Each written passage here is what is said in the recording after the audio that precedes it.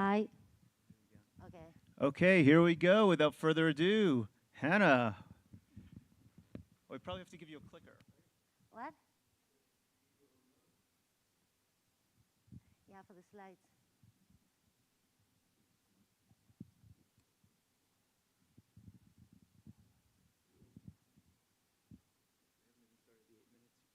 Okay. So hi everyone, and thank you for being here. My name is Hannah, and I'm a Spanish Gen X mom. It's kind of rare to see like a lot of women in the crypto events, and it's even rarer to see a woman of my age. Still, I have been involved full time in Web3 and DAOs for the last 1 year and a half. And today I'm going to share with you the process I've followed to go from zero to DAO, and how to build a minimum viable community in no time. So the first DAO that I joined back when I started was Olympus DAO. And I remember that when I got the Olympus DAO is a DeFi 2.0 DAO. When I joined the DAO, I didn't have a clue about DAOs or DeFi or anything. And for me, it felt like a jungle. It felt like a jungle. There was no onboarding process. There was no hand-holding. For me, it felt like I was in the jungle and I had to take up my machete and start hacking my way into the DAO. At that time, there were like 100 contributors in the payroll. And it was like a very degen, crypto bro atmosphere. And I was asking myself all the time, what am I doing here? Like, what am I doing here? But I stuck around, and I finally found my way in the DAO. And I started contributing in the marketing area. And the thing is that sometimes when we are insecure about joining the DAO, we think about all the technical skills that we lack. But in my experience, I have discovered that there are some skills that are even more important. Of course, when you join like a technical area in a DAO, you need those technical and hard skills. But there are some soft skills that for me, they are more important. And these are resourcefulness, drive, and adaptability, and boldness. And there's even one more important, that is the management of uncertainty. I'm going to go fast because I'm not a native English speaker, and bear with me. So after that, I decided to found my own DAO, which is a non-profit DAO that helps Gen X women to get onboarded into blockchain and Web3. We built like a free 6-week training program about blockchain and the future of work. And we actually built and grew our community up to 1,000 women in like 3 months. And what did allow us to accomplish that? More soft skills, like empathy, uncertainty, kindness, tolerance, and respect. Because, you know, in DAO events, we talk about tooling and technical stuff, but DAOs are, you know, like community is like the how do you say, like the bone of a DAO. And we also need to start talking more about these skills. And at that time, I was really deep down the rabbit hole, and I left Olympus DAO. And like I started to look for opportunities to join more DAOs. I could have looked for like a regular job, but I couldn't look back. And there's where I found like for the Wind DAO, the DAO which I'm now a co-founder. So for the Wind DAO, like our goal is to diversify the venture capital ecosystem. At that time, I didn't have any experience in investment or finance or anything like that, but I took the leap.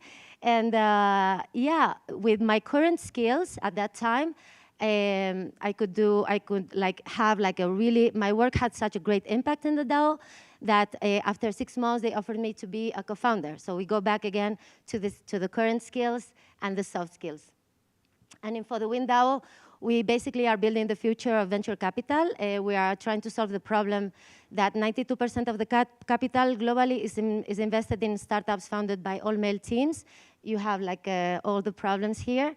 And the thing is that diverse teams are 20 to 30% more profitable. And we are doing this by building a community. We are training our talents and analysts that can identify like diverse top founders.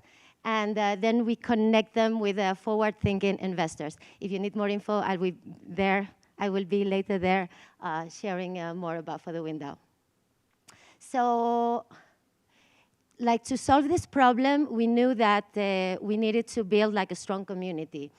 And this is why we started by building a minimum viable one. Yeah. So now I'm going to share with you how to build like a minimum viable community with a framework that we have used in for the win DAO that is based on focus topics and questions that every community builder needs to ask themselves, especially if you're building a community from scratch. So the first stage, so this framework is based on 4 stages. The first stage is attraction. And first we have to think about the niche, the target. And the question that we need to ask ourselves is, who do we want to bring together? And these people that we want to bring together, they need to have like something in common, like a common need or a common goal or a common problem. Of course, there are some communities that are built very organically, but if you are building like a community from scratch, you need to know what is that common thing that your community shares. And because from there, you can extract your value proposition, and that is the second topic. And here you need to ask yourself. So now you have these people, and the question is, what do they need? Or what problem can we help them solve? Because from here, you can extract a compelling value proposition that can attract new members. And from there, you can like develop your messaging and the narrative for your DAO. Then we come to the incentives, and this is like a deep hole. I'm not gonna get deeper into this, but here we need to ask ourselves, now that we have our members and the value proposition, how do we keep them coming back to the community? How do we keep them coming back? And this is why we need to start thinking in a very early stage about the incentive system that we want to build for our community. And finally is the seeds, like the planting seeds. And the question that we need to ask ourselves in this stage is, how can we build structures that fuel early participation? Because this early participation in members is going to bring us to the second stage, that is engagement. And in this stage, we need to ask ourselves about what kind of identity we need to build. And we ask ourselves, what emerging expressions are emerging from the community?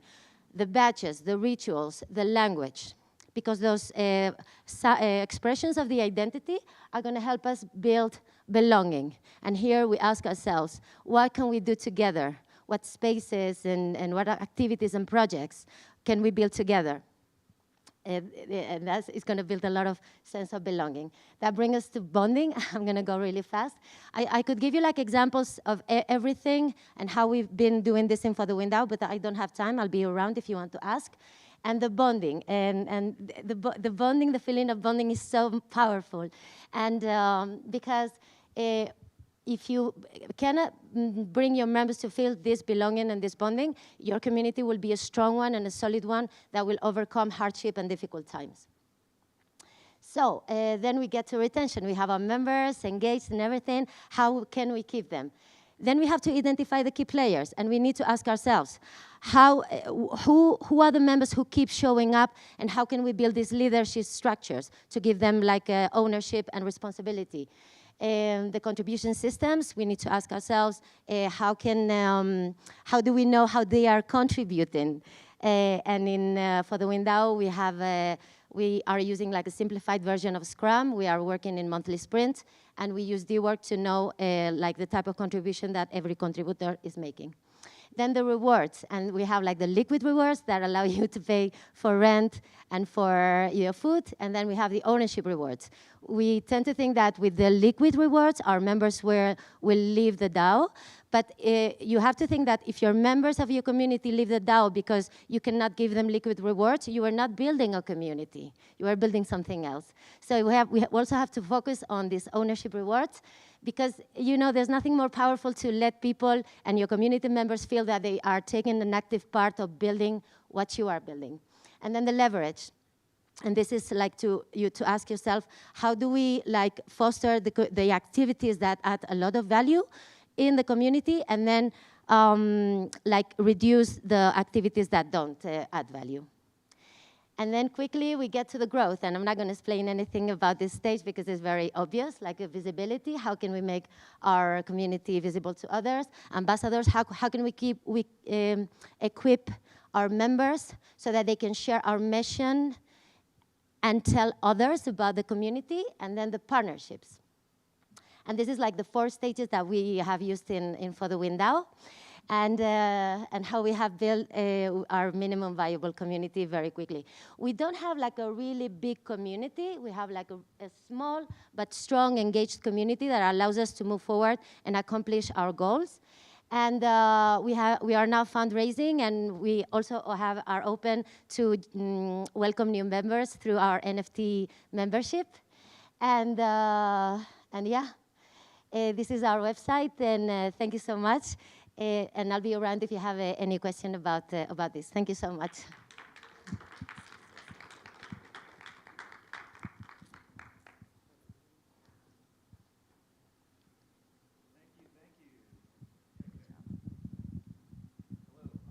Check.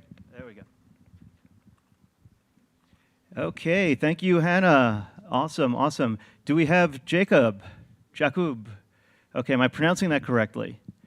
Yeah. Somewhat butchering it, somewhat. Thank you.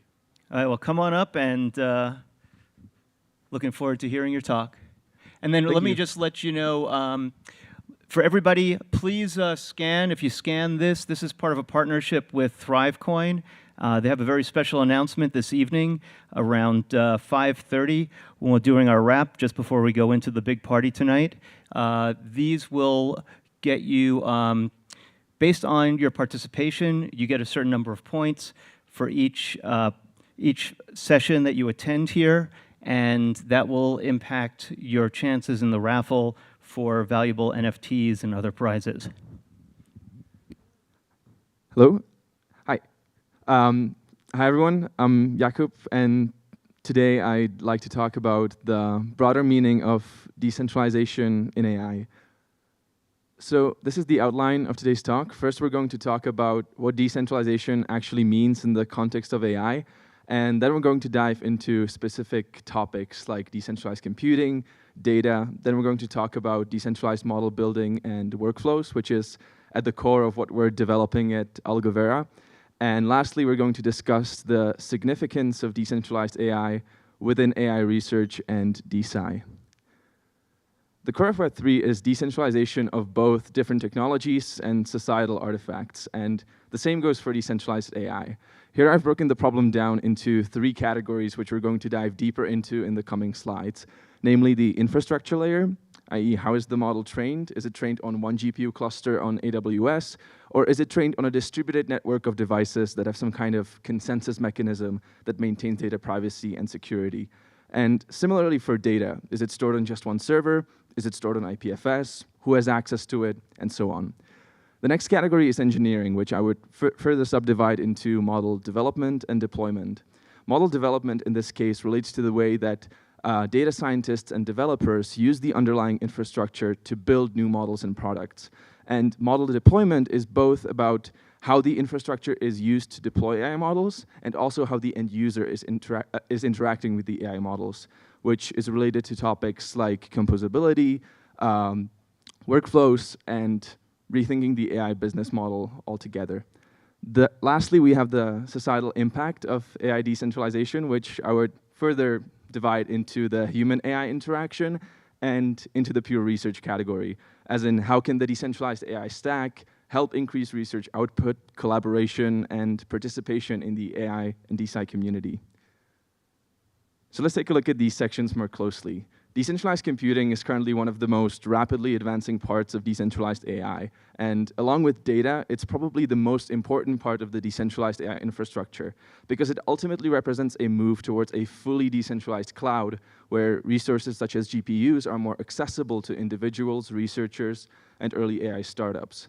The Web3 side of decentralized computing introduces a trustless way to train models and have consensus within communities and even the wider network on the usage of the compute resources, which is related to topics like AI governance and even AI research. And you could imagine that certain communities could have semi-private compute clusters which are nested within a larger compute network, but which are perhaps used for a singular purpose, like training a specific LLM on incoming text data from Discord or anything else. The other side of the decentralized infrastructure is the notion of decentralized data, and with it, the various protocols for decentralized storage, as well as data sharing, provenance, and the retaining of ownership of different data assets. Decentralized compute is connected to, decentralized data is connected to decentralized compute through projects like IPFS, on top of which Project Bacalhau is building their stack, as well as other data protocols like Ocean Protocol, which creates a number of ways of selling data fairly without losing ownership, as well as running compute over data, for instance. So that would be a very short overview of the decentralized AI infrastructure. Now we get into the higher level overview of the system, and we consider how that infrastructure is used by developers and AI consumers. I would argue that this decentralized infrastructure creates a whole new way of developing AI products. For instance, you might need to build your models in a modular way to account for the fact that your training data might be distributed. And the same goes for training and deploying on a distributed compute infrastructure. At the same time, this decentralized infrastructure offers way more flexibility in terms of which part of the ML stack you can focus on and actually earn income on. Because of the underlying Web3 components, it may be possible to decentralize the entire AI business stack so that you don't have to build an MLOps team and a DevOps team and an R&D AI team every time you have a new idea you'd like to explore as an AI startup. Of course, you'd probably want to do all these things as you scale, but at least in the early stages, you could use existing components of the pipeline that have already been built by members of the community who can now continuously earn income on their models and tools, reflecting the utility over time that services have, rather than treating AI development as a one-off trade where the engineer gets a salary but really no ownership of the tools they create. I think this can really increase the level of collaboration within the AI community and move us slightly closer to the vision of fully decentralized AI Legos, which you can just play around with and sometimes stumble upon something new and useful. This goes hand in hand with how the final AI models are being used.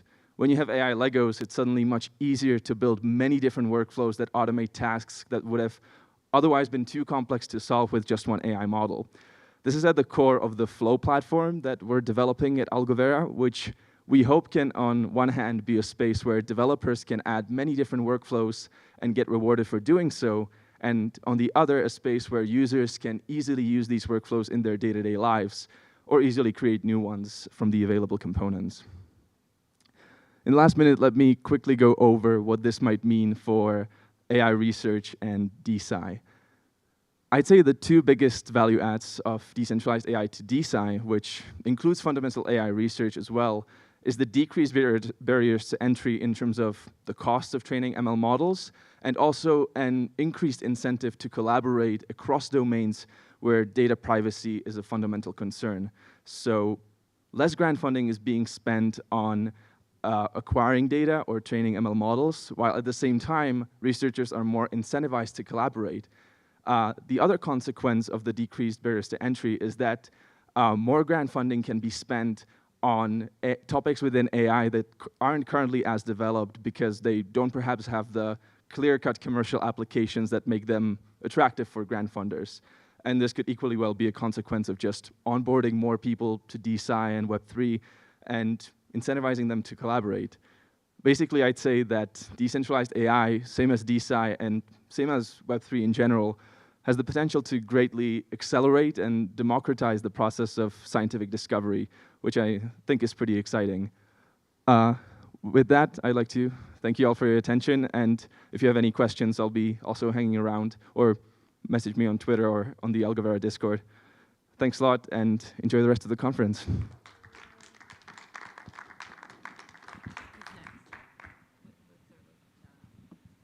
And again, invite you all to scan and receive your proof of attendance for this last session.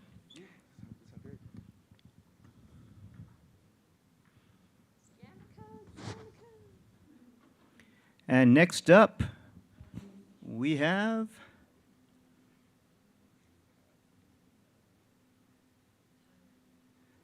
Tyler Morey and Yev Mushnik. Come on up.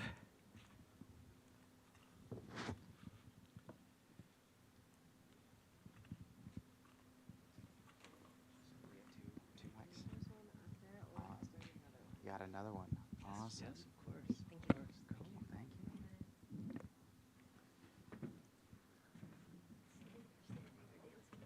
you. All right. Everyone hear us all right? Sweet. I'm Tyler Morey. I'm Yav Muchnick from Launch Legal and Jason Weiner, PC. I have to apologize to Yev because Blacked out. the picture didn't make it. But yeah, no, I'm Tyler, CEO at Upside Co-op. We're going to talk to you guys today about some honestly pretty serious problems that we've got going on. Yev and I were on a panel yesterday, and she put it very eloquently, which we'll spare everyone today. But there are two things wrong with the ownership economy as we know it. First, businesses are becoming more complex, right? People are going off-chain. People are making consumer-based businesses. People are doing DAOs that are, around all sorts of things that are off-chain. They are not just protocol-level companies, right? And the biggest problem is that token holders don't actually have any access to the value that's being created off-chain. We see that with the Bored Ape Yacht Club and Yuga Labs, or name any other given NFT project that gets brand loyalty revenue, right? It's a big problem. It's one that needs to be solved. The other one, and I'm going to let Yev talk about it a little bit. The other one is the securities issue. Yeah, we are living in very uncomfortable times at the moment, arguably more uncomfortable than we were kind of positioned in 2017, 2018, especially in the US. So I think some credit needs to be given to what's happening across the waters in the EU with MiCA, but the SEC is certainly ruling by enforcement instead of by regulations. I think that we've kind of commonly been hearing. There's no sort of public opinion around any of the orders or the potential legislation that's coming out, and the enforcement is very, not just targeted, but very specific, so it's hard to make any kind of reasonable conclusions on specifically what applies to your project. And I think that's what we saw recently with Kraken, with the library case, and it's just really uncertain times as far as the token economy is concerned. So we are seeing a lot of innovation being driven out of the U.S. again, which is really sad and unfortunate. And Gary Gensler has basically made a very kind of blanket statement that all tokens are securities, and basically denouncing an asset class in very general terms. Yeah, I mean, we don't need to sugarcoat it. If you're asking, if my token is a security, the answer is most probably yes. At least in the eyes of the SEC right now, yeah. And so that leads to even bigger problems, right? Like, registration is not as scary as people think it is, but it does kind of ruin a lot of what we're actually going for here in Web3, right? Registration it means that the access is no longer truly open to everybody. It means things can't be permissionless, they can't be censorship resistant, and that, in and of itself, it, could honestly mean the death of an industry, right? At least here in the United States. And so, there's a big looming question, and that's what we're here to talk about. But I'll just add to that, we are kind of working with old paradigms in the regulatory statutes that aren't really being fit well into Web3 or new technologies. And so there's a massive struggle. So registration isn't scary, right? You seek an exemption from registration. You have certain token lockup procedures in place. So there are ways to do it in a compliant way. But in terms of disclosures and having kind of like more of a centralized repository of disclosure documents that are tied to the token or the project, that's not something that is common to see in DAOs or more decentralized projects or protocols. And so there's just this disconnect, not disconnect, but it's like the round hole square peg kind of conundrum that's happening in the current regulatory system in the US. Yeah. So, let's talk about tokens for a second and why co-ops actually fit in here and solve a lot of the problems we're trying to solve. First being that a token is not just meant to be one thing, right? We all buy tokens. We say that we're investing in tokens, right? We are investing in an NFT or we're investing in ETH. And we all also understand the concept that those assets generally do have utility, right? Whether or not they get you into a yacht party in New York City, right, in June, or they actually help run the distributed computer, right, that is Ethereum. There is a lot of utility to these assets. The problem is that we generally look at them as being, many assets in one, right? One of those is an investment asset, right? It's an investment contract. That's the problem that we really need to deal with. And we need to reframe how we look at tokens generally, right? We need to reframe looking at a utility token and say, maybe that should just be utility. Maybe that is a product that a company is offering us, right? It is a commodity that they are creating. We need to treat it as such. But the other thing here is that we want investment, we want financial upside to be a reality for our participation in these digital networks. The way that we can actually do that, we can do it compliantly, and we can keep it open, we can keep it permissionless, censorship resistant, is bifurcating, tearing apart that asset and saying we're going to leave the utility here, we're going to leave that asset how it is, but we're going to take that implied investment that is there, that that there is somewhat of an efforts of others issue with a core team needing to provide value, create value for that asset. We can take that, we can use equity, right? Like the one thing that we're all afraid to say.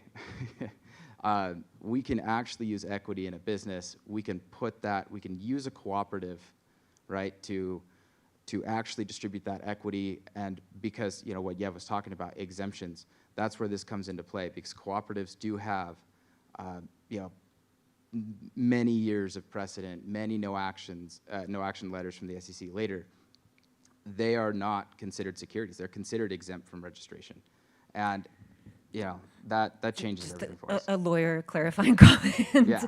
which is it depends on the state as well. So you have to look at your individual cooperative state statutes. But at the federal level, there's not even an exemption for the membership interests that are held in cooperatives and the ensuing patronage distributions that result from the patronage activity. It's that they're not even considered securities, right? Because the way that cooperatives are designed are that it's for the benefit of the members. The members put in and take out for their individual members. So you're really removing that efforts of others prong of the Howey test that Tyler just mentioned, which makes it very unique. I wouldn't say that there's that many like legal opinions or no action letters. And with no action letters, you have to be very careful because they're on a very specific set of circumstances and fact pattern. So it's hard to rely on that because the SEC can then go and say, well, you're just different in just this tiny little area. So yeah, you can't rely on absolutely just one no action letter, right? Yeah. I will tell you, Yev, the paper, that we did go through 70 plus no action letters on whether or not the patronage or membership interests of cooperatives were securities under federal law. All of them receiving no action. There are a few that didn't, but those were just wild. But anyways, but yeah, back to Yev's point, state statutes are very different. So we do need to make sure that you look at that. Like, not everyone uses the Howey test. California uses the risk capital test to determine if something's a security. So definitely always consult someone who's actually an attorney, like Yev. Just kidding. But generally, this does solve a problem. I would be remiss if I didn't tell everybody about Upside Co-op, what we're doing, right? We enable at least this shared equity ownership via patronage to a cooperative through participation, not monetary investment, that we can add to generally any Web 2, Web 3 business, right? Making something fair, distributed, allowing users to actually be able to contribute in the ways that they contribute, for them to create value and for them to actually participate in that value. If anyone's interested, you go to our website. The name is the website, so upside.coop, super easy. If anyone wants to talk after too, or if anyone's watching us, yeah. Yep. All right.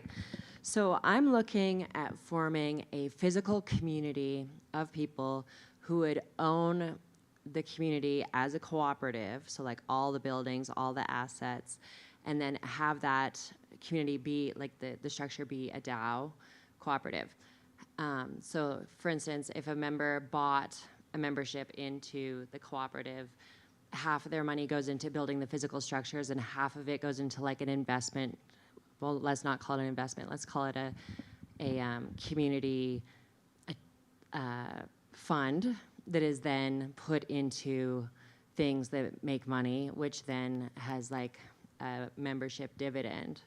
Do you think that as a cooperative, the money that's made from the membership money would be considered a security, or would it be just a membership dividend of a value-added thing that's being done by the community? Yeah, I mean, if it's patronage-derived revenue, then it can be distributed to the patron members as patronage refunds, and that's not considered a security. It is considered income. It depends. I mean, if it's Generally. non-patronage derived income, then Yeah. that's taxed differently. And if it's patronage derived income, then potentially you're coming under subchapter T, and you have favorable tax treatment. Yeah, I guess that the real question then would be that community fund. Where is that money going to? Is it going to members, right? And is this value being created through the membership, or is it like they're investing kind of outside of things, right? Generally, and as you was saying under subchapter T, there are a lot of favorable tax treatment as long as like everything is happening within this cooperative, right? And then everything is being done with members specifically. Like I would give an example, REI that everybody knows. Not everyone is a member of REI that shops there. So anything that is when you're buying something and you're not a member, that's for REI, that's going to be non-patronage income, right? Because it is not income that's coming from a member of the co-op or from patronage of a member, right? Whereas, the other way around, there are better tax treatments, and even then, there's even a lot of different tax treatments there because it's for personal use. So that nothing to get into now, but. And REI is a great example because everybody knows it, but it actually was formed a long time ago under kind of antiquated cooperative statutes, I believe in Washington. They have like a fixed board. It's not very decentralized in nature and structure. So we've really, we've used the Colorado cooperative statutes primarily in our work. We set up the first DAO cooperative here in Colorado in 2019, which is called DAOPlanet, the Employment Commons.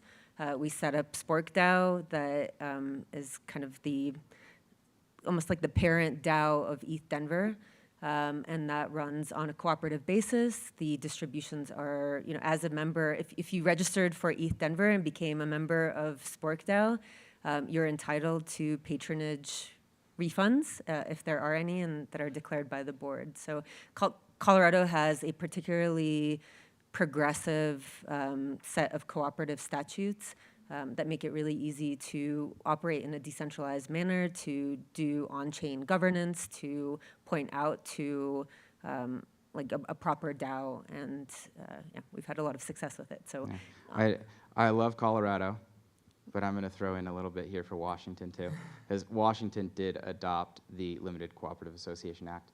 They have their own version of it, which is pretty much the same as the Colorado Act. but the REI was not REI set is up very under, different. under Very that different. set. They're great to talk about if we're talking taxes, but like no one wants to talk about taxes generally. I mean, you definitely want to talk about taxes, but there's like 8 states maybe that have 9. adopted 9? I think it's 9, yeah. Yeah, so there's not a lot of places you can do it. 7, sorry. 7. All right. We are 5 minutes over, but if there was one last question, anybody? Cool, I think we're good. Thank you very much. Thanks, everybody. Thank you guys. Great stuff, and it's all about the details. And next up we have Punkar coming up.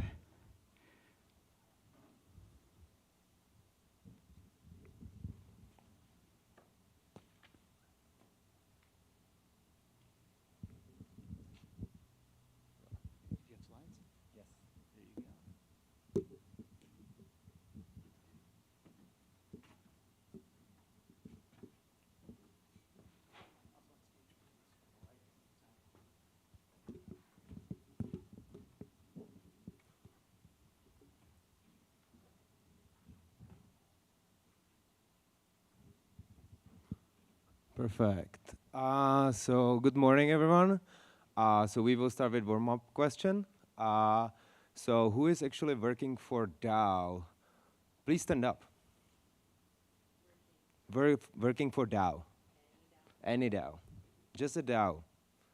Okay, so we have 2 people working for DAO here. Thank you. Sit down. And another question, maybe more people can stand up. Who thinks that DAOs jobs are in generally more secure than like traditional employment? Nobody? Okay. I actually thought so. And you know, that's kind of the problem I will be kind of talking about. Like, if we want DAOs to be kind of future of work, we need to make sure that we are providing better support to our people than traditional companies. So I'm Punkar. This is my bio. So 1 rage quit, 2 let go, 1 sabbatical, 3 separation. It's actually not just work related. It's kind of combination of my, I would say, like relationship life and my work life. So for example, the 2 let go, 1 was with a DAO, 1 was with a girlfriend. And you know, at some ways it feels kind of the same, like it's unexpected, it's change of priorities, and so on. And in both cases, I had kind of someone to turn to and like talk through it. And it really helped me to get through that situation, you know, have a friend who you can talk about your relationship, what happened, what to do next, and they can listen to you and they can, you know, provide you some support. But not everyone is that fortunate actually to have that friend, like have actually like someone they can turn to. Like we feel like we have, you know, thousands of friends on Facebook and so on, but when it comes to these kind of situations, we realize that there are not that many of those thousands of Facebook friends we can actually call, or we can, you know, have a chat with about problem we are having. And there are even like statistics that like 1 out of 5 people in US in general feels lonely, that like they do not have anyone like they can actually like, you know, talk to, or when they are going into some troubles. And this is like in general, but when it comes to more specific things, like for example work related, there might be even less people you can turn into who actually have like context what you are working on. And if you are talking, for example, about your Web3 work, like, and some problems there, they can actually understand you. Like I've experienced that very often, that when I talk about my DAO work, people I'm talking to are like, is it that actual work? Or like what you are actually doing there? And it doesn't really help. Yeah, so, you know, that's basically another like, you have nobody to talk to, and if you have someone to talk to, it's usually kind of your colleagues, because they have the context. but then you are generally feeling like hesitant to open up to them because it can kind of perceive you as a weak because you open up, hey, I'm struggling at work, I don't know if I can make it, and so on. And you know, you don't want your colleagues to kind of be underestimating you. If you look at the traditional system, even though you might not have the person to actually, you know, turn into, the companies itself provide some level of support. So good corporations are providing support to their employees. So when they are going through difficult situations, for example, when, you know, Jakub was talking about AI, when like new technology is introduced, like there is like a risk of losing a job because like that job you are doing will be irrelevant. So if we are like talking about like good employers, something like AT&T, for example, is, had this program, they help those people to actually, you know, get to the new job, train, and like stay relevant so they don't feel threatened that their role will actually disappear. But in DAOs, we might not have the resources to do it. Like AT&T has billions of dollars kind of which they can actually spend on those programs. If we are a DAO, like we might have a treasury, but it's still much, you know, smaller than those traditional companies. And we need to look into this problem more as an ecosystem. So we need to provide this support to the people, like to all the people in the DAO, not within the DAO, but make sure that the ecosystem is providing enough support.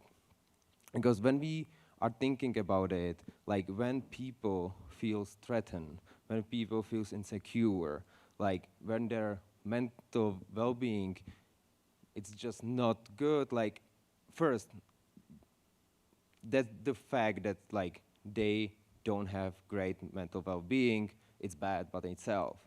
But also, it means that they won't be actually working, the DAO won't be productive, and we won't achieve our goals. So that's why we are launching Peerberg, where we basically want to create those connections, those strong connections. I call it anti-social network, because I don't want thousands of Facebook connections.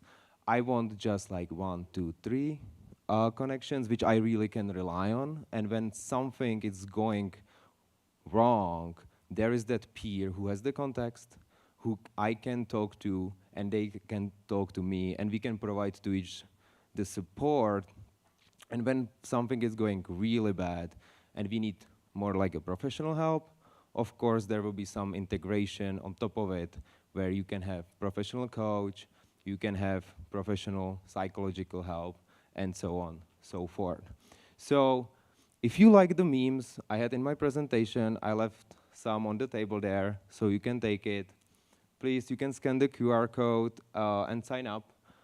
We will be probably launching beta in like 2-3 months. We are now building the database of peers, so we can actually start the matching.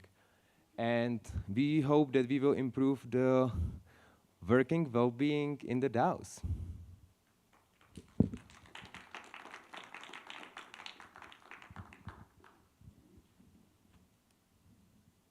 Any questions? Thank you.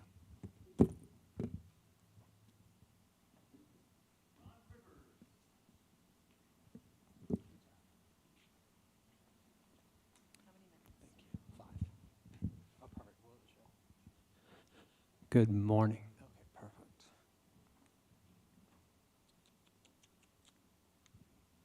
Wonderful. Good morning, everyone. Thank you for making the time to be here today. We're going to spend the next 5 minutes talking about reimagining spirit and system as a means of freeing the present from the influence of the past. So to kind of do this, we're going to kind of ground our conversation in a little bit of cosmology and physics. I want to talk specifically about the Planck epoch. So the Planck epoch is the moment after the Big Bang. And why this moment is really important is because the universe, the material universe, existed as a superheated unified state. And that's important because the immutable laws of physics that govern much of our science and our collective knowledge were in fact mutable. They changed over time as the universe cooled. And this is really critical because a lot of our present collective knowledge is based on static principles of the universe. But nothing about the history of the universe indicates static as part of being. Now, I also want to talk about, in 2018, we discovered radiation from black holes that are older than our universe.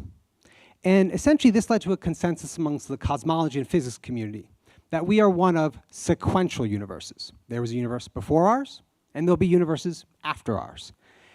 And this is a really profound discovery because it identifies the nature of material reality as an infinite moment. Now, that matters when we think about the conceptualization of self and system.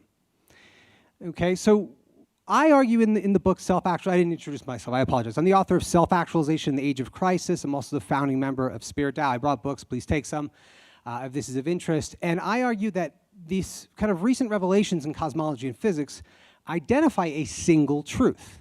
And it's provocative, it upsets a lot of people, but at the end of the day, the material nature of reality is ever-present change. The challenge is, we have all inherited systems of law, economics, politics, spirituality that are static and provide and put forth static views of the universe. So the argument is, if we're really going to succeed in this kind of pluralistic public works thing, we have to kind of start at the root cause, which is our frameworks of meaning and value. So the single truth is the idea of there being a single material reality, and obviously that's the experience that we all have individually as just fractional observers. It also supports the concept of a relational universe, the idea that all of us are a single happening in this moment, each experiencing it from different perspectives, right? Our unique conscious coordinates. Now this, the relational universe is not a new concept. The Vedics, Buddhists, Hindus have all long believed in the absolute unity of the Atman and the Brahman. But what is new is our ability to contrast that against a physical material infinity. To this end, I identify in the book the two observable infinities, the universe itself and human imagination. And the idea is the more frequently we can align those two within a specific moment, the more divine we are, the more godlike we are, the more powerful we become. So when we consider the reconceptualization of spirit and system, we do so with the intention of empowering the individual to most fully have the access and agency necessary to really align the two observable infinities in a given moment. Now, outside of that, there's a lot of kind of concepts I kind of dive into the book that I won't be able to get into today. I developed kind of new core values around it about how to kind of maximize our individual alignment with these two. But I also really want to emphasize that when we consider the work we're doing in this DAO space, right, the public works and all these things, we have to consider values first in what we're building.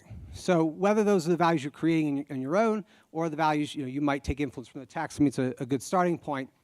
But ultimately, I really just want to emphasize that we're kind of in this spiritual renaissance. I think that's this kind of emergent work we're all doing in a wide variety of different directions. What I argue is that by kind of reclaiming a foundational core concept of human spirituality in alignment with nature, right? And that's a kind of key component. Everything I'm discussing is the nature of reality as we understand it today. We will truly kind of unleash that latent imagination in the world. So on that note, I'll kind of wrap it up. Please do, I'll be around all day. If you want to connect, please do take a book. They're very heavy. I would really appreciate it if this is of interest that you grab one. And I'll be around all day if you guys want to chat. But again, thank you so much. I really do appreciate it.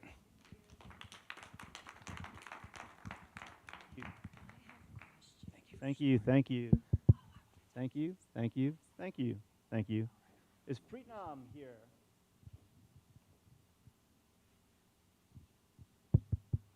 Okay, we have, and then next we have up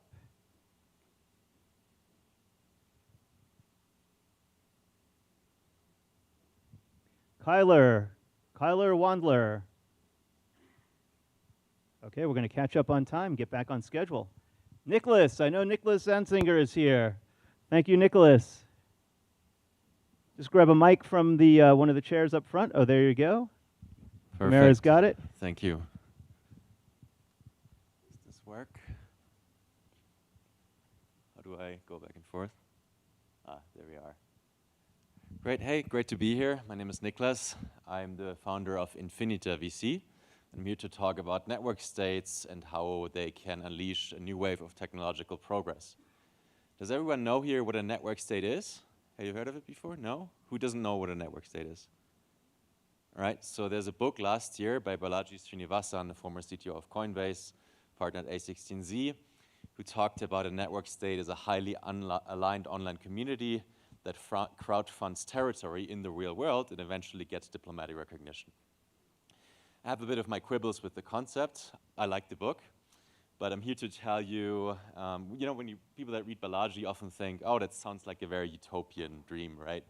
So yeah, at some point in the distant future, we have this new, you know, state or country or city or society or whatever. But I'm here to tell you it already exists, and we're already building it, right? It's not some kind of like, oh, your alum email list is your society or your network state or whatever. That's not it. Like, I'm speaking about a real city in a real place. But before we get that, why is technological progress important? Right, so have you heard this quip by Peter Thiel? They promised us flying cars, but all we got was 140 characters. Sounds a bit quixotic. I mean, the man is a bit quixotic, but he's speaking to something real, that we've seen progress in the digital world, but stagnation in the material world, right? So if you look at drug development in biotech, it's gotten prohibitively expensive to develop new drugs. Like, the development of new drugs is the reverse of Moore's law, the exact reverse. It takes longer, it costs more to do it. Also, new bank charter approvals have been down 98% since the financial crisis. So the financial system is getting more centralized, not less, despite what we're all doing right now. And we can't fix it right now because of, you know, the SEC and things like that. And also, no nuclear power plants have been approved in the United States since 1974. And that's just one example of a technology that could have propelled us much further in terms of our development in the material world, but we've just stopped it. And a bit closer, yeah. So what if you could have a place that has better regulations, that are more pro-innovation, right? Where entrepreneurs are not held back by regulation, like the SEC is, you know, destroying a lot of innovation in our industry, but instead it's written in a way that it sort of more efficiently mitigates risks while letting innovation thrive, right? So Balaji Srinivasan has created this dashboard. So there's already a couple of places that experiment with better regulations, right? Some of them are physical, right? Some of them are in the digital world, but some of them are actually doing real things, right? So some of these are more startups.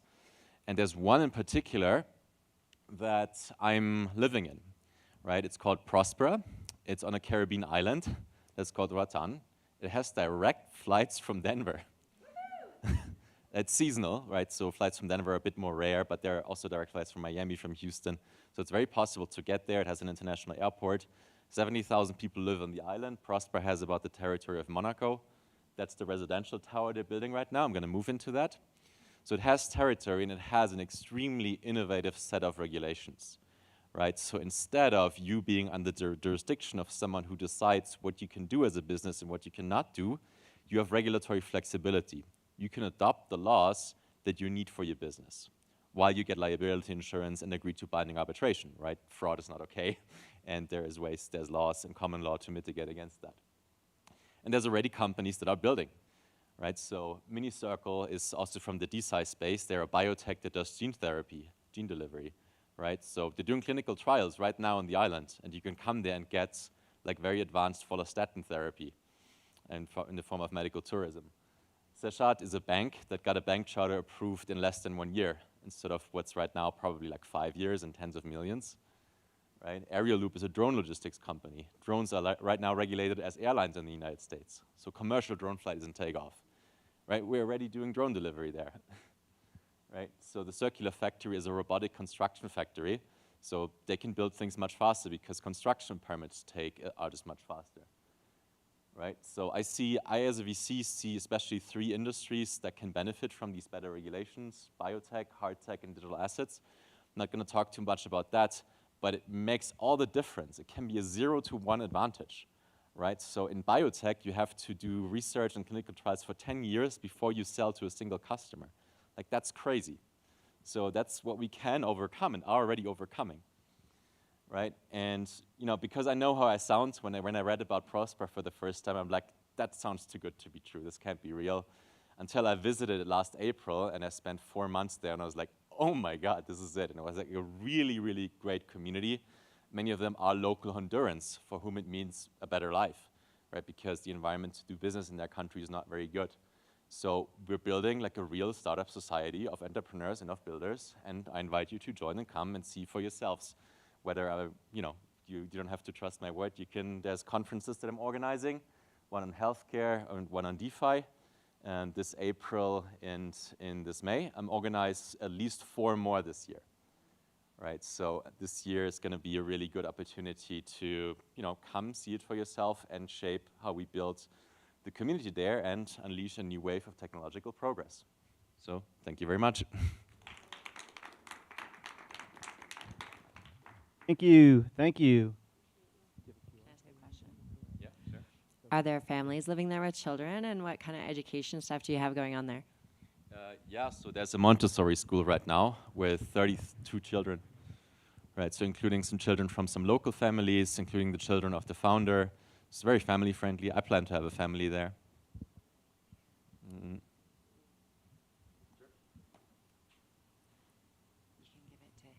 Thank you. Thank you. I'll grab that. Check, check. Okay, there we go. And next up, we're picking up on time, so this is great. And next up, very special presentation from the CEO and founder of DAO Lens, Vikram. Thank you.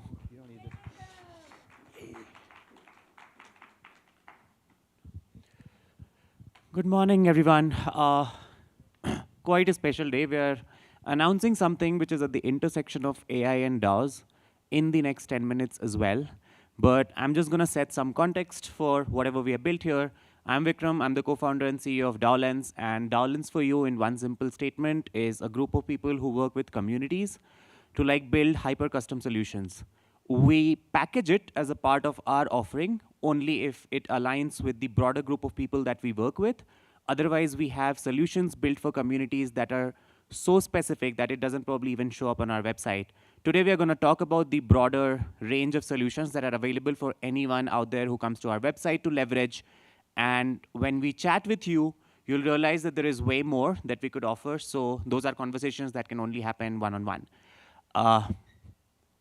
Awesome. So we have 10 minutes to close this. Community operations today are a chaotic jungle. What I mean by that is just reflect on how things happen. The number of tools that you use, you have discussions happening in Discord. There is a forum. So if there is some alignment, you move it over to discourse. From that, you go into, hey, we are a DAO. We need to have voting. So there is a proposal that gets floated. If that proposal passes through, you have tasks, bounties, grants, whatsoever come in. Now that is happening on a different tool, whether it is Trello board, it's Dwork, whatsoever. Because there are tasks, there are going to be submissions. Those submissions need reviewers. Once a review is done, you have payouts. Once you pay out, you have NFTs, reputation, and whatnot. We dealt with probably 7 or 8 tools, and that's just one DAO. As a contributor, I don't know of people who work for only one community, which means you're probably dealing with 15, 20 instances of tools just for 2 to 3 communities that you're a part of. We are trying to solve that. That is what I mean by a chaotic jungle of tools. So you absolutely have no context. You see this task in Dwork, it has a title and a description, but what do we know? There are probably 15 people who have commented on it. There's a discussion that has been going on in a forum behind which there was a proposal which led to creation of that task. There's always this lack of context. A proposal, but why did that proposal even come in? What is the original story? What were people really in the community talking about? There's so much of noise, you have stuff all over. See, at DAO Lens, we are working to design how Web3 communities should operate. What that essentially translates to is that future of communities should have one platform for all operations. It's okay that there are these different tools that are optimized. Hey, payout is better done on Gnosis. Sure, payout is better done on Gnosis, but it's a real pain leaving a tool, claiming a task here, knowing that the task has been approved, and then going somewhere else and proving that, hey, we did a submission, and could you please get paid out?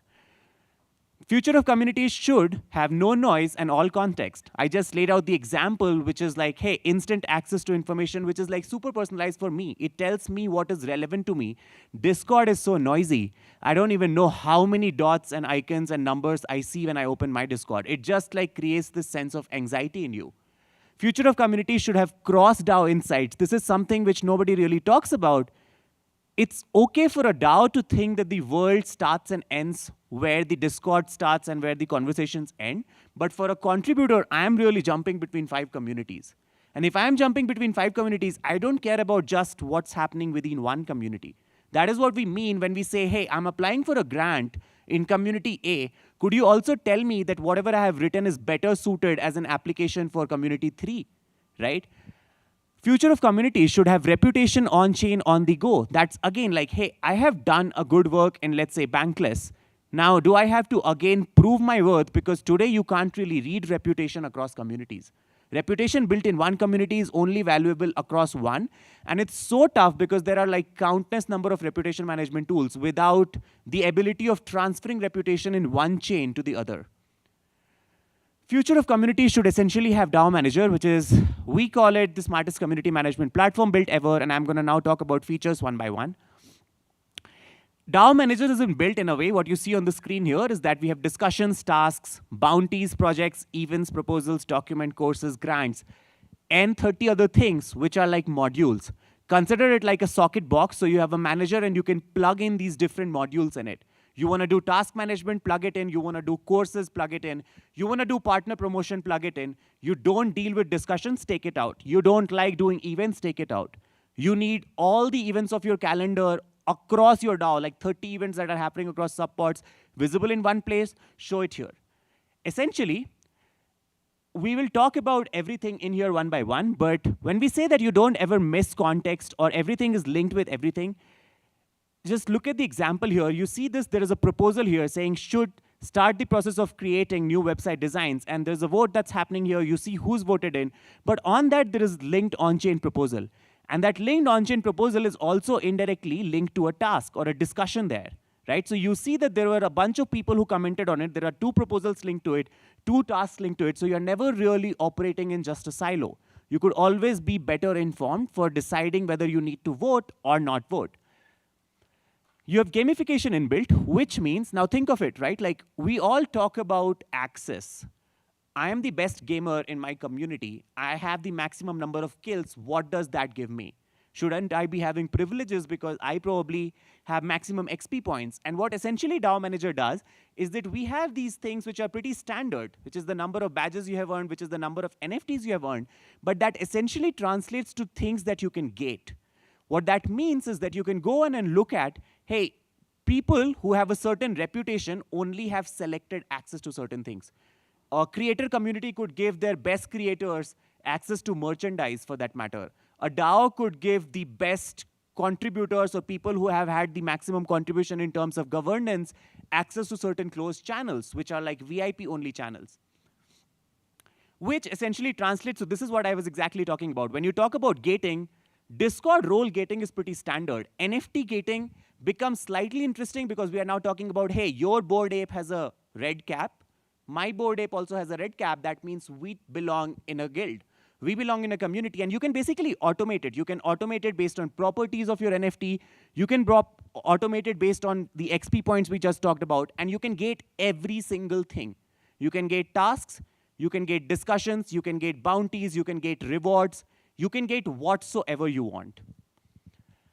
Reward how much you like, the way you like. We already talked about it, tokens, NFTs, and so on. But what you see on the screen here, on the right, is exactly where a task has been submitted.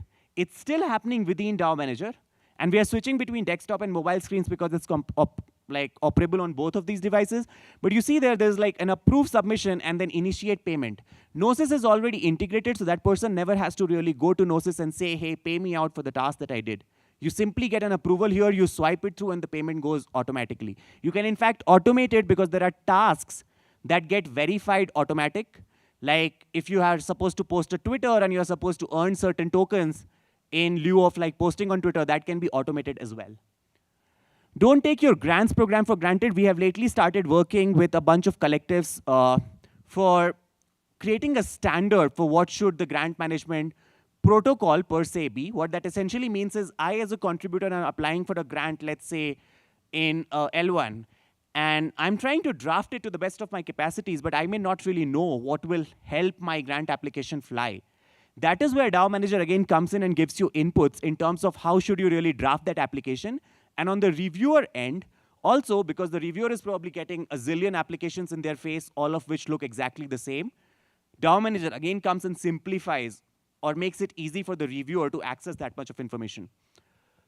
It's built the way for your community. So what you see here is, like I was just talking about, there are n number of modules you can plug in, plug off things, which means you can just switch off discussion channels, you can switch on bounties, and accordingly the UI changes. So DAO Manager deployed in 10 tools can look completely different.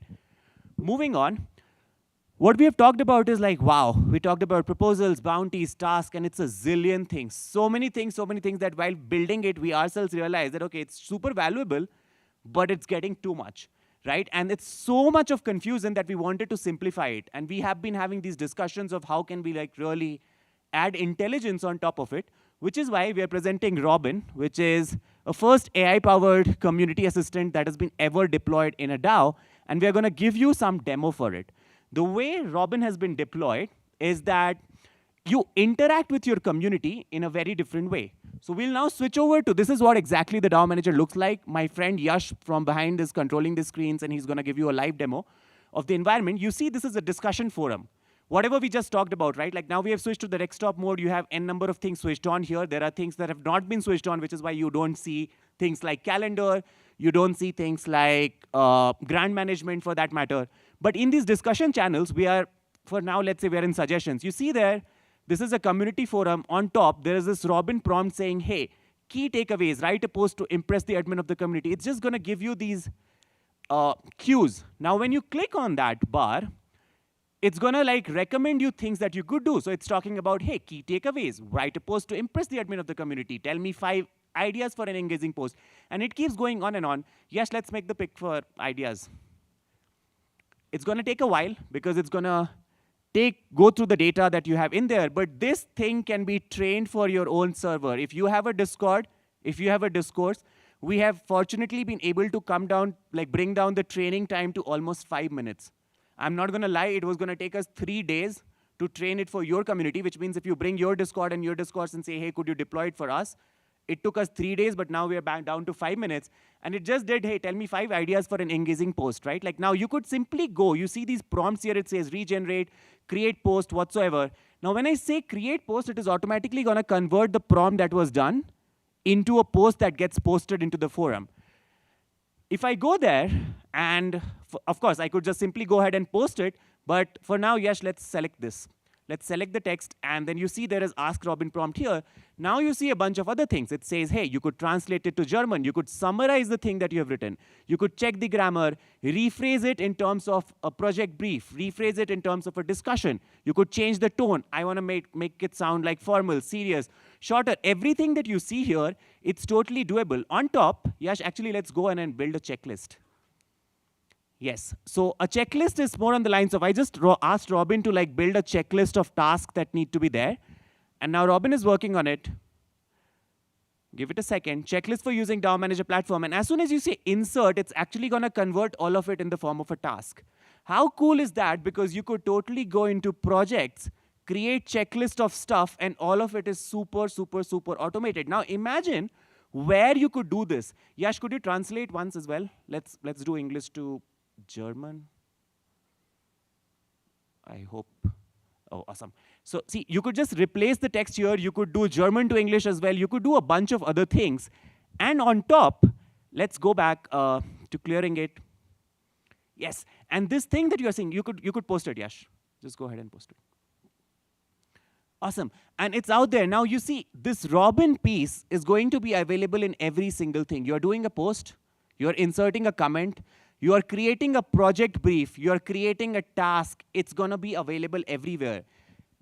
Now step back and think for a second. You're applying for a grant. You have written an application somewhere. And Robin comes in and says, hey, you know what? I see. So by the way, the thing that you see on the left rail, which is DAO Lens, behind that plus button on the very left, that's the first community you are a part of. if you're a part of 7 communities, you will see 7 switchers there. Which means Robin could go in and tell you, hey, I looked at the content of your grant. I know you are a part of these 7 communities. This grant application that you have drafted is very well suited for community number 3. Why don't you go ahead and post it there? And that is where we just see that we're probably like just thought about, it's maybe day 1 of what we think AI could really do within DAOs, because we have been getting so many insights, so many feedback from people around who have been coming to our booths. We are there in the other room. We are showing these demos, deploying it for your community. I'm just going to wrap it up in a minute. Yash, you could like, let's skip through it. Let's go back to the slides for now. Yeah. So next. Awesome. We already talked about how it can be used to manage tasks in your community. In one click, basically, you could do milestones. You could automate things. And we are also now working on Robin to include things like, hey, Robin, pay Vikram. And Robin will actually go in and identify which Vikram you are talking about. And it's going to actually do the task of like initiating that payout for you. Which means on a lot of fronts, Yash, if you go back to the demo, and you can just show that without one click, how you can actually post stuff. He's not going to even touch the keyboard once. Make a comment for the post. I clicked once. Without anything, I'm simply going to post a comment. Now, you're looking at an insane proposal. You have been asked to vote on it. You don't know whether you should vote in favor or against it. You go ask Robin, Robin, simplify it for me. Explain like I'm a 5-year-old, and Robin is going to do that for you. Right? Like Robin AI is available today onwards for every community out there. If you actually want access for it, yes, you can go back to the QR code. Yes, you can simply go and scan this QR code to try DAO Manager. When you try DAO Manager out, you will not have access to Robin AI because we need to like do the training on your data set. But you will see in the DAO Manager, there is this chatbot icon at the bottom right of the screen. You can simply raise a request saying, hey, could you make Robin live for us? Alternatively, drop by our booth in the next room near the bar. We have some free drinks, free fruit for you as well. And we could show you more functionalities of what Robin can do for you. Thank you so very much. Happy to take any questions that are there for now. And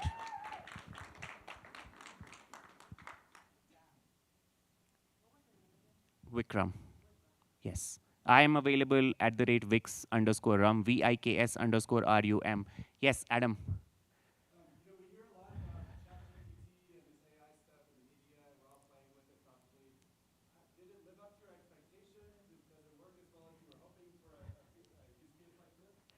It's always been surprising. ChatGPT was a pleasant surprise, but I wouldn't say we were not expecting it because we had been playing around with the idea of what AI could do for you. Once GPT-3 was launched, we were trying to play around with models, and if you are a part of that OpenAI community where a lot of these discussions happen, you'll realize that there had been enough signals of what was going to happen. It was a surprise because now I have, at least in the city of Denver, I have seen 5 Uber drivers talk about ChatGPT. That has definitely been a surprise for me because I was not expecting it to get that big of an adoption. But in terms of capabilities, I still think we have barely seen anything. Like, there's way more to be done. And in fact, add image recognition and whatnot on top of it. I was just talking to Kamara the other day about Singularity Hack and what they are trying to do. Very excited to take that project into consideration as well and see what we can do together. But I hope that probably, like, that's just my very personal opinion. Any other questions? No? Thank you, folks. Please see us at our booth in the next room. Thank you.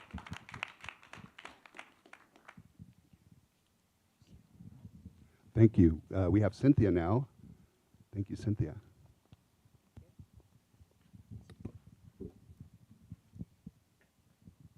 Hey everyone.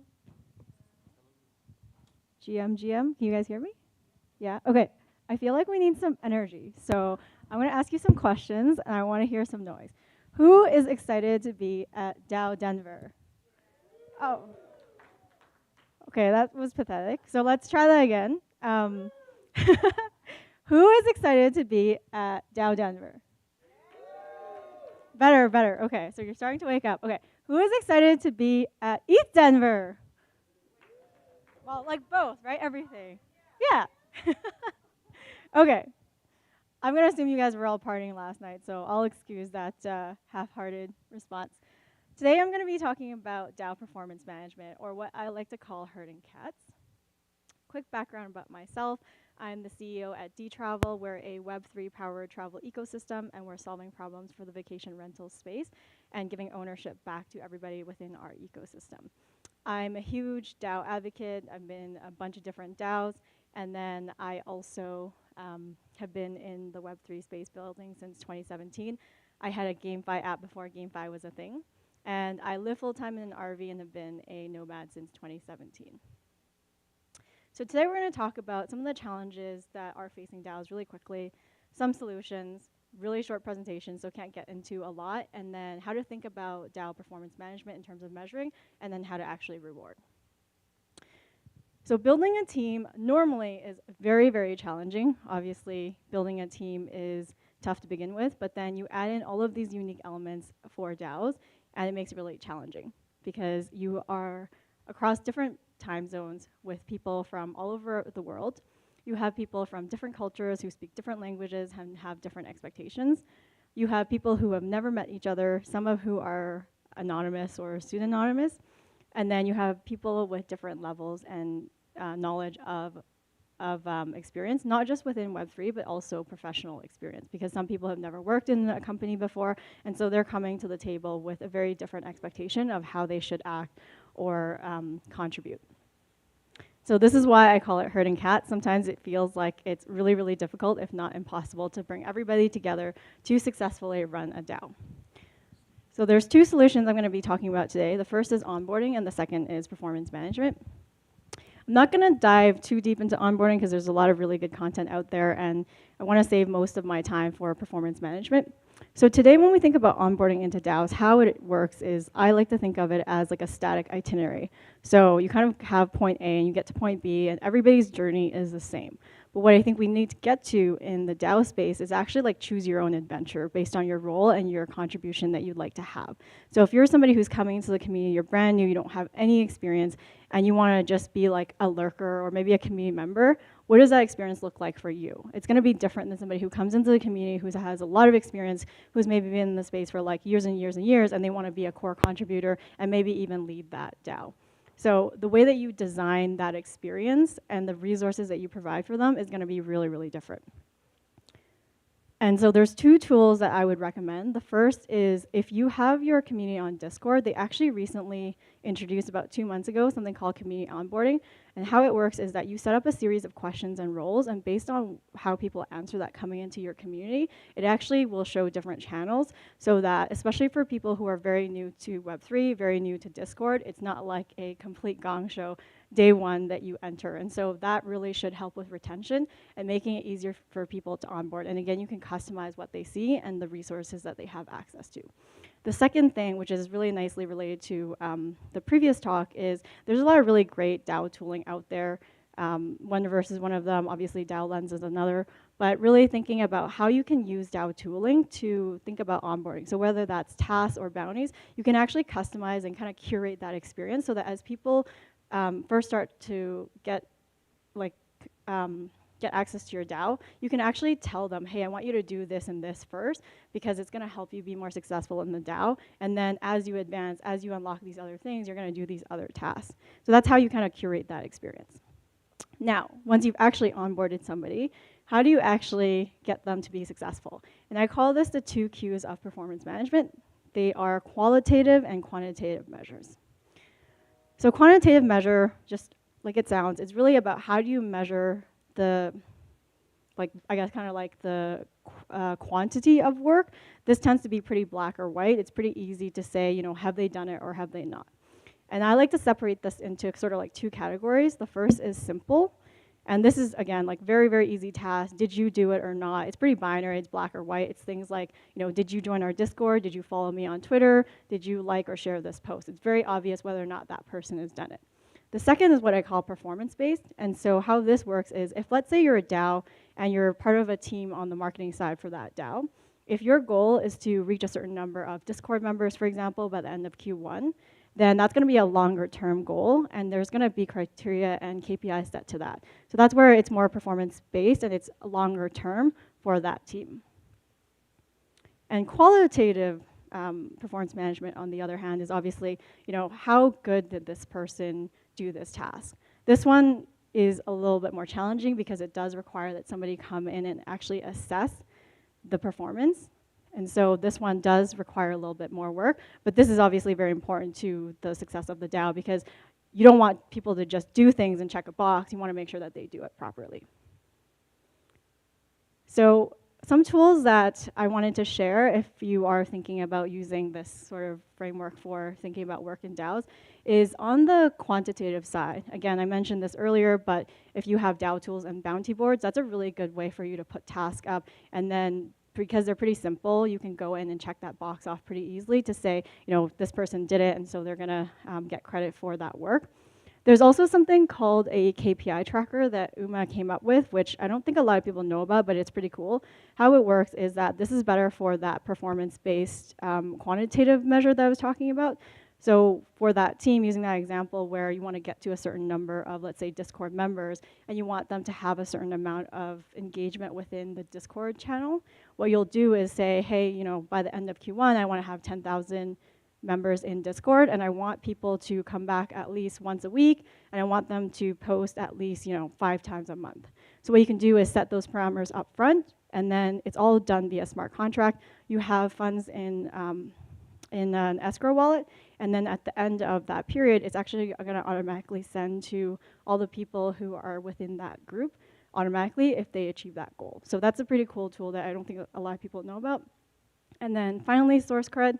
This one is a really cool tool that integrates with Discord, and how it works is that it gives points based on whatever you're trying to measure. So if, let's say, you're trying to get people to post in Discord, that's sort of like the quantitative measure, but if you want people to post good content, then if people react to it or if they respond to it, then that's how you measure the qualitative side of it. So source cred can do both. And then on the qualitative side, I'm sure that anyone here who is in DAOs probably has heard of Coordinate. They have something called a gift circle, which is really, I think, probably one of the best tools out there for measuring qualitative work, because how it works is that you have a circle, which is usually like a team, and then there's some goal associated with it, and you get a certain number of credits to be able to give to other people within your team. And the idea is that if you assess them on sort of those like soft skills, whether it's collaboration or maybe quality of work, that should work really nicely with the quantitative side to say, they did this task, but then they also did it really, really well. And then again, DAO tools, you can use this to measure performance from a qualitative perspective, so someone has to go in and review that, but it makes it really easy to walk through that process. And then I mentioned source cred, so again, you can use points so that you can measure within the team if they're collaborating and if they're doing a good job.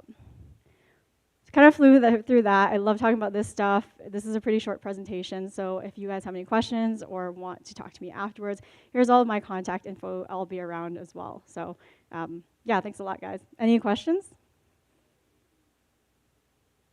Yes.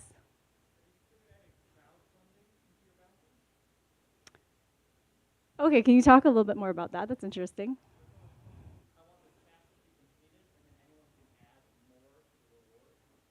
Oh, I like that. Yeah. I guess it would have to be maybe something that's like maybe outside the DAO as well. Like there has to be some benefit that someone who's contributing that reward. But yeah, that makes sense. Like if, let's say, for example, you have a DAO and Polygon decides that they want that DAO to build something on their chain, then I could see that making sense. Yeah. I don't know if the tooling is there yet, but that's a good idea. Cynthia. All right, okay. Thanks, guys. Thank you, thank you. Next up, we have Mark Lurie.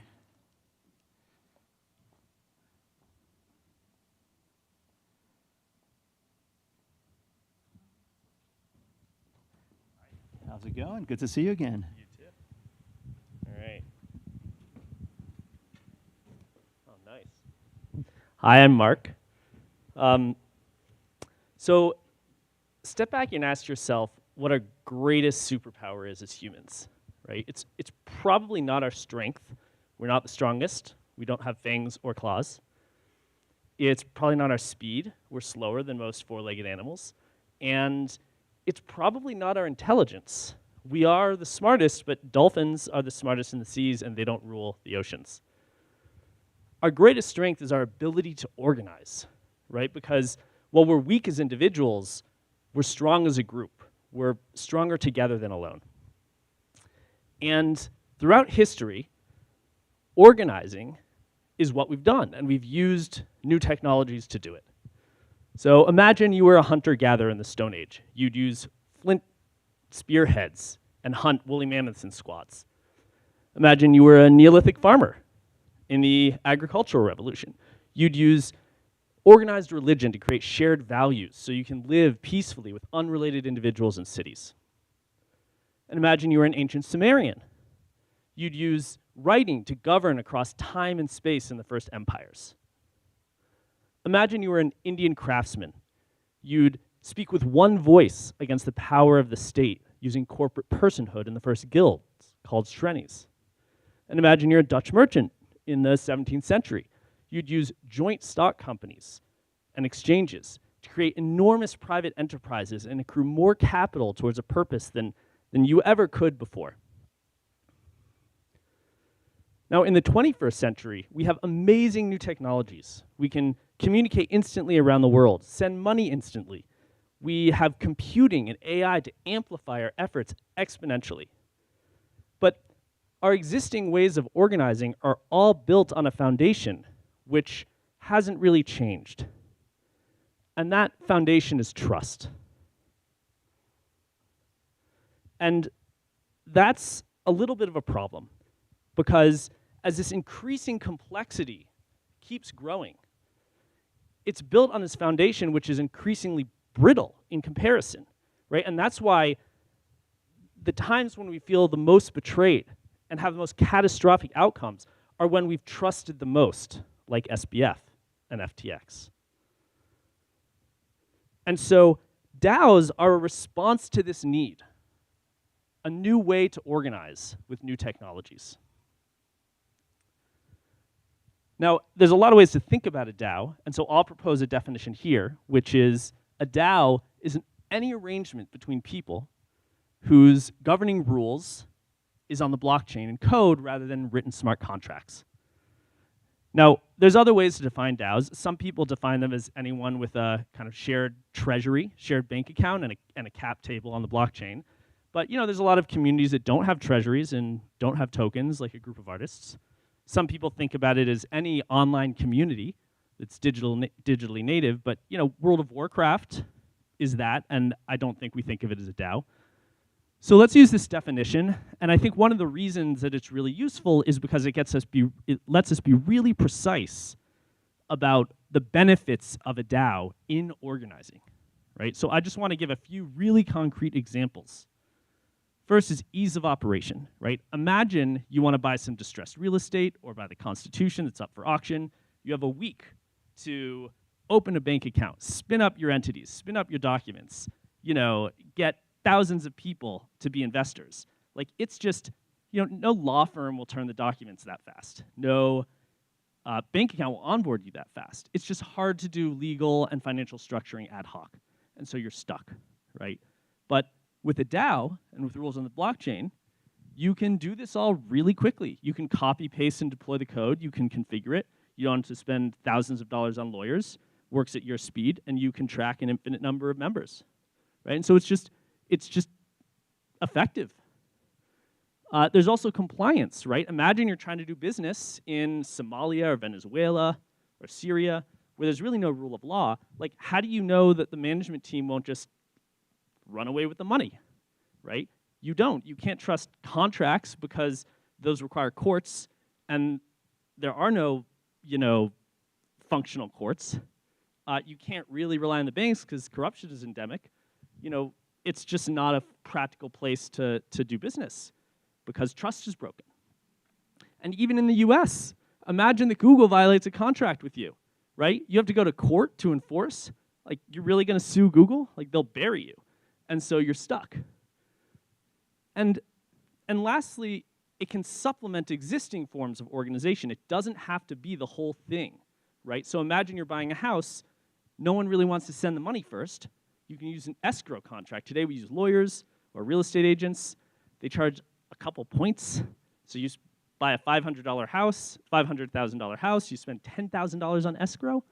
I mean, you know, even just using a DAO for some aspect of organizing is an effective use. And that's really important because it doesn't have to be the whole kit and caboodle, right? It can be part of an existing organization. And that's one reason this kind of set of use cases that DAOs have become so widely used. There's millions of members, thousands of DAOs, and billions of dollars in treasuries because they're actually useful. And of course, if you're here, you know that it's more than just a more efficient corporation. DAOs can offer a new, more open, transparent grassroots society. Right? We have yet to see all that they can become. Now, just for context, I'm involved in a few DAOs. I helped start Admiral DAO. It is based in the Marshall Islands. We incorporated through my DAO, which is a great experience. And it governs Clipper, which is a decentralized exchange for retail traders. So, the way you can think about it is small retail traders don't really need billions in liquidity. So why are they paying high fees to motivate liquidity that only benefits whales?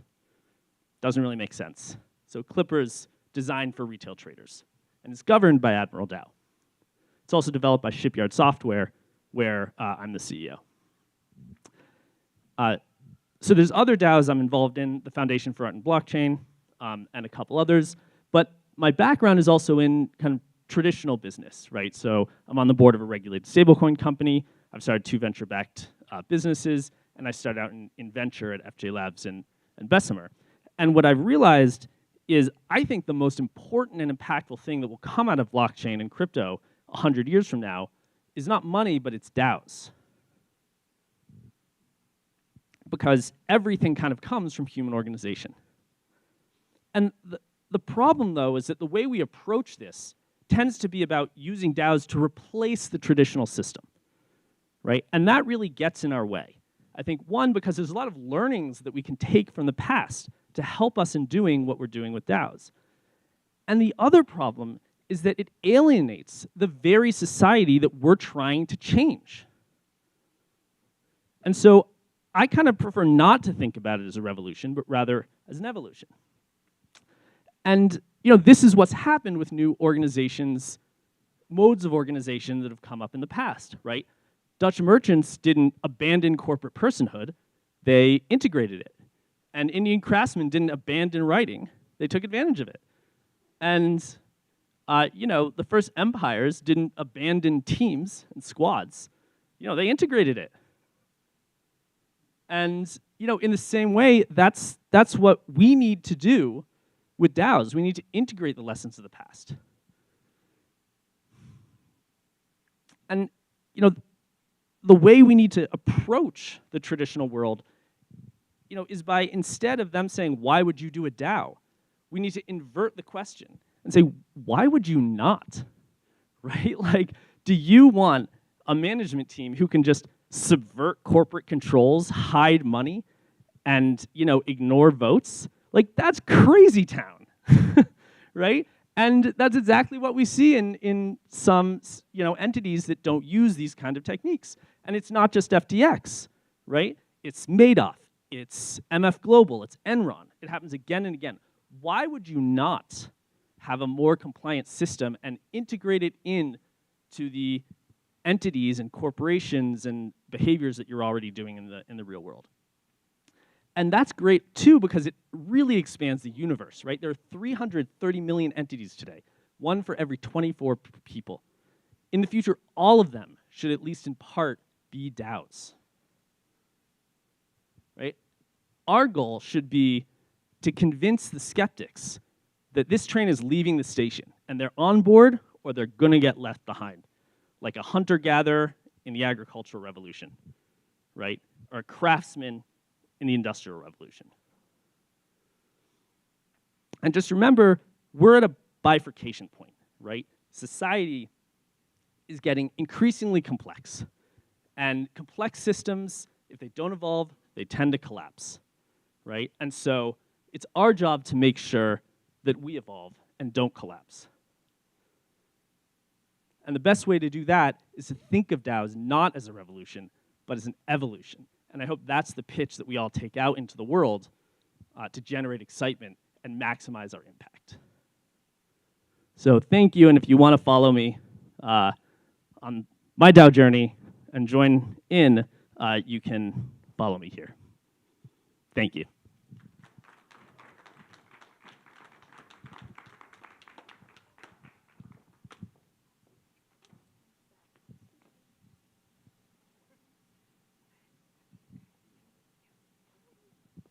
Okay.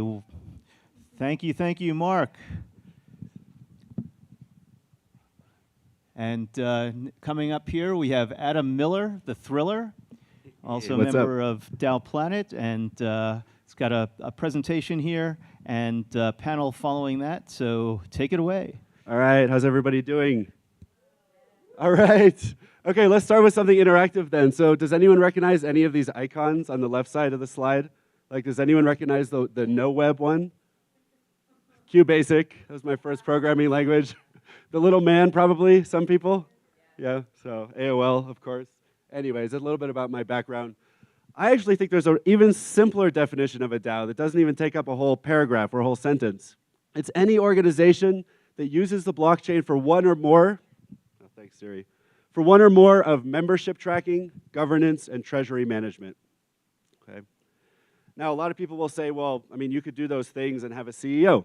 I agree. I mean, kind of like Mark was talking about just now, I don't think the future of DAOs is like the complete opposite of everything we've ever done with companies. Otherwise, we can't call it a DAO, right? I think it's everything in between, fully democratic, fully centralized, but it's leveraging these technologies that we're building in the world of DAOs today. Why does this matter so much? And by the way, what I'm going to talk about in a second is not just, Mark talked a lot about where we've come from and come to. I'm going to talk about where we go from here. And this, to me, is what's so essential about the future of DAOs, right? When you put these three things together on the blockchain, you get organizations that are as easy to create as websites, right? Okay, Goldie's coming up here too. Hi, Goldie. Yeah, she likes to speak too. Okay, come here. All right, thanks, Goldie. Okay, Goldie's good too. All right, so Goldie will comment at the end. So organizations that are as easy to create, as websites, and organizations that scale at internet speed. Okay, I got that from Ryan Selkis from Masari. It's a great line. Organizations that scale at internet speed. Again, think about the organizations that within a week have hundreds of thousands of members and $40 million, and they're operating and they're governing, just physically impossible in the old world. Let's take a step back for a second and talk about the last Web 2 internet revolution or evolution. What I want people to think about is when an organization like Uber comes around, the first thing people think is, okay, Uber is going to take over half of the taxi market, right? Wherever people used taxis before, now half of them will use Ubers. That's not what happens. What happens actually is that people now use ride sharing in all kinds of ways that they never used taxis before. So by making ride sharing effectively easier to start and easier to do and easier to scale, it changes the way we use transportation. Same kind of thing with Amazon, right? When Amazon came around, well, at first people said, maybe they can capture 10% of the book market, right? And obviously we know it wasn't even that they captured 50% of commerce, right? Instead, it's not like we all, instead of going on a family trip to Home Depot and Costco on the weekend, we just sit at our computer for 4 or 6 hours and shop online. We shop all the time. We buy stuff we wouldn't have bought otherwise, right? It's totally changed the way that we shop. And I think we should apply that same kind of thinking to DAOs. So I'll give you some examples. Now, first of all, Mark Lurie mentioned there are 330 million corporate entities today. I do think that DAOs will take over at least half, if not more, of those entities. So definitely, in 5 or 10 years, there will be hundreds of millions of DAOs that are just doing things you could have done as a traditional type of organization, but you're doing it as a DAO instead because it's better. But what are those areas where DAOs are not just going to take over half of what we used to do, but are going to allow us to organize things in ways we never would have imagined organizing things in a structured way before? Okay, start at the top left. Families. I really believe every family will have at least one DAO, right? Maybe the insular family, you know, 4 or 5 people. Maybe it's the extended family, right? Maybe it's for you have one for serious purposes, like saving money together for the long run for emergencies, providing like mutual insurance on a small scale. Maybe it's just for the family vacation that's coming up this summer. The chess pieces. Think about a college chess club. Think about every college club, right? It does not usually incorporate. They don't always have legal documents, but they do pool their money together and make decisions together. And if you could choose between doing all of that on paper and having the college hold the money for you, or maybe it's like the vice president and treasurer is the signatory on the bank account, and so you're trusting them not to run away with the money and to cash checks quickly and to write checks for reimbursements quickly. Right? If you could do that, or you could do everything instantly and at internet speed and scale, you'll do things at internet speed and scale with a DAO instead for every club in the world. High school, college, etc. The houses represent neighborhoods. So today we have homeowners associations, which really suck, right, in a lot of cases, and I think DAOs can help us do them better. And then we have cities, which in a lot of times also kind of suck, and we could do them better using some of these technologies. But what about in between, right? What about the situations where you live on a little cul-de-sac and the 6 houses that live there want to get together and pool money to repair a part of the sidewalk or put in a new statue, or a little island or neighborhood that you live in that's not organized through a homeowners association, but also doesn't get represented well by the city, right? It's somewhere in between homeowners associations and cities, like kind of a new level of government that will be opt-in and will operate on the internet using DAOs.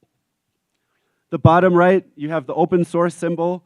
Every open source project, right? Every collaborative open source project, if you can either do things in a way where there's no structure, no treasury, right? No official governance, and you're just kind of trusting each other to be able to come to consensus, make collaborative decisions, sometimes fork off into a different project, or you can have a governance structure.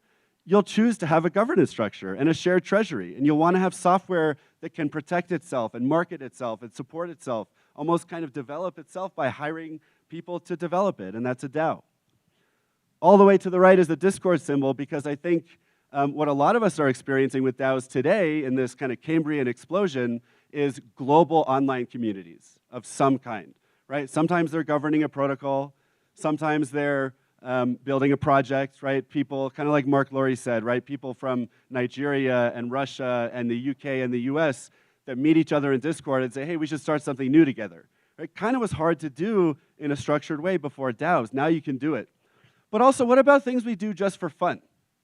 Like people who did go to high school or college, think about the clubs we used to be a part of, right? The things we used to join just for fun, to belong, to do something cool together. I think we see a lot of that happening with DAOs today. And I'll take the opportunity to pitch a little side project I'm working on here at ETHDenver that is a fun little community. So this is called NameDAO. NameDAO reflects the fact that all over the place, when we talk to people about their name, we're hearing that they're joining Telegram groups and Discord servers, right? They're calling it Adam DAO, Ben DAO, Josh DAO. And what we've decided to do is create a nouns fork and spinoff called Names DAO. That's the overarching DAO for all of the DAOs for each name, right? Adam DAO, Josh DAO. Now, Josh DAO might want to do KYC to make sure you're really named Josh. Adam DAO might say, you know what, anyone can be part of Adam DAO. And we're introducing gamification and scarcity components, an overarching ecosystem that goes beyond just having a bunch of name DAOs, but how they interact and compete and play with one another. I think things like this are actually really compelling and fun, and kind of like being in a high school or a college club again. And I think we'll see these things proliferate. So that's my side project this week, but what about my day job? One of the biggest needs that DAOs have today is legal entities, right? And also solving other types of legal issues. We covered this yesterday in a panel, and there's a panel coming up where we'll talk more about legal entities, but just to be really clear, what we're talking about is a DAO incorporating in some way in order to limit liability for its members, gain corporate personhood so that it can, for example, own its own code or logo or brand name, whatever it is, and tax optimization so that the individual members of the DAO are not held liable for the earnings of the DAO, right? So it's kind of putting this like shield or entity that pays its own taxes or doesn't, but then the people themselves don't have to pay taxes. So how am I working on solving this problem? So there's a little island nation in the South Pacific called the Marshall Islands. haven't really been popularized since World War II. And then they became really big in the shipping industry, where there are public companies on NASDAQ and New York Stock Exchange that are Marshall Islands companies. And really, they operate all over the world in shipping. Well, now, our company, MyDAO, is collaborating with the Marshall Islands to try to create the best legal and regulatory framework in the world for DAOs and eventually for digital assets. Marshall Islands is very beautiful. Here you can see one of the beaches from the Marshall Islands that we were hanging out at just a few weeks ago. If you're interested in learning more about this particular legal entity, check out the QR code and you'll see all the information you could possibly want to know about it. Just to give a quick summary, really what we're trying to do is create legal entities that truly allow DAOs to be DAOs. Right? A lot of the early DAOs created like foundations in the Cayman Islands or BVI that have a board, right? And then the board member signs a document saying they'll always vote in accordance with the DAO.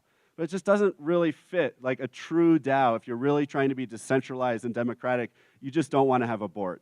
And you don't want people to have to take on special liability. You don't want to have to capture the names and addresses of all the members. You don't want to have to keep paper records of all the members. So we solve all these problems with our for-profit and non-profit DAO LLCs in the Marshall Islands. So Komoltada is thank you in Marshallese, and we will turn to our panel discussion. Thank you. So panelists.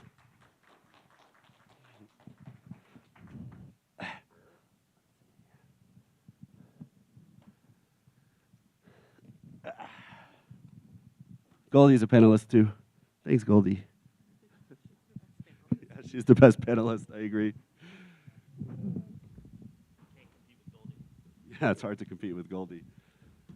All right, so 3 good friends of mine and also 3, I dare say experts in this space. I feel like if you've been in this space for a year or more, maybe even 6 months or more, you're kind of branded as an expert because you know more than like the 95% of people who literally learned about DAOs in the last 6 months and just started doing this stuff. But really good people, a couple lawyers, CEO, as Mark said. Let's just start with some quick introductions. Why don't we start with LC and go down the line?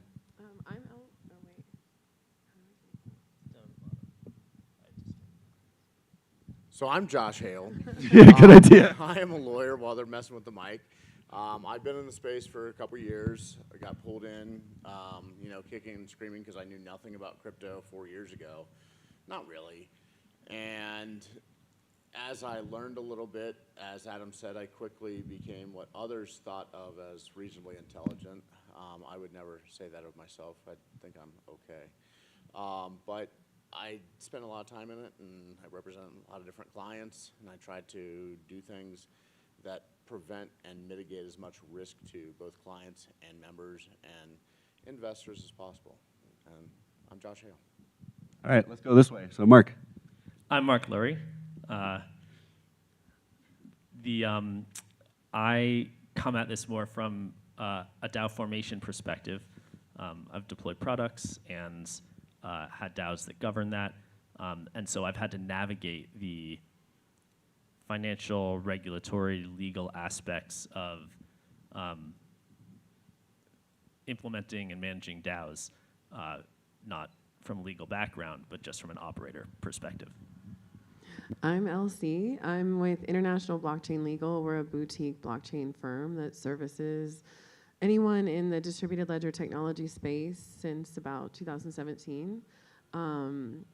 We've helped navigate some of the DAO structuring onshore or offshore, depending on what your needs are, and then other stuff in the blockchain space generally too. Awesome, thanks guys. So I'm gonna just quickly summarize why we titled this panel the way we titled it, and then I wanna turn to the panelists to get their view on this issue. So the ins and outs of incorporating your DAO, the IRS is after me. So I wanna touch on the IRS is after me part, and then we'll go down the line and see what you guys feel about why DAOs should incorporate in general, and if you agree about the tax issue. So obviously the IRS is the US tax institution, but other tax institutions are similar. If a group of people gets together and does something together where there's money flowing, right, and does not incorporate, the IRS, whether we like it or not, is going to look at that group of people and say that they are individually responsible for paying taxes on the organization's earnings, right? That means if your DAO that's not incorporated earned $1 million last year, let's just say there are 10 members to make the math easy, each of those 10 members are responsible for taxes on $100,000 worth of earnings as if those were wages that you received from your job. So I would say most DAOs actually have not yet incorporated, even though it's become a really popular topic. And most DAO members don't realize that there's this massive tax liability that will potentially apply to them if their DAO doesn't think about incorporating. So to me, that's like one of the most obvious reasons they should do that. But let's just go down the line. I'd love to hear your view on incorporating DAOs, you know, why should they do it and stuff like that. Yeah, without a legal wrapper, you're looking at tax exposure and liability exposure. Those are your two biggest, I guess, exposures that you have to consider. And you may think everything's great because it's, you know, we're not really operating, but jurisdictions don't think about things in terms of, oh, well, we're just a community. Jurisdictions, especially the moment that money flows, care. They just care about where that money is coming from and who that money is going to. And if that entity can be grabbed by that jurisdiction, say by one of your members being subject to that jurisdiction, they're going to try for it because money matters and that's what jurisdictions care about. Yeah, I think that's right. People care about money, and governments care about money. The other thing is, like, this is not a gray area. Like, there's no doubt. People talk about securities legislation and, like, what is staking and what is, you know, what are tokens, and, like, you know, there's arguments about what it is and isn't. No one really argues about the tax implications of this stuff. Like, it's pretty cut and dry. It applies pretty well. You don't need to, like, you know, reframe the way laws think about things because there's no centralized control. It's like, no, money came in, you know, and you pay taxes on that. Same framework that it's always been. And so, so the fact that people aren't talking about it and thinking about it is just because they're not talking about it and thinking about it, not because it's gray. And to the point that, you know, governments care about money, my understanding is that the most sophisticated government entity on crypto is the IRS. Like, they have a killer crypto team, right? Not the SEC, not FinCEN, et cetera, the IRS. They know what's up. And everything you do is there permanently in the future. So it's something that's really important. And the last thing I'll say is that even if you don't owe taxes, you're required to file taxes. And so it means that if you're not a US citizen and you have a DAO that has US earnings, you should be filing taxes even if you don't owe a dollar. And that is pain. So interestingly, I've kind of got a question. I'd like to see a show of hands possibly, is how many of you have ever lived in another country? Anybody here? See, that's a lot of people in crypto, right? If you were up front and looking back, it's probably a third of the hands. And interestingly, while there are some laws that prevent you from double taxation, if you are in, say, the United States and France or Germany, whatever, you know, Japan, interestingly, it's your job to prove double taxation. So if you have income coming in from an entity that is your personal liability, you may have two countries both claiming that you have personal liability for that full $100,000 he was talking about. And my guess is you didn't get paid $100,000, and you certainly don't have the money to pay the tax. I mean, if you're talking about those sort of numbers, that's a lot of money. And the DAO wrapper is what protects you from some of those issues. Now, do you have to pay tax in more than one country? Possibly. But what's most important there is that you have something to point to say, this is where I earned income from, and this is how much. Without that, you have governments that are going to say, pay up, we don't care if you have it or not, sell your house. I'm sure if you have a house, you like living there. I say this in talks regularly. The government doesn't care if you like your house. A DAO wrapper of some sort probably makes sense. All right, so now that we've talked about this like massive problem that most people have not solved for themselves in the world of DAOs, let's talk about our favorite solution. So I know you guys know I like the Marshall Islands, and we can get to that too, but for each of you, what's your favorite legal wrapper solution? Or if you don't have a favorite, what's the #1 consideration when you're thinking about which legal wrapper a DAO should use? Oh, that's a good question. I think I'm going to give the best answer that you all love to hear from a lawyer is that Not allowed. it depends. Not allowed. But I've seen some really creative solutions out there. There's a movement towards creating kind of like a nonprofit entity that is ran. You can have a nonprofit board be perpetually appointed, or you can have it be member appointed. So you essentially create an LLC that the members are captured by an on-chain ledger, and then that LLC is the member manager for the nonprofit board.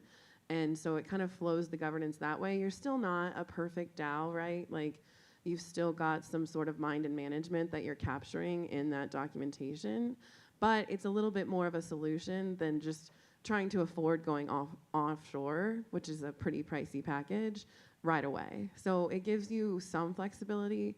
I'd like to see that kind of work itself out over the next couple of years to see if that's actually an alternative solution. But that's kind of the one I'm seeing people lean towards as of now versus like a generic LLC or C Corp with a, shareholders that are essentially your governing team vote. I incorporated 2 DAOs. So one is in the Marshall Islands, which is my preferred venue, I think. The other is a 501c3 nonprofit, very standard. That's like a DAO, but it's also much more of a traditional organization, right? There's a board, it's, and everyone who votes knows that it kind of goes through a board. For Clipper's DAO, decentralization was very important, and so we went with the Marshall Islands. We looked at a bunch of other locations. Panama was on a blacklist. A bunch of these foundations and the Caymans just took like a ton of money and like legal structuring to get a square peg in a round hole. And Wyoming was cool, but I didn't think that international folks who wanted to join the DAO would potentially want U.S. tax liability, or just for filing. And so the Marshall Islands was where we went, and I've been a big fan. It's very similar to the Wyoming law. I'm an attorney too, so it depends is like our favorite answer. No. But with that being said, right now, the most interesting things that are being done in crypto from US perspectives, man, they all look like securities, right? And due to that, I'm a very big fan of not being in the United States. There's more things you have to think about than, hey, do I go outside the United States? It's a much more cumbersome analysis, but ultimately the first step of that analysis is, are you doing something fun and interesting? Do it outside the United States. And I know that stinks. I know there's costs involved, but ultimately, the more fun, more interesting that you're doing, my advice is probably going to lean towards anywhere but Uncle Sam. And now that doesn't mean that you have to leave the United States, right? We're talking about your entity being outside the United States. So what constraints do you have to meet to be able to have an entity outside the United States, if any? I'll send you guys my link, and you can schedule a meeting because this is where I get paid the big bucks. This is the most cumbersome part of the analysis, particularly for Americans, right? To do this cleanly takes time, takes thought, and it is square peg, round hole. He's absolutely right. But there is no round peg, round hole. I mean, Adam will disagree because he loves Marshall Islands and my DAO, right? And I like Adam, but I disagree. I think that law has always been attorneys breaking things in a way that the law did not intend to do new things. And that's why attorneys do get paid the dollars that they get paid, is for critical analysis and thinking of old problems in new ways. So I don't really have a real short answer for like the Americans in the audience that want to do this. Set up an appointment, man. Yeah, and I know everyone on this stage is willing to do a free 30-minute consultation with anyone. You could reach out to my DAO and we can help set that up. But since I'm not a lawyer, I can just give you my opinion on the answer. It's simplified. Not legal advice. Not though. legal advice. It's literally not legal advice. And again, I'm not a lawyer, not legal advice, and you obviously talk to the lawyers. Generally speaking, though, one of the things I hear a lot is that if all the people involved in your DAO and all the business you do is all in the United States or any one jurisdiction, it does not make sense to go form an entity somewhere else, almost all the time. Right? If you want to find an exception, definitely reach out to these guys. So that's how you know if you cannot really use a foreign entity effectively. But if you're in a situation where you actually are global, then you can start to look at entities around the world. Okay, let's step away from legal entities for a second and go back to the fun stuff. So earlier I was talking about the future of DAOs, and I made some assertions, including, I forget if I actually said this, but so today maybe there's like 500 million organizations in total. I really believe in 5 years there will be 5 billion organizations, and most of them will be DAOs, at least in the sense that they're using the blockchain for either their treasury, their governance, or their membership tracking. Does that sound right to you guys? Am I crazy? I like that idea, but I want to see DAOs as an not as an alternative to business. I want to see really creative solutions for the use of DAOs, in that I'd like to see more collective bargaining situations where it really shows the power of community to collectively work towards something. Where I've sat in as like the legal advisor for a couple DAOathons, where it's just like hackathon for DAO ideas, and we're kind of working towards that in some of the ideas that you're coming up with, especially with the gig economy. There should be a way to kind of collectively work with each other to get better health insurance options for giggers, to get better like investment options for gig workers. So there's a move towards that. But then I think that DAOs can be a really effective organization inside a huge corporate conglomerate. I'd love to see Google start doing innovation teams that are DAO structured based on bounties, where a group in the organization that doesn't already work together is coming together to solve an idea for an innovative thing that doesn't fit this like corporate structure, but is problems that still need to be solved and can be measured through bounty use and through a team budget and through team governance to work together to innovate and truly work towards a problem that's outside of like your big corporate structure, teams and organization.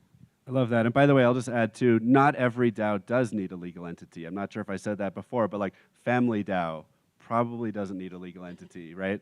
Several employees at a company may or may not, depending on the situation. But anyways, let's go to one of you guys next for the future of DAOs. And will there be 5 billion in 5 years? I think there will. And I think really this is a semantic question, right? Like when you think of DAO, what do you think of, and what do people think of? Like, what's the definition is still gelling in our language, right? And so, there's 500 million companies. I see no reason why those should not have elements of DAOs. But how many groups of people are there within existing companies? How many families are there? How many clubs are there? How many connections, implied or formal, contracts between two people in the entire world, right? Because that's an organization between two people. And so if you think about that as like the addressable universe for DAOs, then like 500 million is a small number, right? It's like a combinatorial, math thing where you take like how many pairs of agreements between two people are there in the world? And that is, Or like how many $10 NFTs will you own that make you part of a cool organization that you may or may not ever participate in again, but you're part of a DAO, right? Yeah, I can't count that high. Humorously, I really like the idea of like a relationship DAO. I think it's really funny to think about like romantic relationship. Yeah, absolutely. Having like votes for what's going on in your relationship, I think that's delightful. With that being said, That's so cute. You think you get a vote? I didn't say it would be the administrative vote. Has anybody here ever been in a Facebook group? Anybody at all? Yep. Almost probably everybody, right? And has anybody here that has been in a Facebook group ever had the leader of the Facebook group really suck? Or disappear. Whatever, right? Yeah. And ultimately, all those groups are owned by Facebook. And there may be a better solution to Facebook groups than Facebook groups, which is DAO organization. That, again, does not mean business, a la what Adam was saying. However, there's groups that we're all involved in, interested in, that could really use the decentralized part of DAO to avoid that like little fiefdom that you see in Facebook groups. LinkedIn even has it, you know, and it's imperfect. And it's imperfect by design. And interestingly, DAOs are a new way of probably creating a new imperfection, because now, you know, you don't have that leadership component necessarily immediately. But it does avoid some of the, you know, the crappy admins, if it's done even reasonably correctly. So I think that if you're talking about things like Facebook groups being DAOs, interestingly, Adam's proposal of $5 billion in 5 years is probably here today. Love it. All right, real quick, we're almost done. For each person, where can folks find you on the web or on social? So I'm Learned Chaos on anything with the username. It's who I am. I'm LC, Learned Chaos. I'm Mark Lurie on Twitter, MarkLurie. I am this and that Josh. So I'm this, that Josh, everywhere you can find me. And interestingly, pretty soon we may even have a name DAO for Josh DAO and a bunch of other names. So that's something that I'm playing with Adam, and you should definitely look it up. It's a lot of fun. Yeah, and for myself, if anyone's on Farcaster by any chance, I'm the Thriller on Farcaster, and on Twitter, I'm 0xThriller. It's really awesome having you guys. Thank you so much. Yeah, Farcaster is really cool. Yeah, check out Web3 Farcaster. social is happening. If you didn't know, Lens, Farcaster, it's like Twitter but better already. So it's coming. Definitely. All right, thanks everybody. Appreciate Thank it. you. Thank you. Thanks, Goldie. Yeah, you're right. Yeah, picture. Yeah. Sure.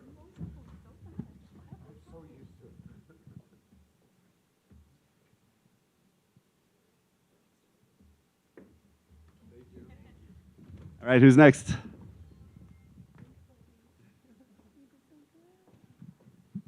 Oh, I'm excited if Rachel Rose is next because she's awesome. This is cool. This is cool. Hello. All right. Next up. Welcome, everybody. Let's get pumped up. Whoop, whoop. Are you MC? You can do it. Okay. All right. Do we have a clicky? That's all right. So this session is DAOs Beyond the Money. It's part of the DSI program that we've been putting on over the past couple days. DSI is a burgeoning niche, decentralized, using blockchain, decentralized technology for science. It's very, very interesting. Yesterday there was like a DAOs of DSI speed dating round where there were like 13 DAOs from DSI showing you what we can do. I would recommend you go check out that recording or get into the space. And if there's no clicky, if you can just go like 3 slides forward, I think. Keep going. One more. That's us. Okay. So ooh, thank you. Well, we'll be here anyway for the rest of the time. Yeah, so driving engagement in DAOs without money. A lot of DAOs nowadays exist in a very financial space, so we're just going to talk about how we can drive that engagement without paying people to get engaged. And we're really just going to have a conversation, so I don't want to MC too much, but I will open it up just by saying I think we're going to start with a basic question of how might we start our DAO if we don't want it to be financially focused? Like, what should be the driver behind it? That's a really good question. I will start by saying that I believe there should be some sort of balance. But at the end of the day, I think that true wealth comes from knowing your why and having fulfillment and being aligned with a higher purpose and vision. And if that group of individuals you're working with are rooted in a similar mission or cause, I think that will tap into your sense of a higher purpose and fulfillment. And I think that's a really valuable thing. But I also know, in the world that we live in, money is an aspect to live, to have your basic human needs met, comforts. So I believe your why, you should have a higher purpose or mission. But I think there needs to be a balance on DAOs, and it really is circumstantial. I feel like I'd have to take a look at the project and see what they're trying to do, what value they're trying to create, and how the monetary aspect fits into that. Yeah, hi. Good morning, everyone. I would say that double down on the why, for sure. In addition to that, we all have an intrinsic motivator. There's something that pulls us towards what we create. And when you find people that are also motivated intrinsically in a similar way, even if that varies slightly, if you can align on the vision of what it is that you're moving towards together, I think that that sense of belonging to something bigger than yourself helps us to feel not only that sense of belonging, but a sense of purpose in life. And that is a core piece, I think, of just human satisfaction. I think there are ways, and I work with Camp Social, and one of the things that we're looking at is like, there's even that pre-DAO space. There's a pre-money conversation where you're still getting people to align around what it is you're doing, the tooling that you're going to use, and the role that you're going to have, and the work that will be paid or not be paid. And so I think the first step is alignment in the motivators that are intrinsic, and then the second step is alignment around your mission, that you're actually, the vision that you're articulating out to the world, and making sure that you're just starting to have those conversations and make sure that everybody is on the same page with the mechanisms of value that are being exchanged, so that somebody doesn't feel like they're being taken advantage of. I'll volunteer for something full-heartedly and be stoked on it, but I want to know that that's the agreement that I'm entering into, and not be told that, you know, oh, well, if you stick around, you're going to make some money or something. No, like if I'm showing up to volunteer, it's because I passionately believe that. It makes me think of the relationship now that was brought up in the last panel. Like if you went into a relationship, yeah, because I'm going to get paid to work here. It's a completely different DAO than it's like you go into a relationship. Yeah. I think there needs to be communication and transparency on whatever the terms of agreement is, right? If you're putting energy into it, the output has to make sense for you. Yeah, just to add on that, I would say from my perspective at MedDAO, the why really isn't the problem. I think we have a pretty good why. We want to create a new value layer in healthcare. That's something everybody can sort of get aligned with. And what we've learned is the challenge is when you go beyond that. When you have folks that say, yeah, that's great, I would love to be involved, that sounds amazing, but then there's work to be done, and there's contributions that need to be made. And so we found that that's been almost, in some ways, the more challenging aspect is to say, how do we incentivize folks to actually do the nitty-gritty work, to actually go from enthusiasm to work. Yeah, no, I align with that a lot with the stuff I've worked with too. It's you can get a lot of people to dream really big and align with your dream, but then you have to sit down and like make a task list and fill in a spreadsheet, and all of a sudden like, all right, give me like $15, please. But at the end of the day, if you start your DAO with people who are like willing to do that grunt work for free, doesn't that feel like you're going to have a better success rate in the long term? Like you get what you incentivize. If you incentivize, if you're paying people to do all this stuff in the beginning, you're just going to get people who want money. If you're getting people who are willing to sacrifice at the beginning, you might end up with a better long-term result. And sometime down the road, maybe be able to pay people based on what you do. I think there's a split there, though, because if money is the only motivation for someone's participation, then certainly, you know, it's going to fall off. Like if you don't have the funding or something like that, and as well as is the contributions that they're going to be making as the highest caliber of contribution when it's only motivated by money. But if you have that pairing of intrinsic motivation also paired with the financial compensation at some point, because I think that intrinsic motivation only lasts so long. That's where you see the burnout. That's where you see people fall off. But you have to, I think, clear communication as well of like, this is our roadmap. This is how we're going to be sustainable. We're going to go after these grants. We're going to do these things. This is how you can help us actually bring in the financial support so that we can pay contributions. To me, the transparency in conversation, which is super important, because if you only have a couple people that are working on that and like kind of pulling people along, you're just not going to have the trust. And I think the trust base on anything that you're creating is going to be like a core pillar to the success. I agree with a lot of what Amber's saying, and I really think that to truly solve problems and to continue functioning as a DAO, I really think there needs to be some revenue generation on the roadmap. And I've been talking to cult leader N from Wonderverse, and we've been talking about how revenue should not be looked at as a dirty word, right? Like if you are going out to solve a problem and provide a utility in the space, you need some sort of resources to do that. And eventually you're gonna have to pay people, but if you can align on a mission and you do have volunteer-based contributors that show up and really wanna do this, they're committed, but I think eventually, I think there needs to be a balance, right? Just because we live in the modern world where we have needs, and money's a big part of that.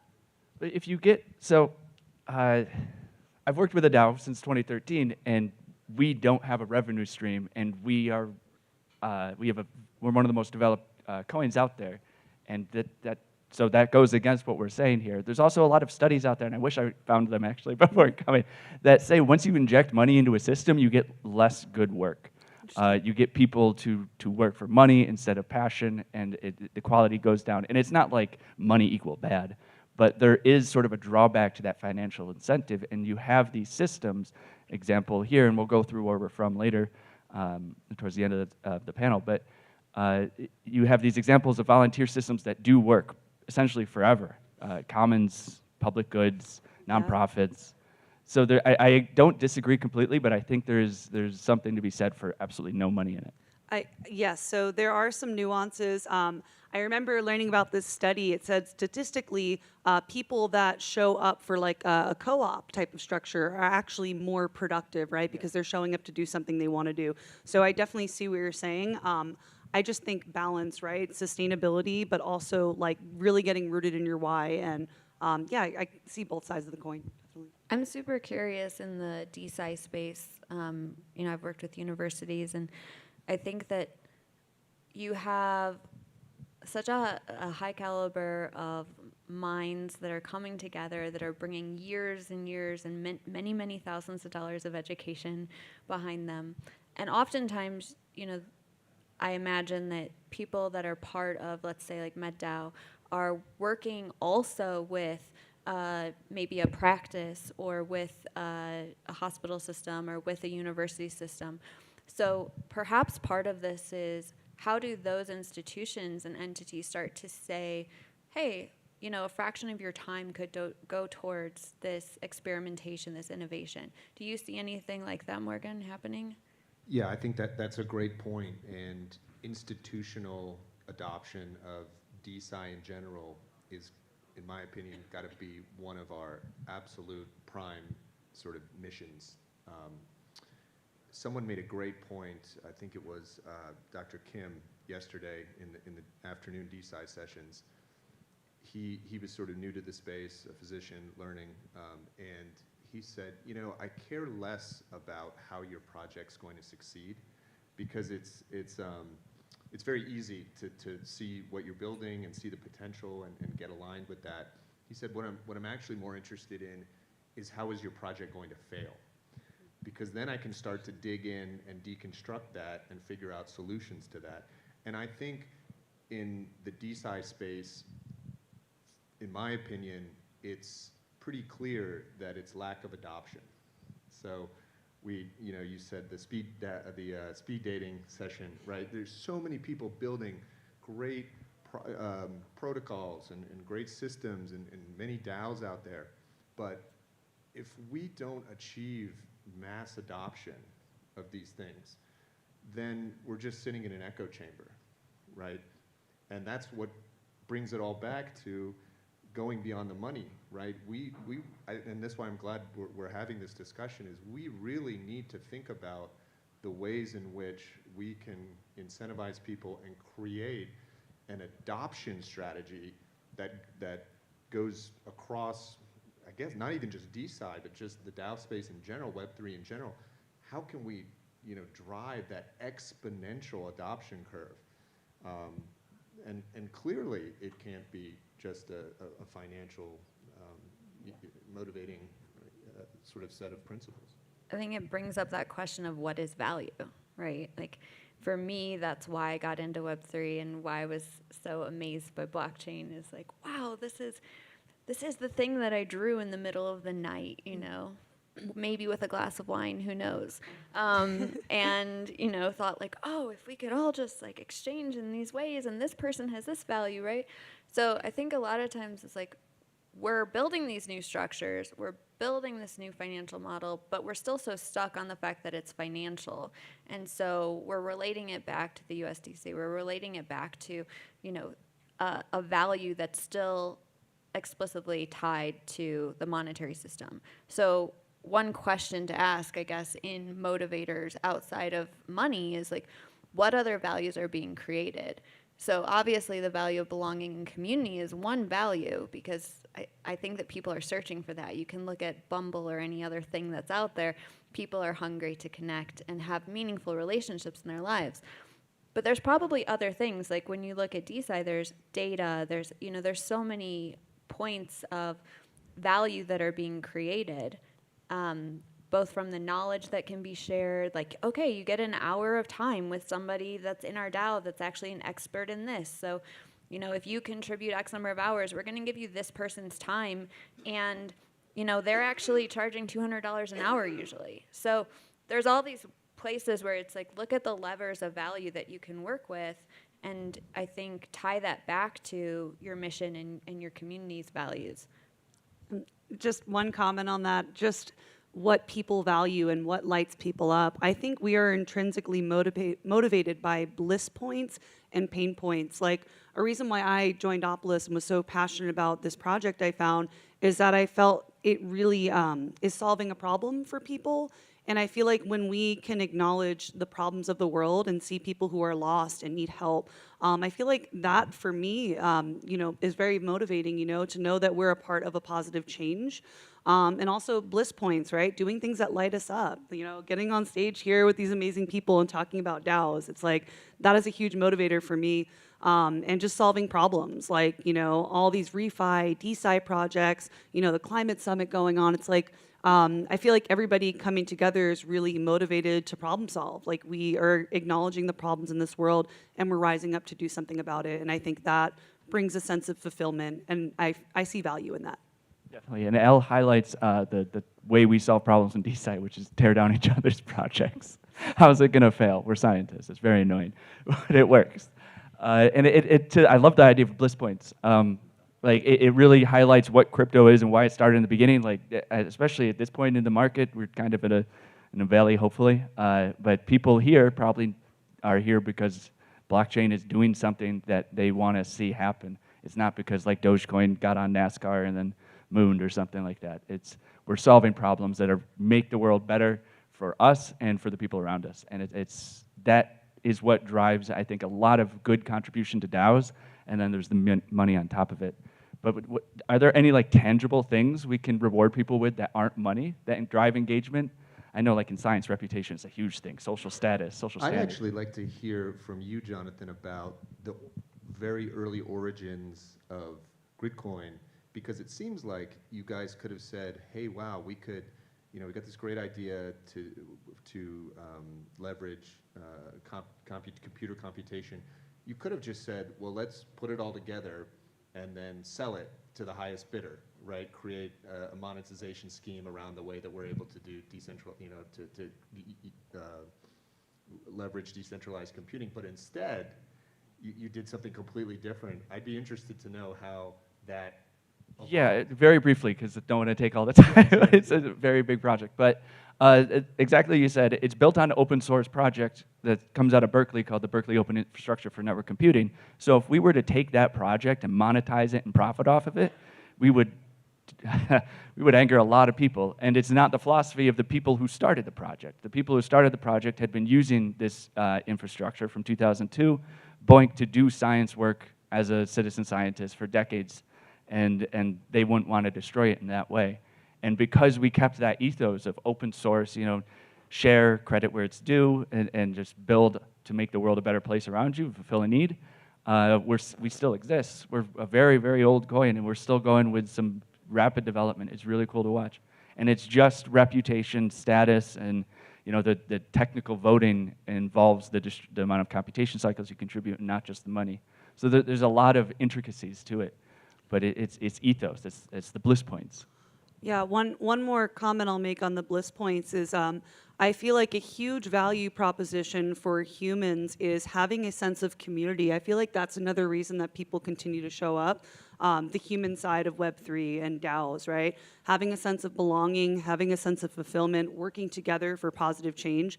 And I think community. I feel like community for me and for a lot of others that I know in the space is a core motivator of why we continue to show up, Yeah. One of the things that I've seen in my work with nonprofits and places where I witness community being the strongest is through acts of service. I think that if you went with a group of people, if we all went out and cleaned the streets together today, for a couple hours, or went and handed out food to people who were outside, and we had that relationship of being in service to something, it bonds us in a way, and it drops us in such a just pure relationship and pure relationship around something that we genuinely care about through an act of service. So I think that it's just an interesting thought to consider when we think about experiences. A lot of times we think rent some villa on the Greek island, or you see all this stuff. Which is a great happening. experience. Yeah, which is great. I'm not saying don't go to Ibiza, but also there is a opportunity for us to have that sense of community and belonging met and satisfied through something that actually creates more value in the world and ties us together closely through, I think, our mission on this planet, but just in our humanness. And so I think that looking at, just these different ways that we can actually come together and have experiences that aren't extracting, that aren't commercial, that aren't tied to the financial system, are actually tied to what can we contribute? Can we give more than we can take? And I think that just is something that would be interesting to explore. Yeah, I absolutely agree. And we've got very little bit about time left, and I really want to make sure we get to say where we're working with, what DAOs we're working with, but it's very important that we have a conversation before we do it. Yeah. So. I feel like I've done this several times now, but my name is Morgan Stewart. I'm a neurosurgeon and the co-founder of a project called MedDAO, which if you were here yesterday, you heard all about. So excited to be here and meet you all. Find them on the speed dating website. And my name is Amber Bradner. I work with a company called Camp Social in addition to a bunch of other things. You can click the link above, and we're actually doing something to help communities self-organize right now. So check it out on the link through Camp Social. And my name is Rachel Rose, so I am a Coalition Success Steward at DAOPlanet. My passion is Web3 partnerships, DAOs, human connection, value creation. I also work with Bankless DAO quite a bit, Meta Gamma Delta DAO. I'm pretty much in a ton of Discord chats, talking with everyone doing DAO things all the time. Connect with me. Thank you guys all for coming today. This is awesome. I'm Jonathan. I'm core at Gridcoin. I'm core at DeSci Labs, and I'm president of the Science Commons Initiative. I really think that money screws stuff up all the time. Quick summary. Thank you guys. Before you go, just don't want to, I know we set the clock for 20 minutes, and I think we actually had 30 booked, okay. But maybe we take some Q&A. We're also behind, so I don't mind making up some time. But we can split the difference. Yeah, if anyone has any questions, maybe. Yeah, raise your hands. There's got to be some questions here on this, I'm curious, this topic for sure. If anyone doesn't have one right now, with the projects you work with, how do you incentivize contributions specifically? I'd say for each one that I work with, it's a little bit different. Because my role doing business development, partnerships, I am looking for ways to continue to sustain the project monetarily. And another part of my job, I'd say, is networking and growth hacking and connecting humans. With the role of partnerships and business development, I feel like with Bankless DAO on the DAOlationships Guild, what I do is really just network and connect different networks of projects and DAOs, and just continue our growth through connecting more projects and more people. At Opolis, I look for DAOs to empower individuals and help them to become self-sovereign. So let's say someone's working on a DAO and they're earning in magic internet money. I help them to go from degen to professional solo entrepreneur, set up their LLC, ensure they're compliant with their taxes, get benefits, and basically meet all their human needs. So I feel like for me, what my job really is rooted in is helping to empower individuals in kind of a microcosm sense, and then in the macro sense, connecting more projects to grow together, like Amber's been saying, like a mycelium network. Yeah, it sounds like you're leveraging networking as a currency instead of actual financial currency, which sounds awesome. I mean, yeah, I believe in the value of individuals, and I think I was saying this to Jana from my DAO the other day, is that I really invest my time in people. I believe in people. Definitely extrovert by nature, and I feel like I spend a lot of time talking to people, trying to figure out how the human mind works and why we do show up for these things. And yeah, I invest my time in people, definitely. Cool. Before we keep going, are there any questions yet? Okay. Right here? This will come back to you. What about like gamification, and like how would that like play into your DAO, or is that just completely separate? Does it sort of dilute the value of the DAO? Like, what are your thoughts around that? One of you two at the end. You want to go ahead? So yeah, that's a great point.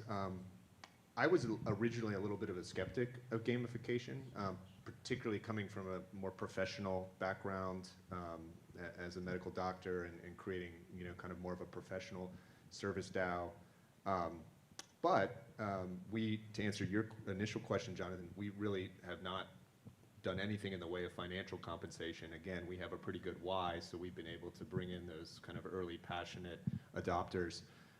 But we have been experimenting with some Web3 tools that do kind of gamify the onboarding experience to some extent. And to be perfectly honest, I've really kind of come around in my thinking because we've noticed that it does drive engagement.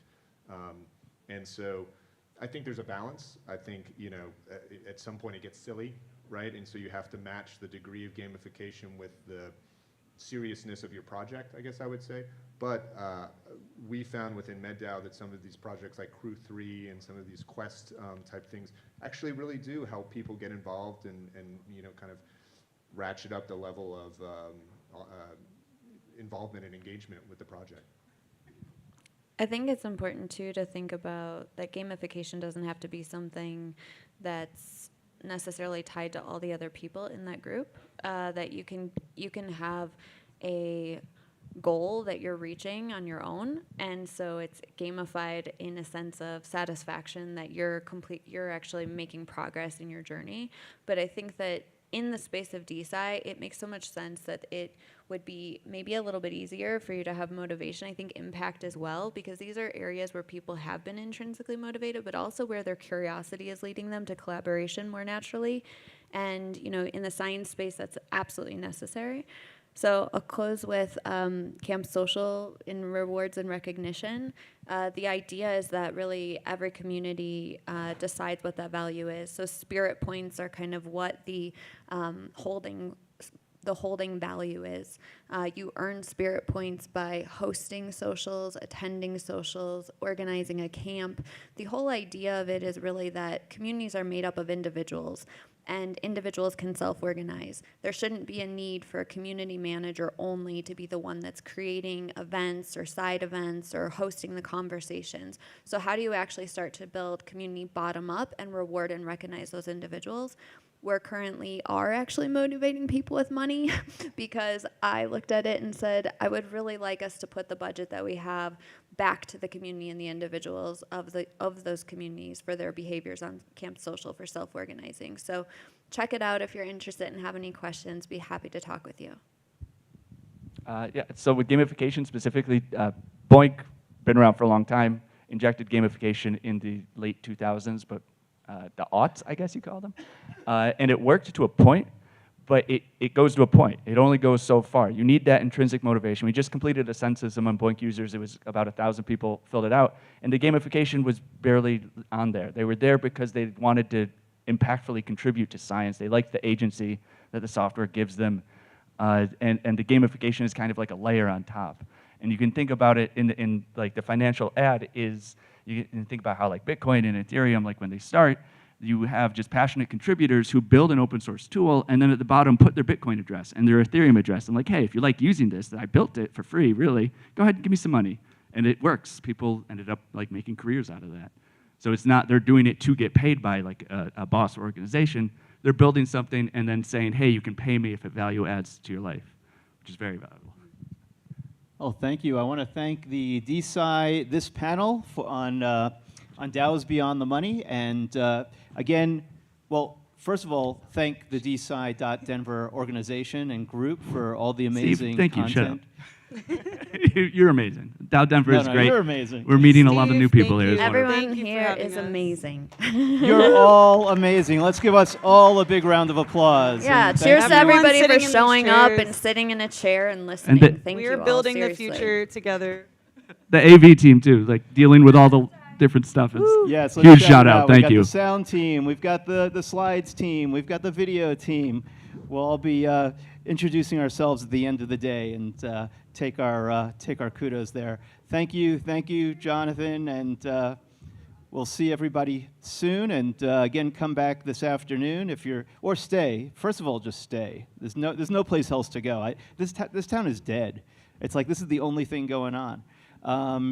So next, I don't want to take up too much time. Again, scan the QR code. This gets you cred. This gets you points toward the raffle later on today. And this is a partnership. You're going to be hearing a lot more about ThriveCoin. There's a big announcement at the end of the day. And this is your proof of attendance for each session. You receive a different amount of points toward the raffle. So make sure you do that if you're at all interested in getting like free, really valuable NFTs and stuff like that.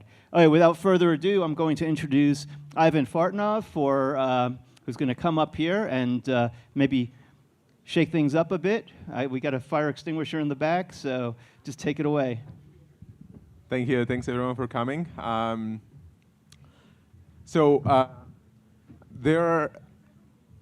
There is a question of building communities, and I think because I don't want to get the thing too spicy, I'm going to talk about how do we sequence those things, because I believe both of those are extremely important, but it's more about how do we do things sustainably and how do we prioritize over time.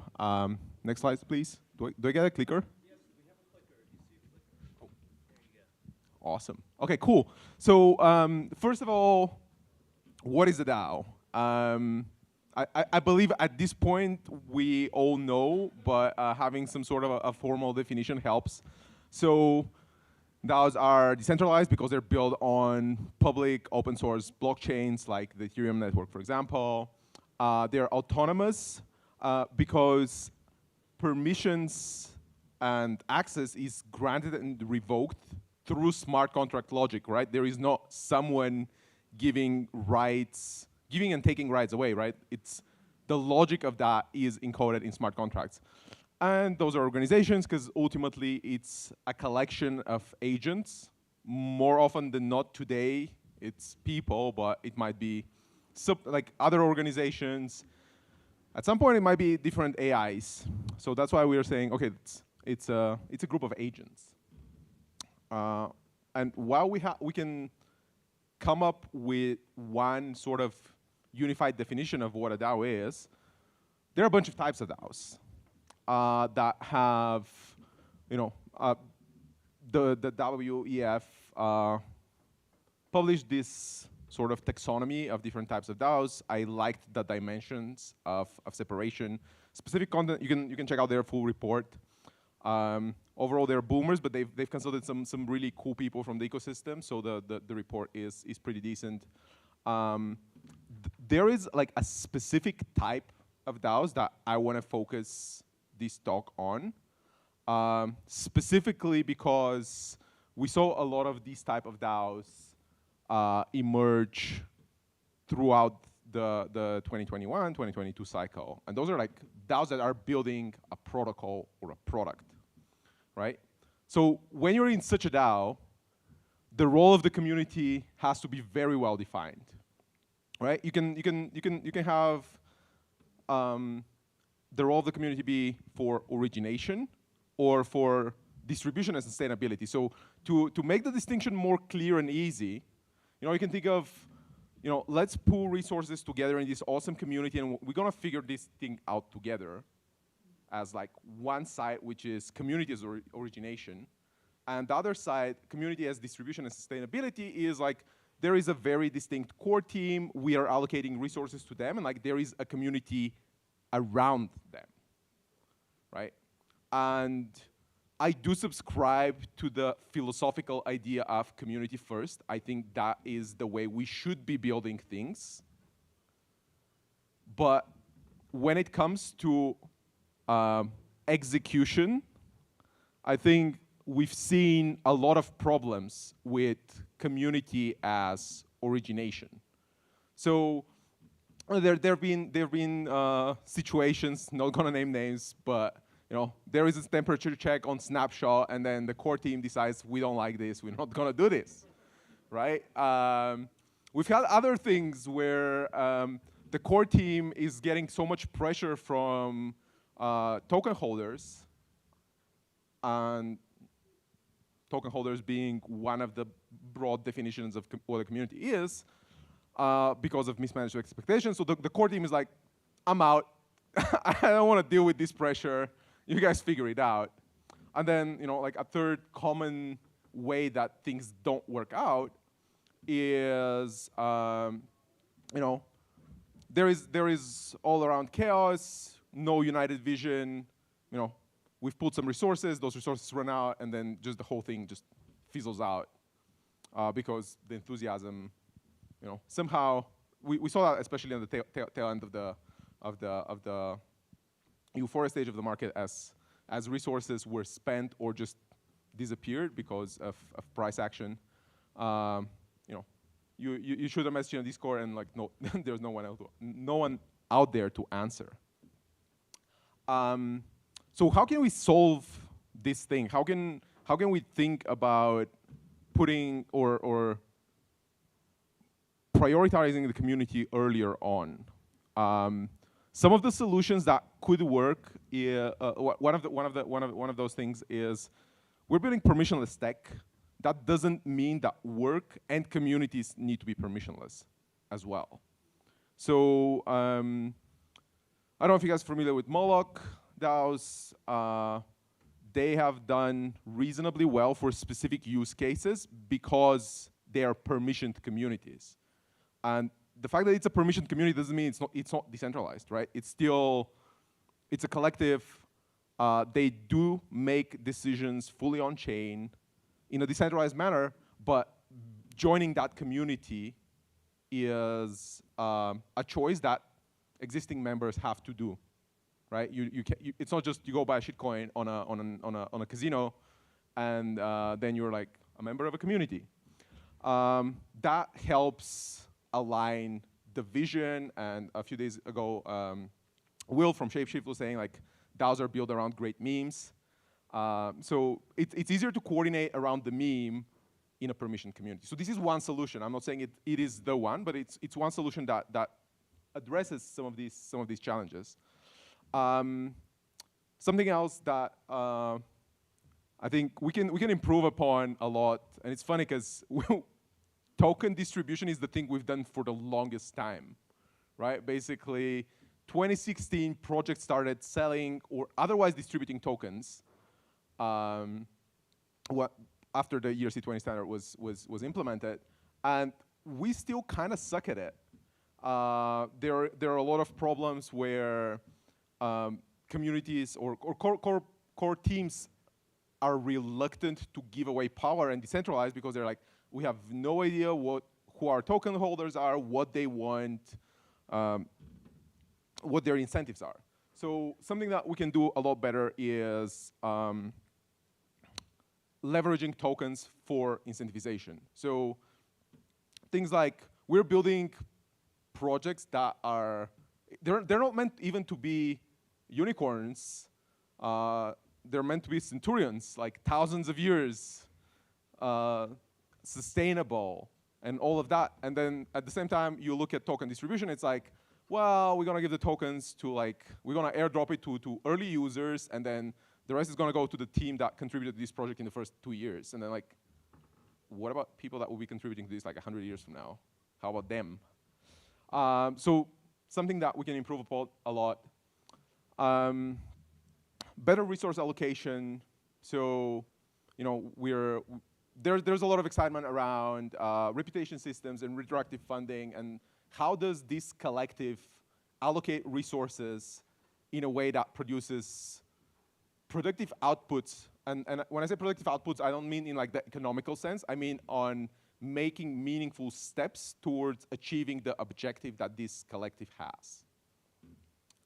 I'm gonna shoot my shit for a bit. A bunch of cool projects and protocols in the DAO space are throwing a hackathon in April. It's fully virtual. If you think they're cool solutions to the problems outlined, come build with us. Go check it out. We wanna bring not only developers to this hackathon. Some of the bounties might be directed towards create a Figma mockup of how would this thing look like, right? So you don't need to be able to code. You can be a designer. You can be an analyst person that just maps well a user problem to a tech spec. So if you're building a protocol or a product, so if you're building a DAO, but the output of it is akin to something that a traditional startup would be doing, focusing on both community and the protocol or product at the same time is like focusing on neither. So it's very important to be thoughtful about what do I focus when. And to get deeper into this hopefully controversial topic, we have a panel here. And I'm going to leave you with that. I'm going to invite the panelists to join me here, and we can have a chat about this. Thank you.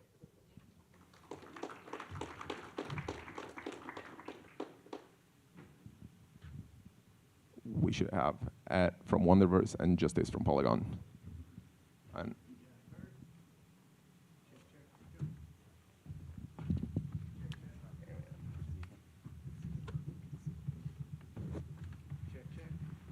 hello, hello.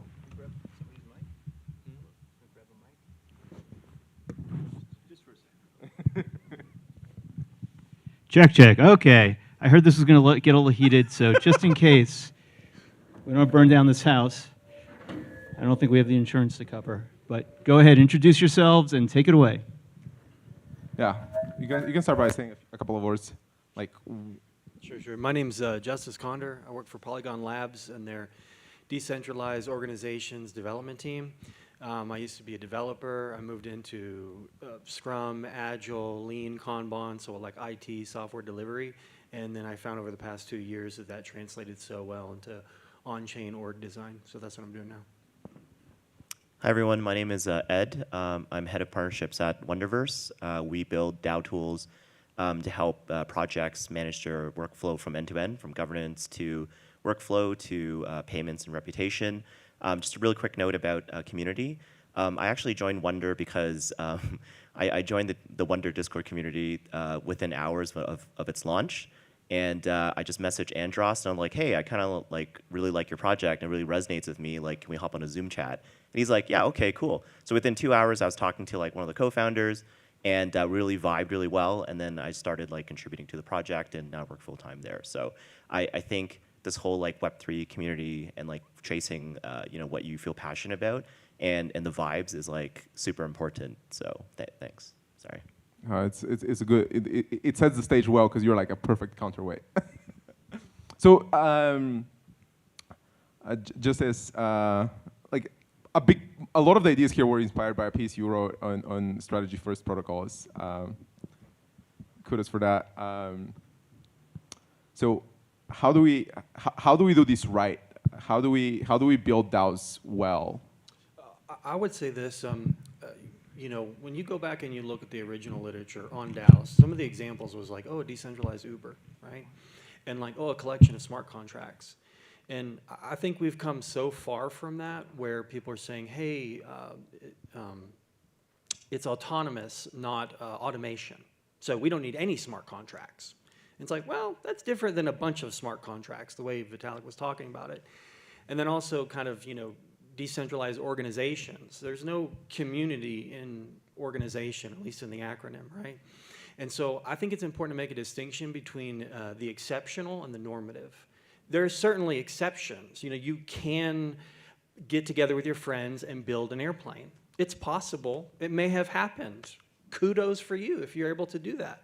But from a standpoint of startups and building products, that's not something that's totally disconnected from the past.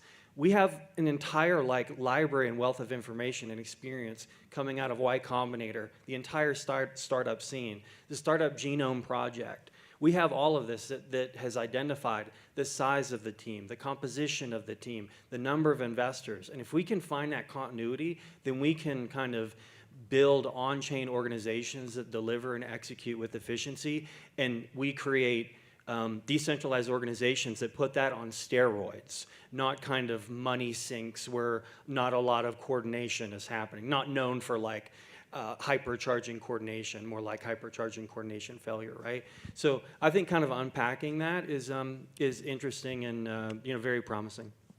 Awesome. Well, you know, I love the intro you gave because it shows that you are a success story of someone joining a community and becoming like a core contributor at the team and like vibing with the vision of what the original founders of the project want to do. And so how do we replicate that? How do we make it so that people that join into the community become more of an amplifier rather than an air brake to the team and the vision?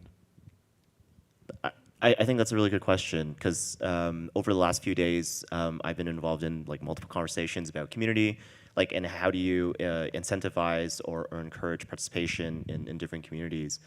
I think it's very interesting that DAOs in a lot of these Web3 communities, there's a very low barrier to participate, and because most of us just start with a Discord community or a Telegram group. And you know, as long as you can join it and you've got accepted into the group, you can start participating in conversation.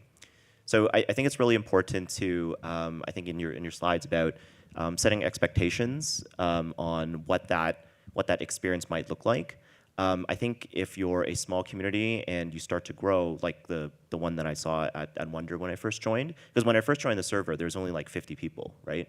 And so there was probably a really high chance of like having a potentially bad experience, but it was good because I think like the co-founders like set the stage for like conversations and communications, because like I saw a lot of communications between like Andros and the other co-founders with new people joining the Discord server, and just like were very welcoming. They were like answering questions a lot, and they were just like really focusing on making sure like everyone had a good experience. And I think the community sort of just like try to replicate that, and like and maybe it was like early days of DAOs and communities where everyone's just like super friendly and everyone wants to help. But I think if you set the expectations of like this is what is normal, to what Justice was saying, and like what is sort of like exceptional, and you you know, encourage more of like the good normal behavior, then I think like you can encourage more participation in communities. Sorry, that was like a little bit of too high level. Can that scale? Like, right? Because I agree. Like I've been early in some Telegram chats, and it's like great conversation, integrations coming out of it, people helping each other, and like above a certain threshold, that just all breaks down and it becomes a shill zone and like when moon sort of environment. I don't think it has to break down, right? I think maybe like I was having a conversation yesterday with Metrics DAO about like when communities grow to a certain size, like to your point, like it could potentially break down. But I think maybe part of like an important job in Web3 and DAOs is actually like org design and also like, the term blanks right now, but like someone designing sort of like what a clear career path or career progression could look like inside the community. And when I say career, I don't mean like, working, potentially it could be working full time, but even just like as a super newbie to this community, what does that look like? And what is the path? Like, okay, now that you've joined this community for 2 weeks, like, what are your expectations of what to do? And I feel like a lot of us are just kind of like doing it on the fly, and maybe that's where those breakdowns come from.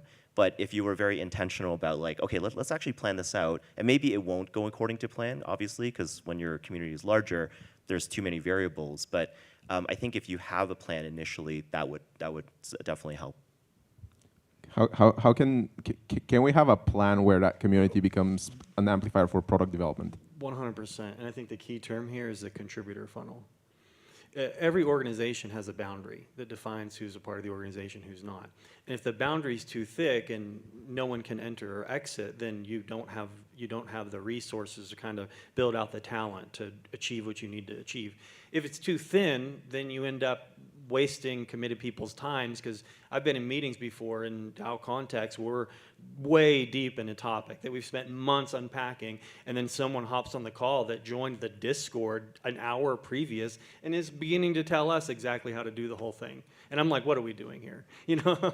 And so that contributor funnel is awesome because it gamifies the experience. It creates a boundary that makes sense, and it also, we've conflated our stakeholders to say everyone's the same. They have the same amount of time, same skill set, same interests. We need to do personas and say, well, how much time do you have? What's your skill set and all? And kind of gamify this contributor funnel. And this is where this is the utility. This is the application of reputation and all that comes with it.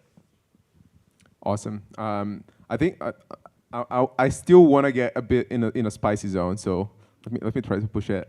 I think both of you are touching on important elements, but to a certain extent, that's not going to work for everyone. So how do we manage inclusivity and exclusivity? How do we handle, to maintain the culture of what is good behavior? It means that there would be non-compliance in some points. Is there like a gracious way of churning people away?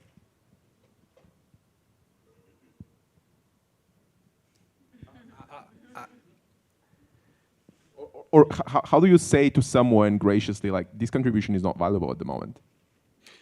I'm a big fan, and I know that's a dirty word in this scene of like platforms, because platforms have been like, hey, that's the old way, this is the new way. But if you think about it, there's only so many business models, and the platform business model is the only one that is decentralizable. It's not a pipeline business model, meaning it's not from some private resource or private knowledge I have that I'm divvying out for income. A platform basically sources something from the whole world and provides it to anyone in the whole world, and then takes a cut of that valuable exchange. And so for the DAO to take on the responsibility and determine what is a valuable thing, it needs to get out of that game. Coordination engines say, hey, we're going to do some with writing, right? We're not going to evaluate all the writers. We're going to create a market where there are people who want writing and people who contribute writing. And when there's a valuable exchange there, we take a cut in exchange for making that coordination happen. And so I think there's a cheat code involved in that. It's not applicable to everything, but I think it's deep. I want to address your question. I don't know if I have like an answer, or like the right answer, because I don't think there is.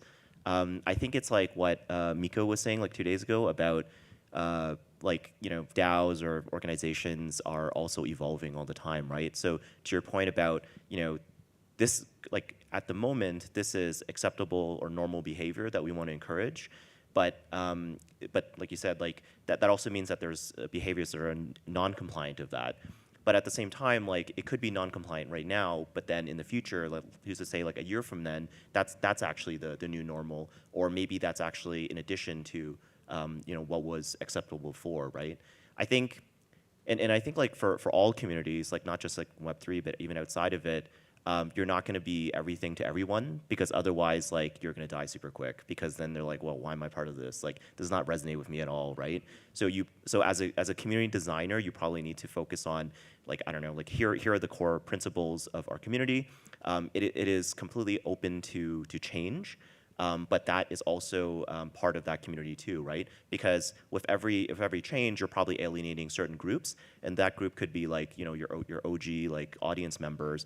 But at the same time, like, you have to think it from like a holistic organism perspective, right? Of like, if this is the direction we're moving in, these are the trade-offs, and either the community or like the core team or what have you will have to make that decision. Sorry, I feel like that's a cop-out answer, but. It's a good one, and it segues into the next thing that I wanted to chat about, which is both of you touched on the idea of like, you know, we're using this word community and it's like homogeneous, but it's not. Like, there are different types of personas in there. And a few days ago here on stage, Will from Shapeshift was saying like, you need to give the community something to do, and I think segmentation is a big part of it. So, I mean, if you can share like a good example of someone who's leveraging community really well by giving them like a few different roles, if you can think of an example of that and, you know, unpack it a bit.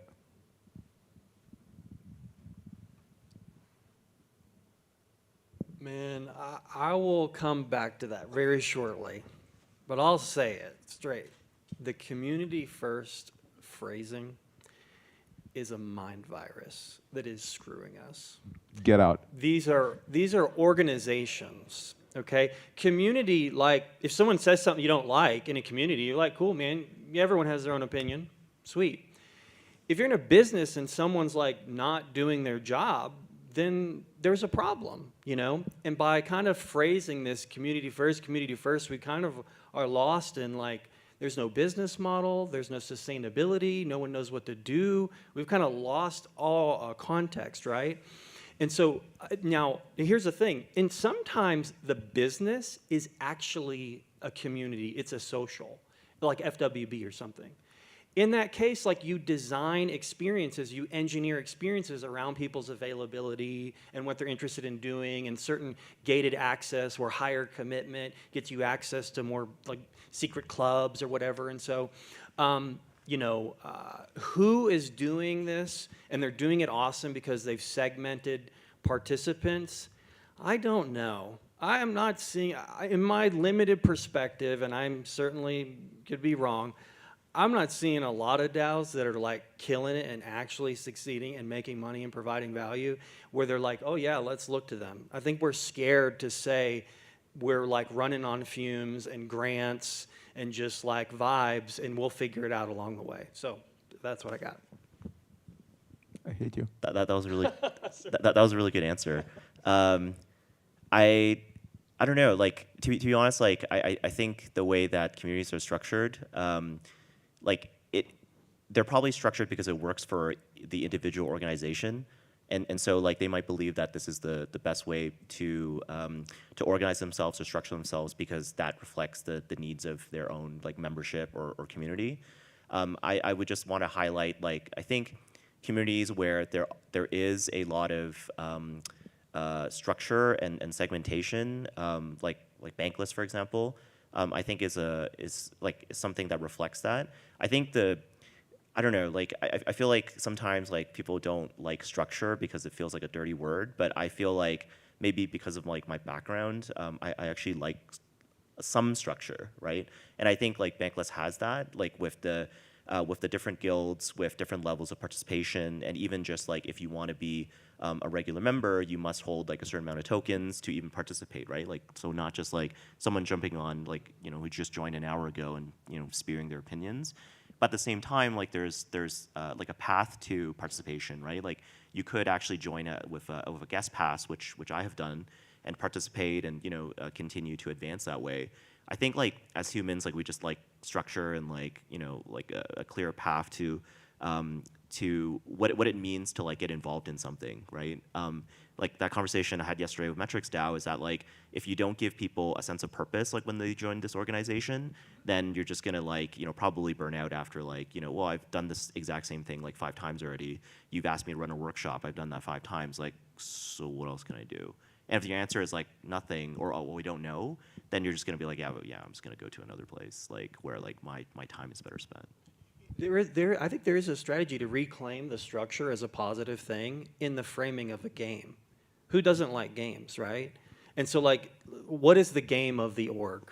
What are we trying to incentivize? How do we create the feedback loops and kind of reclaim DAO design into token engineering and create a token, a value accrual and good experiences and like, what's the game design? That's fun, but it's structured. I have to pick on you after what you said about community forums being a mind virus. So, something that Ed mentioned about purpose. So if we take, there is undoubtedly a lot of lessons we can take from historic context. But what's the purpose if we're gonna just replicate the same thing on chain? I have an analogy for this. Okay. People say, and I hear this a lot, they're like, hey, some people, they're just replicating corporations on chain. I'm like, can you point me to them? That would be a good start. If I'm trying to go to the stars, eventually I will land on the moon to refuel or something. But if you say, oh, you losers are just landing on the moon, and there's no landing tracks, I'm not sure anyone has landed on the moon. And so, like, what's the purpose? I would say this, that if you look into the history of, like, trading, what trading was like pre-computers and post-computers, high-frequency trading, algorithmic trading. If you look at the charts, it's like machines have completely taken over our entire economy and have made things that were previously not even possible, right?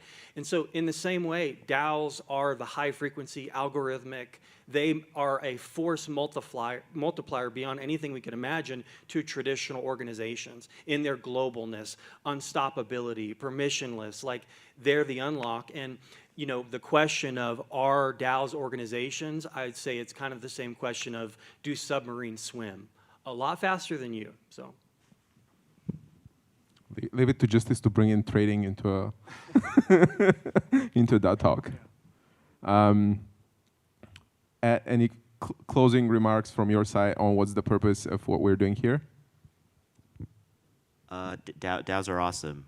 It is not to before my career in Web3, I worked in a very traditional hierarchical organization that was super hardcore. Like it was Samsung, and it was super hierarchical and very Korean. And I feel like Web3 is literally the opposite of it. And I feel great. I don't feel angry every day. So. I would say. My concern, I love DAOs. This is all I think about 24/7. I love the whole movement, but if we don't start focusing on sustainability and mechanics and bringing in token engineering, then this will be kind of like a petered out hobbyist fad. Like, if we want to win, we actually have to like leverage the learnings of team topologies, org design, token engineering, and think about the contributor funnel. These type of things. And I think that's extremely exciting and promising. And anyone who's building anything, and they're like, hey, we're doing a DAO and all this, I'm like, I want you to win. It's cool, awesome. But I just think, no amount of intelligence will lead you to a right conclusion if you start with the wrong premises. And we're starting with the wrong premises. And even historically, if we go back to coordination at the center and slaying Moloch, that was strong on incentive design and coordination games, that is very different than the raise a bunch of money from as many people as possible, and then we'll figure out how to spend it through like complex governance systems. That does not work, and it hasn't worked. And I think we can harken back to the OGs and bring some of that back into the center, and we'll arrive at network states, all this wild stuff. That's where I want to go to. Awesome, thank you. So let's slay Moloch and not be angry while doing it. Thank you, guys. It was awesome.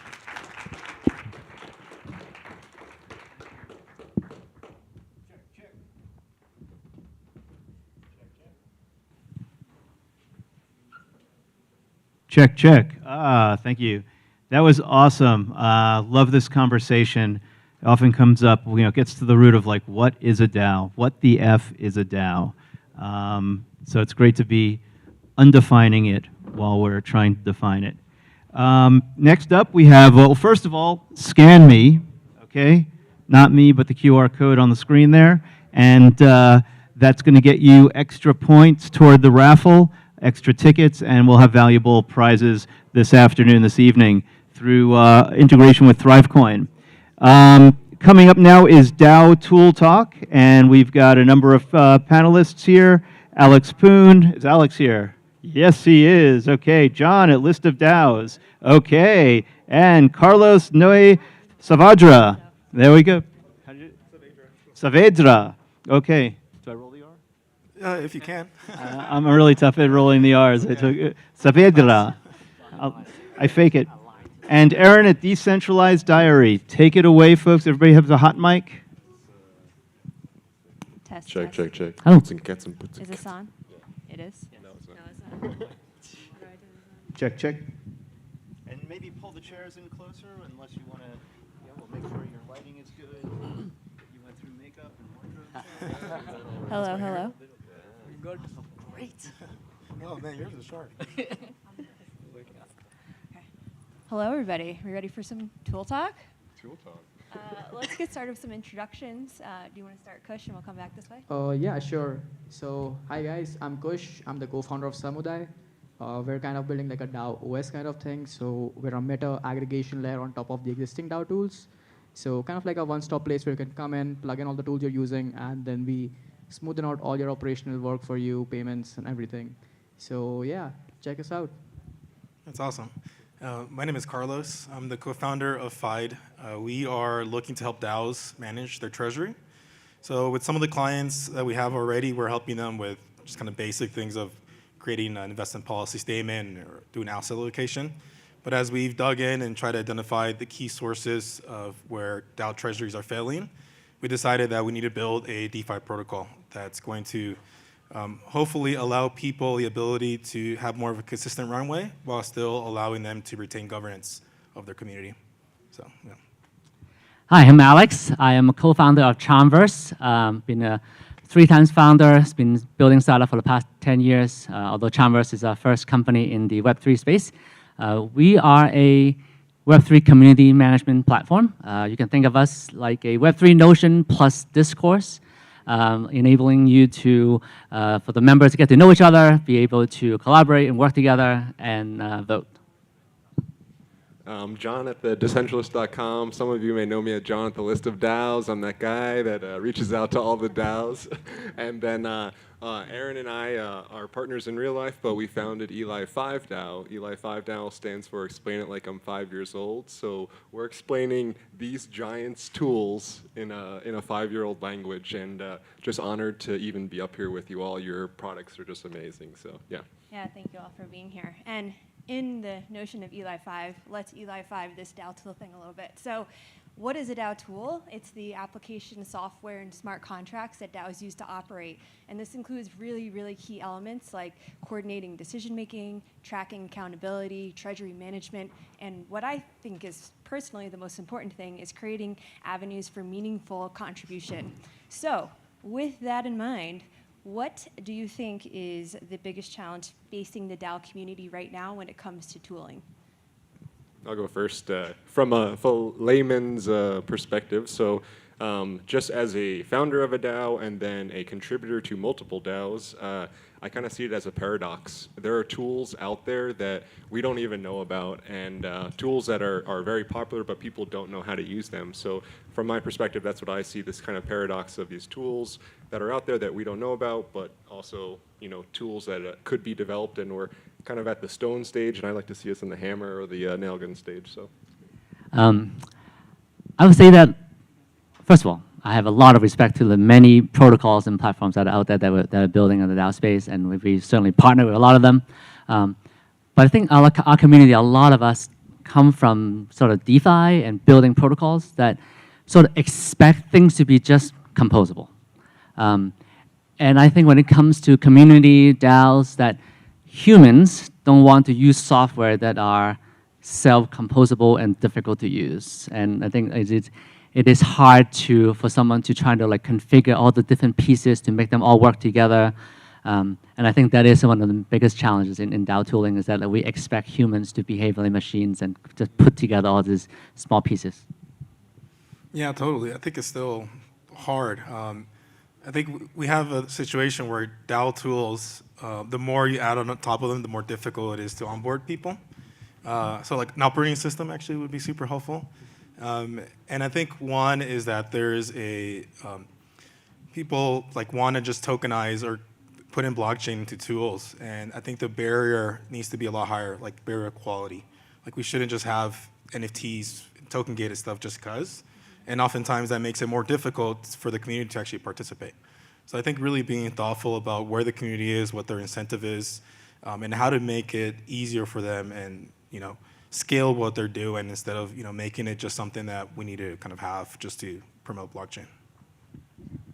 Yeah, so like when you look at DAOs, like every DAO is very different to each other, right? And they have a very specific set of skills and requirements that they're looking for. And usually when like we speak out to DAOs, their response is that we want to do these 4 things, but for this we have to use 3 different applications.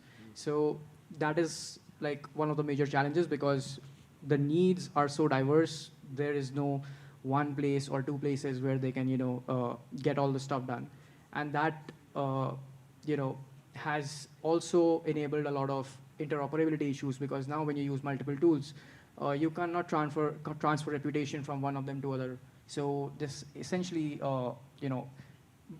stems up to a bigger issue of how do you then have like effective delegation when you're not able to track who are the people who are performing effectively and everything.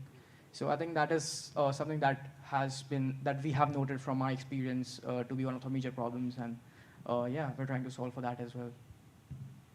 Absolutely agree with all of those sentiments. So, all right, we have identified the problems.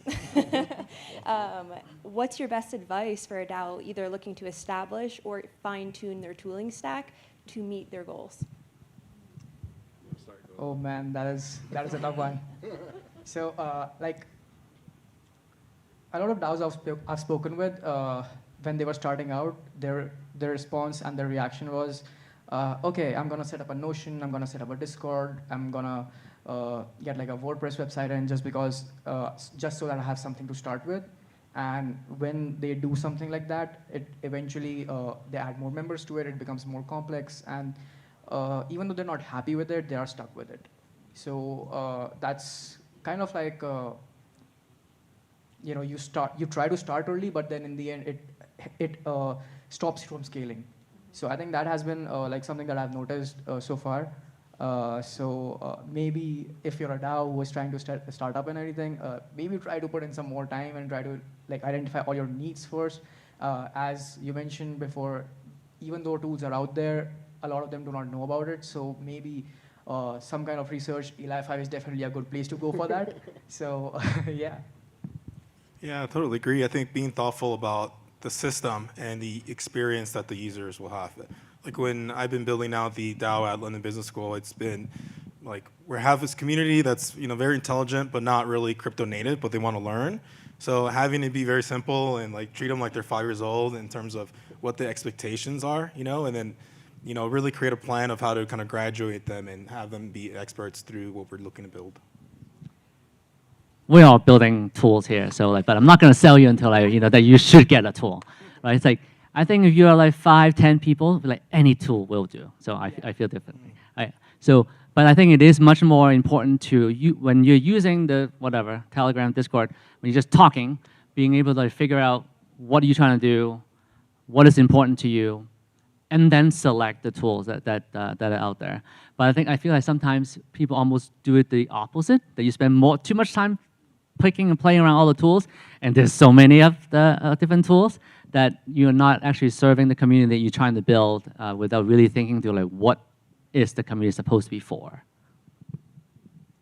Yeah, so I'm going to go with Kushagra on here. Eli5 is doing exactly that. We started off with Colony. We kind of did a needs assessment and reputation. The Colony reputation system, as we wanted, is something that we wanted in our DAO. So we used their product first, and then we saw all these different tools, and we're like, what are we gonna choose? You know, we went with Charmverse. We're testing out Samudai. So that's essentially what we were doing, and we're trying to help other DAOs determine what those best tools are for all the other organizations. So, you know, whether that's using a Charmverse, whether that's using a Samudai, whether that's using Common Ground, you know, there's so many out there, and it's just so hard to pick based on your DAO's context that we literally started a DAO to do that. So yeah, I would say if you're interested, you know, Eli 5, we're trying to do that and just explain DAO tooling in a simple way that hopefully will lift all the ships in this DAO ocean, per se. Yeah, and just to throw in my 2 Satoshis, I think knowing when to pivot is important. So even in our DAO, you know, we launched it with 3 people, and now our community has grown to almost 100 people in the past 3 months. And knowing when something's just not working anymore and being brave enough to pivot away from it is a huge step in the evolution of your community and your DAO, and just like maintaining that operational efficiency. So yeah, it's a hard thing because it's like you get set in your ways, right? You get in this rut of like, we're doing this, we know how to do it, but knowing when to move away from that into something new is really important. So awesome insight. All right, so let's take out our crystal balls and see. So the DAO tooling landscape is bound to evolve, you know, in the next 2 to 5 years. What do you think that's gonna look like? Are there certain things that you think need to happen in order for that evolution to continue? Or maybe there's some elements that you think need to stay consistent. What are your thoughts on that? Whoever is ready to jump in, go for it. I'll start. First of all, I think I'll expand a little bit sort of the definition of DAO to be just generally Web3 communities, because I think we're still having difficulty defining exactly what DAO is, but I would say any community that really leveraged the blockchain, leveraged different ability for you to track reputation, credentialing, memberships, transaction. That's, I think, what gets me excited about the future. And with that, I think it's the next 2 to 5 years, you'll see a lot more of these pieces that we have been talking about a lot in reputation, that you're being able to share your credentials or where you have worked, your contribution in whatever tools that you're using, being able to bring that with you from one community to another community, and then maybe even that becomes truly your Web3 LinkedIn. We talked a lot about that, but like when you actually look at the actual data, like can you really show your DAO contribution and then like have that be equivalent to LinkedIn? We're not there yet. I hope that will be there in 5 years. Yeah, to add to that, I think there are a couple of things that we'll definitely see. So first of all is the interoperability aspect of it, like some kind of interoperability standard which just helps the contributors to be flexible in whatever tooling they're using, because it's not really fair to them that if they're using one particular tool for a particular DAO, they do not get the same opportunity as they would have because the reputation is just not there. So that is definitely there. Secondly, I mean, there has been a lot of talk about DAOs not making revenue.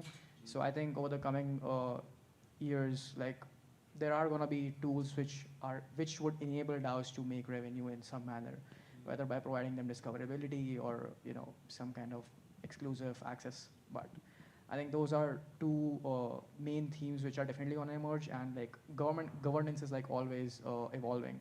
So as that happens, of course, reputation and delegation will also evolve. So I mean, we're in for a fun ride. So yeah. I guess I'll just add, I mean, I'm a bit biased. I think proper treasury management is super crucial to DAOs. Like we've seen a lot of DAOs over the last year just like fail, run out of money. Their token price is down 90% in a given year. So it makes it hard for them to have the resources to even try out these tools and for the leading tools to actually come out of the pack and be seen as the leaders, right? So that's one of the things that we're looking to fix so that this experiment can actually go on and have less of a failure rate. We're going to be launching our product next month, at least in testnet. So, yeah, looking to collaborate with any DAO, interested in treasury management. I think we need to chat. I would like to see in the next 2 years, I guess, legal implications. I heard the MyDAO speech before for DAOs. That's upwards of $10,000. I really like what Wrapper .wtf is doing, where you can mint an NFT and essentially you have your legal documents right there. For me, that hits the core of the diversity and inclusion issue. Some of these DAOs are going to be, at least what we have seen at the list of DAOs, are smaller DAOs. They don't have the funds right away. But how do we help these communities with, that were overlooked or or underfunded, and minting an NFT for $25 and that provides your legal documents all in one step, like creating that DAO in 25 seconds or something? Like, I think that's going to be huge, and it helps. Hopefully, it helps with that liability piece and then the accountability piece. So that's what I'd like to see in the next 2 years. Yeah, thank you. I'll go ahead. Yeah. To add to that, I think I spoke about this briefly in my panel yesterday as well. So, I think we'll also see more of these frameworks, like explanatory frameworks, come up, which will help newer DAOs to form with much more clarity. Because today, if I'm starting a DAO, I need to know what exactly I'm doing in order to have the legal security and everything going forward. Because today we are not very structured when it comes to that, and that is why that might be the issue. A lot of DAOs are facing legal issues, like the newer DAOs, and some people are even hesitating to create new DAOs. Yeah, totally agree. And something we're dealing with. We want to become a DAO as well, but our team is very international. So it's like, even if we wanted to incorporate, we'd have to. We're actively looking for legal opinions, and we have to probably get like 10 different lawyers in 10 different countries. It's like unfeasible, really. So even with us, that we have funding. So yeah, hopefully some clarity would help, or we'll just ignore it and just kind of proceed forward. Hope for the best. Yes. Awesome. Thank you guys so much. You got a minute. Yeah, we got about a little over a minute left. Maybe we throw it out for questions. Yeah, anyone? Sure. So since DAOs, DAO tools often have to generate revenue, how do you find that process of are you selling to a DAO? I'll answer that. I think at the end of the day, it's like all other value exchange. Doesn't matter what the organization is. That if we truly provide you a value, I think in return that we should be able to ask for a portion of that value, right? But of course, that's assuming that there's value for you to give, right? So if you are creating a product or service DAOs that you are making revenue, that you're already paying for a bunch of tools anyway, even though some of the Web3 tools maybe today is free, but eventually are not, right? But you still use, I don't know, some email, some collaboration tools that you're paying for. So I think it's not really that foreign a concept that we will have that value exchange as long as we are providing value to you. Yeah, to add to that, Web3, DAO tools are essentially Web2 SaaS platforms as well. So there's always a subscription thing, or based on what your business model is. And DAOs are already paying for Notion and the email stack that you mentioned. Some DAOs who I've spoken with are paying over $400 a month just to Notion. So, it's not like they're not willing to pay. It's just that the value, alignment should be there. So, just real quick, we're very focused on being able to accept the native governance tokens of DAOs as a means of payment, because they are valuable. The system is a bit broken because you eventually need to convert them to stable coins or even off-ramp them to fiat. So that's kind of that causes a lot of issues and a kind of a pricing death spiral when tokens get liquidated. Liquidity pools are very inefficient currently. So that's the type of cycle that we're looking to solve, so that this transmission mechanism can happen without negatively impacting the price of the native DAO governance token, or opening up the DAO to governance attacks as well when they lose or they sell out of these other tokens. We're over 40 seconds, but I have to give a shout out to the one of one sitting right here. So the moderator on this, thank you for doing this, Aaron. Yeah. No, thank you all for coming up and sharing your opinions and advice. It's been awesome, and go DAOs. Let's do it. Thank you. Thank you. Thanks, all.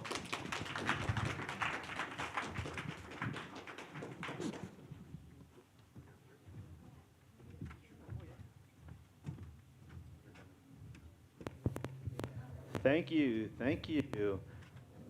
Once again, while we get the selfies, post this social media, message out. We have a live stream of everything, so if you can tweet, whatever it is that you do to communicate with people outside this room, go for it. Let them know about the party. If you don't know about the party tonight, let me know, and we'll get you the information. Starting to get it out there. And next up, we have, scan the code. Last chance, scan the code, and then we've got Lisa Walken from Talent DAO and lots of other talents. Can you hear me okay? Okay, wonderful. Hi, everyone. All right, so I think we've all heard this, whether it's from open source or Vitalik's paper on DAOs initially. Here I am on stage. Okay, so I'm sure we've all heard this idea that there's code at the center, humans at the edges. And yet I think we're far enough along in our evolution of DAOs to realize that that is absolutely not how this is playing out, that humans are still very much so at the centers of these organizations. And they are the reason that some of the DAOs are having make it or break it moments. And very similar to maybe a Web 2 context where they say people don't leave a job, they leave their leader. That's something that we also see is happening in Web 3. A lack of leadership, strong leadership, it's part of that gravitational pull that brings people into your DAO, into your community, has them contributing more, and where people are seeing different results. And that's why I'm so very excited to be here to ignite a conversation around how we cultivate stronger leadership across DAOs. And I've personally spent the last 15 years focused on developing leaders for the future. And about 1.5 years ago, I came to Talent DAO, who I believe is the DAO that is doing the most scientifically rigorous and relevant work in this space, to go really in depth on what does leadership look like in the DAO ecosystem. And you'll see here, like, why even study leadership? Well, there's definitely a case to be made for it. And yet what we do know is that leadership is leadership definitely could be a case, meaning that leadership in one organization isn't that any different than this DAO context. It's about people, it's about inspiring them, it's about setting direction, it's about clarifying tasks and roles. All those skills are very important. But what's unique about DAOs is what we see is this convergence of these really unique contextual factors. The fact that we have a pseudonymous culture, the fact that people can come in and they have to spend a lot more time building context for who are these people that I'm coordinating with, and what are we all trying to accomplish together? And so for the last year, this is something that we've looked into deeply, is this question: how do we develop stronger leadership across the DAO ecosystem? And we went about it in a very geeky, nerdy, scientific way of first doing our work of doing a literature review. So phase 1 of this work, which was conducted all throughout spring of 2021, was looking at 40 different meta-analyses and systematic reviews that represented 5,400 primary studies, over hundreds of thousands of participants at a variety of different organizations on the topics of shared, distributed, and collective leadership. Specifically to basically ask the question, like, let's not reinvent the wheel. What can we learn that we've already learned? And how do we apply that? So I'll share some of those findings with you.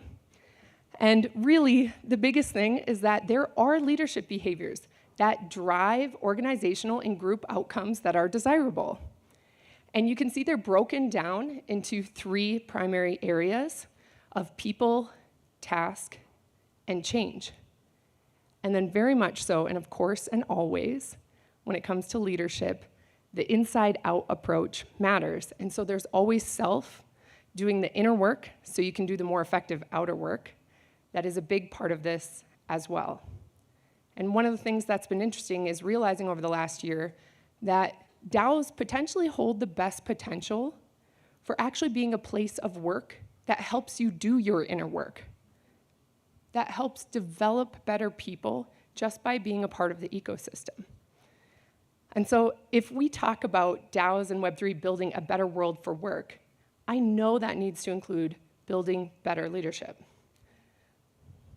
One thing you can do that we found throughout our literature review is you can ask your core team 3 simple questions, because this, what you see here on the screen, are the 3 requirements for shared leadership to even emerge in a group setting. And that first one is shared purpose. Does your community know where you're going? Social support. Do you have a culture where somebody knows that someone can lend a hand if they're in need? And then this last one about voice. Do they have an influence in the future direction? And we know we're trying to be open communities, but we also know a lot of stuff's happening on private Telegram threads where people know they don't have the context they need in order to make informed choices. And so that really brought us to the second thing is, okay, that's what we learned from the literature review, but it matters what this looks like in the DAO context. We know it is a little bit different. Leaders and people are making different choices than they would have in their Web 2 or traditional work context. And so what we did was we did what's called a grounded theory study. It's basically going super in-depth on interviews and looking at them line by line for what are the actions, what are the codes, and asking what's happening here to really understand at depth people's words, their perspectives, and the actions they're taking when it comes to leading in DAOs.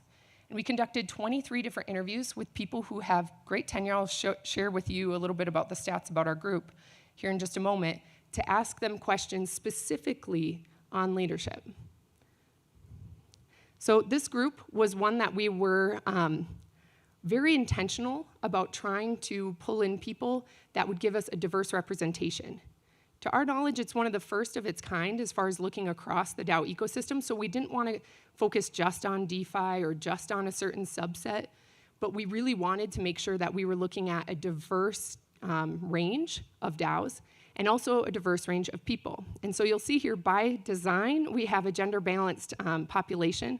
That did not come easily. Even we had to intentionally ask for women. All the referrals pretty much that we got were for men.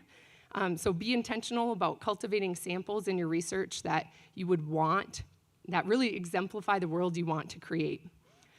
And then, of course, we have our age is 19 to 50. We have primarily a Caucasian and Hispanic representation, but also we've got people who are residing in 9 countries and from 11. So really wonderful to see this group. And we asked them their thoughts on leadership. And we'll go a little bit deeper on a panel here in just a moment. And there is a full report of this that I will link you to at the end. But what you can see here is that leadership is multifaceted. Just like DAOs are probably never going to gain agreement on what they are or how we define them, leadership throughout all of time has never gotten consensus on exactly how to define it. But here are the words from people in the space on what they say leadership is. From a personal lens, it's really about somebody stepping up to do what they're excellent or world-class at that provides a lot of value for the DAO. That was from Sin, and she's actually one of our panelists you'll hear from in a moment. Relational, providing courage and clarity to other participants in terms of how they can actually act within the community. And then organizational, enabling work teams to be autonomous and productive. They elaborate further to give us deeper insight into how we're seeing the space by saying leadership in DAOs is helping the group navigate what the next thing is. It's about influencing the direction of where the community is leading. It's about providing frameworks. And it's not by position or pay, but time, reputation, people's willingness to value your opinions.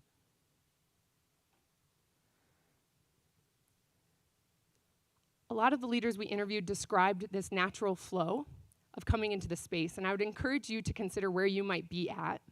This seems to be a prototypical journey that people come into the space very idealistic, very excited. They learn a little bit about Web3, they open a wallet, they get even more excited, they start feeling their sense of agency, their capability go up. And what happens is they eventually start seeing all those possibilities, but experiencing FOMO and their own personal limitations of where they can give their time, as well as the limitations of the DAO ecosystem. Things don't maybe do exactly what they'd want it to. And that can lead to this valley. But then what happens is people start practicing a little bit of selection. They start going a little bit deeper on being intentional with where they spend their time. And that really allows them to carve out their space, to be selective, to prioritize, and to contribute in a way that feels like they're really leading their own journey. And when we ask participants, what does leading feel like? When was the first time? There wasn't a specific spot on that flow that they called out. It was really about this gradual evolution of realizing that people trusted you. And realizing that you know more than you knew before, and you know more than maybe you think you know. And so some of the things we asked was for advice and pitfall to close out the interview. And I love this piece of advice from Daniel of basically saying, I pursue developing myself. And as a consequence, that impacts everything. And then from Andino DAO, this notion of ego came up. And so the 3 slides that I'll leave you with here before we jump into the panel are just some summary images. Again, you can read the stories. I encourage you to read the long-form article that I'll link you to. The stories, the perspectives, the interpretations, they matter, that we get more nuanced and that we look at leadership more deeply. But these last 3 images here, and this isn't necessarily an image as much as a mantra, a calling, an invitation, is that in this space, what leadership needs to look like, the real shift from Web 2 to Web 3, is this notion of mojo over ego. That we care less about the position that we're in and more about how we can contribute to moving the work of the DAO forward. And so I encourage you to think about your own unique strengths, your own journey of knowing yourself, and how you bring that boldly into the space with your asks and offers. And then also that you keep your ego in check. And what that looks like is going to be different for everyone. But this whole idea of a central point of failure is something we want to make sure that we ourselves are not turning into that central point of failure for our DAOs. And then this is one we'll talk about at the panel. So I wanted to just give you the visual so you can see the social support that many of our interviewees described. We need non-Web3 friends to keep us grounded. We need experienced mentors in the space. And we also need coaches and even therapists because we're all on a journey and we're all needing to do our inner work. And then we need to be having conversations. And leadership is happening at many different levels, at the DAO level, small group level, individual level, but the small group is where the magic is really happening. So if there's a place to start, get together with your small group, have a conversation, and I encourage you to talk about these different ideals we have in the space. This idea of centralized or decentralized, this idea of private or transparent, and make conscious choices, and don't keep that closed off.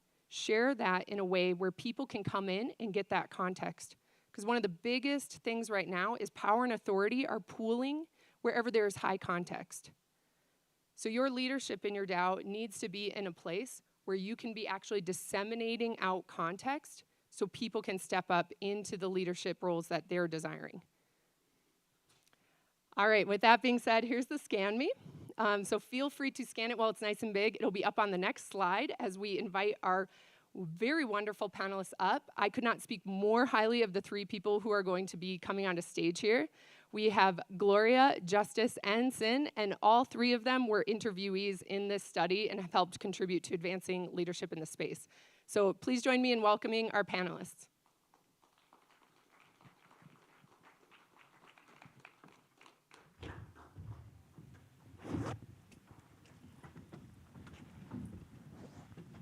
I love it when panelists sit right under their photo. It works out perfect.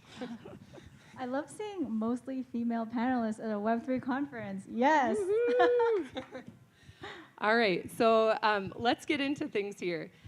First and foremost, we'll do brief introductions so we can just go down the line. But when we're doing them, I would love, and actually I said brief, but let's go a little bit deeper. If you could introduce yourself, brief intro, but then share something that you're currently advancing in the space. As many of our participants reflected on leadership right now, it's moving the work of the DAO forward.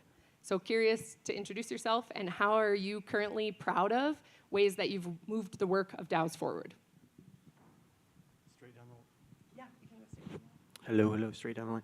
First of all, sorry I'm up here again, but I'm the same one who was up here a minute ago. My name is Justice. I go by 0x Justice in the DAO space. I work for Polygon Labs. And something I'm proud about advancing, I would say, just rigorous org design using DAO tooling and Web3 token engineering. I find it so fascinating, and I think it's so promising, and it's the foundation on which we'll kind of rewire and redesign society and the way the whole world works. Yeah, I'm Gloria. I was at Getcoin for a while. Now I'm at Supermodular. And I think this week I'm most proud of Shelling Point because I'm putting that on, and Buidlbox, which you all are building on, which is also my team. And so it's a lot of work this week, but I'm really proud of that. In general, in DAO spaces, I think I'm really proud of just like jumping in and joining DAOs. and seeing people through the early stage of the process and being able to advise on that. I've been in a lot of really cool DAOs that like started overnight and got funds overnight, and then some that worked, some that didn't work, and some that are being revised right now. So yeah, it's a great process. Hey everyone, I'm Sin. I'm the CEO at DTravel. We're a Web3 powered travel ecosystem and working our way towards being a DAO. I'm also part of numerous other DAOs because there's so many amazing DAOs out there. And I would say two things I'm trying to advance in the space. One is just getting more women into Web3, but then also helping them succeed. I think there is this mistaken narrative that there's no women in Web3, and that is not the case. Obviously, there's some amazing, amazing women in Web3, but the problem is that our voices don't get represented. When there's a panel, when there's a talk, when there's an event, it's almost always men. And unfortunately, there's so many smart women in the space who aren't getting airtime, and I think that's something that I really want to help change. And the other thing, you kind of talked about this a little bit, Lisa, is that DAOs are so amazing, but I think that there is this variety of experiences and knowledge of the people in DAOs, and we don't provide enough structure to help people be successful in DAOs. And so process-tizing, which is usually a dirty word in Web2 organizations, I think is really critical to that, so I really want to help with that part. Awesome, wonderful. So we also just got a general overall sentiment from people we interviewed about this idea of we need to be able to set our egos aside in this space, that it doesn't help with cross-pollination and it can be a genuine barrier. So this whole notion of mojo over ego comes into play. So I'm curious as to how you each live into that, even if you want to comment on maybe how you wish DAOs did or did not live into that, but how you personally develop yourself in this space as well. Straight down the line? Okay, okay. I think for me, I noticed that the scales are tipping in the wrong direction when in my mind it becomes more about like my mission or what people think about me or my impact rather than about the thing. What's the thing? You know, it's natural to get into the thing, the mission, the project or whatever. We're wired for that, to be energized.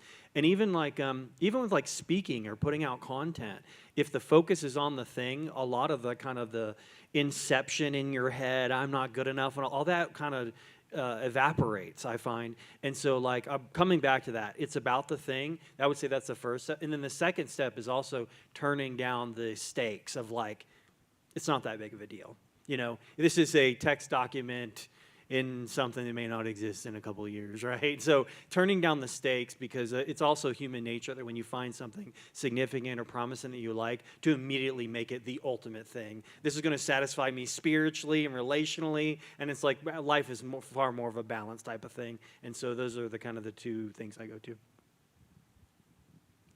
I think I'm someone who has like, if you know me, you know, I have like a little bit of an anarchist streak. And so like a little bit of chaos and a little bit of spice in life just makes the world go around. And so when it comes to DAOs, I really take every type of contradiction that's to me personally and think of it as like feedback, and just they're giving me information from a contradictory point of view, and maybe there's something that I can gain from their perspective.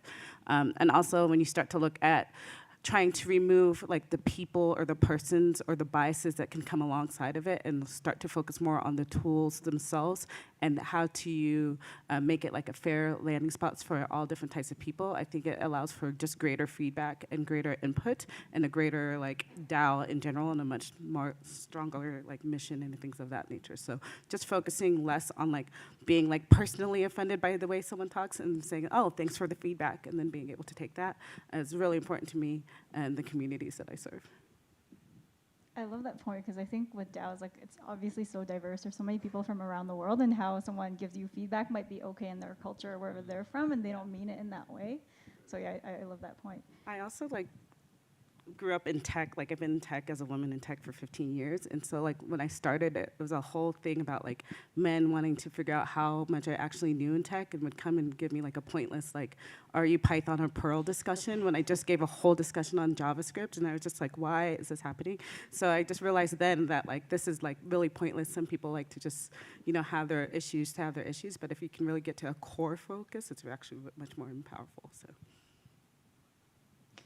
I think for me, mojo over ego is about, I think in Web 2, there's this belief in a zero-sum game.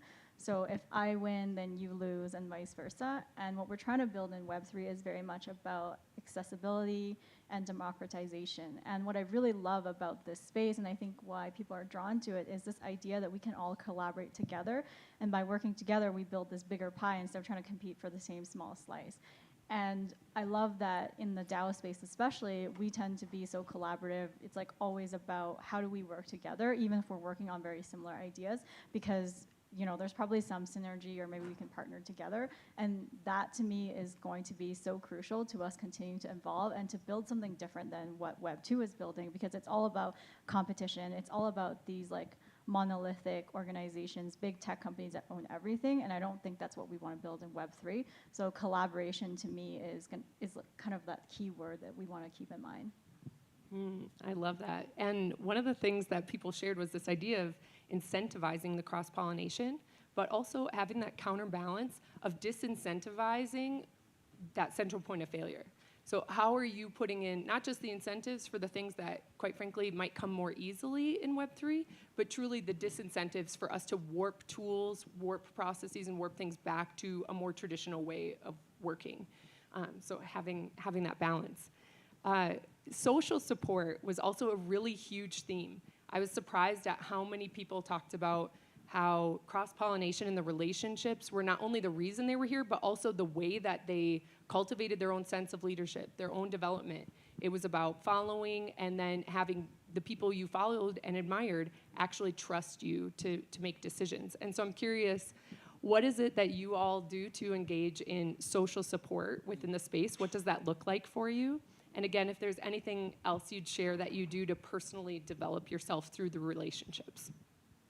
I would say when I came into Bankless DAO, which was the first DAO I was like super involved and committed to in a long term, I was having a hard time kind of seeing the big picture. And so what I started to do is like voices that I heard a lot, I would schedule 15 minutes where I could find a Calendly link and kind of talk to them and say, hey, what's your background and stuff?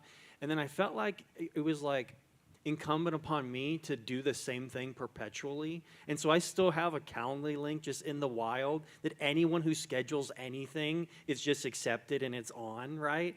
And the crazy stuff is like, I've been super busy, packed and all this, and I'm like, hey, this is one of those that came through, and hop on and they're like, hey, do you even know who I am? I'm like, no, let's jam, you know? And some of these people have gone on and done like crazy stuff, and we've had amazing friendships. And I'm like, I'm super happy that this is still like out there, this accessibility, you know? And I'll say this too, like Brian Peters, B. Peets from Sobel, he took me under his wing to co-author my first DAO proposal. And let me tell you, that first proposal that had my name on it as a co-author, I cried. I was like, I have arrived. We are building the future. I'm like on the front of the Starship Enterprise. It was like such an amazing thing for me. And he didn't have to do that. He knows everybody. So like I kind of learned something from that to pay it forward and maintain that pattern. I'm a big believer in language, so I speak 5 languages, and I really enjoy other people being able to speak in their languages or have things in their way. And for those who've done GetCoin hackathons, you know that I host a lot of the workshops, and I like them to be hosted within like their time zones. So a lot of times it means like I get up at 3 o'clock in the morning to host a hackathon if it's in China, or to host ones that are in Asia, it's 4 o'clock in the morning. But I've transferred my schedule to really be adaptable to pretty much anybody all over the world, that they can all have access to me. And I try to just be open for people on that aspect, and create vibes and let them communicate in their words, so it's not so centralized around me, the American person, and having to speak English, but people are able to communicate in the language that they're most comfortable, and if necessary, I'll get the translator. And I think that that's helpful for people to be able to get their thoughts out in a way like that is natural to them, and be able to communicate to peoples across different cultures that understand problems that are that they're facing themselves. So I think the more that people can speak in a language that's comfortable, or in even terms that are uncomfortable, like even I am surrounded by terms all the time, and if there's a term that I don't know or a resource that I need to like amplify, I'll go ahead and share it with people. And you know, the space moves really, really fast, and so I remember being in a meeting once where Kevin had said something that was about regenerative crypto economics, and I like had no clue what that was, and so I typed it in Google and I like looked it up, and the only reference I could find was a meeting that he and I were in 2 weeks ago, and so I was just like, okay, I'm way ahead of this curve. So, you know, like trying to get some of these stuff out there and just encouraging people to like, you know, record the meetings and share information or connect people to people who would benefit from it is really important to me. It's a bit Inception, right? Yeah, it was very like, whoa. It's funny. I think for me, there's two things about social. One is that Web3 is obviously a bubble, and we love this bubble, right? We love to find our tribe, we love to find our DAOs with people who are like us, we speak the same language. If you don't use that terminology, it's a way of insider speak as well, so that's sort of the dark side of it. But I think that it's important for all of us to spend some time outside of Web3 because there's a lot happening in the world, and I think we think everything is going to be decentralized, everything is going to have blockchain, everything should be tokenized.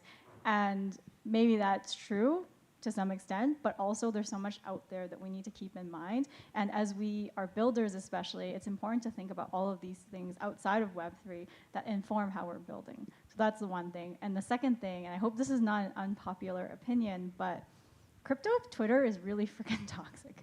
Or not just crypto Twitter, but like Discord sometimes, Telegram. People, it's shocking what people are willing to say behind the safety of a screen.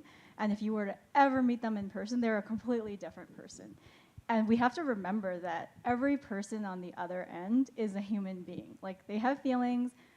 You might have an off day, and that's okay. And I'm not saying that you shouldn't voice your opinion, but we should all remember that we should try and respect each other as human beings and show up in that way and have love for each other, because we're trying to recreate something different in Web3. And when we bring that toxicity, like, that just spreads. And people who are coming into the space who are new and they see that, they're scared off by it. So if we want mainstream adoption, we have to make it welcoming and really open and inclusive for everybody and lead by example. And I think that's something that's really important that we don't really talk about enough. I would have to say, though, just to piggyback on that, like, it's not just a crypto thing. Like, within open source and software engineering, like, you know, we're all 4 times more likely to have really intrusive thoughts and be impacted by like people's works or people who have left it. If you've known the history of open source, there's been some great contributors that are no longer with us. And I think that if we could just like realize that we need to be humane towards each other first and foremost, that's really important. And so for me, when I'm dealing with builders, like, yeah, I'm a very happy-go-lucky, and I'm always like very happy to see everybody that's here and always being really welcoming. But I try to be as open as possible because I know that people's impact, like, they might not think that they're next top person, but it's hard if you're like constantly saying like, you know, how many lines of code did you contribute, to think like, how are you contributing as a person, or where are you valued within the space? And just so it's important for me that people know that they're valued even behind the computer and in front of it. Like, so you're a normal person, you're brilliant, or, you know, even when you don't think you're brilliant, you're still really brilliant, and you have a lot to contribute into the space. And that, in its core, is what DAOs are. Is like your unique perspective is needed within the circle and in the community, and to be encouraged to do that. And like, not all conversations need to be super serious. Like, some of my favorite things about conferences like these are like game nights and coloring book days, or, you know, hanging out and having dinner. So just take those times to kind of meet friends in those type of surroundings as well.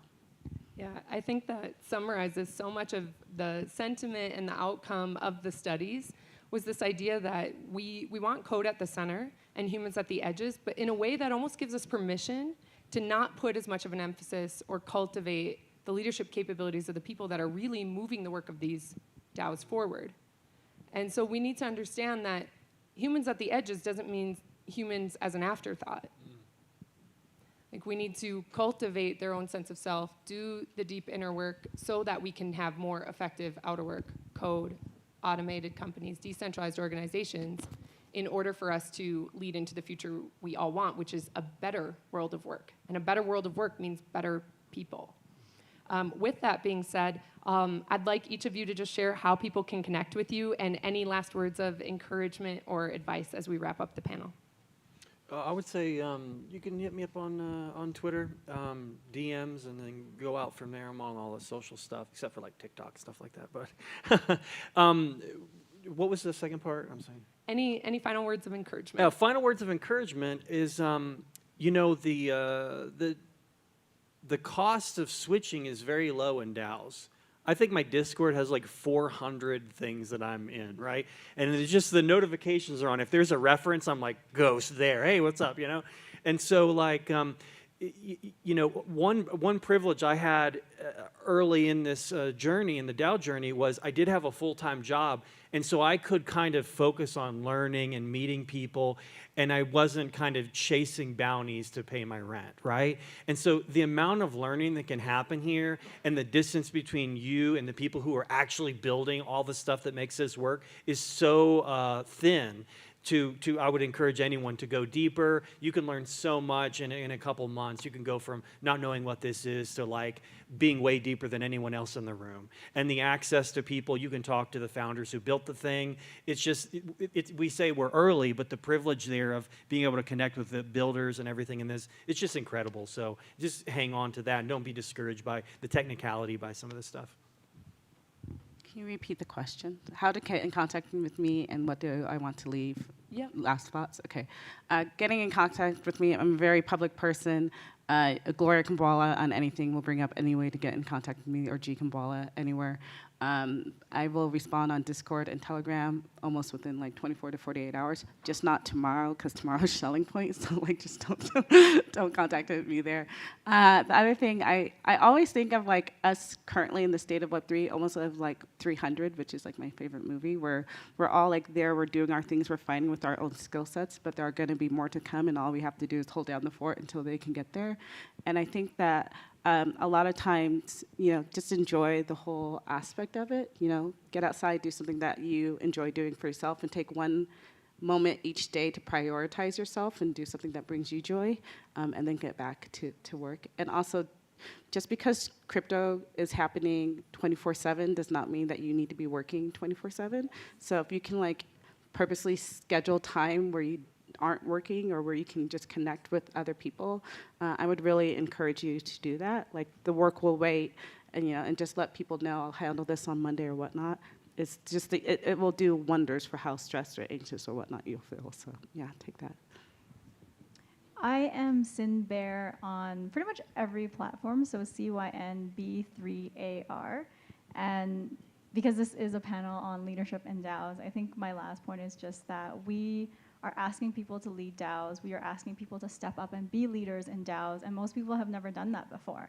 And we expect them to just know how to do that when we ourselves are learning and growing as leaders. And so it's so important for all of us to basically provide those resources and training and be a mentor to other people instead of expecting them to know how to do it. Because again, everybody comes with it from so many different viewpoints and experiences, and you have people who probably have never worked in a company before, so they don't even know what corporate organizations look like.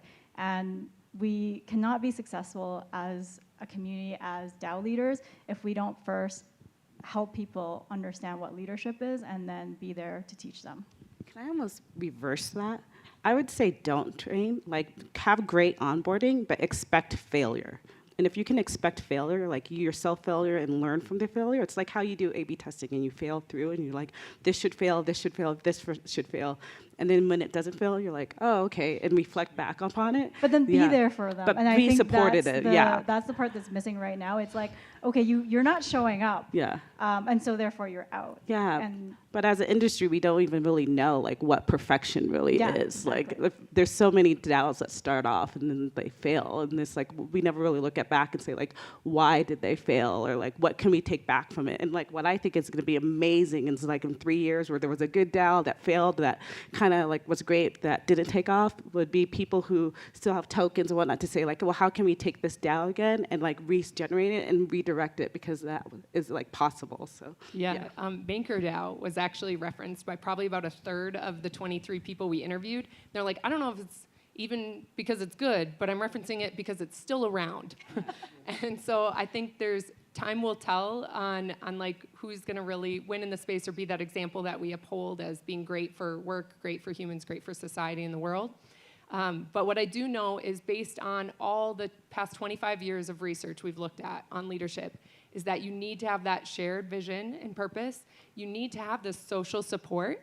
So you don't need to tell people what to do, but challenge them, give them resources, toolkits, so they can find their way, and make sure you give them that social support. And then lastly, let them have their voice. let them be able to impact the future of your DAOs. And with that being said, that wraps our Developing Leadership in DAOs panel. Thank you all so much for joining us.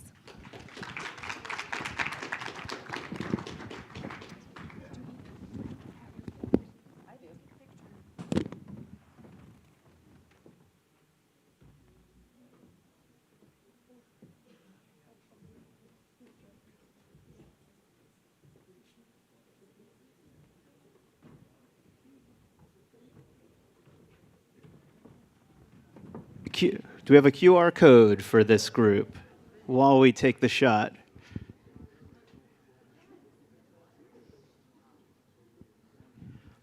Beautiful, thank you. And next up, we have Marlene, AKA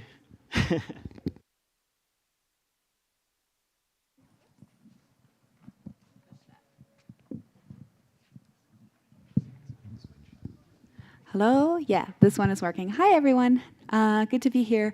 Where's the clicker? Here, great. Okay, cool.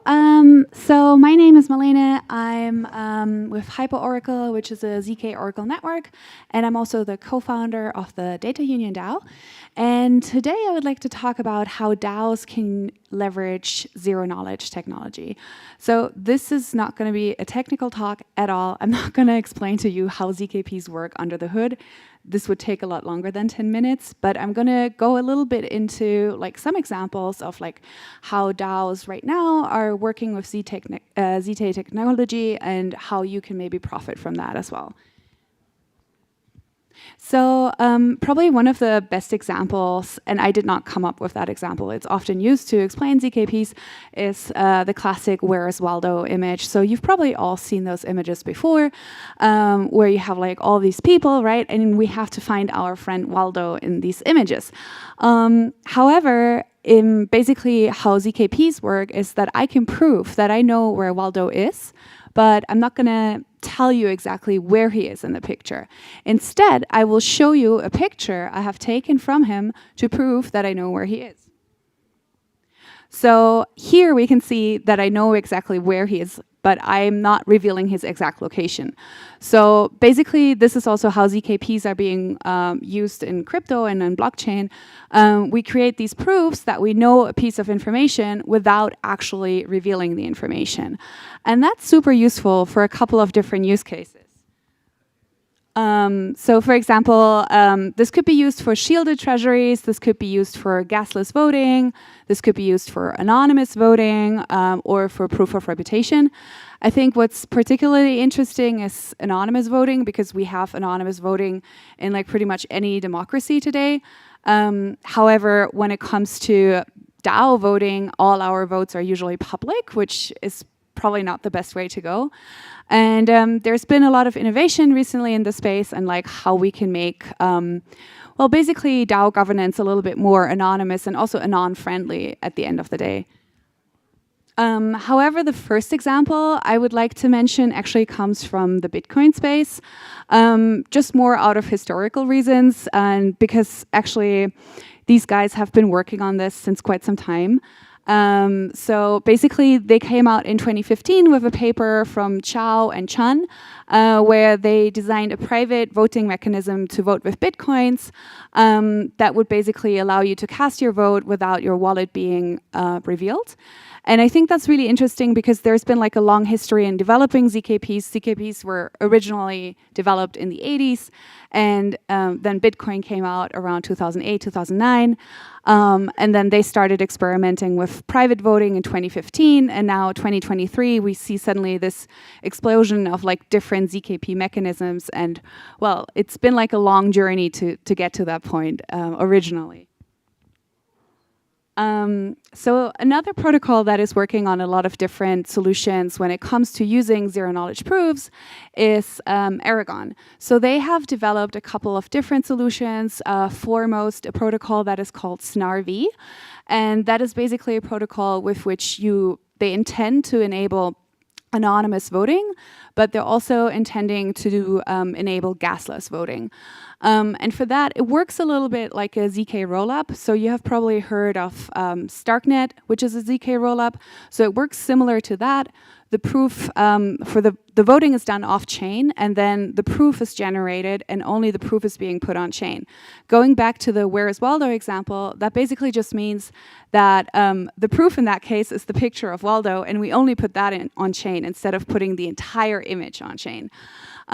So they have developed this. However, they're still kind of researching how they could also implement a more privacy-friendly way of voting into these two protocols.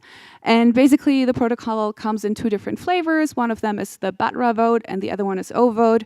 Batra vote is also for very interesting if you want to delegate your votes. And the other one is like a little bit more complex, the O vote mechanism. Yeah, I think it's going to be interesting to see like what these guys are going to be developing going forward. I think especially when it comes to the privacy friendly voting mechanisms. Another voting tool that you probably are all familiar with is Snapshot, and Snapshot recently announced last year Snapshot X in collaboration with Starkware, which basically leverages Starknet. As mentioned, Starknet is an L2 scaling solution that uses ZK rollups. And basically with that, we can make voting a lot cheaper for DAOs because the voting is done off-chain and then only the proof is being put on-chain. So it works really similar to the Aragon use case. Yeah, however, unfortunately, also Snapshot has not developed any kind of anonymous voting mechanisms. They have something that is fairly similar to an anonymous voting mechanism, which is called, which they're doing together with Shutter Network. However, that's only temporary private voting. So that means basically, while you're casting your vote, it is not being revealed what everyone is voting for. And the intention here is that no one can kind of sort of influence a DAO or a certain group with like casting their vote. Maybe there's this one very influential member in a group and everyone is voting the way they are voting. That wouldn't be the case here because the votes are being shielded. However, it's not a privacy solution either because at the end of the day, all the votes are being released eventually. And then I think this example is really fun. It's called a private DAO protocol, PDAO, from Griffin Duneff and Dan Bonnet. And basically, they took their inspiration from the Constitution DAO failure. You probably heard all about the Constitution DAO. These guys raised 30 million and they wanted to buy a physical copy of the Constitution. However, they got outbid pretty quickly by someone else who just saw how much they actually had available in their treasury to buy the Constitution. And therefore, this other bidder placed a bid of, I think, $34 million. And therefore, he was able to outbid the DAO. And, whoops. And basically what these guys are proposing is a mixture between a juice box-like DAO funding mechanism and a shielded treasury mechanism using Tornado Cash Nova. And basically for that, you all know how Juicebox works. You can use that to fund DAOs, but basically you would just have one major address where all your funds are being sent to. And you can see if you have like 5 DAOs, for example, that are using this funding platform, that those 5 DAOs collectively own $100 million. But you don't know how much an individual DAO actually holds in terms of their financials, because that's in this shielded pool. And then DAOs could actually participate in these bidding auctions where they don't have to reveal upfront how much money they actually have, which gives them a lot of more negotiation power. And I know that Tornado Cash has made like a lot of headlines in the last year, right? And I mean, the North Korean government is using them to launder their money after like doing major hacks and all of that. But it's also a pretty useful cash just to have like a very normal and very business-friendly negotiation mechanism, which we have in any other business as well. If you have like a normal company, nobody has access on like your bank account and nobody sees how much the company actually has in treasuries, right? So I think this is a really cool solution. It's more of a proposal these guys have made, so it's not like a built-out final solution yet, unfortunately, but I'm really excited to see if they're gonna like be working more on this in the future. And the last use cases I would like to talk about are from Ethereum's privacy and scaling exploration, which is basically a program from the Ethereum Foundation that focuses specifically on funding ZKP use cases that can then be used for like, more like user-friendly applications. And 3 of them are Semaphore, Unirep, and Interep. Basically, Unirep and Interep are pretty similar. They're both reputation systems where you can like hide your reputation. And Semaphore is basically a membership mechanism where you can prove your membership without revealing your membership, without revealing your identity. So basically what that means is using Semaphore, you could, for example, prove that you have attended DAODenver, or that you are a member of a certain DAO, or that you have been affected by a certain hack. And I think that's pretty fun for like, you could imagine you could have like a Twitter employee, for example, who would like to blow the whistle, and then you could create a proof that using their email address that they are indeed a Twitter employee, and then they could kind of anonymously, but in a verified way, release some information which would otherwise get them fired. All right, that's it for me. Unfortunately, my panelists didn't have time to stick around since we have a little bit of a delay today. But you should check them out. I was planning to be speaking with Elad here from Nouns DAO because they have implemented a really cool private voting mechanism together with Personi Labs. So check them out if you're interested in like how this stuff is actually working in practice. And yeah, thank you so much.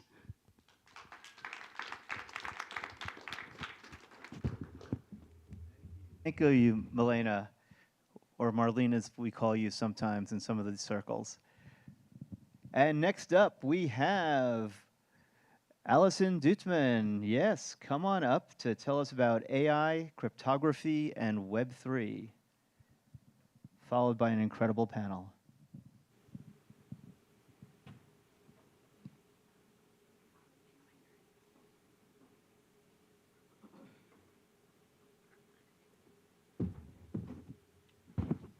All right, this will work. Yep. And clicking. Do I just start clicking? Yeah, okay. Okay, well, I have no idea how I'm going to cover everything that I'm about to say. And usually I prefer to give talks by just like switching between tabs. So this slide deck was literally just created on the fly. So I hope you, you forgive a few of the, let's say, not ideal formatting. Anyway, I run Foresight Institute. Foresight is a 501c3 nonprofit that focuses on advancing a few specific areas in technologies that are still undervalued. So like all of that stuff like that people usually don't get into because it's too ambitious, too transdisciplinary, or like, you know, frankly, like there is not really a space to do this yet. So we have these interest areas. We have intelligent corporations, so it's decentralized computing, molecular machines, so it's molecular nanotechnology. In neurotech, we do mostly brain-computer interfaces and whole brain emulation stuff, so all this stuff that's at the fringes. In longevity biotech, we support mostly like biostasis, cryonics, but also some partial reprogramming stuff. And then in space, anything from like near-term satellite to like long-term asteroid mining. And the existential hope group is like our positive kind of like philosophy layer around actually advancing these technologies to positive futures. So why am I telling you all of this? Well, in each of these tracks, we have fellowships, prizes, workshops, and so forth. So everything that you usually do to create a new ecosystem. But I think there's one specific area that is kind of looming as almost the operating layer that can advance all of these technologies much, much faster. And that's what I want to talk about with you today. And so that is all of you guys, the stuff that you are working on, like decentralizing technologies, I think have the potential to fundamentally revolutionize all of the ways in which we do all of these things. We've heard a lot about DeSci already, and I'm so delighted that this ecosystem is growing.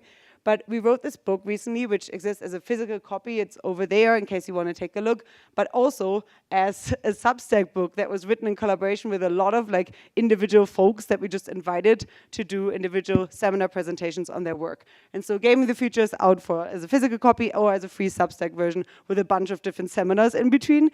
And we basically went out to a lot of the cryptographic and decentralized community and asked them, like, what are you building that could really have the potential to do 3 things?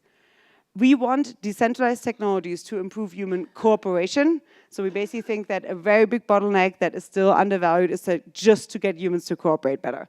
We also need to improve defense because we have a bunch of different technologies that are leading to a bunch of new risks. And so we need to have decentralized solutions to civilizational defense. And finally, we need to do both in light of AI. And I'm hoping to spend most of my time on the last thing, and I'm going to quickly give you a few glimpses of the first two as well, because they're in the Substack book as well. Improving cooperation, I think two things I want to point out to there that where cryptographic systems are really interesting for, like generally decentralized tech, are prediction markets. So prediction markets on the left, this is literally a prediction market that we had at one of our member gatherings in 2000, where people sent cash to our offices or sent checks to our offices to make bets on the future. Since then, we have a lot of better tooling available, and many of you are working on this, but I really think that, you know, with the current crisis of like sense making, really want to point out as this to be one, like where I really want to draw your attention to and contribute more. Second one, for solving all of the collection, like action problems that we're so worried about, dominant assurance contract is a really wonderful concept from Alex Tabarrok, which is a bit like Kickstarter, which uses assurance contracts to some extent, but you also have a premium for if other people don't contribute. Anyway, those are two of like, I think 30 examples in this chapter of how to improve human cooperation using the tools that you're working on. Second one is how do we do decentralized defense? We have two traps that I think civilization is running into right now. Trap one is called small kills all via technological proliferation. So let's just say humans cooperate much, much better over time. We get all the wonderful bio-nano neurotechnologies that many people at Foresight are working on. Then we also have this problem of technological proliferation that leads to like the ability of a smaller number of actors actually being able to destroy civilization. And we have a lot of potential bio risk, chemical risk, and so forth that we're currently like running into very, very soon. On the other hand, usually the solution that we get to this is this civilizational suicide trap. Usually like the main tools that we have to defend against risks are like large-scale actors like governments coming in and hardcore surveilling a space. Like I think, honestly, once governments will realize how bad biosecurity risks actually are, there is an argument for them to like actually just go and like hardcore surveil all the existing biolabs in the world. And I'm really terrified of this because I think centralized surveillance solution and enforcement solutions will also come with these major single points of failure that I think few people in this room would want and many people are very, very well aware of. So we need a kind of third solution, and there's a bunch of different ways in which cryptography can help here.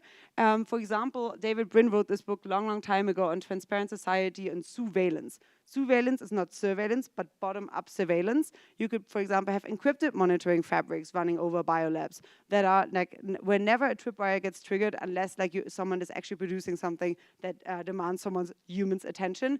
And so you have this like multipolar surveillance by which different actors are surveilling each other. Anyway, we need a lot of you to work on this stuff because otherwise we're going to get the centralized surveillance mechanism. Now, I want to talk to you for the rest of the 5 minutes about a bunch of different toolings in decentralized AI. And so I think even if we figure out how humans cooperate better and how humans defend themselves better against technological risk, ultimately we need to enshrine artificial agents into the mix of our civilizational cooperation structure. Otherwise, we just won't get anywhere. And so we have this notion of civilization as a superintelligence that is already aligned with human interest.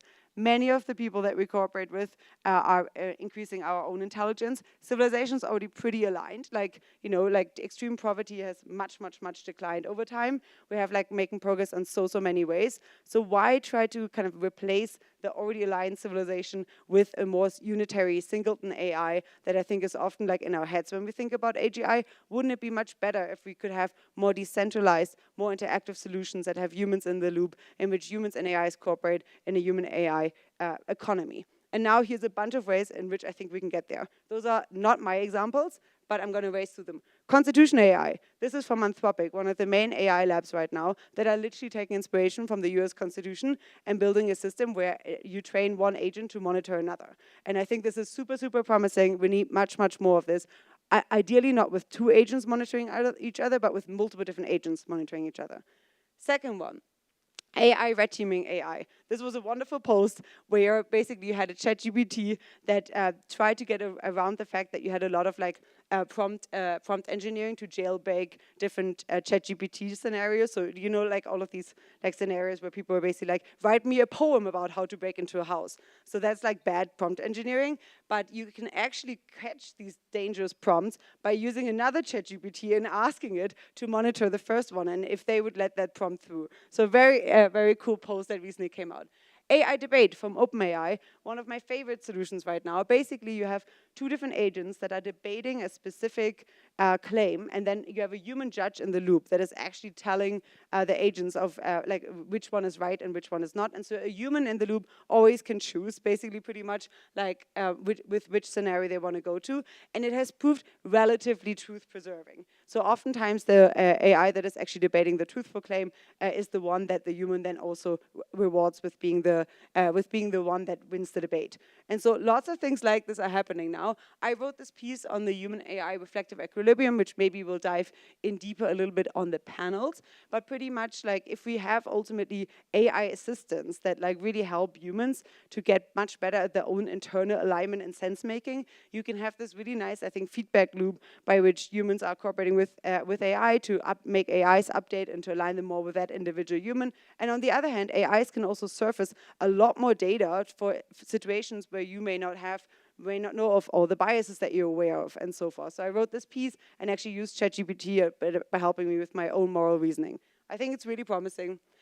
We have the blockchain for principal agent alignment. Like many of the agents that we're building are really like relatively opaque right now, but some of them you could make a little bit more transparent by putting parts of the internal workings on the blockchain.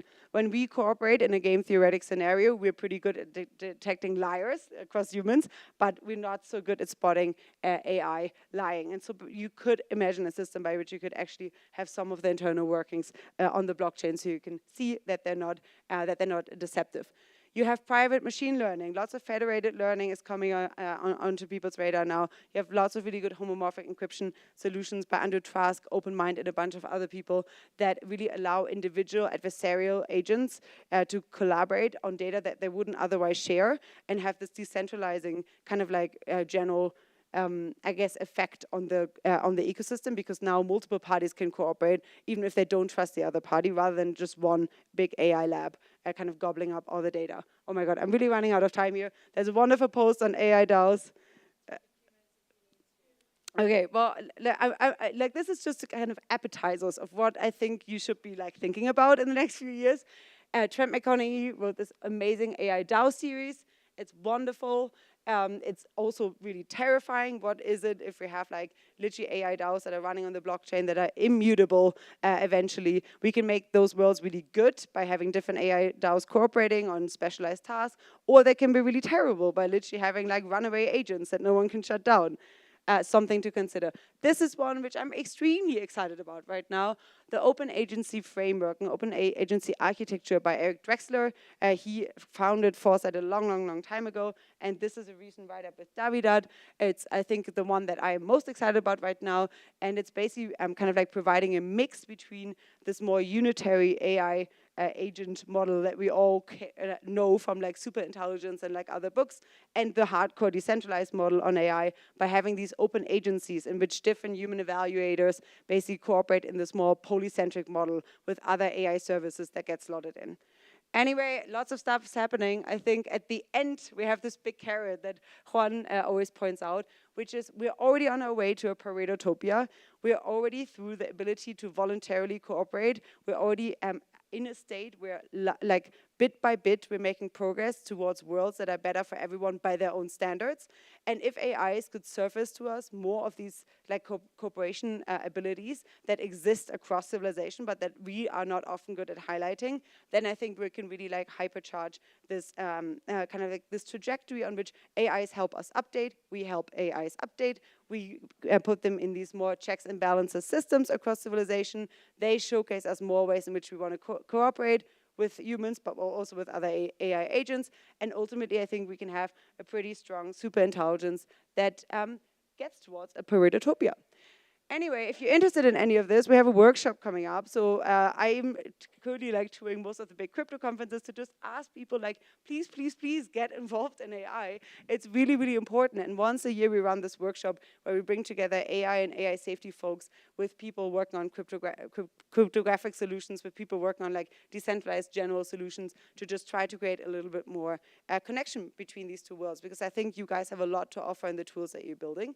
And I would be really delighted to see more of you at the more AI-focused bits. And that's it from me. Now I'm super excited to welcome my panel, which is Richard and Shadi, who are already in the audience. And while you get up on stage, I'm also going to get my phone to help me with questions if there aren't any. Thanks, everyone.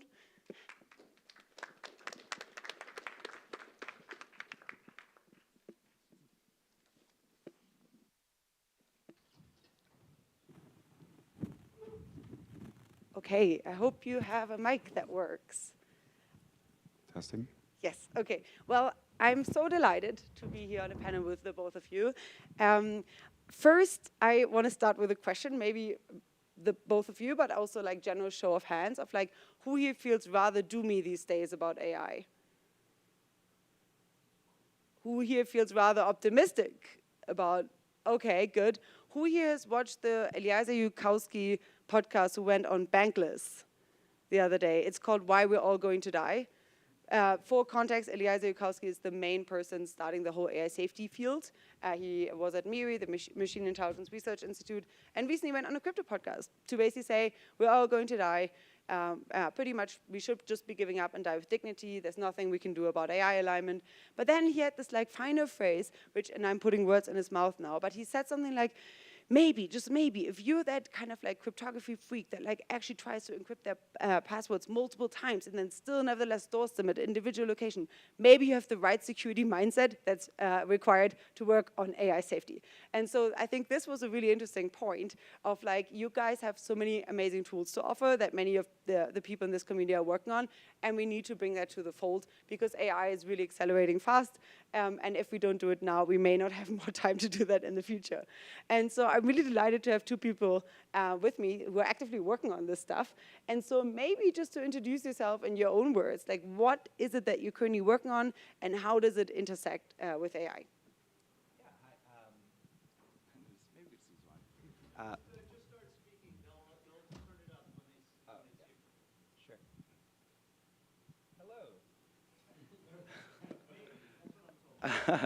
Yeah, I think we could just share the mic here anyway, since we won't all be talking at the same time anyway. Hi, everybody. My name is Shadi. I'm a co-founder of Holonym. It's a zero-knowledge identity protocol that makes things like surveillance possible. We allow the ability for public blockchains to make proofs on identities that are private. So, for example, in this example that Allison pointed out with a lab, a decentralized lab, you want to know that they're all communicating with each other publicly, but also you might want to keep them private for some reason or the other. So was there anything else I should say, maybe? Or This is great for now, but how do you actually like see that integrating with AI as well? Do you think that there's any like potential risks, opportunities you really want to kind of like start thinking about now? Yeah, I think the most valuable assets or inputs or raw energy that AI thrives on is structured data, and specifically open structured data. So an AI that can just go off and scrape the internet for things that fit its ingestion routines, things that data scientists spend a lot of time wrangling, right? Very high intensive labor tasks, so we're just making it easier for them. And with ZK proofs, we provide individuals the ability to keep their data private and being able to consent into agreements that are contractual, like say through a smart contract, and decide what exactly they're getting into, right? So providing sovereignty in the hands of the user through consent with privacy as a first principle as entering that agreement in a digital, in a digital scheme, yeah. Wonderful, thanks. Richard.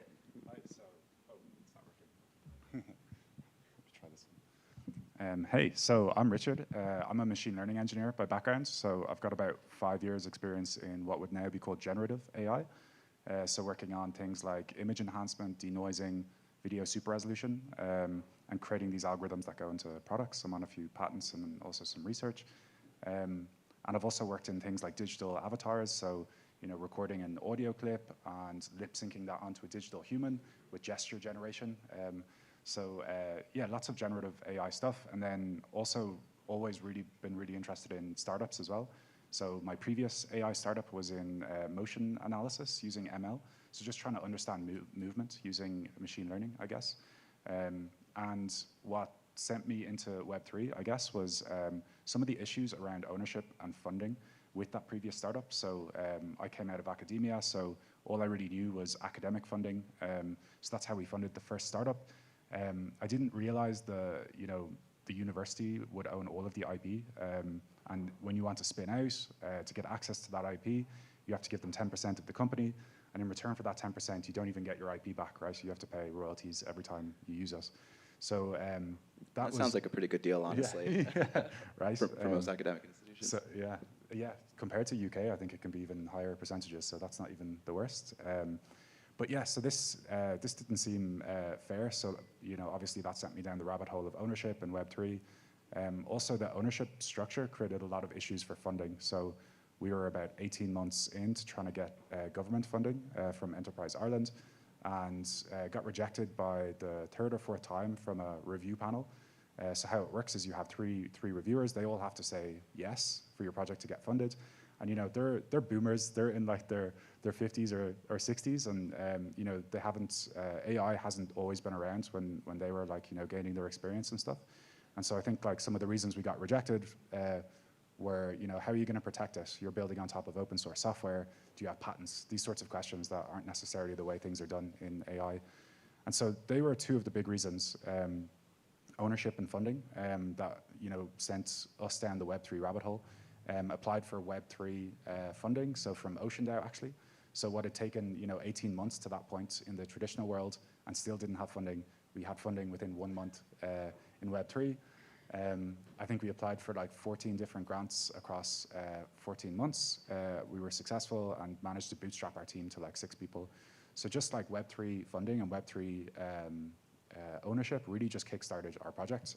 And I think that's one of the killer apps of Web3 and crypto, right, is funding new things. And so if we can bring that new funding structure even to just like centralized AI startups, I think that would be a really big thing as well. But yes, sorry, I'm going on quite long, but apart from that, we've worked on a bunch of like decentralized AI infrastructure and stuff, things like decentralized marketplaces, decentralized storage, decentralized compute, DAOs. There's really a whole ecosystem that needs to be built in decentralized AI, and Alison has talked about a lot of the different areas, and there's very few people building at the moment. So it's a huge challenge, but hopefully we can kickstart it, especially with all of the interest that's starting to come around AI, and start a new space essentially, which is like decentralized AI, similar to DeSci and overlapping with DeSci, but has different issues and considerations. Yeah, who doesn't know what DeSci is? Just okay, good. Wow, this is crazy. Like last year, Shadi, another very dear collaborator, Eugene, and I put on like one of the first DeSci tracks at the ETHDenver back then, and I'm really delighted to see that it's really sunk in and is now a bit more mainstream. And I do think that we'll get there with AI as well. And I do think that there's also a ton of like really interesting integrations between DeSci and AI to be done, and maybe like tackling a few of those, or just like. We know a little bit now what you guys are working on. I would also be super curious. You already mentioned decentralized marketplaces. Ali Yahya from A16Z wrote this awesome post on decentralized autonomous hive minds as a mix where like different marketplaces could bootstrap different DAOs that are like powered by AI mostly, and they could then collaborate with each other. There's a bunch of like interesting literature out there. What are a few of the kind of like bits and pieces and projects or ideas that you want to kind of like tickle people's imagination with, that they should that they should be starting to think about when they think about the intersection between crypto and AI? Yeah, sure. So I think DeSci is actually a really interesting space. Like we're collaborating with Absentia and Shadi to combine the Web3 kind of connective tissue, which is all of this linked and structured data, with LLMs on top. So for example, if we have identity technologies, how can we use LLMs on top of those to do things like, I don't know, recommendations between projects and people, or person introductions, all this sort of stuff. So yeah, how can we build like LLM systems on top of this connective tissue? I think that's like quite a common theme. And then another one is like with DeSci Labs, for example, they're building these research objects with a bunch of structured data. And so we were chatting to them to see if, can we build a research assistant on top of this? So like one of the things that I do when I research now is I use ChatGPT. You know, if I don't understand a paragraph, I can copy and paste it into ChatGPT. Have you ever used Elicit? I actually haven't. I keep meaning to dive in. I've heard it's very good. It's really good. Yeah.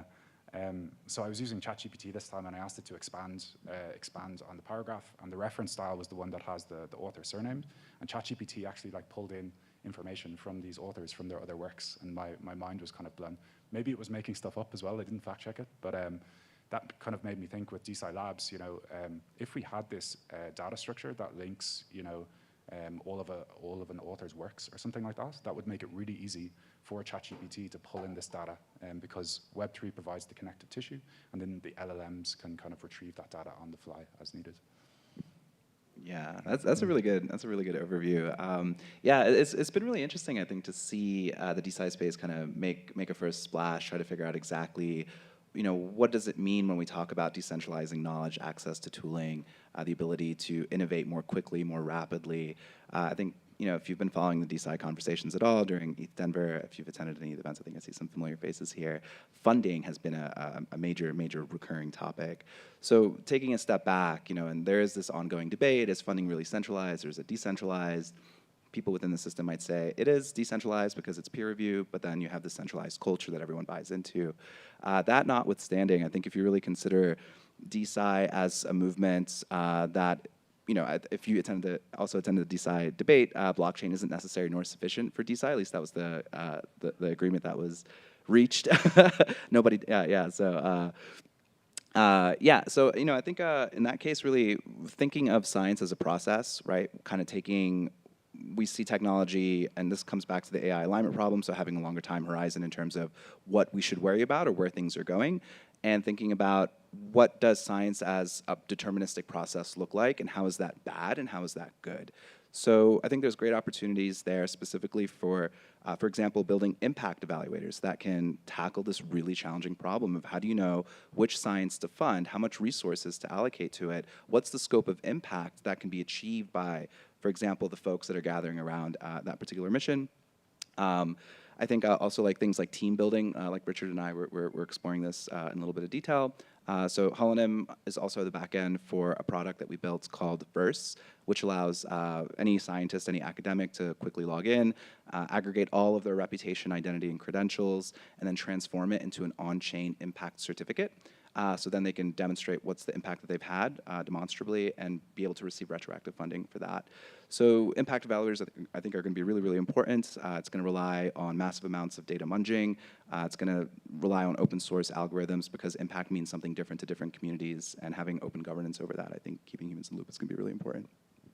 Awesome. Wow. Okay. So this, I think, yeah, is a bunch of different, I think, just use cases. I think at this point we're in this exploratory mode, right? We need to throw a bunch of stuff out there. And I remember last year when we had the DeSci track, we're like, it was like this kind of like really explosion of individual DeSci projects, and we were so excited to see like next year what would stick and which projects would consolidate, you know, like which project would get outcompeted. And I feel like it's a little bit similar now for AI, you know, like we're just throwing out a bunch of ideas, you know, we're seeing who takes things up, and then like next year maybe we can do a review and see like, you know, what sticks.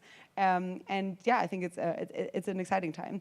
And maybe to you know, draw a little bit more on this long-term framing that you just mentioned with AI alignment, which, you know, many people, apparently not in this room, but in my community, certainly in San Francisco, I asked that same question at a conference that I was hosting 2 days ago, and I think it was like 80% Doom or something. So it was a very different community, mostly AI-oriented, but like just to kind of like take on that like longer-term view a little bit, where do you think are the biggest kind of like challenges by, you know, integrating the cryptography Web3 communities or the general decentralized communities with the AI communities? Because, you know, we all know that saying of like, crypto's libertarian, AI is authoritarian. I actually think that there's so much fruitful potential at the intersection, but like in the like next 5 to 10 years, like where do you see like major risks and like major like challenges evolving as we integrate these communities, and where do you actually see like a big carrot at the end of this? Like if we get it right, where could we end up if this goes well in 5 to 10 years? All right, so I'll try to take 30 seconds to answer this one. Cryptography is hard. It's very difficult. The people that are building the actual technology that people like me are actually doing the research. People like me and other builders in the space are leveraging those basic science or basic theoretical advancements and actually building products on. They all fit in a small auditorium at the Stanford Blockchain Conference every year, right? And so I think really those guys have the best language to talk to the guys in the AI, but they're so busy working on really difficult problems. So the onus of responsibility really falls on us to be able to really embrace and consume that material, engage with the academic community, and maybe prod them and give them some encouragement to translate this content to things that we can actually understand and digest. So the biggest carrot that I see down the road, I think that none of the DAOs here are really DAOs. I think that you guys are all full of controversial ending here, Shadi. But we can talk about it later if you'd like to talk about it afterwards. And I think AI can really help us achieve the DAO vision that we all share. Yeah, I think there's a really big disconnect between the Web3 and AI communities that gets outright hostile sometimes. That's been my experience, having one step in both worlds. I think a lot of it is just education and finding a way to communicate. I think there's a bunch of projects not in Web3 that actually have very similar values, like the open source movement. I would call that decentralized AI, like projects like Stability AI, Hugging Face, Lion, a bunch of projects that when I've been to AI conferences, they all seem to share the same values. So I think reaching out and building relationships with these projects is going to be super important. Maybe co-funding some different research and stuff. That's always a good way to build relationships. And just learn from each other. I think open source is great, but it also has its failures in terms of if it's available to all, maybe some people are going to cause harm. So we can really provide that kind of third attractor that Alison talked about at the start, and have some sort of decentralized governance on top of open source. I think that would be really good. Yeah, I'm really looking forward to this field building in the next few weeks that I think needs to happen. I think you really hit the nail on the head there when you said it has to come from us. My friends that are in AI safety, they're so boggled down and all the bits and pieces that they're trying to figure out. And I feel to the extent that people think that there's a there, just start actively maybe reaching out, maybe getting up to speed on how your tooling could really further help and secure and improve AI. So maybe a few last words on what can people do if they want to stay in touch with you. I know that we have our Twitter handles up there, I guess. But is there anything else people should know before we stop the panel?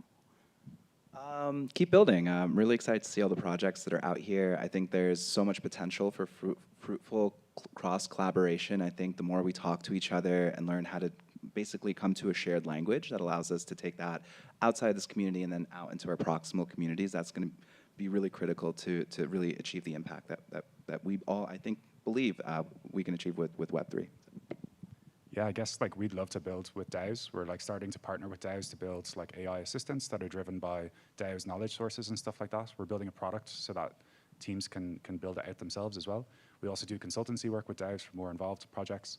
And finally, we have a microgrants program that's sponsored by Ocean Protocol. We give out 10K every month to 10 different teams to build at the intersection of AI and Web3. So if you're a small DAO and you're unfunded, feel free to apply for the microgrants program. And then you can use some of that money to hire freelancers in our ecosystem to build out AI assistants and stuff that just improve the productivity of your DAO. So yeah, just reach out and we'd love to chat. Yeah, Trent from Ocean DAO was clearly pretty early in distinguishing a link there. All right, well, if you are interested more in, I guess, the broader philosophical ideas around this, then feel free to either read the free Substack book or buy the physical one, and or go to our workshop that we have if you're actually actively trying to meet people in that space from AI. All right, everyone, thank you so much. Really, really enjoyed this, and I'm hoping that next year we can see what stuck and what outcompeted and what collaborated, if we're all still alive. Check, check. Thank you. Thank you, thank you, thank you. Thank you, that was excellent.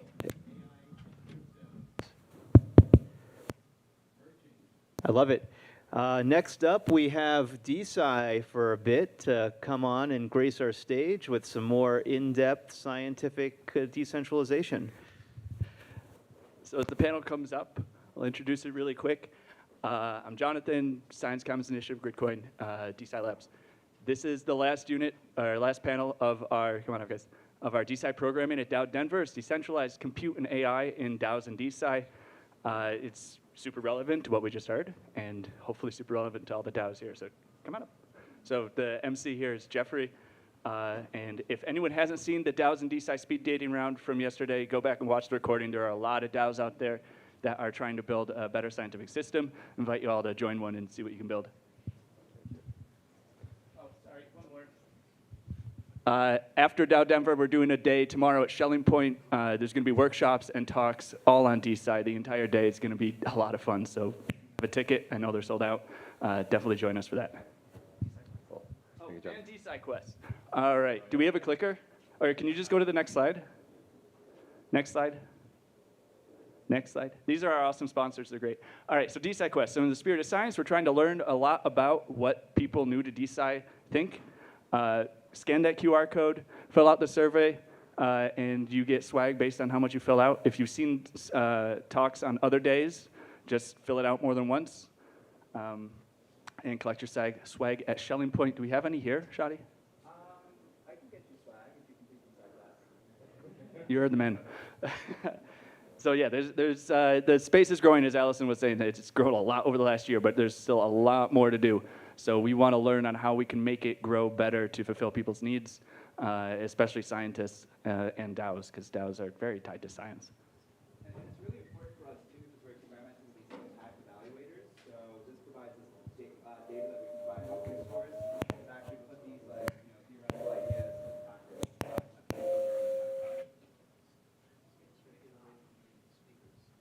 So anybody with a microphone, just take it onto the stage.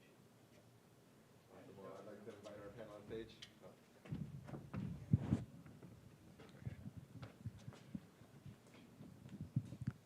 All right, awesome. Yeah, so that's the DeSci Quest. We'd love your feedback and earn free swag. I think we all want free swag, right? So I'd love to invite our panel on stage, Decentralized Compute for DAOs and DeSci. Yeah, please come on up. Liam from Blocklist, Marcus, Evgeny, and David. Does this work? Oh, pass you the mic.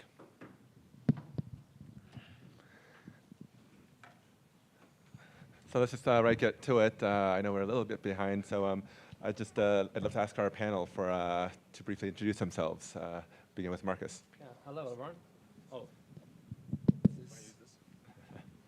Okay. Hello, everyone. My name is Marcus. I'm representing DAO XYZ. Right now, we are mainly building a peer-to-peer database that is super easy to use, and it's super exciting for all kinds of developers to build really high scalable apps that have low latency and high throughputs. So that's something I've been working on last 9 months, and it's super exciting. Hello, everyone. My name is Liam. I'm the head of product at Blocklist. We are a verifiable, decentralized serverless platform, basically trying to optimize the on-off-chain experience, connecting the variety of systems, including the IPFS, and variety of blockchains together, and trying to make the entire space more secure and scalable.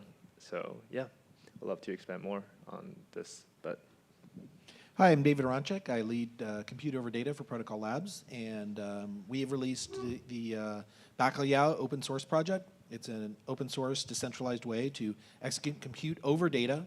It uses many of Protocol Labs, but also lots of other technologies as well, IPFS, libPDP, so on and so forth.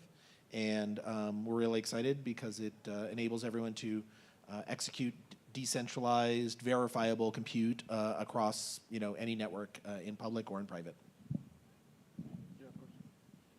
Hey, hello, I'm Evgeny, co-founder of Fluence. We are working on decentralized serverless platform and compute marketplace. So basically, it's a decentralized platform that allows you, instead of using proprietary serverless platforms like Amazon, Lambda, and stuff like that, to build on open source decentralized technology. Yeah, excited to be here.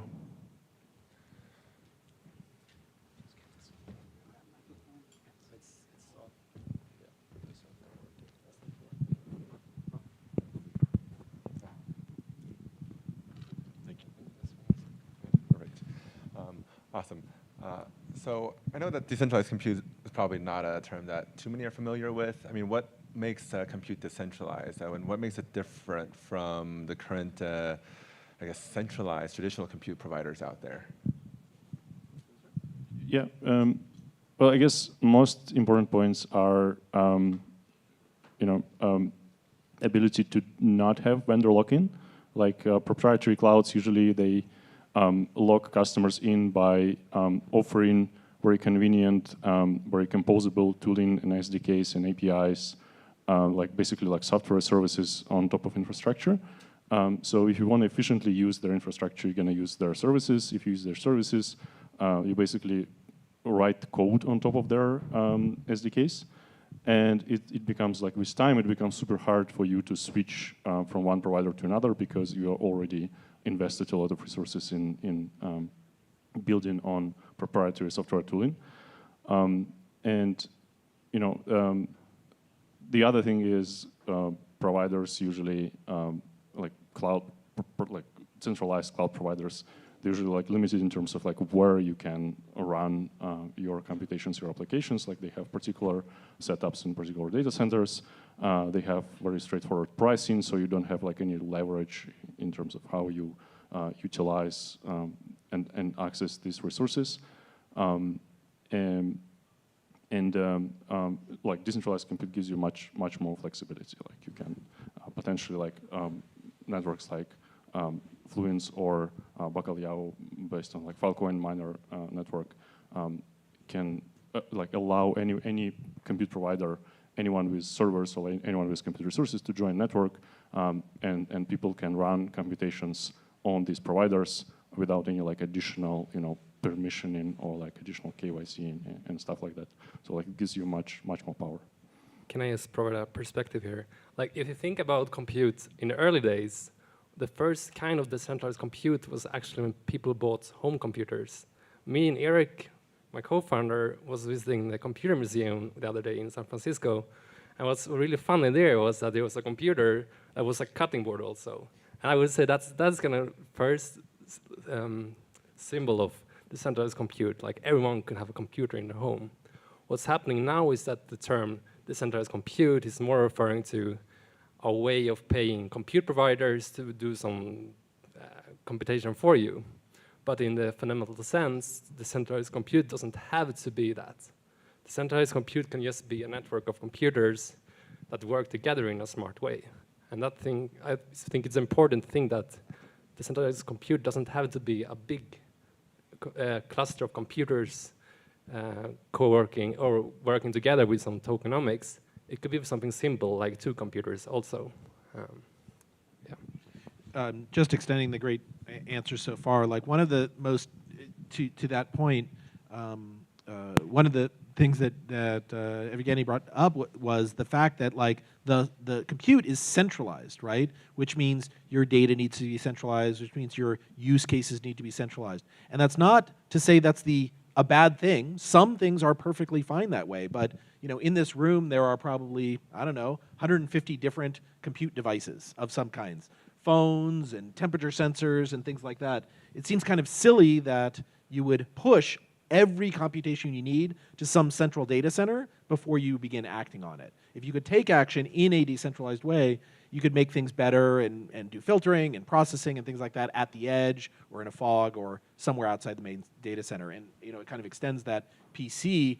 Those PCs were super powerful at the time. Now the phone that I have sitting over there on a chair is probably 1 billion times faster than my first PC, and things are just going to get further from there. So in a lot of ways, it's just adapting to compute and the workloads to the world that we live in. Yeah, and I think those are really good points. And I think for decentralized compute, one thing is obviously comparing with the traditional, centralized server clusters where, that lives in a very rural area, and you basically just dump whatever you need to execute to that place, and then it returns you the result or whatever serving the clients, like your browser or whatever. But one thing that decentralized compute actually have an edge to the, say the traditional server clusters or centralized compute providers is actually echoing, David, your point where we are basically holding a lot of sensors, right, on our phone. Compute doesn't mean like just simply executing something. It also means like potentially just passing the data to somewhere, right? That involves a little bit of compute, but also kind of the capabilities of your devices that are just far greater than than before. And then you really cannot rely on centralized agencies to help you do that. Imagine where if everyone's cell phone or everyone's kind of like home plugs in a weather sensor and passes data across the network, where everyone who pays a little bit of the economic incentives can access to that data. That will massively increase our efficiency in obviously scientific setting, as we are talking about DeSci today, but also numerous other use cases. And yeah, I think that's what really makes us at Blocklist really exciting about providing this kind of technology to the world that is not only at par as the centralized compute, but also goes far beyond and extending the possibilities. Yep. So I guess on the theme of research and such, I mean, I remember when I was a kid, we had folding at home, and I used to run that on my home computer, and that's kind of cool, contributing to science in a decentralized way. How would that maybe look similar or look different under the platforms you're building? The irony of it is, I don't see him here. I guess he must have left. But the irony of it is we are actually working with the Boink team to re-implement folding at home. Now, again, it's not exactly. We're extending that, and we're collaborating. And I think that for each network, you will see those kind of things, except instead of just doing it for free, not that that's bad, right? Lots of people, myself included, want to donate for charity, but through the funding mechanisms that are available here in the new decentralized world, you could theoretically power it. And to be clear, right, I have a super powerful MacBook sitting over there that sits idle most of the day. If I could earn, I don't know, $2 a day doing nothing, but like giving it some electricity, that seems pretty good to me. And so that is absolutely available today, either, again, from a pure charity perspective or like actually earning money. I think that's available. Yeah, and adding a little bit to that, also, if you think about being kind of like scientists, you work with a lot of data and working on a lot of compute. And oftentimes what happens is you publish the paper, you release those code base to GitHub, say, and then you potentially open source your data.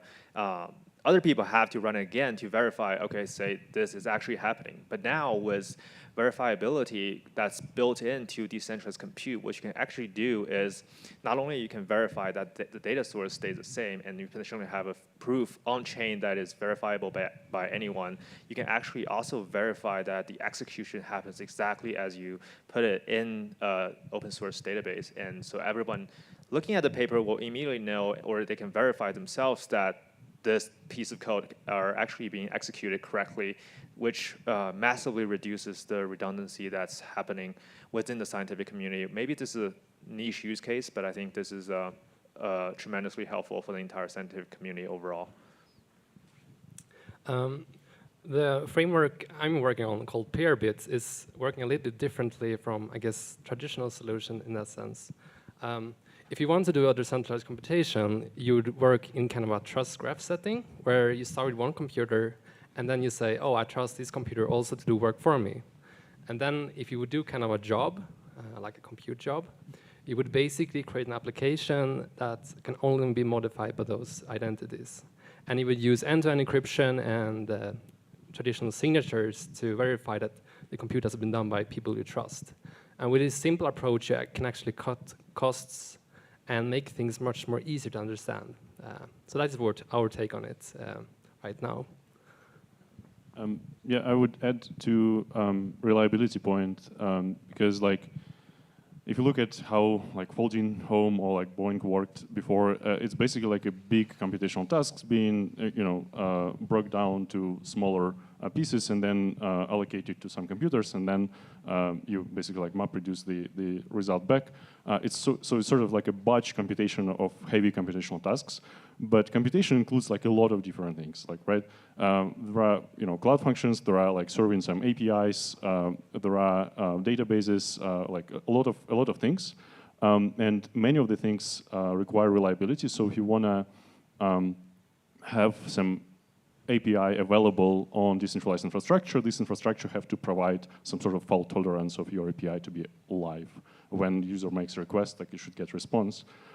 So I guess like the new generation of decentralized compute platforms give you this capability, which was like not existed before, because like older generation were focused only on batch compute tasks.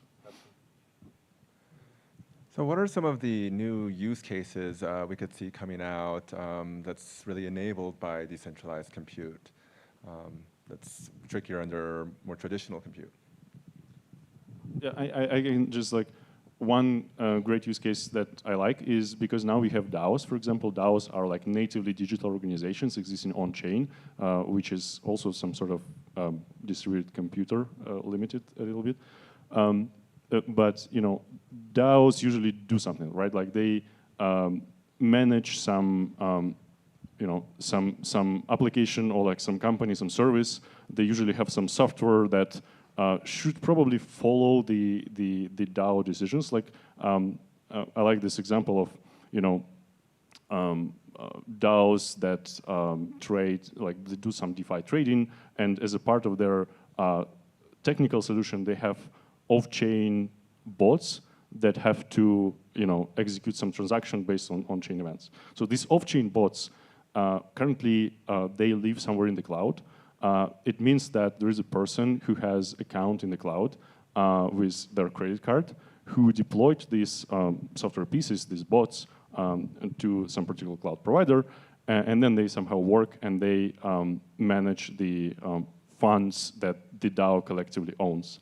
Now, if the DAO makes some decision, like let's say, let's upgrade the bot version, let's like, or let's do some, you know, some big update on our software that lives in the cloud. Now, the person has to log into their account and manually do something. And if they don't want to do it, like you have a problem that DAO made a decision and nothing happened. So basically, that's a central point of failure where this digital, like digitization of our organization doesn't really work because we cannot enforce the decisions of this organization.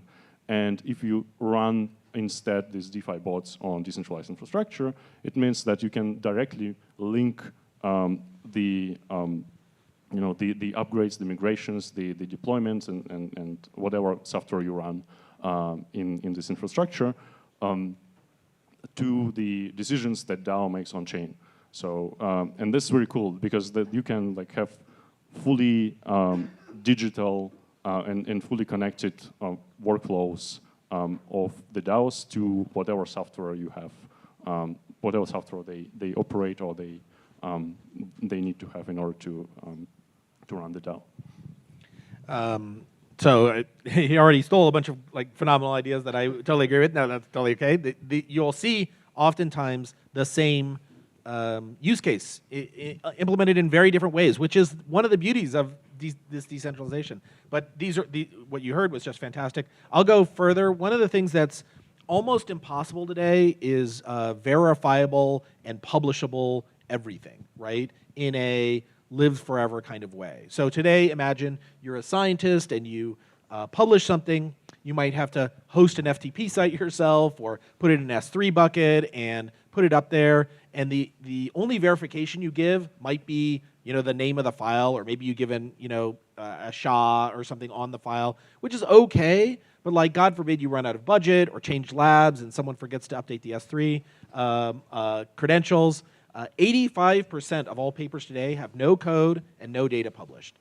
Here, with IPFS and Filecoin and forever storage that can be funded, you know, in perpetual community-driven ways, and with the advent of these folks you have up here doing verifiable compute, you now have verifiable data, you have persistent forever storage, you have verifiable compute showing like what you ran over the thing to deliver a result, which gives you an unheard of ability to reproduce that thing going forward. You may have heard of the reproducibility crisis. This makes huge progress towards that. Doesn't solve it, still a human problem, but it makes progress and gives us tools to help make the distance against that. So I think that's something that truly is not really available today that we can offer.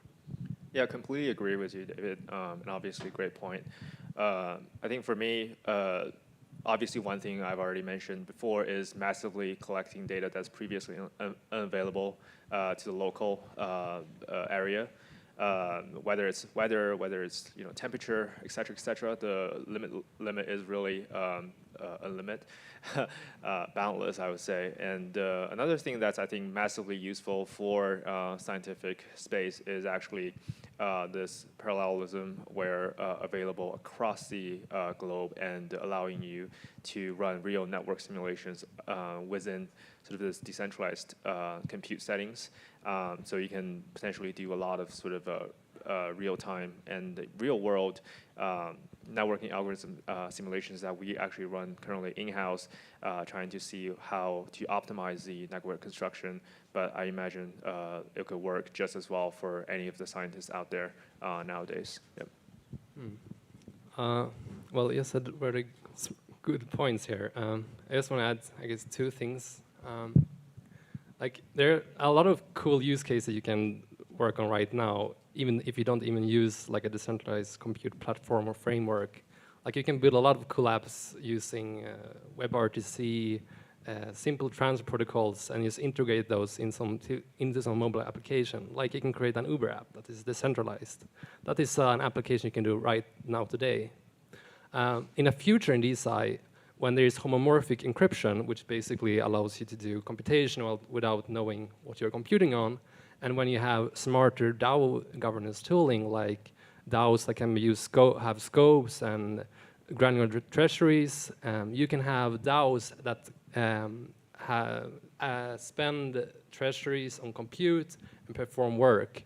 But that is very, I would say, a few years ahead, and we need still work a lot of research-specific things to achieve that. So right now, today, I would say like there are a lot of cool apps that you can do, and they are much more simpler than you would expect. Yeah, that's for me.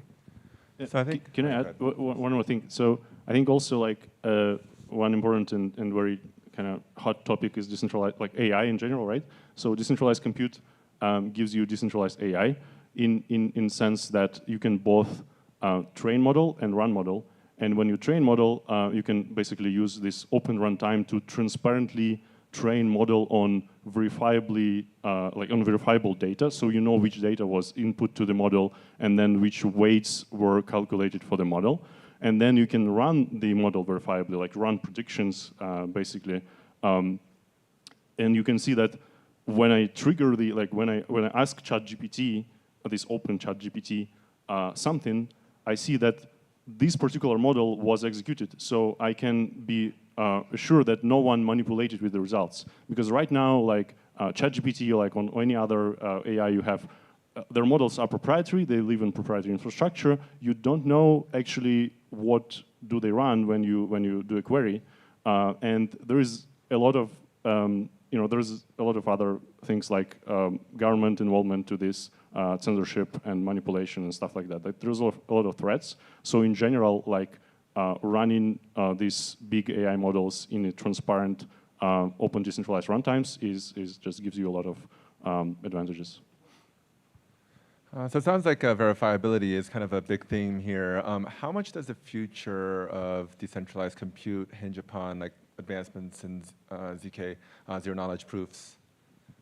I think we are rapidly approaching that goal. The tech nowadays is, I wouldn't say it's production level, but it's close to be there. And plus, we can run ZK. The actual hardware requirements for ZK is rapidly decreasing with the amount of sort of funding and companies just pouring resources on top of it. I think for verification, the reason for it's important because in decentralized environment, we can't trust anything. So you have to come up with a mechanism where either you run sort of a local level BFT mechanism on your specific function, or anything like aggregation, as seen in Chainlink, or easier and I guess more a much, I guess, approachable solution would be ZK in the future, where a developer just simply runs the or writes the function or a program and then hit a button where the ZK will be automatically generated on chain for verification. I think those the future will be coming to us sooner than we expected. Yep. I love ZK proofs. Every time I read about them more, I'm like, this magic doesn't seem like it's possible, but it is. I completely agree. We're making huge advancements here.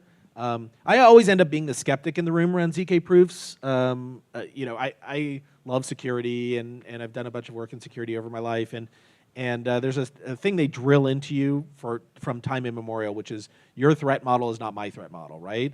And there are certain things that absolutely need ZK proofs or some form of like, I know exactly what code was executed, when, where, how, so on and so forth. There are some where you're like, actually, I'm perfectly okay not knowing. For example, if I go to Stable Diffusion and I prompt it with an image and I get something back, either I like the thing or I didn't, right? Do I need that to be a ZK proof? Well, not really. Like, sure, maybe they included stenography that'll have me like, I don't know, murder someone someday, but I doubt it, right?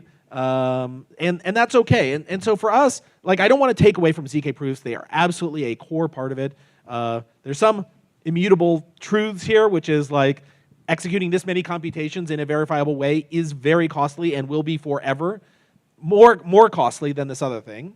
That's not to say you shouldn't do it, just pick and choose where it makes sense. But as far as verifiably is concerned, which is actually different than ZK proof. Like, I can give you verifiability on any deterministic workload, even without ZK, right? So that's possible, and we can do that today. And that's part of what you see up here in addition to that, right? Like, every execution gets a CID. Every data set has a CID. Those things are immutable truths, hashes that can be checked by yourself at any point in the future, and they don't dramatically slow down the overall process. So I don't want to take away from it, like ZK as the future, a component of the future product, but it's just important for us to pick and choose.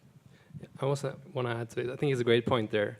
I like to see it like a landscape. If we want to optimize for performance, you would act in a landscape or in an area where you have less verifiability, whilst we're acting in a landscape where there's less trust. You would use more proof or more security mechanism to verify that the thing that happened that you want to happen. So it's a trade-off. Yeah, I was just going to say, for those that, I'll just say that this is not my thought. Juan Benet, the founder of Protocol Labs, founder of IPFS and so on, has this thing he published called Juan's, we call it Juan's Triangle. I don't think it has a name, but it goes to exactly your point. Basically, imagine a triangle where it's like performance and privacy and security, and you really only get to pick like somewhere on the triangle, and anywhere you optimize for, you're going to not optimize for something else.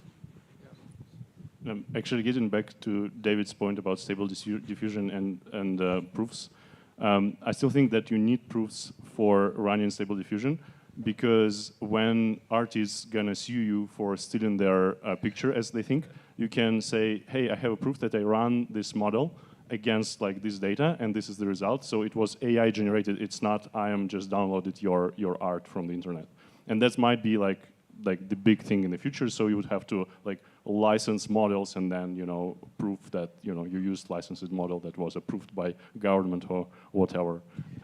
Yeah, so I don't disagree with that. Sorry, let me further fine my point down. I totally agree. You want verifiability about what code ran, but ZK is a very specific subset of that, because it implies you didn't know what the code was. And in this case, you could simply say, like, here was the binary that produced it, and here's a proof of that. But the code is also available, so you don't have to do it in a ZK way. That's all I meant. Yeah, adding to that, I think, as David said, for pretty much for each specific function or each specific thing you do, there must exist kind of like the most efficient proof mechanism that is good for that specific function, right? Whether it's ZK, whether it's BFT, whether it's simple aggregation, or like there's tons of actual consensus mechanism out there that's being implemented nowadays without us even knowing, right? And I think as a platform, as a decentralized protocol, we also need to kind of spend some time to think about how to make the process easier for the scientific community, for the developers to better assess which type of consensus model that fits for that specific execution, because there really isn't kind of one thing fits all model where you've seen on Ethereum where having 2,000 nodes run on every single execution isn't going to scale, right? So I think it's just throwing the point out there. Yep. Well, I think we're running a little bit low on time, so I'll finish off with one more question. But first, I know a lot of you guys are taking pictures. If you can take pictures of us and then tweet it, and our Twitters are up here. So my mom would love it. But one thing I'd like to kind of jump over to are more token prices. So one of the things I've heard from folks in more Web 2 is that it doesn't quite make sense that compute prices, storage prices are dynamic and well, fluctuates with the market. What do you guys say about that?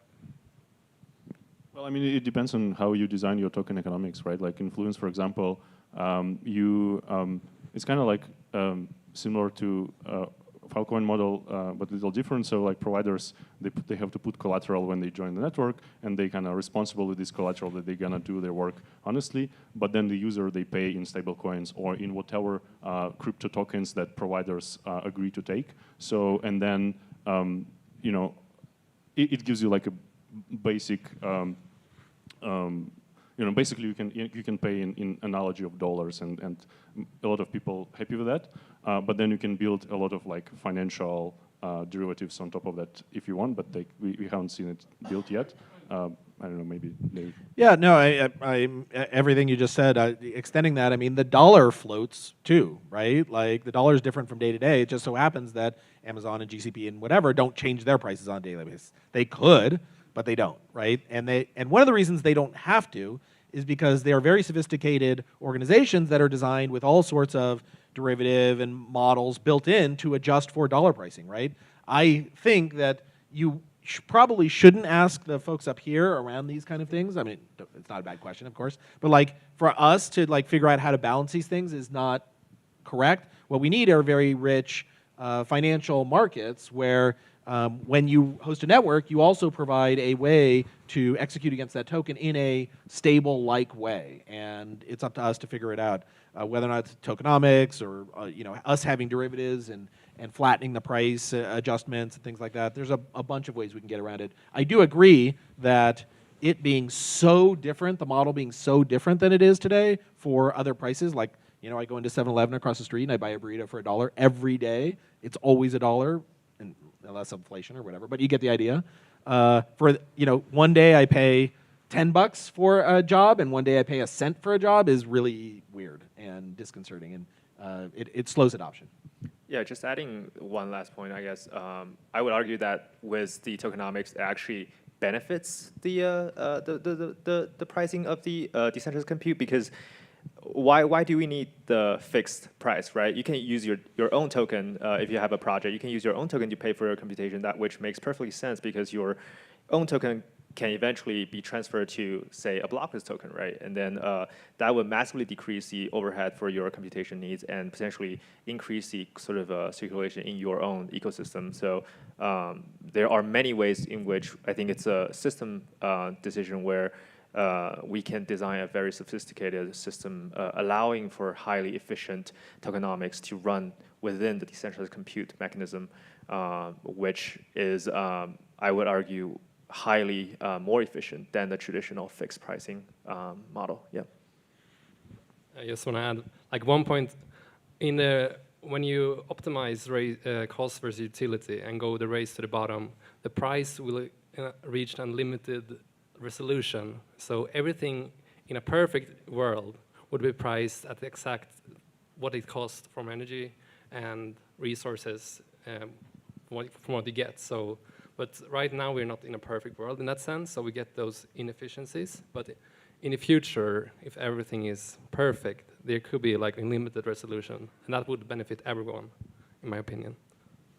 So it sounds like as the market matures, we will kind of reach that stability kind of naturally through market forces. Cool. Well, this has been super exciting to speak with everybody on the panel. I'm super excited about the future of decentralized compute. Thanks, everybody, for listening. Thank you.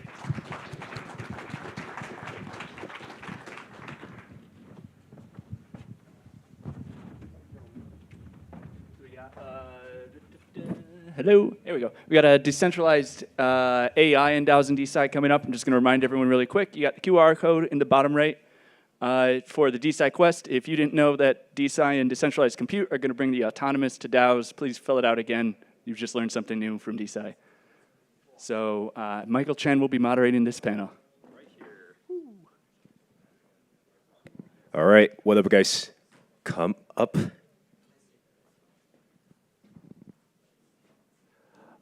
How do we change the slide to ours? Do we know? Okay. Yep. All right. Michael here. I'm serving everyone, moderating the stage here. And we got Ben here. We also have Don and Richard again, and also Allison. All right. So nice to have everyone. Let me move over here and let's get started. All right, guys. So first thing first, why don't we just first give a round of self-introduction, starting with Richard. Hey, yeah, so I already gave an introduction, I guess. I'm the co-founder of Algovera. I'm a machine learning engineer by background.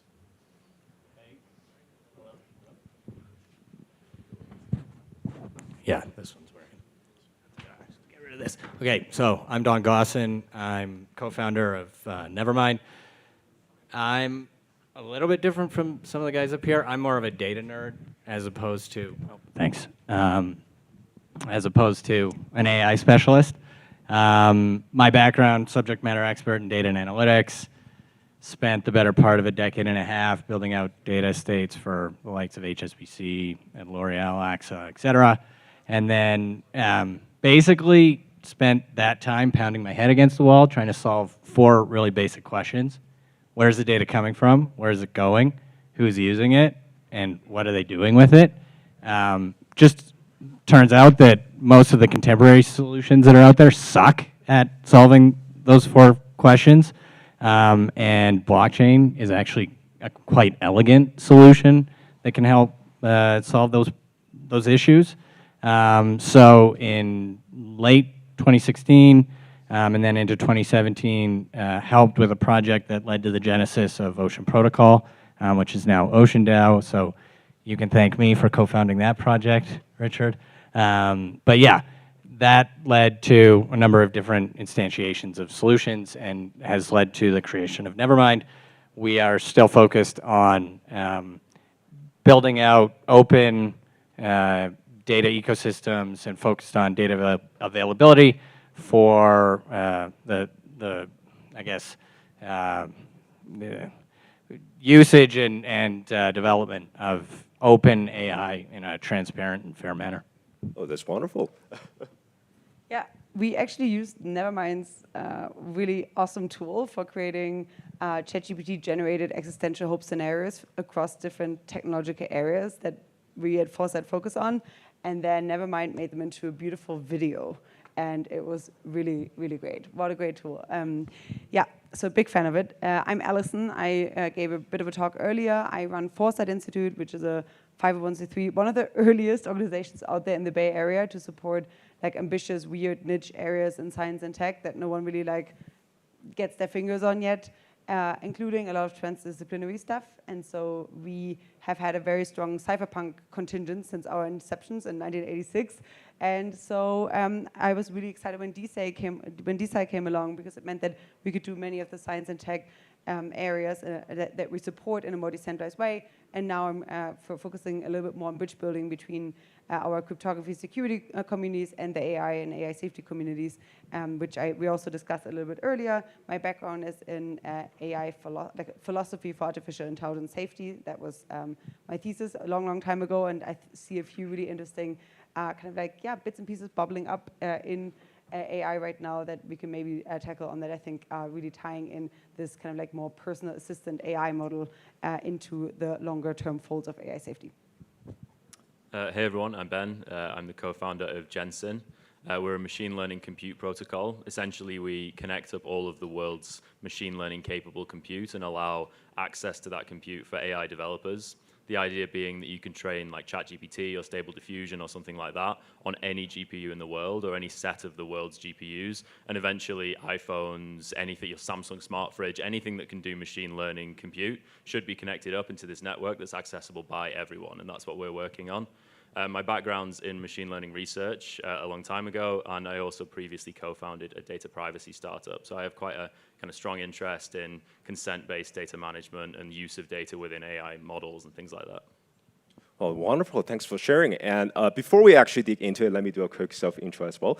So this is Michael here. And if you remember Liam from the last stage, I'm with him working on Blockless, so verifiable compute. And actually before this, and this is where my interest for decentralized AI actually came from. I had a philosophy and research background in crypto. So back in the day, I just think about, okay, all these things, how do we really improve the efficiency of our day-to-day usage of technologies, right? And I do think, AI is definitely important right nowadays with the rise of ChatGPT and this and that tools. Even, I'm not a huge expert like all of you guys are. I'm super pumped about this topic. And I think to just kick off this thing, and one question I have for everyone here is, what exactly is your definition of decentralized AI? Yeah, okay, so what is decentralized AI? I would say it's a new space, similar to DeSci. It's quite broad, it has a lot of different areas. And so like the decentralized AI stack is quite big, as I like to say. Includes a bunch of different technologies, like for example, decentralized storage, decentralized compute, decentralized data marketplaces and governance, access control. A bunch of projects could fit into the decentralized AI space, and yeah, that's what we're trying to figure out, is like how all of these things map together. And one last point, I guess, on decentralized AI is that I think it acts as a counterbalance to mainstream AI, which is quite centralized, and I think that's probably the biggest motivation. So I'm biased. I think decentralized AI is predicated on decentralized or federated data. So the focus from our point of view is in enabling the access and unlocking the underlying utility in these payloads that are federated or distributed or decentralized. So the main requirement here is being able to register and then surface these assets and basically govern how those assets are accessed. That's what we do today in our human context. The same pattern applies to AIs. So now it's just translating the existing patterns and implementations over to a much more, I think, streamlined and digital means of access control, and then correspondingly the computation that's going to take place on these assets. So the focus for me from a AI and decentralization topic is actually more oriented towards the data sets and making those available in a federated or decentralized fashion. Got it. Well, if I maybe just kind of bucket this up into two different types of definitions, me coming from a more AI philosophy background, at least, who here has read Super Intelligence, the book by Nick Bostrom, long time ago? So that was a pretty unitary singleton scenario of AI, right? You have one agent that takes over and basically outcompetes civilization in terms of its intelligence. And then over time, that seemed to be really the main paradigm for a while in AI safety. But then you had folks like Eric Drexler, for example, one of the people that co-founded Foresight, that went to FHI, write this really outrageous post on comprehensive AI services. So that's more a model by which, instead of having one unitary AI, you have a bunch of different services that all specialize on doing different things in an economy, and different humans controlling them for different goals. And so it's a much more more extension of the current economy framework of AI. And recently you see different marriages of the open agency architecture, for example, that marry that into a bit more of a polycentric model. I discussed a few of these here earlier, but I think this is just from the AI space also, even there you can have decentralized AI. I would say much of what's happening now with different humans interacting with ChatGPT and so forth, that's already relatively decentralized. So you do see that already natively. Even OpenAI, they at least first published on Debate, this framework where like humans and AIs are in debate with each other. Even Constitution AI from Anthropic, that's like an AI native lab that is also focusing on a more decentralized approach of agents aligning other agents. So like that's more like the AI kind of like native approach to decentralized AI. And then I think you have a ton of tools in crypto, which is more providing this like cryptographic or like crypto-focused decentralized approach to AI. And here you have a bunch of stuff like federated learning, homomorphic encryption, really like this AI DAOs model, and like actually being like even just like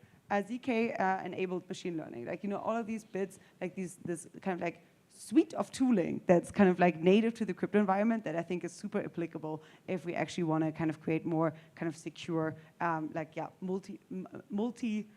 multipolar principal agent aligned models for AI. So I think this is like a complementary space that can really create a lot of good for the already kind of decentralizing space of AI.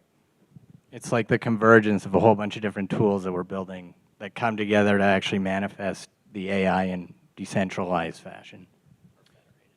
I definitely think about it as that convergence. I think when I think about decentralized AI, I think of sort of three axes. There's data, there's expert knowledge, and there's compute. And we've talked about the data. There's a lot of stuff happening there. The expert knowledge, you see there's lots of problems with the academic publishing world, but it does distribute knowledge out. It does get it out into the hands of basically everyone.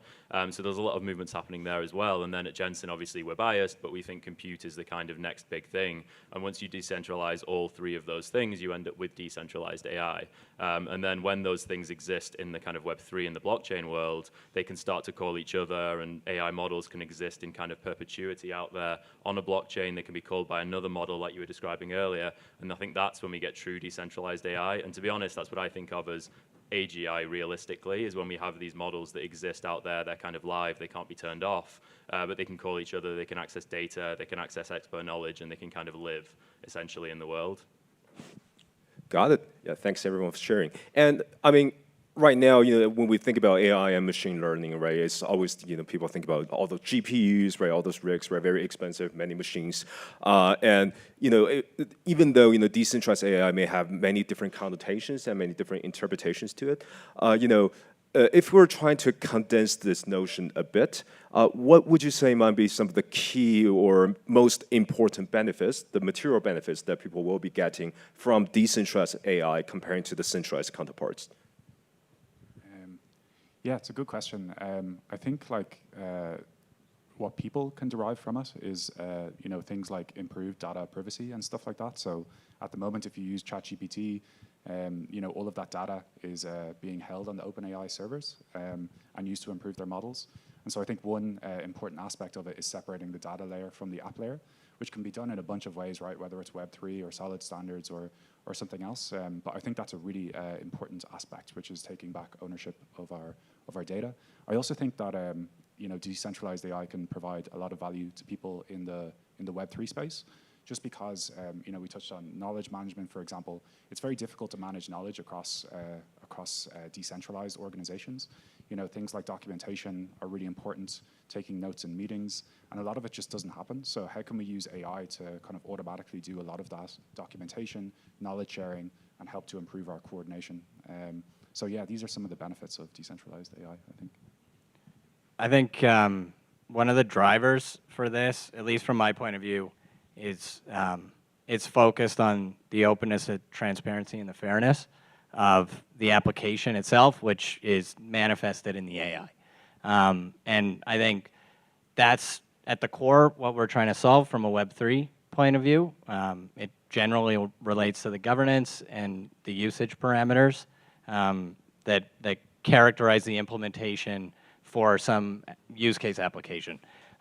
So for me, the power here is in actually enabling the adoption for a much broader swath of individual, unlocking the barriers to entry through the means of incentivization and possibly, you know, global governance through DAOs, et cetera. So I think that's really where the power lies. It's basically, you know, potentially the combative force against the centralization that we now see taking place. Like, if you look at OpenAI, right, in their manifesto that they released at the end of 2015, basically they were saying like no single organization should have the power of all of this AI. This is why we're starting this open foundation. And lo and behold, 6, 7 years later, they're like, yeah, let's get swallowed up by Microsoft. Sam did just release a few days ago like another update on like on their attention. So I think yeah, it's. I mean, I'm over exaggerating for the sake of the conversation, but you know what I mean, right? I mean, once you start to consolidate that control and you're bringing in these counterparties that may not have the best interests of the general public at heart, then it starts to skew the objectives of the organization. And so while DAOs, they can be contentious and they may not be the optimal setting for advancing at pace, they can be quite good at providing the feedback mechanism that kind of moves you away from some sort of centralized process. But yeah, that's kind of what I wanted to get at. Yeah, I think in general, I mean, like, we don't all agree on our values, right? Like, even we have as many different values as we have people in this room. Like, if we have a non-decentralized AI, how's that going to work? Like, it's not like we're all magically, as a civilization, going to agree on one objective function to optimize for. Like, I just don't see it. It's never, like, my background's in philosophy. It's just, like, no. We have tried and failed, and smart people have tried and failed. And so I really only see it as, like, the only possible solution in which we can have human-aligned artificial intelligence is if we align multiple different agents with multiple different humans, and they interact with each other as these human AI symbiotes, or like human AI assisted kind of like pairs in a larger economy. And over time, it's not only human AI symbiotes that like cooperate with each other, but it's also different AI systems that cooperate with each other. It's the AI DAOs that cooperate with each other. Like, I think it's just this diversity of different forms that intelligence can take. But I think it's really like crucial that the mechanism design is in place to keep those kind of like with checks and balances, so that no individual one agent can like actually go on and dominate the entire stack of the economy. And I think we have a lot of really interesting security mindset, game theoretic backgrounds, and just like frankly tooling to produce these checks and balances in the crypto space that I think is like kind of like really promising for more folks in AI also to kind of like welcome and to collaborate with. So I think it's just it's an interesting mindset and tooling that crypto's building that I think is leading to these more like, like AI, human AI ecologies in which multiple different intelligences can cooperate on a variety of different goals. I'd strongly agree with that diversity point. I think, like you said, Don, OpenAI have kind of made these moves, and there doesn't need to be anything malicious in what they've done. It's anybody building a model like this is going to put biases into the model. They're going to put kind of cultural things into it that represent themselves. The problem with that is if it's controlled by only one entity, is then we end up with this like monoculture that spreads over the world. Decentralized AI, in my opinion, allows us to kind of, like you described, build this situation where lots of people can create their own models, they can insert their own cultural ideas into those models, and then with Web3 and blockchain technologies, we can allow people to sort of essentially vote on those models, and then you get this sort of human-guided evolution of models together, where the outputs of the models can kind of represent your beliefs if you want to use that model, or you could use a different model if you want diverse beliefs, but you have that option to choose, rather than only having this one single model that kind of epitomizes a single culture within the world and might not be your culture. And I mean, my opinion's quite idealistic. Hopefully it's not super naive, but I mean, I'd rather aim for that target than the opposite. If we fall short, at least maybe we get some of the way there, as opposed to just, I've been around enough, especially on the data side, to see how consolidation actually works. And it's, it's not a great pattern overall, especially when it comes to control of those assets.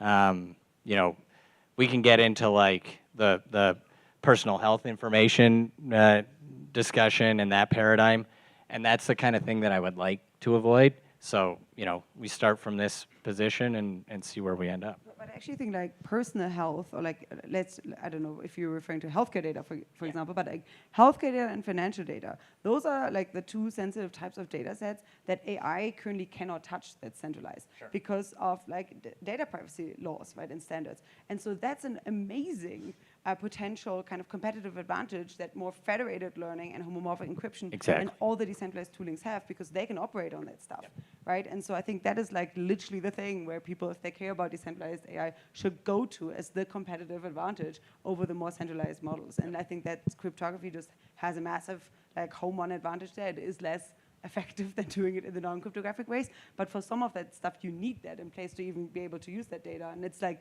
really valuable data, financial data, healthcare data. That's like a pretty big deal. Because what happens now sucks. Like if you get into that space, it's not a pretty environment. Yeah, I think for the whole AI and especially for decentralized AI industry, right? You know, if we aim for 100%, sometimes we get 90%, and if we aim for 90, sometimes we get 80 or even below. So I do think, you know, Don, I do have to agree this is the right approach. And so having depicted, you know, the bright future of, you know, what decentralized AI will be able to bring us, right? We have to talk about the other side as well. So, you know, you guys are all industry practitioners. Do we? No, we don't. You know, from your personal experience, you know, from work or, you know, from your friends or colleagues, right? What might be some of the current roadblocks that you guys are experiencing, you know, that's preventing, you know, decentralized AI from growing? Yeah, it's a really good question. I think the main answer is that it's just really hard to build stuff with decentralized technology for AI. So like there's a bunch of new technologies and AI requires a lot of them. So if you want to build a full decentralized AI stack, you need like all of the components that I've mentioned before, like storage, compute, access control, data marketplace, and also like the governance layer as well. We actually tried to build a platform that decentralized all of these layers from the outset. We put it all together and it was so clunky, like it was too slow for users. And so like a lot of the technology just isn't there yet to really like build these decentralized AI applications. And so, yeah, I think just like a lot of research needs to be done on, you know, different aspects of the stack to make it possible. So I think that's the main answer. It's just more complicated to do. Allison alluded to some of it. It's regulation and compliance. How, in particular, data assets or the payloads that are the source inputs to the models, how they're managed and used. It was brought up in the last talk, you know, if the output is potentially commercialized, what does that mean for the publisher of the original content that went into the model? I mean, there's the whole IP copyright conversation that's going on right now. You've got, you know, Getty that's suing Stability AI. You know, it's a really interesting environment to be working in.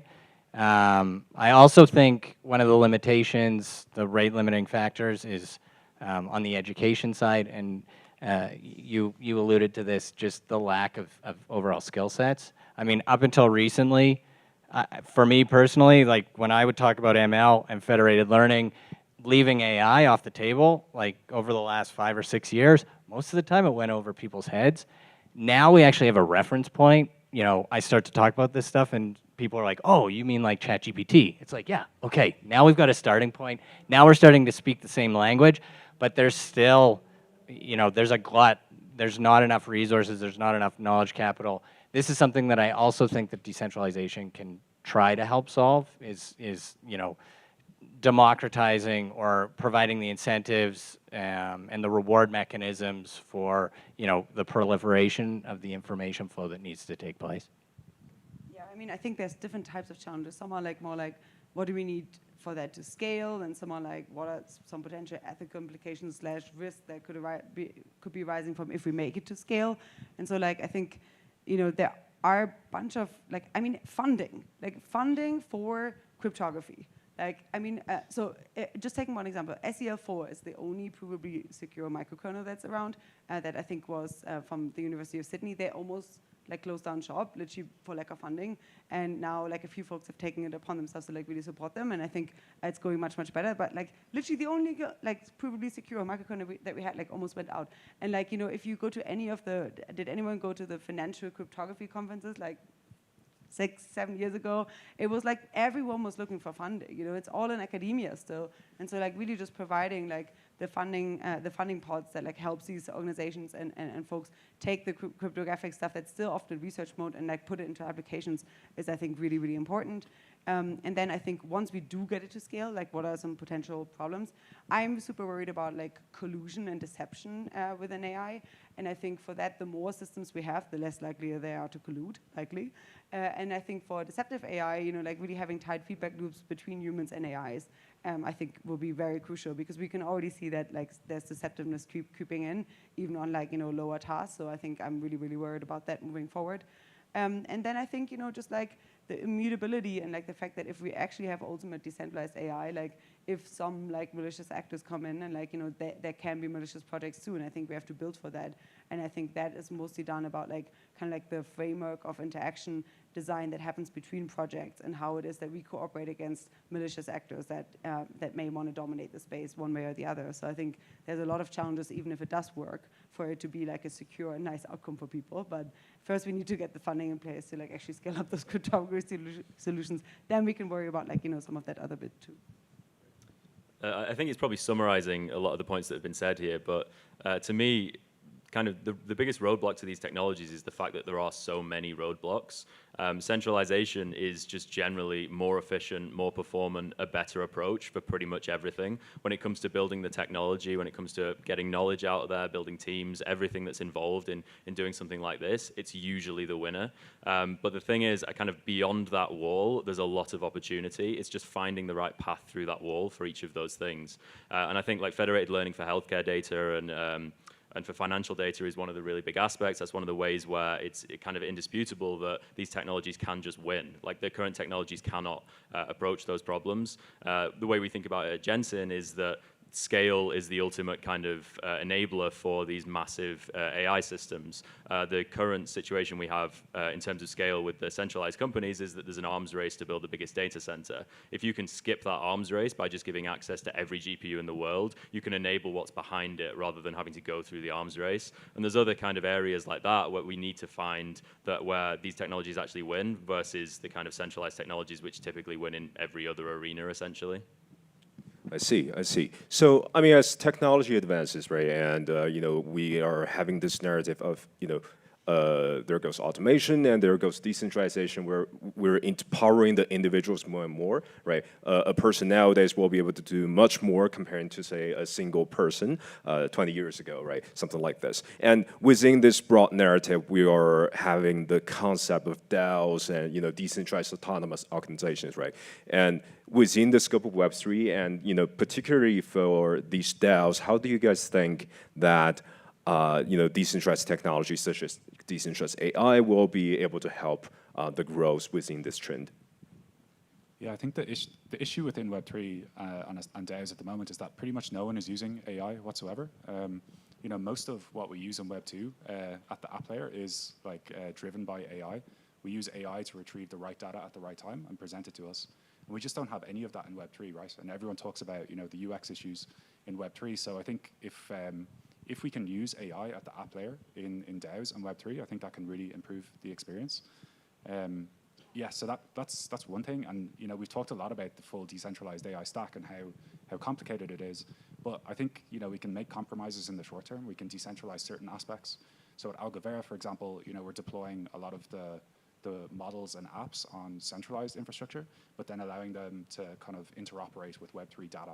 So we're kind of decentralizing the data layer first, one thing at a time, and then, you know, keeping an eye on things like decentralized compute until they become mature enough that we can adopt them. And so I think like it's important to take a pragmatic approach. Like the most important thing at the moment is that Web3 just uses AI in general and doesn't get left behind. And then over time we can like gradually decentralize that stack. So in the short term, I think one of the earlier talks was talking about information asymmetry within DAOs, and, you know, being more communicative and sharing as much information as possible. So now I will pump Sam's tires.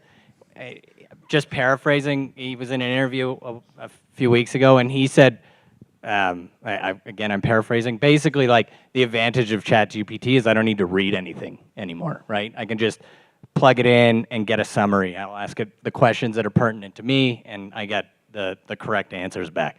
there's so much information that's flowing around these DAOs. In the short term, what we can do, I mean, Richard and I have talked about this, you can start to create these assistants that are going to help you with the information asymmetry. And then individuals can actually arbitrage that to their advantage and to the advantage of the overall organization that they're participating in. So I think that's, you know, one of the focal points right now. Yeah, totally seconding that. We at Foresight, some of the stuff that I presented last year in the DSI track was we're building these technology trees to basically map the different technology domains that like our groups are focused on. And for example, we're building out the stack of like how would you get from here to whole brain emulations, what are the different capabilities that happen along the way, and in each capability, what are existing actors like labs or like or companies that are working on each capability, and then also what are open challenges that need to be solved. Now look, we had like 5 different tech tree architects going into the whole space of neurotech, molecular nanotech, biotech, space, and computing to build these tech trees over this course of a year.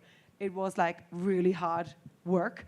And now I just literally type into ChatGPT, give me the 10 biggest labs working on autophagy, tack, and I can put it on the tech tree. And like, I think those type of things are like amazing. You know, like they really, really accelerate research. Tomorrow we're gonna be discussing how like part of our tech trees will now be living on discourse graphs. And I think discourse graphs literally allow you to already prompt ChatGPT in the discourse graph. And so you can actually automate an entire like tech tree stack design for an entire area and project outward which capabilities are required for different technologies to make progress, which actors are there. Like it definitely totally accelerated my work, not just in writing articles, but like even on that specific stuff. It was great to see. Just don't use ChatGPT and OpenAI. Use like Hugging Face or Haystack or something. Don't feed the beast. I think the progress for DAOs is basically just time. Like all of the, as everyone said here, all of the right things are happening. It's just maturity of those things. I think the signposts are probably the biggest thing, and the tech trees, and just having something that people can look at and understand what has gone on in the past and what's going on in the future and where to look for it. Because when you join a kind of a new DAO in this space, it can be absolutely overwhelming to figure out even what they're doing, what anyone involved is doing, and whether they're a competitor with somebody else, just because projects are in this kind of early competitive stage where people don't want to share information. So any kind of group that is just mapping that and building the tech trees, building the kind of signposts around that, they will over time create a new kind of ecosystem that is easy to navigate. You just kind of have to wait it out, essentially. I think this happens in every new space, basically. Okay, wonderful. Thanks everyone for sharing. I think we're running out of time, and thanks everyone here on the stage, for tuning in and listening to us. Let's welcome our next stage of panelists. Thanks, Michael. Yeah, thank you. Thank you.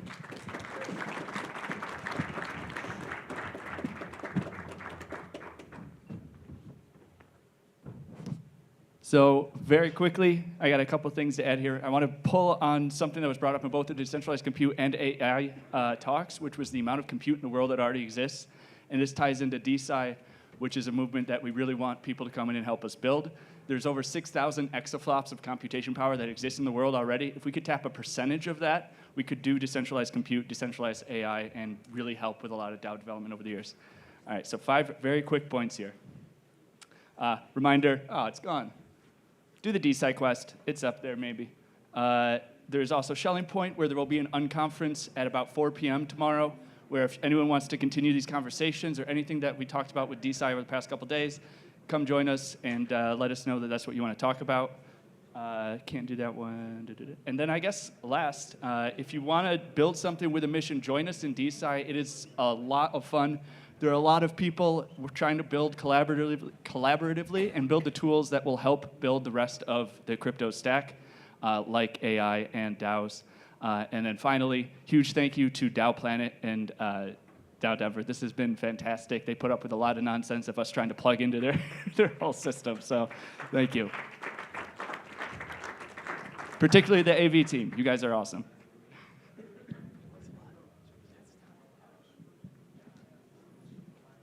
Okay, hello.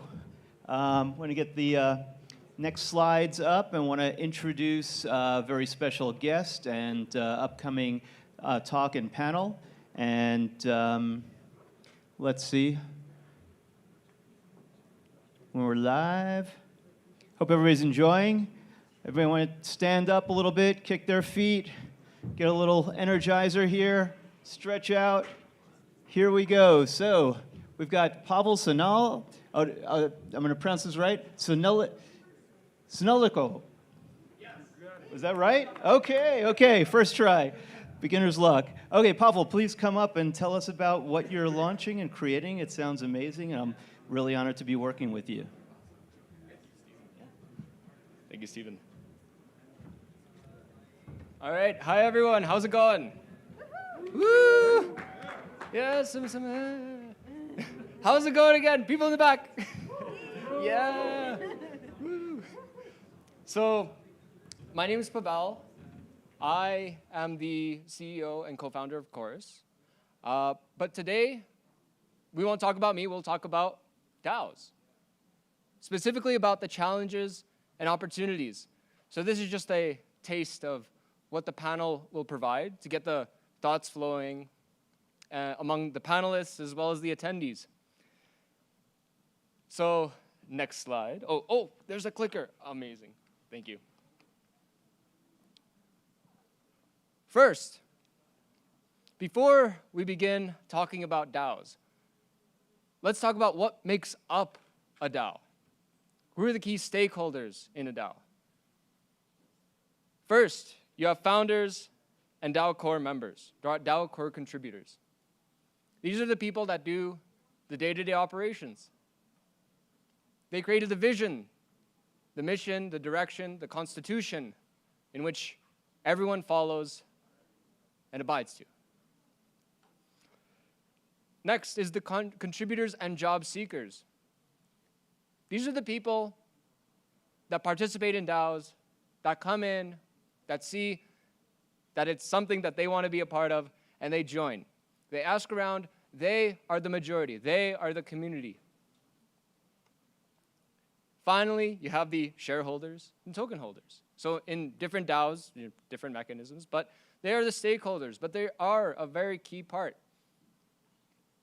They determine if a DAO gets additional funding, gets investments, gets opportunities. And so their needs should also be considered as a part of the DAO space, especially the risks and challenges. We're going to look at some DAO opportunities. DAOs themselves are distributive. This means that they are not based in just a single place. They can be based anywhere. They can be created at any time, formed by anyone. And a majority of DAOs, anybody is free to participate. Maybe there's some requirements in there. Second, DAOs are inclusive. They provide ways that people can join and ways that people can participate. Next is that DAOs are multidisciplinary, which means that any number of skills, any number of ranges of skills, people can come in and people can participate. So whether you're a content creator, whether you're a developer, whether you're a legal advisor, whether you're anyone of essentially merit, you can come in and you can contribute and participate. And finally, contribution-based incentives. If you're part of a DAO, likely your continued engagement in a DAO is based on these incentives that you get, whether they're social incentives, whether they're NFT incentives, whether they're token incentives, whether in whatever shape and form. But they are also important to consider. Next, we go with DAO challenges. The first and biggest challenge is that they're easy to start. You have a grand idea, you have a grand vision, you have a constitution, and people are a part of it. But who does the day-to-day? Who does the work that keeps it going? Who runs the events? Who does the marketing? Who does the development? These are all very important questions in the space. Next, DAOs work very well independently. In fact, they're a decentralized entity. But that doesn't mean that they should just work independently. There's possibilities to work together. And there's some structures out there that provide the ability for DAOs to work with other DAOs. And hopefully we can discuss more about that in the panel as well. Next, sourcing the right contributors.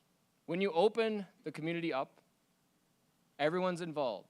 The token holders, the core contributors, the semi-core contributors. They come in, they want to participate.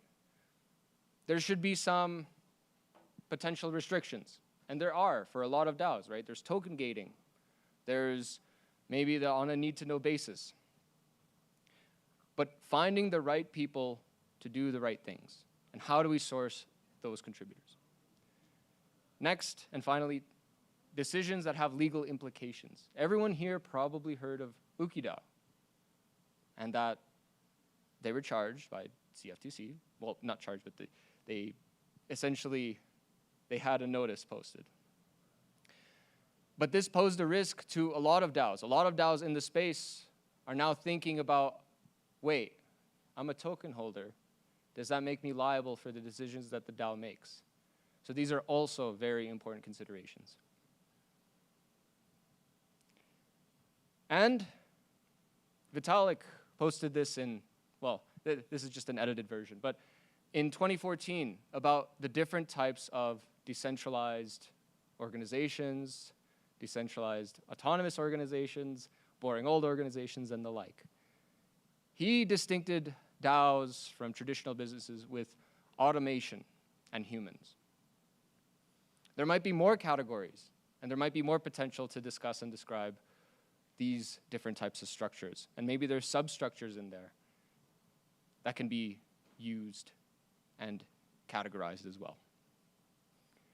So, as part of the campaign for Chorus, we're issuing DAOtribution grants. We want you to create to develop your DAO, to continuously support your DAO and its growth. So we're funding growth goals for different DAOs. So post your proposal, get funded, and that's basically it. But if you want to know more information, I'm around. And, oh, I went back. And thank you.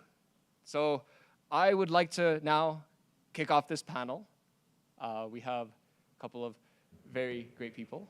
I guess I don't know how it works.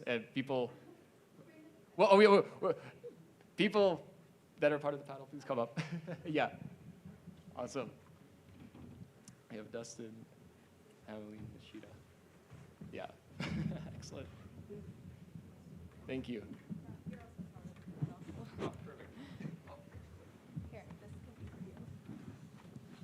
Hi everyone, thanks for coming and joining us today. My name is Dustin. I'm a committee member at the Cryptocurrency Certification Consortium, which provides certification for cryptocurrency security standard, the Certified Bitcoin Professional and Certified Ethereum Professional. So today our conversation is about decentralization, opportunities and challenges for DAOs. Kindly sponsored by Chorus, so it's providing the first operational system for DACs, that's digital autonomous corporations. Right. And we have three great panelists today. We have Natalia Emmeline, that's right, and Decentralized Coordinator at the Metis Foundation. We have Pavel. Should I try to pronounce his surname? You could try. Right. Sinovnikov, yes, and CEO and co-founder at Chorus. And we have Ishita Nandini, and she's the crypto asset research analyst at Masari Crypto. So I think as an introductory question for everyone, first, how did you get into Web3?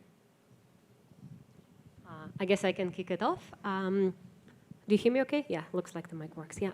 Natalia Emmeline. First time I heard about Web3 was back in 2012, where my son got involved in the space. At that point of time, I kind of was thinking that my main concern was, if he's getting into one of those drug dealer rings where, people go online and buy some illegal stuff and pay with it with some coins, etc. So I was a little bit concerned about his involvement in the space. But gradually I started learning more, and actually for this reason specifically. And eventually I realized that it's actually a very cool space. And at that point, my friend and I got so interested in it that she had an idea of starting the educational organization about blockchain, specifically for women, crypto chicks. And so we kicked it off back in 2016. And since then, we've been following the space. And recently, I've joined Metis DAO. Metis is the layer 2 solution, but our grand vision is to build the infrastructure for the Web3 economy.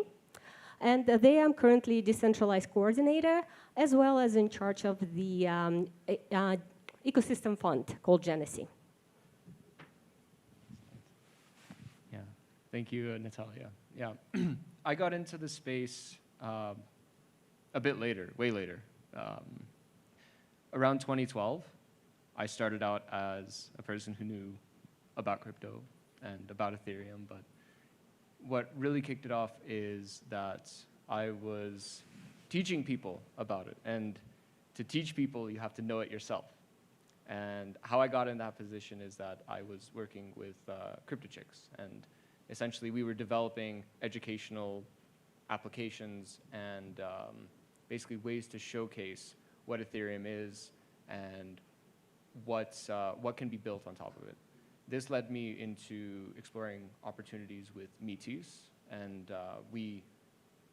I was essentially the person involved in the technical evangelist. I was the person that was the tech guy, and then that evolved into some biz dev applications and other things related to that. So I came from a technical understanding, and then that changed to more of a business understanding. And so that's what helped me grow and understand more so about these different types of pathways. Thank you. So I got excited about Web3 at the end of 2020, which is much later than you guys. So I had a bunch of artist friends that were starting to experiment with NFTs. So I collected a few pieces, and then from that, I kind of had this moment of realization that Web3 tools are actually going to permanently shift the future of the internet. And from that, the ideas of ownership and accessibility are actually going to materialize, because everyone that I met that worked in Web3 they lived by the ideals of Web3. So kind of got excited about that, and then got introduced to DAOs and joined a few. And then joined Masari, where I am now. So I started off by doing research around governance and looking at different DAOs and applications there.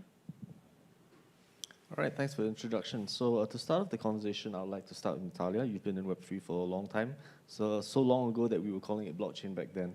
Why do DAOs matter to you? Sorry, could you repeat the question? Why do DAOs matter to you? So, when I think about the DAOs, I see a lot of possibilities. And I think the very first thing that comes to mind when I think about the DAOs is DAOs have this exciting promise of new organizational structures and decentralized collaboration for digital space and for the world. And I think with that comes so many opportunities, and we're just starting to tap into it. So the way I currently see the DAO space is it's like a big playground where people are testing out all the ideas that they have. We're looking at the world that we get to know over our lives, which is primarily operates in a centralized space with a lot of control, starting with your parents in the school, and then it translates into the government, putting restrictions on how you lead your life, as well as at work you have certain restrictions. When you look at the way regular companies operate, it's all within certain rules. And to some extent it works. But also there are things that we find could be done better. And I think that's where I see opportunities for DAOs. And I think that's kind of thing that people are excited to test in those playgrounds, really to look at what doesn't work and how we can make it greater. And when I say make it greater doesn't necessarily mean one thing, right? It could be more efficient, it could be more fair, more diversified. It has many shades, right? And finally, I think it also presents a lot of opportunities for people who previously maybe have been not as fortunate and removed from the resources. So DAOs offer them to kind of set up, level playing field for everybody and get those people to participate in the economy, become active participant, and be compensated on a merit and not just by, judged by the place where they come from. Excellent. I'd like to jump over to Ishita and ask you, from your research, what opportunities have DAOs solved that make them different from traditional organizations or company structures? Yeah, so I think that there's a lot of features of DAOs that are, awesome, like open, they're decentralized, there's a loss of hierarchy, members of a DAO are dependent on smart contracts versus, legal paper contracts. But I think the most compelling feature of a DAO is the speed at which you can start a DAO, form capital, and deploy it. And from that, a lot of use cases arise. So my favorite example is Constitution DAO, which is kind of silly, but within 2 days, Constitution DAO started a fundraiser and raised $40 million to put out a bid for the US Constitution, so a copy of the Constitution, and they lost it, but it kind of opens the opportunities for how many things you can do just by being on the internet, being a part of a DAO, and using crypto. So you can raise capital for a company, you can raise capital really quickly for charities, and so a lot of investment DAOs are doing well. There's a lot around, and I'm really excited about investment DAOs because of this. You can raise capital really quickly, and they democratize investing for a lot of people. And so I think we haven't seen the use cases that DAOs are capable of just yet. I think we're just getting started. That's great. So we've talked about the opportunities. Let's now start with the challenges. So DAOs have exploded in growth, but that doesn't always mean that adoption is retained. Sometimes you've got problems where governance votes are not very well attended. So Pavel, can you share some of your thoughts on this? Thank you, Dustin. My thoughts in terms of pure governance in DAOs.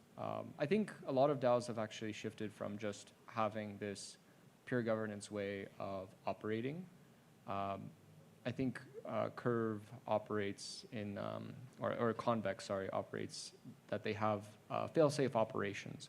And a lot of foundational structures that DAOs currently use actually have fail-safe operations, where it's not just pure governance that governs the platform. It's also, does this align with the protocol's constitution? Does it align with the vision and the mission? And so potentially the legal operations can be vetoed if it doesn't align with the goals of a specific DAO. And I think that having anything just purely based on purely based on code, or purely based on whoever has the most tokens, will inevitably have a sway in the decision making that doesn't embody the true values of the protocol and the operations that it can do. So I think that there's ways that there can be fail-safes, there can be a bit of centralization in the development of these different types of protocols and applications as a means to enact these different types of outputs that the DAO provides. So that's my thoughts on the challenges, where I think that, to sum up, that there should be fail-safes and there should be some level of veto power in the case where things just don't go right. And we saw that with the DAO in a way, where although there was a vote essentially saying that, hey, let's fork the chain, let's basically make it so that there's a different, we agree on something different, but there still is that ability to choose, and there still is that ability to move forward from there. Interesting. And Natalia, beyond the initial hype of DAOs, what do you see as major problems or things that you would like to solve using DAOs as a tool for that? So the major problems with the DAOs, I think, for me, it seems as if I think we really need to get down the legal stuff, because I think until DAOs operating in this kind of gray legal territory, it's very difficult for people to fully commit and kind of start building their lives around it, because at any moment of time, there could be somebody tapping on your shoulder and saying, hey, by the way, you're now liable for XYZ. And that's not a very great outcome for anybody. Today, DAOs, largely, depending on the territory where they're located, that would decide on their legal status. Again, when we look at the traditional companies are very well set up to protect its operation from the liability perspective. All the directors are insured, the companies have major insurance liability policies, but none of that exists in DAOs. I mean, on the mainstream, right? And I think ultimately it puts people who participate in a DAO, and I think Pavel touched on it during his presentation, at very large risk.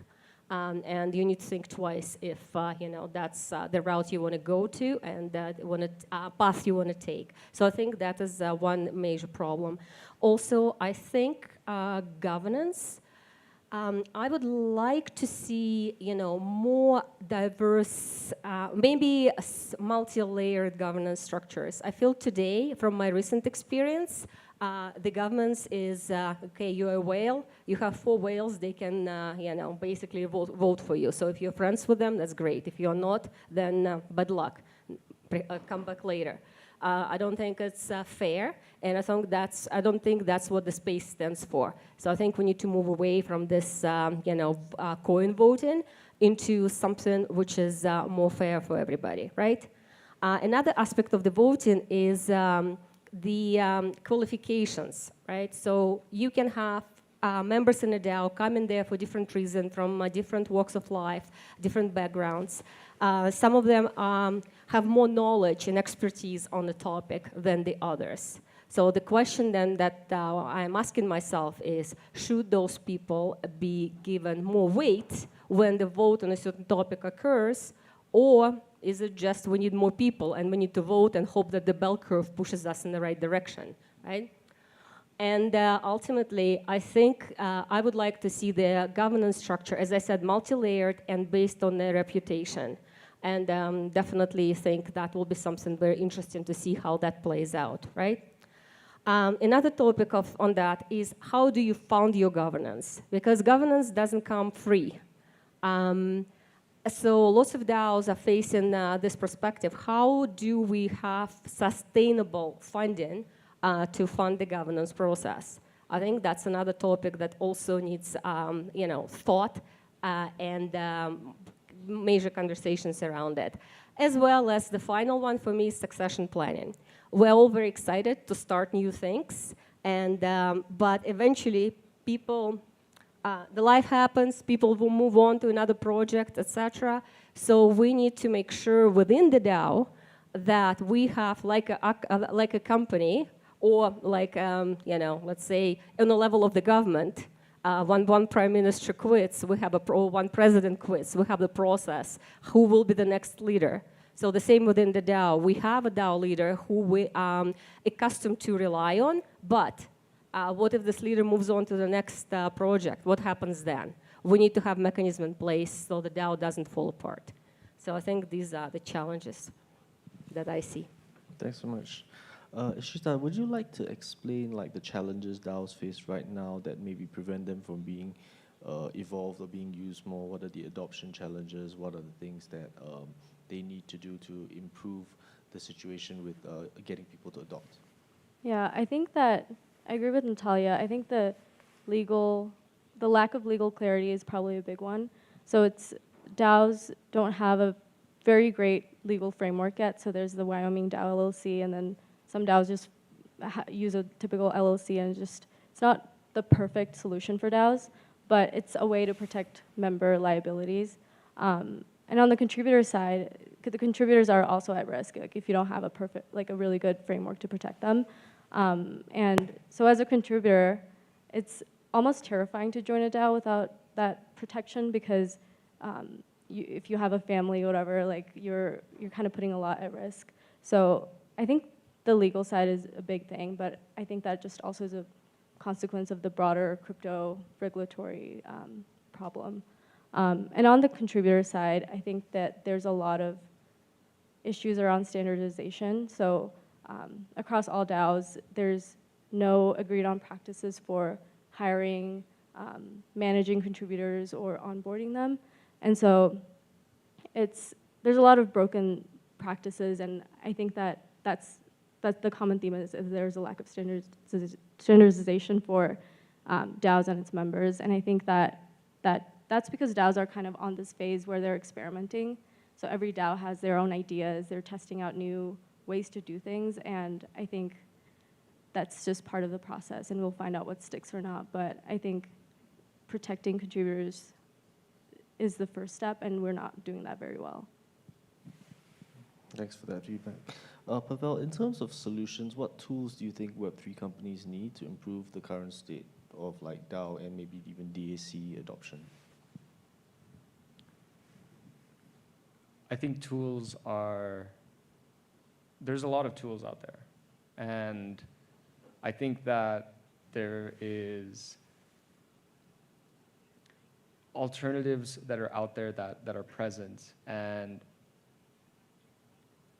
with that, there's kind of an agreed upon standard where everyone's like, okay, we're going to use this TCP/IP standard, or we're going to use this smart contract standard. So standardization is one of the ways that people use these different types of tools. There's also different types of standards that lawyers would use and rely on, and there's also things that's different types of tools that marketers would rely on.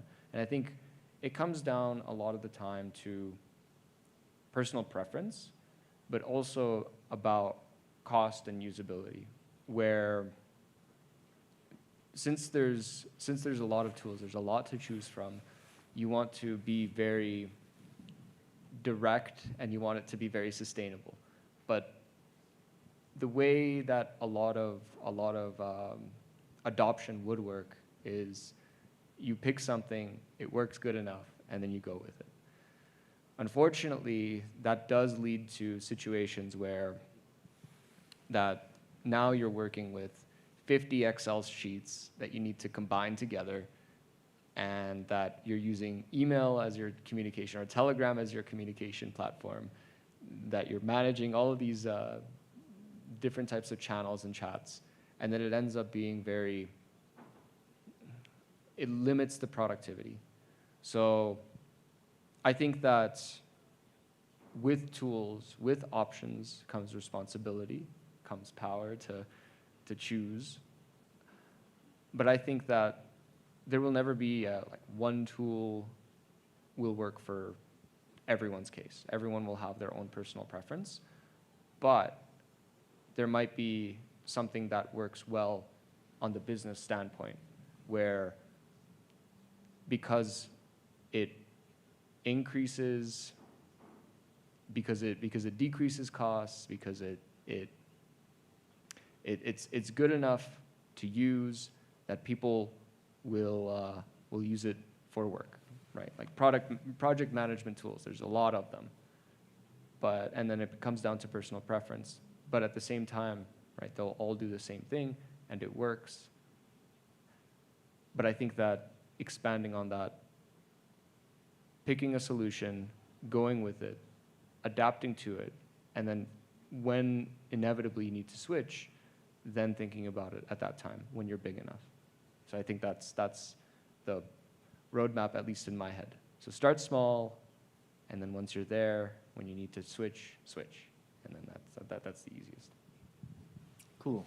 So we've covered like what we think the challenges are. Now let's like look in the future, and what do we think that DAOs can help achieve? What are the they provide coordination. They allow us to and like get a market of people across the globe. What problems can we solve with DAOs? I guess I'll start. As I said earlier, I think DAOs are very fascinating, exciting thing, and many opportunities are still to come, right? But aside from the social DAOs that we're starting to see, or the DAOs that are organized around certain purpose. I would like to, I'm actually very interested in seeing government working with DAOs, or are organizing maybe governmental departments into DAOs and working like that. I know, hard to believe, but I think what DAOs do their decentralized nature, they provide the transparency, and with transparency comes greater accountability. And I think with some governments, there is an appetite to, to have this extra level of transparency, and maybe to, build a new reputation. And I think we already start seeing some experiments of the governments, right? So we talked about the Colorado government, which has been experimenting with DAOs for a while. Recently, there was in the news the Japanese government, the digital department organized the DAO to kind of study how the things work and what they can accomplish within the DAO there. But I think in general, there are many opportunities with DAOs for the governments to become more transparent and more reliable. Like one example that comes to my mind is, I used to work with procurement in RFP. And in many countries, this is the area of which is tarnished with a lot of bribing and corruption. And I think if you want to turn the page and change this culture, that could be done through the DAO, organizing the participants, for example, vendors and suppliers, and making the vendors to submit this, provide their submissions through the DAO so that they get public review. There is a public vote by the government, proper government representatives, and then the funds are issued, and the tranches are then become very transparent, available to the public to examine, and they can actually see where the money goes and how they're being spent. I think that type of transparencies, together with the magic of DAOs and blockchain, could be very interesting to see in the future, right? And I think already we talked about, I'm also excited about the investment DAOs, not necessarily just who pull the funds together to invest into anything, but investing with a purpose, right? So we, for example, have examples of DAOs that pull the funds to invest in longevity, or to invest into the research on certain topic. I think that could be also very powerful. But I'm going to go back to my point. The legal structure is very important here. Yeah, so I think transparency and accessibility are big things. And so around transparency, people all over the world can join any type of DAO they want. This is also like a future idealistic view when we have perfect legal structures for DAOs. So people, when they can be anon, they can join any organization. People can do powerful things. And we've never seen that before in any other type of organization. And I think that's super exciting. And I think on the transparency side, I'm really excited about DeSci because these DAOs are coming together and they're trying to disrupt science research, like some of them. And I think that's really interesting because science research, that whole industry is a little bit cryptic. So DAOs can come about, they can redo experiments and bring more transparency to that. And I think that's really exciting. There's such an onslaught of different things that people can do with DAOs, and I think like the future is transparency, accessibility, empower more people than ever before. Yeah. How I see DAOs operating in the future, I like the points made, like DeSci as well as government style. I think DAOs are very well suited for government-like structures that everyone has a voice, or most people have a voice. There's some that are run by tokens or soulbound or NFTs. But I think that with greater expansion, we're going to need more than government to run things. So governance is good. We have common opinions, common direction, where it's like a sense of common sense. Where should I go? Where should I direct things? I think that where the value would be provided to these types of government-like structures. When things need to get done, government contracts to other entities, to other businesses. They make a decision, enact a proposal, and then someone else does the work. And I think that having structures that operate in this traditional based way is important. So I think that more and more structures will be for DAOs, to do work for DAOs, to do contracts for DAOs, to do services for DAOs. And with that, you want that to be in the decentralized space as well, to know what's actually getting done and being transparent as well. And then in that way, I think DAOs can actually be stronger than most governments, where everything is more or less transparent, and you can see that transparently work is getting done. So I think that that's where the future would hold for these different types of DAO structures, where eventually they'll operate like business. Following on your point, that's actually like my greatest hope for DAOs, which is I feel that a lot of the challenges that we face in the world are tragedy of the commons problems with climate, with sustainability. And we have centralized institutions, supranational organizations that deal with those issues. But in some cases, you have climate summits where they fly private jets to. So I think that we all see that there are some issues there. And I think that if DAOs can actually form part of the tooling that allows us to coordinate in a global scale, that allows us to help solve these problems, then we're along the way to a better future. Right. Thank you so much. Thank you. Thank you.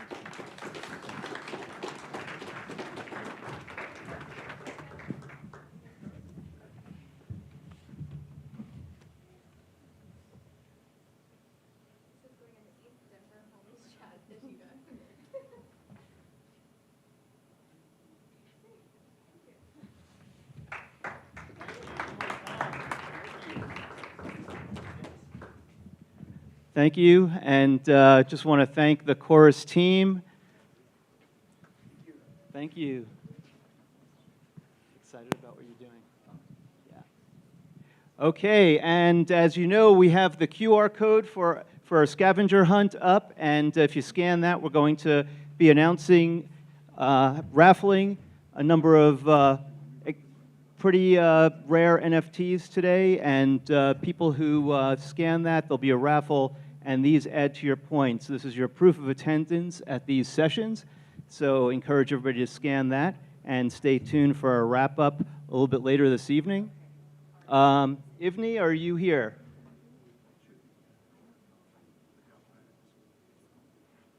Yes, okay, there we go. We'll bring up the slides for the next presentation here.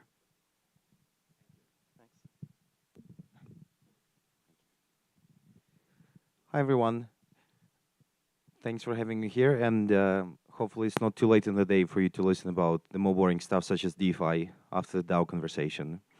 So my name is Evgeny, and I run Re7 Capital, which is a DeFi liquidity fund. So our mission is to provide capital into the space, but not as venture investors, but rather to be power users, liquidity providers to different DeFi. Thank you. Different DeFi protocols, stable coins, ecosystems, so on and so forth. So most of you probably know DeFi, have probably used it many, many times. And to a normal human being, it looks like complete chaos. To a crypto enthusiast, it looks like a lot of fun and technology, but the reality is that obviously it's a very different realm of finance.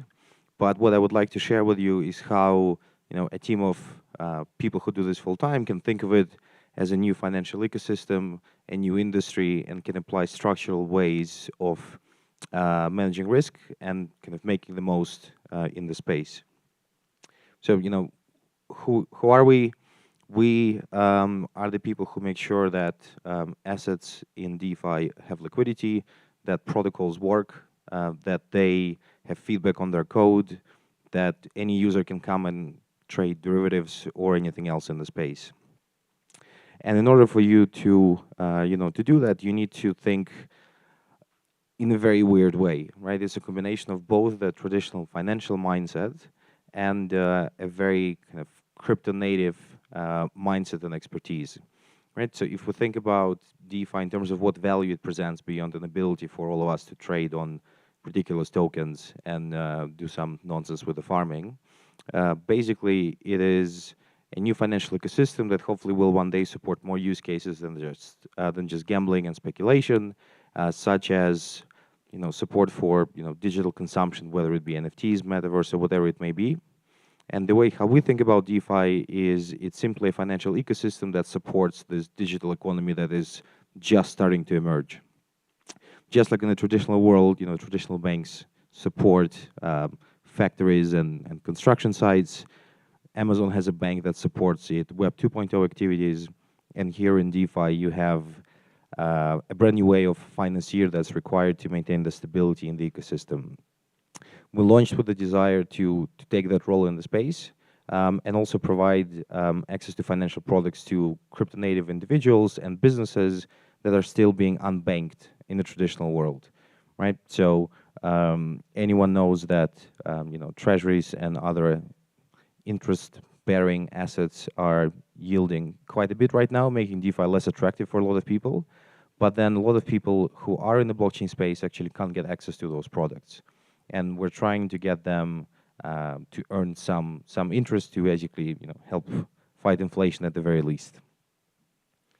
And what is interesting in the DeFi space is everything is fully transparent, right? So when we think back to 2022, it's obviously been a horrendous year for all financial asset sectors and ecosystems, but notably, very few DeFi protocols suffered versus the FTXs of this world, and the ones who did, they suffered from hacks rather than economic attacks or economic risks. So you have a financial ecosystem which can maintain its stability throughout the year, where the whole leverage has been wiped out from the system, where companies are going bankrupt and the markets go down 90%. So it tells you that as an industry, it works in a much more robust way. And the reason why it works, well, one of the reasons why it works in a more robust way is that you don't have to trust the individuals, as all of you know. All you have to do is trust the code, which comes with its own challenges, because an ability to read the code is not something that every person in the world obviously has. But also it allows you to see the data in real time, right? So we all found out way too late that FTX wasn't doing with our money what it was supposed to do.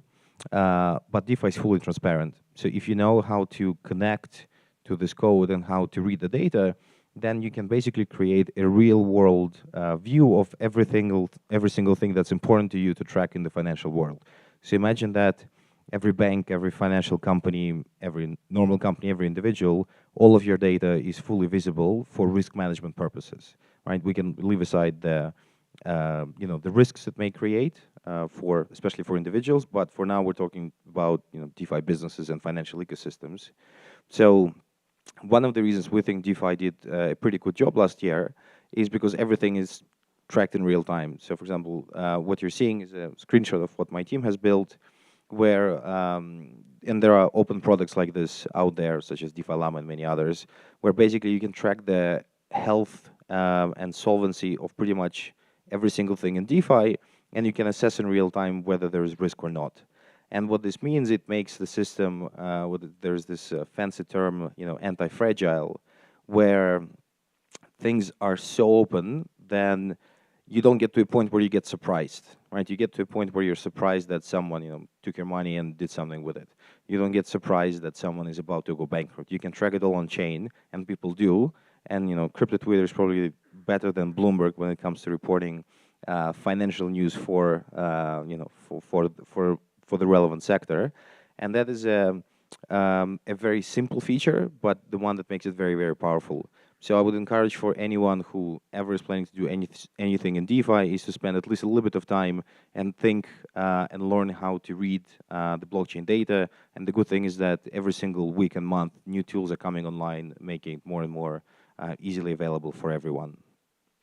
And then the next thing, which I'm personally particularly proud of, is an ability to analyze the code and analyze that risk, right? So some of us may have the skill set to read the financial statement and say, is it good or is it bad?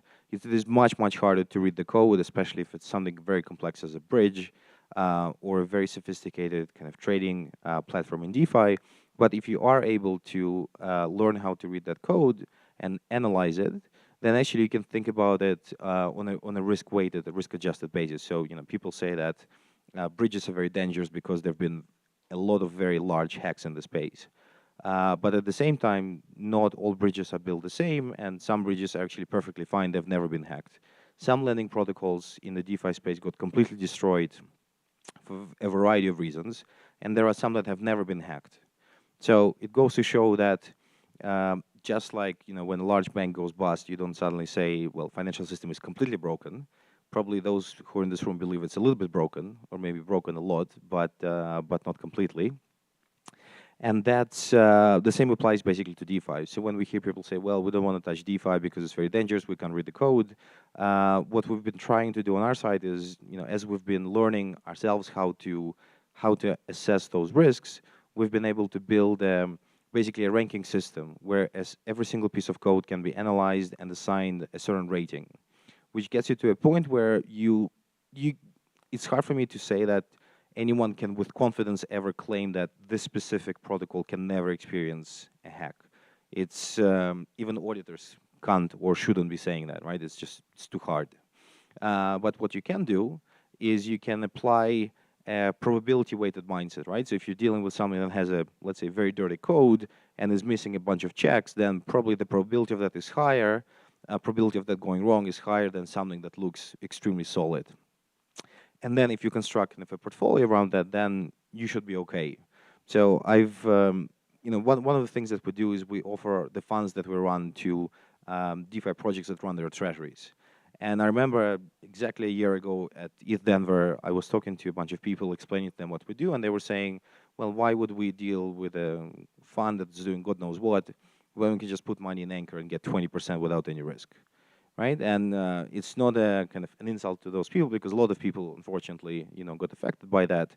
But the point I was making to them at the time was, yeah, maybe that will work out fine, but you probably shouldn't keep your money all in one place.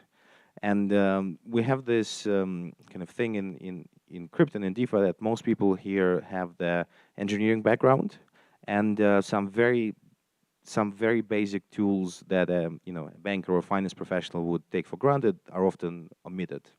And this led us to think of things as a portfolio and a probability-weighted basis.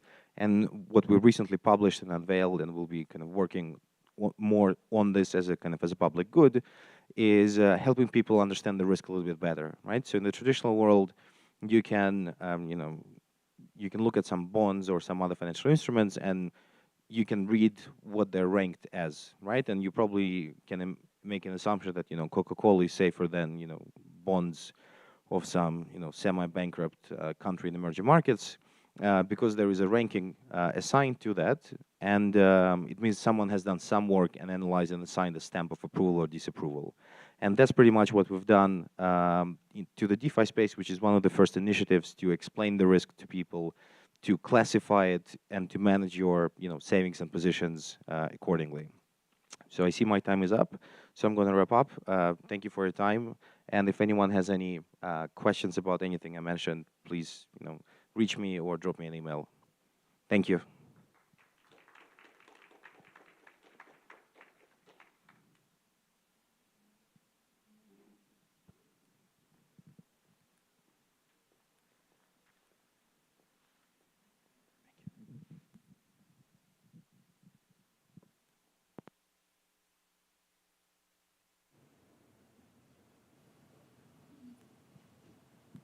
Hello, everybody. Thank you for that wonderful presentation. We've got the QR code up. You guys can scan that to get your POAP.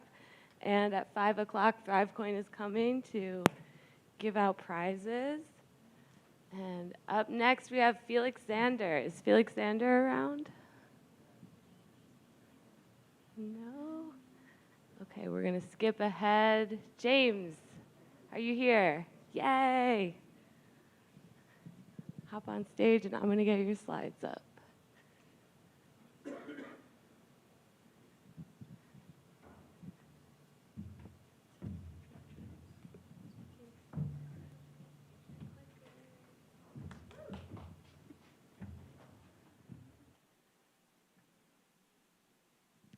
How's it going, everybody? Enjoying the week so far? I know it's off to a great start for me. I'm really excited about this new venue, although I'm a little nostalgic for the sports castle, I gotta admit. But today, I'm here to discuss the topic of social DAOs, which is a broad category, as you know, but I'm going to try to characterize it in a way that you might not expect, and I'd love to get your feedback. And if you wanna follow me on Twitter, I'm JWAP, but on Near Social, I'm infinity.near, and I'll share more about that platform later. But I build community programs for builders and other contributors for Near Social, and I'm here to talk about social DAOs, so hopefully we can understand how these new decentralized social networking apps impact our favorite use case, the decentralized autonomous organizations. We're gonna quickly go through a few things to establish a conceptual model and the analytical framework I will be using to define what I mean by social DAOs.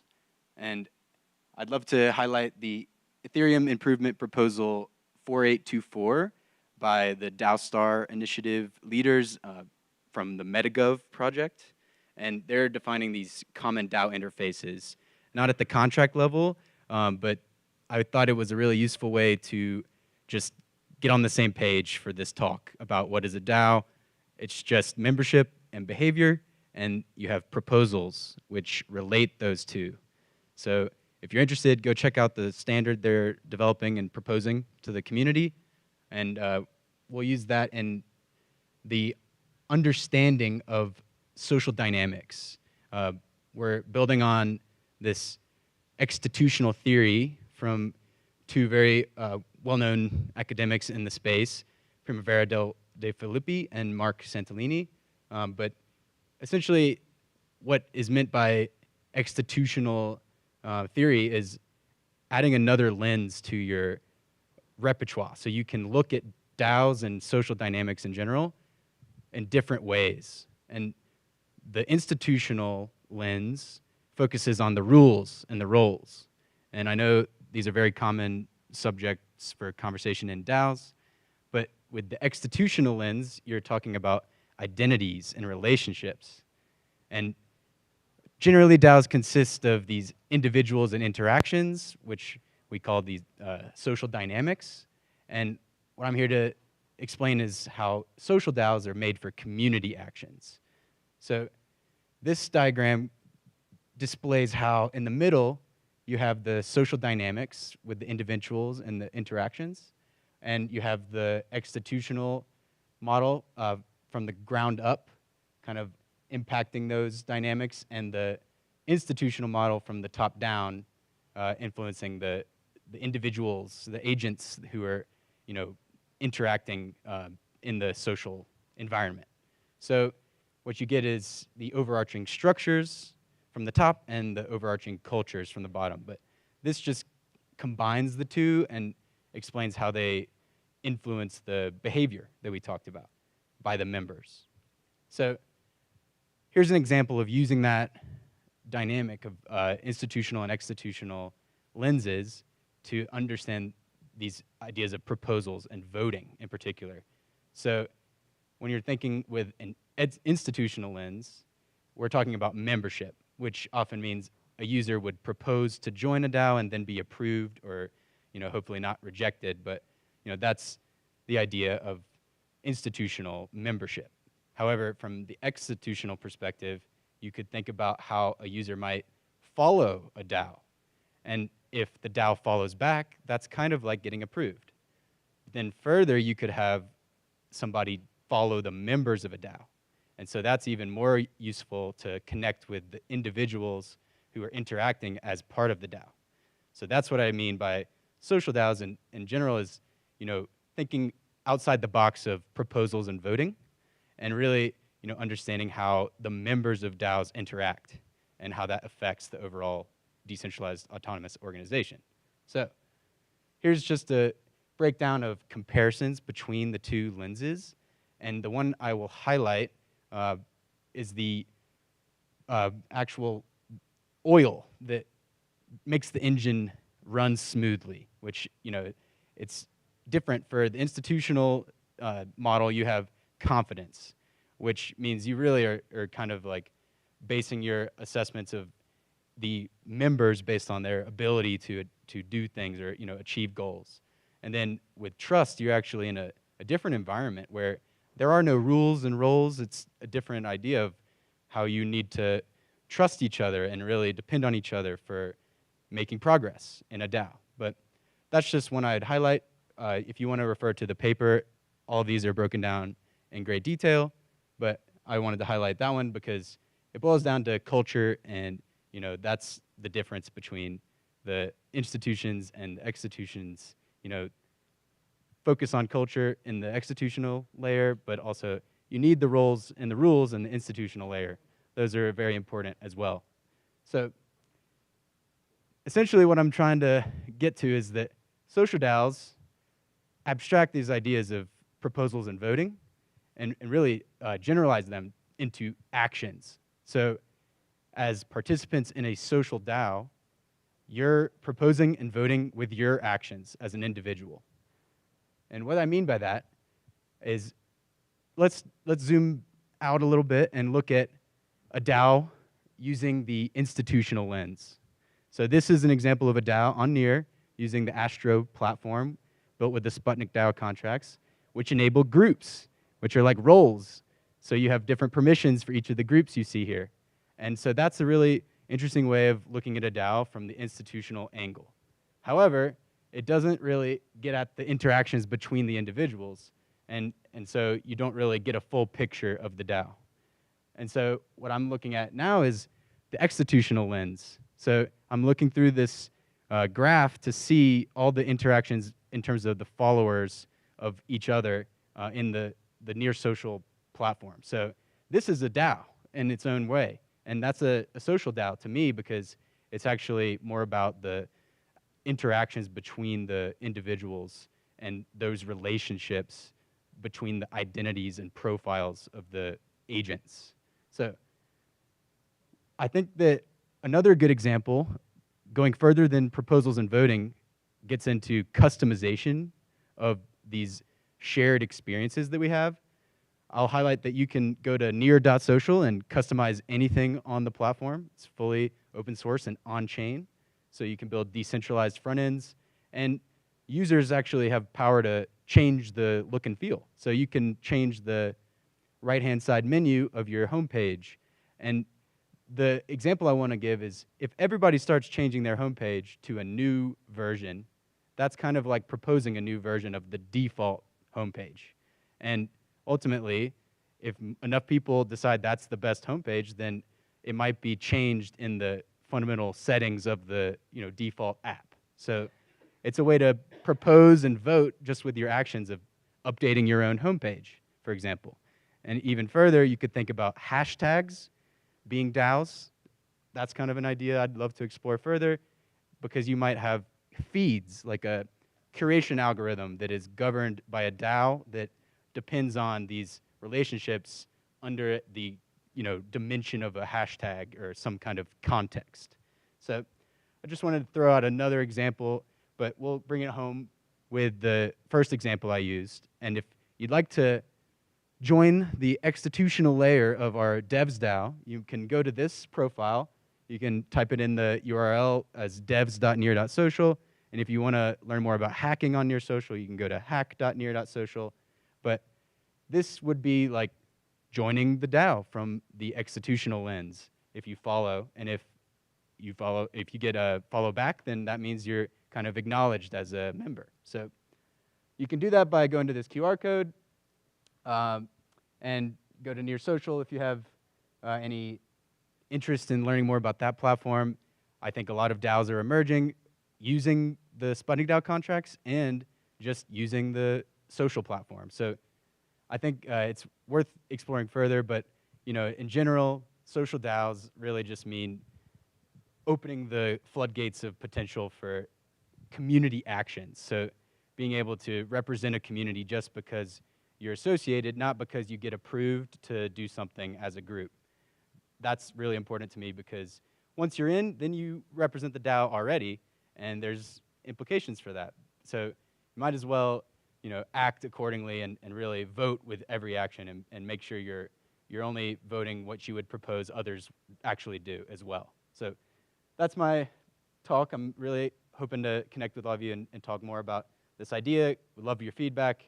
And yeah, I'm excited for the next talk. We got KeyPalm up next. So shout out to them, but really appreciate everyone listening and have a great time.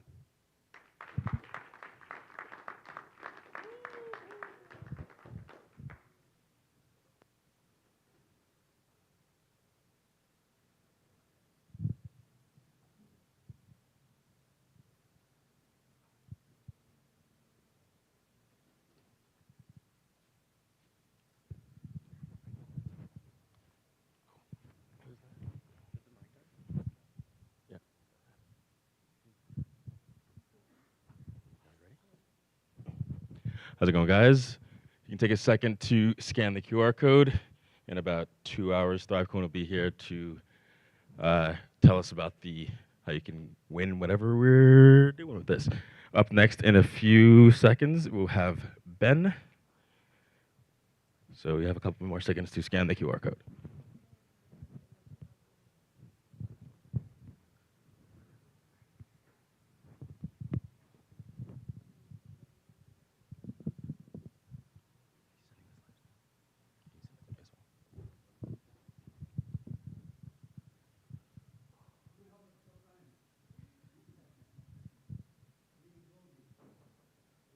Let's see if this works until Ben gets up here. You guys may remember Goldie from earlier. She's a little multi-poo. I used to be on the DAOPlanet core team. Maybe I'll just say a word about DAOPlanet while we're waiting for the next speaker. It's a DAO. It's a DAO that puts on DAO events and creates DAO media and content. If you guys have any interest to contributing or helping promote future events or anything like that, definitely check out the DAOPlanet Discord server. Are you Ben? Oh, just saying DAOPlanet?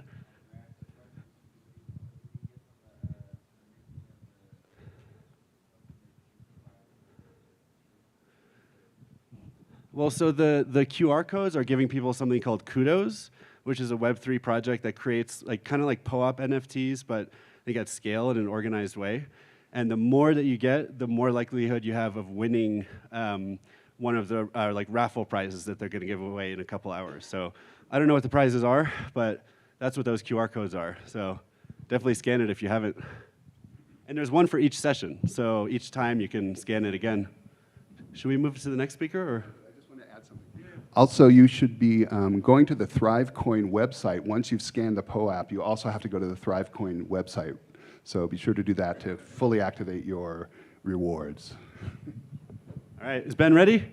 Yep. Let's do it. All right, bring up Ben.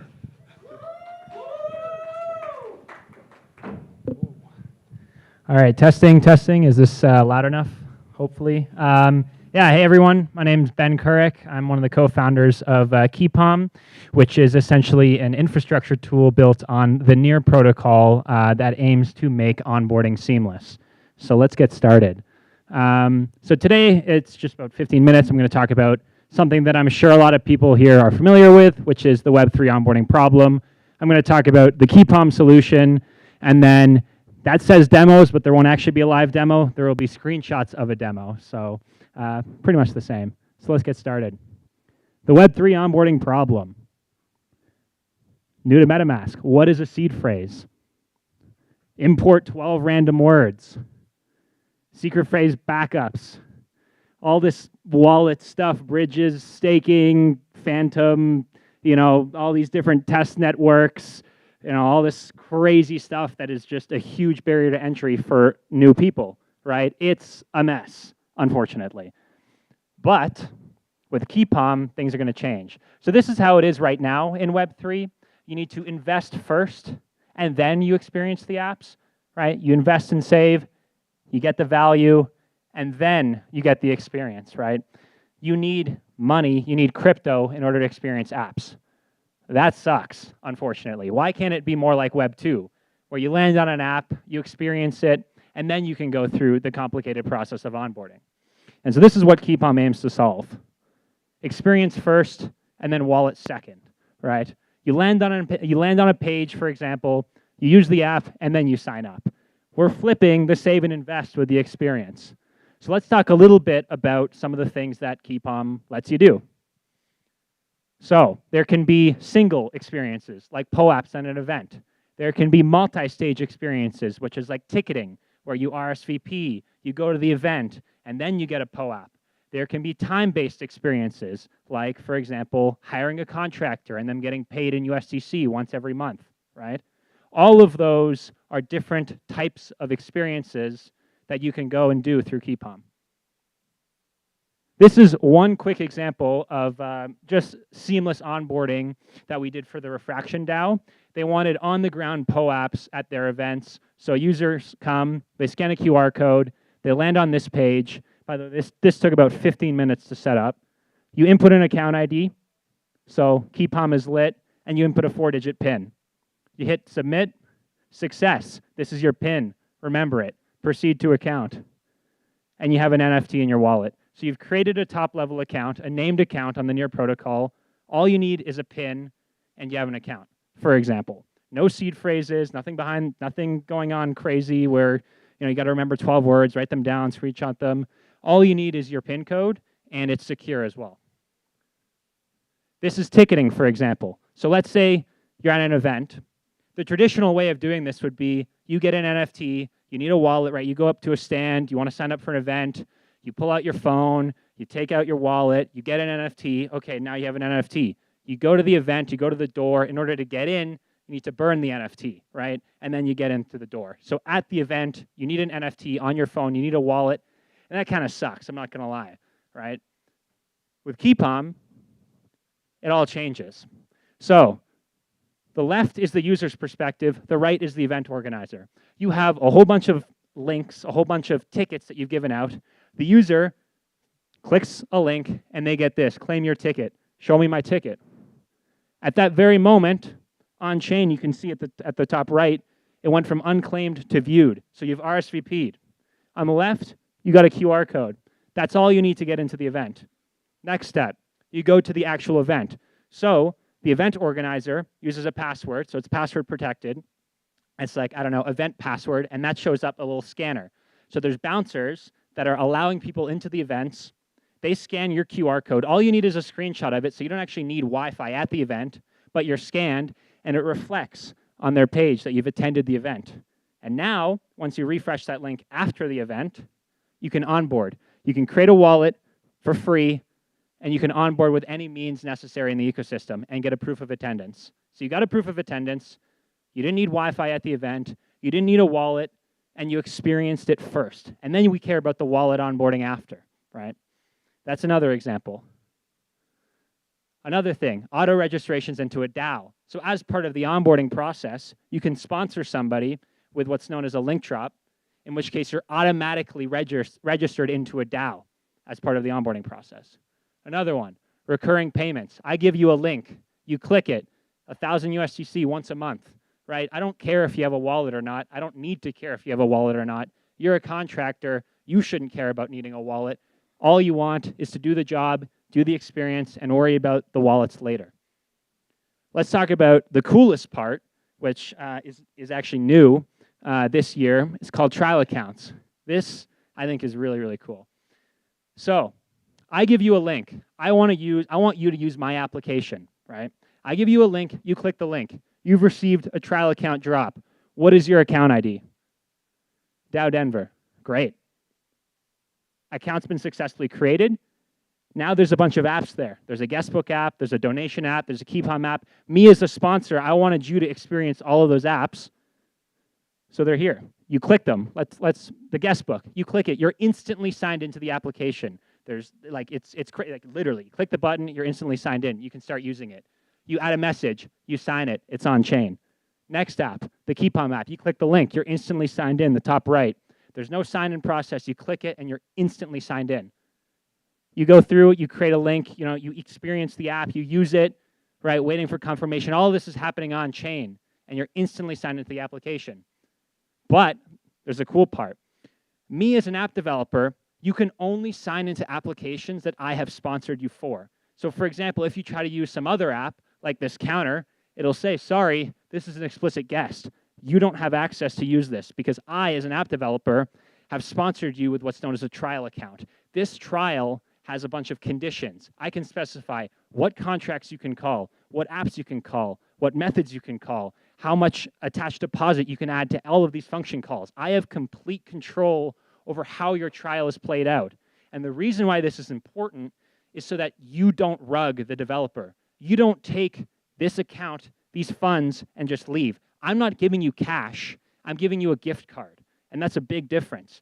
You cannot take this trial account and just take the funds and leave, right? Because that's been a historic problem in the past, right? And this all changes now. It's pretty interesting.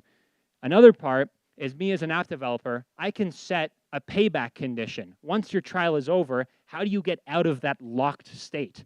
I can say, in order for you to get out of this locked state, you need to send me back 50% of the funds, for example. How do you do that? Well, it can be one of two ways. Let's say you get a trial account to an NFT platform and you won a 1 in a million NFT. You can sell that NFT to get some of the funds back to pay me as the app developer. Or you can go through an exchange. So you can get value and sell it as part of this exit condition. And this is all optional. You don't have to have an exit condition, but it can be done with these trial accounts. So me as an app developer, I have a crazy amount of control over exactly what you can do, and the user experience is unbelievable. You click a link, and you're instantly signed into an app. What's easier than that, right? And so this is coming soon on the Near protocol, and you can only do this on the Near protocol just because of their access key model and their account model. It's pretty interesting, but I think that this is going to be the future of using apps. I don't think it gets much easier than that. But yeah, and then from the developer's perspective, on Near, there's what's known as the wallet selector. This is how you select which wallet you want to sign into. And in order to be a compatible app with this trial account model, you only need to add one line of code to your app. And that's that third one there, setup KeepOn. That's it. You specify what the URL is so that it like detects whether or not you're being in a trial account, and that's it. It's super easy. It comes from our KeepOn package, our SDK. It's one line of code, and you're compatible. Anyone can instantly sign into your app with a trial account. It's pretty cool. So yeah, that's hopefully that was 15 minutes. Thank you. That's KeepOn. It's pretty lit.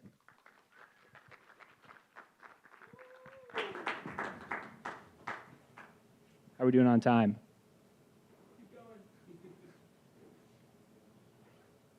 We're good? Awesome.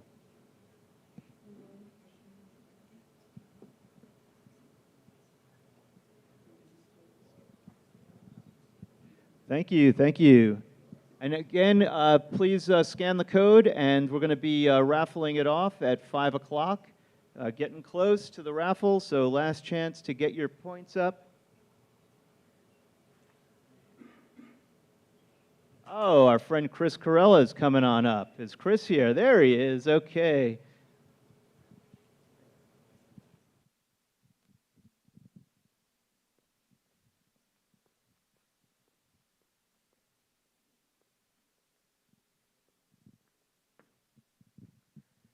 All right.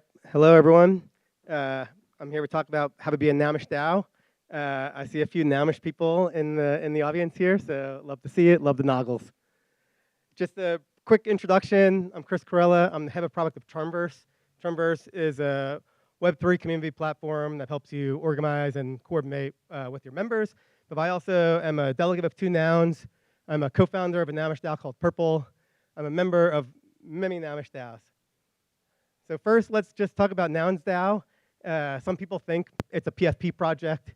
We certainly have these cute PFPs as part of the project.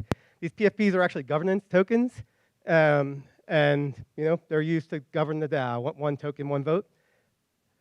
If you asked 100 Noumers what Nouns is, it would be slightly different. Some people might tell you it's a public goods DAO, and there's a lot of public goods that come out of Nouns DAO. Some people may tell you that it's really about these noggles and branding, and they'll use the term proliferate the meme, which maybe you could think of spreading an idea.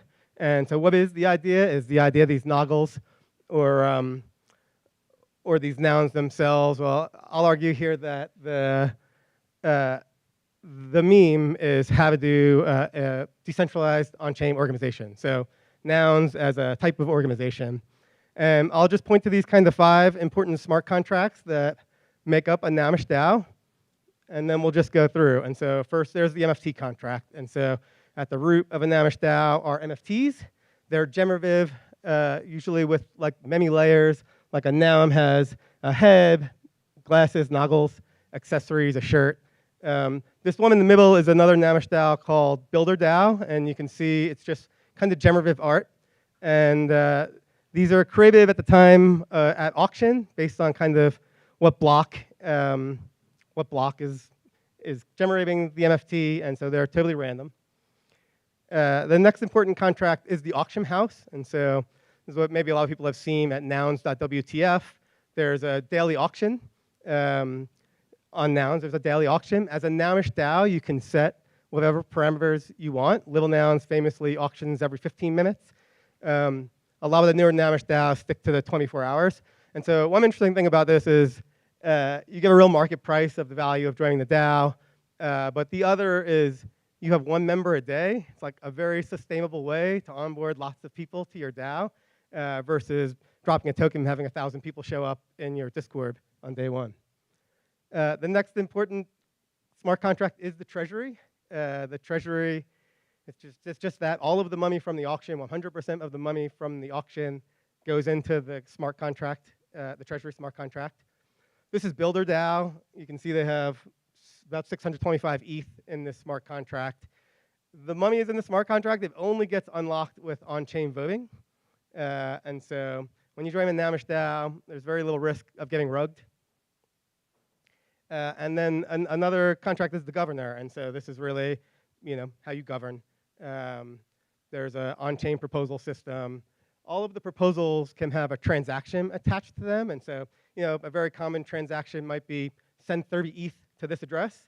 But another transaction could be when this a proposal is approved, mint an MFT. Mint an MFT, do a split contract, split the money with the artist and the DAO. That's become popular amongst Noumish DAOs. And then there's the metadata contract. And so it just being a truly on-chain DAO, if you want to change your description or your name or maybe the icon, everything requires, first of all, a proposal. And so maybe in this case, Purple wants to change the website URL. That would generate a proposal. When the proposal is approved, it would attach the transaction that modifies the URL. And then the URL is changed on-chain. So one cool thing once you set up a Noumish DAO is there's like an incredible robust ecosystem, largely led by Nouns. And Nouns have been around now for 2-ish years, and they've been funding tons of public goods and tons of applications. This one here is Prop House, and so it's a very quick way to do small grants. Sometimes those small grants are like 25 ETH, but they can do small grants of like 0.5 ETH, where anyone in the world can submit to a Prop House a proposal. In fact, we'll just use this example from Purple. It was a retroactive funding round. People submitted their favorite developers who did amazing things in the Farcaster ecosystem, and then all of the members who have tokens to Purple got to vote on this Prop House, and then the winner receives the funds. And so Prop House is just one example. There's tons of stuff. There's governance platforms like Agora. There's governance platforms like House of Nouns. Forefront has a product called Terminal that supports all of the Noumish DAOs. And so, the main benefit is you're a decentralized on-chain DAO. The secondary benefit is there's tons of tooling available for you and getting funded by Nouns DAO and Builder DAO and Purple and all of these other DAOs every day. So let me just go through a couple of examples of nouns DAOs that are a little bit outside the sort of nouns box. And so I'm the co-founder of Purple. Purple is a Farcaster ecosystem DAO. And so Farcaster is a decentralized social network. It's actually a decentralized social protocol.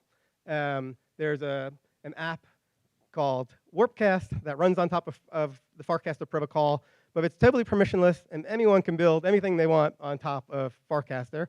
And so our goal is to support those developers and proliferate the Farcaster network. And so we have raised, I don't know, 50 ETH or something, and we're doing small grants, retroactive grants. We've funded bug bounties on the Farcaster protocol. Our whole mission is to fund software development and community development on Farcaster. I'll point to a different one called Art House, and so we can see Art House has about 30 ETH. Art House is really an art curation DAO, like an NFT DAO, and the goal here is to propose artists that we want to work with and that want to work with us. The membership votes if we approve those artists, and those votes automatically trigger, on success, they automatically trigger 1, a commission payment to the artist, then 2, an NFT mint, and then 3, a splits contract with the artist where they get some of the money and the DAO gets some of the money. And so just kind of a sort of expand thinking around what a Nownish DAO can be. This is an art DAO. And then, one of my favorites here is The Park. The Park is a group of Grammy Award-winning musicians who have been in Web3 for quite some time. And they have a Nownish DAO. And you join the same way you buy at auction every day. And they use that money to produce music, to make videos. The most recent proposal was to retroactively fund the barbecue they did in LA together. Their goal is to sort of work with DAO members to create music.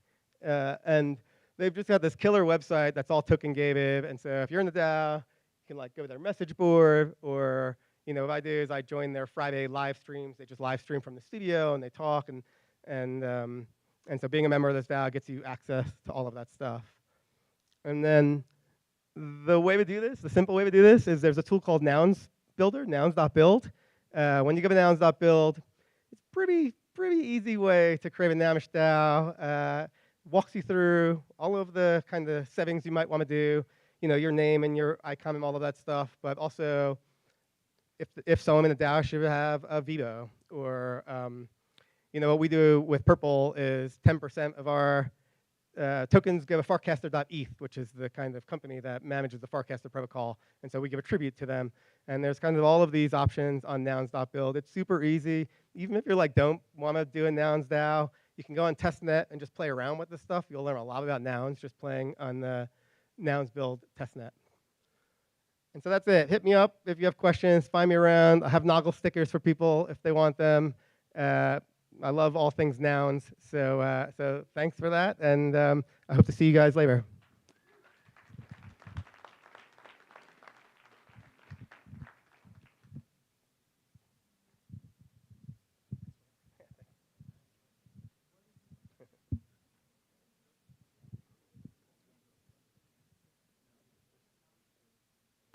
Thank you, Chris Corella.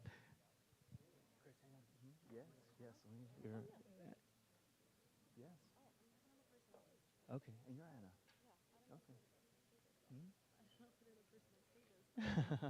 Well, let's go up there. And next we have Anna from Solo Foundation and Meta Gamma Delta. Panel on DAOs and governance design. Thank you so much. No, yeah, just a panel.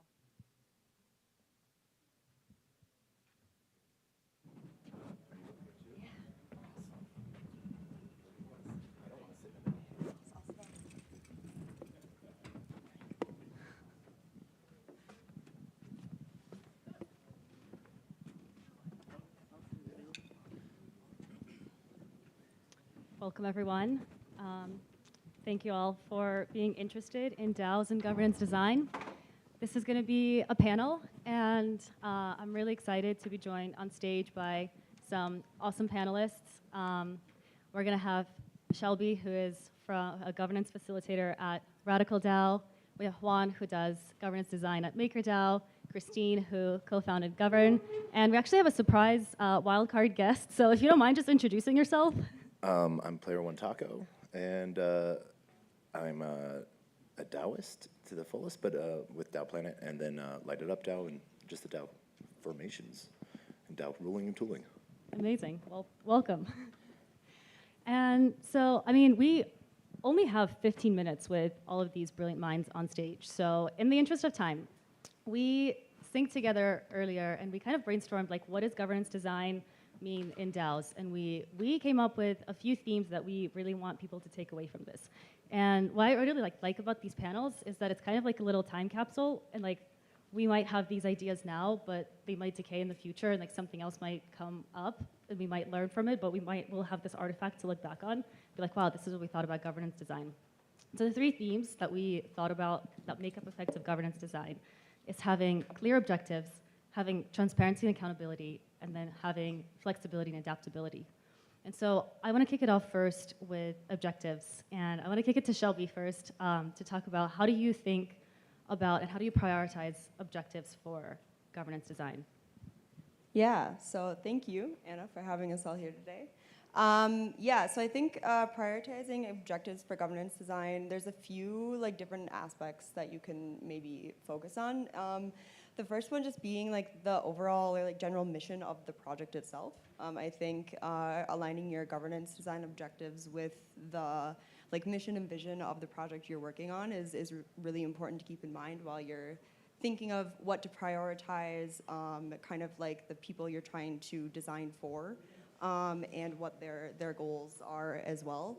Another aspect is just kind of thinking of what you're using governance for in your DAO. Different DAOs use governance for different things or in different ways or in more dynamic ways than other DAOs do. So just keeping that in mind and making sure that you're kind of designing, depending on the answer to that question, designing mechanisms that make the most sense for how you're using governance in your DAO. And then the third just baseline objectives that I think every DAO kind of wants is just usability, accessibility, easy tooling, easy to find and understand documentation, and yeah, easy ways to connect with folks if you have questions. Awesome, thank you. Player One, I'd love to hear your take on this, and I actually don't really know your background or what DAOs you're involved in, so if you want to talk about how do you think about objectives for governance design? One, it really has to start from the beginning of a roadmap of what the objective is. What I like to see, what I've seen, especially in game DAOs, is feature creep. If it's too open of what's going to be built out, everyone wants everything added, and proposals are like crazy, and then you never build a game. So setting up time structures on that is a really important piece, but also the scope. And so, like you were saying, it was setting up from the very beginning, almost having a very good business plan so that what the mission is and purpose will lead when it's sort of really handed over into a DAO formation, and everything is up for proposals beyond just governors, helping through, I've helped with Harmony set up a ton of DAOs and back in those days, but it's a game plan that it sucks when it blows up. Actually, I really like what you mentioned about scope. And Juan, I think I would really like to hear from you about how you think about scope at Maker, because Maker is going through some very interesting transition times. So can you tell us a little bit, what does scope mean at Maker now? Yeah, so we are going through a thorough transformation process. For anyone paying attention, it's a bit painful, but we're definitely learning a lot. And what we have done is so more on the transparency side and how to actually deal with governance is everything is a framework. So absolutely everything has to be written out so it's transparent and it's equal for everyone. So if someone says, hey, we hate this proposal because it's in Argentina or because it's a flower power kumbaya proposal, what we're going to do is write it in the scope or in the framework. We're not accepting this because of that. And moving forward, that's the way it's going to be done. So we have identified 12 scopes. I'm not going to go through all of them, or any of them actually. But yeah, these 12 scopes kind of like split the work that needs to be done, and that way we can attract experts to different scopes, and they can create this framework that's open for everyone to see and improve. That's a bit what we're doing. And so would you say that, I guess, when you build up frameworks and you have an ability to edit them, that leads to flexibility and transparency? I mean, flexibility and adaptability. So Christine, do you want to talk a little bit about how do you think about how DAO governance needs to adapt to the needs of changing circumstances and stakeholders? Yeah, of course. Okay. Number one takeaway from real life governance is that it's really messy. So even if you think you have come up with the perfect governance system the first time, like, you didn't, right? And let's say you came up with a pretty good one, it will not stay like relevant forever. So that's something that, like, going back to DAO tooling or whatever people use for contributing to a DAO, like, whatever frameworks you use have to be able to adapt. And so before I got into DAOs, I did systems engineering, and something that kind of stuck with me from that is there's kind of like phases to design, right? So in like the engineering world that I came from previously, there's like setting up initial conditions, right? That can be pretty chaotic and messy. It might start a little more centralized than we would aspire to, for example. So you go through this like messy initial condition phase, and then at some point the system reaches some sort of like steady state equilibrium. And that's like your governance for the moment. And it might be like pretty decent. But DAOs are like chaotic, right? And messy, and they're fluid, and they adapt to changing circumstances. So then at some point there's some like either outside perturbation, so the steady state gets, it's perturbed, or there will just become like maybe a lack of relevance. So the real interesting thing about governance, I think, that we've all kind of seen is like, how do you adapt when that actually happens? Amazing. Thank you. Does anyone else want to add to adaptability? I think one piece on that I've seen a lot is almost like, I go back a lot of the times for framework of Robert's Rules of Orders, parliamentary procedure, just for being able to frame out stuff. But I think when like you were saying, as soon as you think you have it, someone else comes along that just makes it up. But being adaptable has been really good for the DAOs and DAOs that I've been a part of. And where do you see, like, for example, at Maker has gone through several different frameworks and has had to adapt to many different things. What do you see, like, maybe Juan, you can expand a little bit on flexibility and adaptability piece. Like, what is the impetus for change, and how does that come about? Yeah, so zooming out, I think that the adaptability of a DAO is actually a feature and not a bug. And I think right now we are seeing it as bugs across the spectrum when we're designing it. But eventually, when we hit the key and we actually discover what it is to be able to adapt quite fast, I think that's where DAOs are going to thrive and become potentially the most powerful organizations in the world. With that said, yeah, it's hard. I think you have to have a lot of like risk management, a lot of accountability systems. How do you make sure that things get done? There's a lot to be done, and we could be talking about 4 hours. I don't know if you want me to go down deeper on one topic or something to add, Shelby. Yeah, I guess, I don't know, just from maybe the perspective of Radical, yeah, they've gone through quite a few changes. I mean, there's always been like this overarching goal of the project to like create open source, sustainable open source infrastructure, code collaboration infrastructure, to be specific, along with like sustainable funding mechanisms that can fund this open source work. And it's gone through a few different like iterations of what that product actually looks like, or what those products actually look like.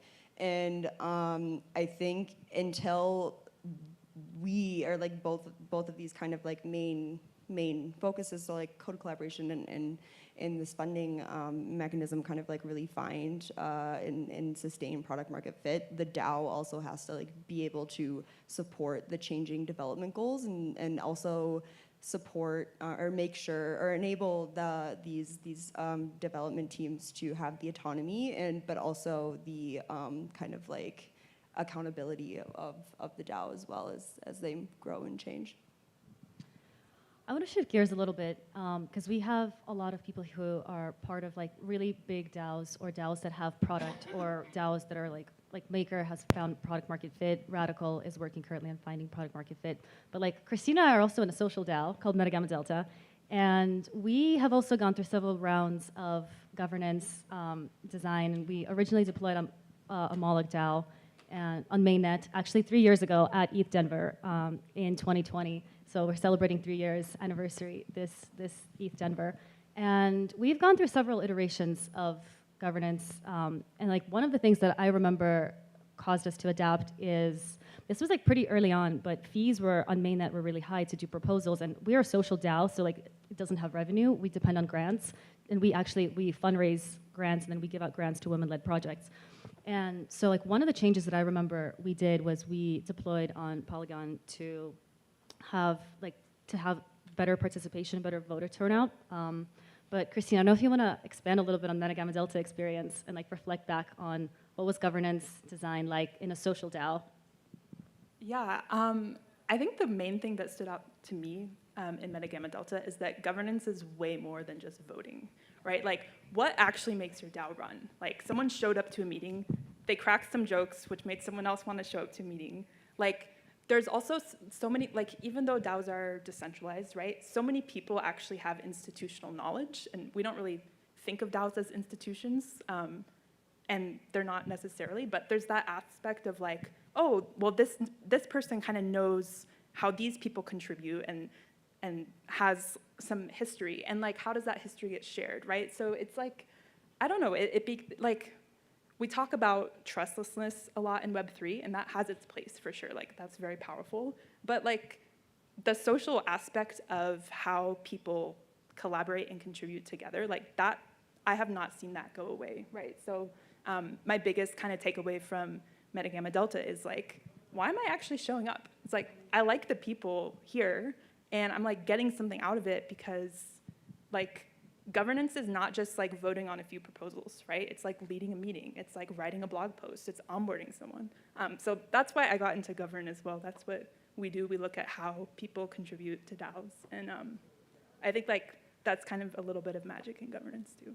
True. I think that was the first time I voted on the governance proposal was in Metagamma Delta. So I think there's also like a little bit of an onboarding piece with DAOs and governance because like, to vote, even to pledge to Metagamma Delta, like you had to make sure that you had DAI on mainnet, and so that was like for a lot of people that was the first time someone like got a MetaMask wallet and got DAI and voted on a proposal. So yeah, I really like DAOs and governance as a way to onboard people into crypto in general. So I really like that story. We have just a few minutes left, so I would love to like just riff on anything that is like alive and current for you, and anything that you're excited to work on. And anyone can jump in and just tell us some stories. What are you excited about? Maybe player one Taco. You can kick this one off. I'm really liking the no-code solutions for not just those that are in Web3 being able to participate in DAOs, but those that aren't necessarily degens and have a MetaMask. There's a lot of different apps that are coming in that have Gnosis-safe treasuries. People can use credit cards to support buy-in. Proposals are done right there in app, so it's very clean. The user experience, I think, is one of the hardest, proposals and being able to read through a proposal. Knowing the actions of that, I think, is one of the biggest things that's come the longest way, because stagnation within DAOs is a thing. One of the things that like Nouns DAOs does is pretty amazing of it, one person a day. Usually it's not, it's someone else that already has a noun, but it's still a good process for onboarding. But keeping people on, that stickiness is always a hard thing. And then when DAOs explode, yay, how does that go? But it's a fun piece. The user experience is, I think, the easiest part that can be tackled. Yeah, I guess like one thing I'm pretty excited about and have been trying to think about a lot for Radical's DAO is this notion, or like not just me, many other great folks too, is this notion of like distribution of influence. And distribution of influence really primarily focusing on like non-tokenized governance mechanisms. So that could be something more informal, or it could be something as formal as using different tools, such as like otter-based badges, to assign not only membership, but also use that as a form to kind of represent or earn or gain reputation within the DAO, and therefore also gaining influence in different ways. So there's a lot of like different things you could do with this. The tricky part though, or like one of the main challenges I think in my head currently, and also after like doing a lot of like DAO tooling research, is the notion of reputation. And like there's a lot of tools out there that are trying to like tackle this, and a lot of them are focusing on kind of like quantitative metrics of like how many contributions do you have, or how many proposals have you posted or passed. But there are a few, of course, like trying to capture the social aspect, which is really difficult. And for Radical too, it like on the DAO side itself, it's really hard to like, as a community, like what metrics do we want to define as like ones being important to gain and earn reputation within the DAO. So like that's something I'm really like excited about and really enjoying like looking into and exploring. I don't think there's like the solution out there yet, and it will be obviously different for everyone. But yeah, that's something I've been looking into recently.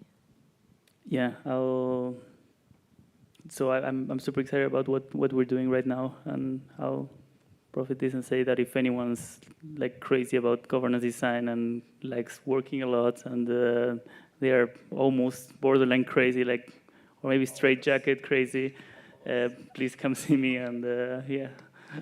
So come see Juan outside. Amazing, thank you. And Christine, do you want to say anything about what you're most excited about? Yeah, I think like I'm really excited. So what we're working on at Govern, what's really cool is we get to see DAOs go through their growth stages, right? Because we're like DAO tooling, specifically contributor tooling. What I'm really excited to see is now DAOs are at the point of like modulating, like they've gotten to steady state and now they're starting to modulate. So like that gets messy and it just gets so interesting. So like what frameworks people are using to describe their contributions, like it's gotten to the point where the initial conditions no longer work. And I think that's like really exciting, right? Like that's what DAOs are, they evolve. So excited about that. Thank you. And I think I'm most excited about, we had a really great conversation yesterday about what makes, because really like DAOs are communities. Like what makes communities strong? The strength of a community is defined by the strength of the relationships between the people in the community. So that's what I would encourage everyone to do, is just focus on relationships and building trust and relationships within your community. And I think that's all. I think that's time. Thank you. Thank you.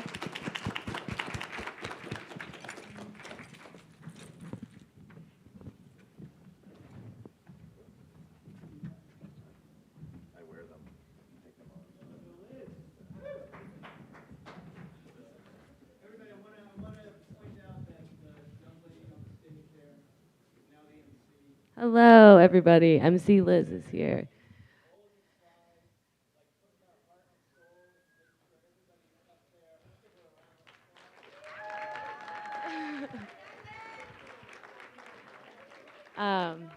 Thank you, everyone. It's great to be here. I don't know if you guys know, but we've been live streaming every minute of this. So I wanted to take a minute to say hi to everybody at home. Everybody look at a camera. Hey, thanks for watching the live stream, everybody.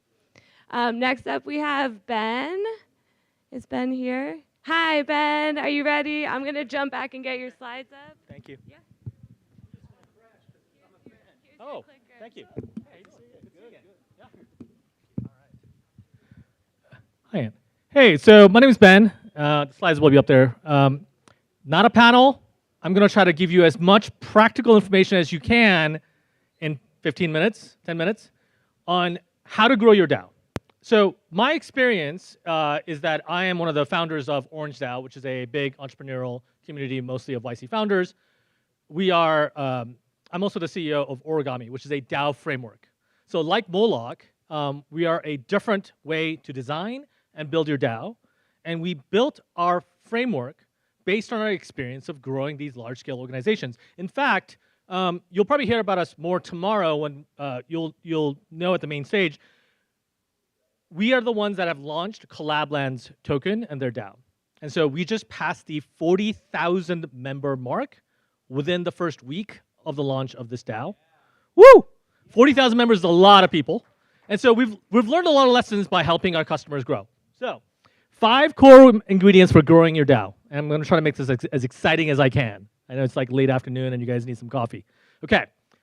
Step 1, this is our experience. A framework for DAOs means that we have designed a legal or legally compliant as well as an operating system for how DAOs should run. And so unlike a self-serve platform, we're very opinionated in how we think DAOs should operate.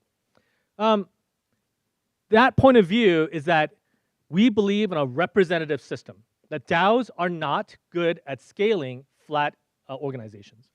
Now, it's totally fine to have a flat DAO if it's you and a bunch of friends or sub 50 people. But once you pass the 100-person mark, you're starting to get into that like edge of that Dunbar number where you don't know the people in the DAO, and so you need some organizational infrastructure, hierarchy, and actually people who are dedicated to making the machinery of the DAO work. And so that's our point of view, that you should not be flat once you start to scale. We also believe in the mixture of having soulbound or NFT membership tokens plus a fungible token that acts as your voting power or some other tradable mechanism. The combination of both NFTs and fungible tokens are incredibly powerful because you can establish membership as a different criteria than just owning a token. So you can have private membership organizations, which many of our customers do. You have to qualify to be a member. You can't just hold a token to be a member. It supports both, and it's great at weeding out bad actors because you can revoke access to the DAO using an NFT. So these are just time-tested things that we've learned. And we believe that you need a cadence and a tempo to run your DAO, and you need a clear business model around how the DAO will actually generate value, because if you're contributing, how does that come back to you as a reward? Okay. The TLDR, this is the takeaway for, I'll repeat this at the end. You need a clear mission. What is the North Star? Why do we care about this DAO? Why are we here together? You need an engaged core team. There is no substitute for the fact that you will need a handful of really dedicated people who are compensated for their time to operate this DAO, to support all the other members, to onboard them. You need regularly scheduled communications, whether it's events, over Zoom, or over email. You need to know that people need to be reminded that this DAO exists for a reason. You need to give people, especially new members, opportunities to participate and contribute and earn. And lastly, and most important, you need to understand the economics of how a DAO needs to grow. Okay, clear mission. If a member does not understand why this DAO exists and why they should join it, then you have failed at the first step of being a DAO, right? In a world where there's so much information and so much competition, if you cannot be clear on why you are who you are, people will just bolt, they'll bounce, right? If you're used to building web pages, it's like the bounce rate. So you need to measure how many people actually join the DAO and actually contribute versus how many people join and bolt. Second, you need that engaged core team where the vast majority of the DAO is being built by this core group of people. This is your heart and soul. The downside of this is that power tends to accrue people who contribute. And so if you want to live in a decentralized world, decentralization being a direction and not a destination, right? You're heading towards more distribution of power, not an absolute decentralization where no one has authority. The core team will want more resources and more control. And the DAO, with having elected members who represent the membership, that's our framework, where you vote members into these senior roles, their job is to make sure that no power accrues too much to some core or some team within the DAO. Okay, next. Consistent cadence. So now you've got your clear mission And now you've got a clear team who is bringing on new members, scaling the DAO. Then you need to communicate what is going on, what are the opportunities, who are these people, and who you can contact if you have questions and things like that. So the DAO actually is designed, when you get to large scale of thousands of members, is a membership supporting organization. And the way we did it for Collabland and others is that you can fund projects that are independent teams with their own multi-sig or safe or account that they can manage. And they're responsible for delivering what they said they would to the DAO. So if I go to, say, Nouns DAO and I say, hey, I'm going to build this project, the expectation is if you give me 1,000 ETH, that I will return you some money based on this thing that I did. Right? It's a fairly simple thing that we understand. The accountability has to be held by someone. Someone at the DAO needs to say, great, I'm working with you, you're on this project, we'll check in every month to see how much progress you've made. And if there's any early warnings as to whether this is going off the rails, we can have a discussion about how do we fix this, right? So the outside accountability happens in the DAO with these elected members who are saying, you're running this project, great. We're gonna make sure that you are accountable to all the members to deliver on what you said you would. Otherwise, your reputation will tank, right? It's a very transparent, honest method of doing business. Web 2.0 tactics are still valuable. Now I'm gonna, if I said this at main stage, I might get a bunch of like shit thrown at me, but 80+% of DAO members will use their email to communicate. Please don't ignore Web 2 tactics. It's the infrastructure that exists today. We're all familiar with it. Yes, it feels boomery at times, but it is still effective. And our job as members and leaders of a DAO is to make sure that the organization understands what we're trying to do. Opportunities to contribute. So this, as a new member, is very daunting. If you've got 10,000 people in a DAO, you're basically jumping in the middle of the highway and going, how can I help? That's not going to lead to a lot of good positive interaction. So having a onboarding group who is incentivized to make sure that DAO members know, hey, you're a designer, you are a business person, you're a marketing person, here are the different pods, guilds, whatever you want to call it, projects that you can contribute, that becomes a gateway to people becoming a contributing member of the DAO. Without that on-ramp, there is no new membership that's going to stick around, right? You're just basing it on luck. So having a clear pathway to say, start here if you like X, right? These are just membership rules that you can apply to grow your DAO. Tokens in hand. So let's say you did a task. There's a lot of debate between task-based bounties, Pavlovian, right? I do X, I get these tokens, versus role-based compensation. I fill this position for 6 months or this season, and I get 20,000 tokens. There are really different ways of looking at the DAO. Sometimes those two things are complementary, sometimes they're not. But what's important, though, is that when they do their job, that the DAO turns around and gives them the tokens, once the work is verified, as soon as possible. So you want to make sure that the cycle between I did work to getting tokens is so quick that people want to keep pressing that button to do more work, right? Because we all want to contribute, but if I don't know, then I'm going to get these tokens. If I don't know you, the fact that the token distribution is delayed is a major, it destroys the trust between the member and the DAO. Treasury building. So this gets into the core of why the DAO exists and why you are working together as a team. How do you build value for your treasury? How do you build asset value or token value or revenue or creative projects? And how do you make sure that that distribution goes into the treasury and everybody can see that, hey, this project made 1,000 ETH, right? Because then you want to call on that person and say, let's make more 1,000 ETH projects, right? So getting into the business and the economics of a DAO is very fundamental. Those decisions must happen at the core team level or a team that is responsible for that revenue, right? So it's not just a general member question. You can't have 10,000 people work on a business plan. What you're likely to find is several hundred teams of 10 people that may be willing to do some projects that are within their scope of genius or what they know how to do. And so as leaders of the DAO, your job is to coordinate how do these projects work together or not? How do you keep competitive projects from appearing? All that air traffic control or the coordination is happening by the elected members of the DAO. So that's our point of view on how DAO should run. So just to recap, create clarity, to grow, you need clarity on why, the mission, how to build, which teams are being built, how to communicate, how to get contributors involved, and how to actually create positive economics for your DAO. So thank you very much. My name is Ben, and my team is here. If you're from Origami, raise your hand. There's 4 of us total.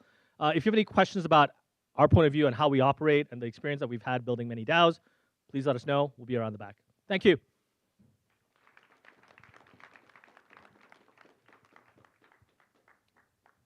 Like 20 seconds over. Who's up next? Any questions? Feel free.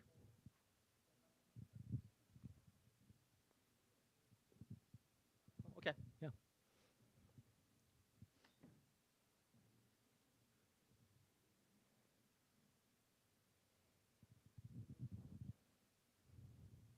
I can repeat your question. Yeah, go ahead. Go ahead and just ask the question. I can repeat it for you.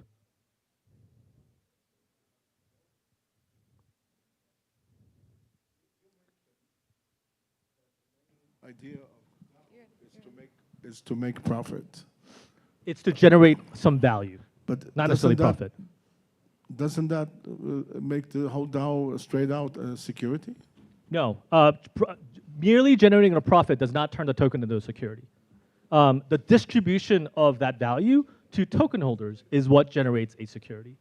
So if it's a one-way street into the DAO, and your governance token is there to govern the DAO and control it, and there's no mechanism for you to receive a distribution, in other words, the profit share or dividends from the DAO, then it is not a security. That's a very broad oversimplification here. There are a lot of nuances involved, but that's the thing that trips up a lot of DAOs.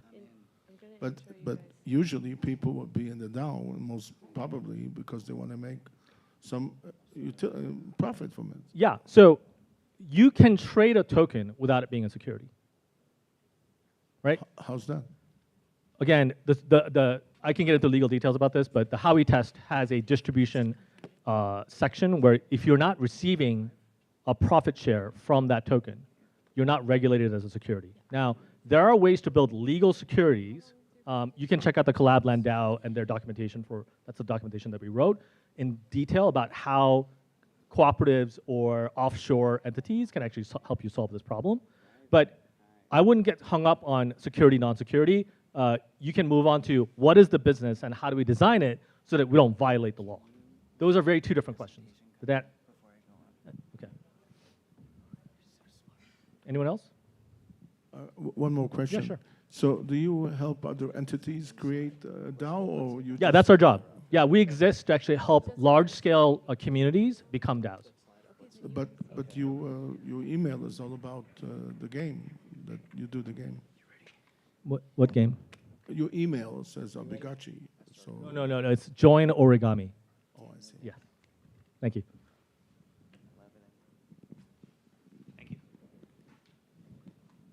Any more questions for Ben? Ben's information is back up on the screen, and we may have a QR code for Ben, so you can incorporate this talk and get credit, get the proof of attendance for the session. Yes.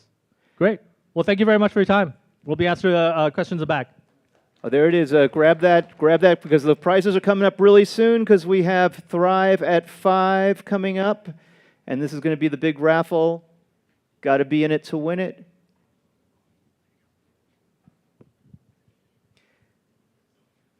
Got 10 more seconds. 9, 8, 7, 6, 5, 4, 3, 2, 1. Switch. Okay. Want to introduce a very special guest. The Thrive Giraffe himself. I don't know, is it an androgynous giraffe? What? Okay, okay, it works, great.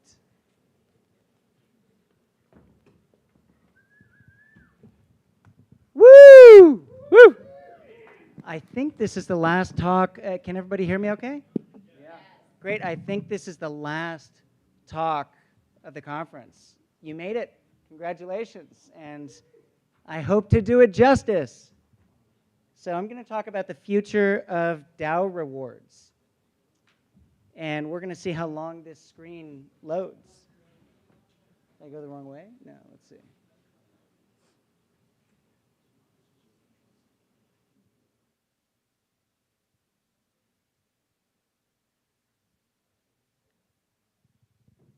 Testing, testing.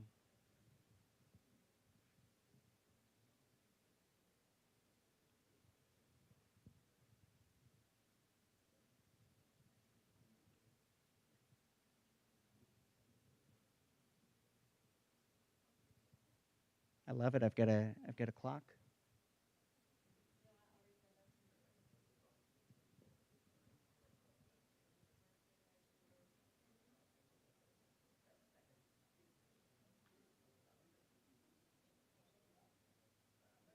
Nope.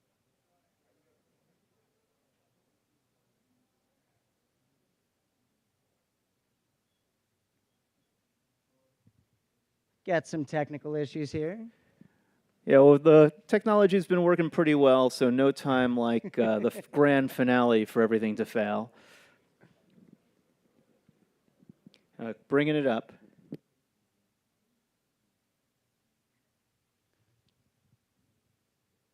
Justice, if this doesn't work, I'm going to need you to mime the presentation, okay? Where are the big giraffe creatures that are going to come on through? Is that the AI we're going to do in post? That's right. That's right.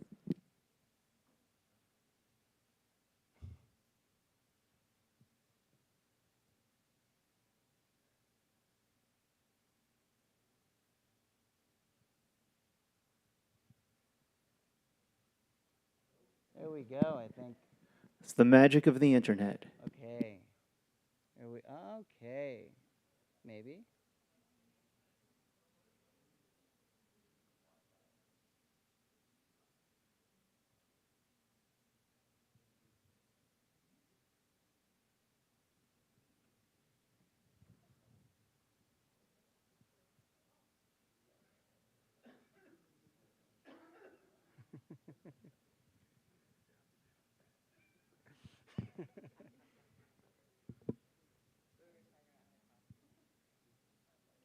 The coffee's not what? Free? Oh, Jesus Christ.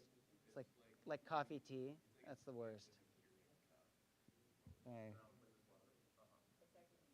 Yeah, it's not working.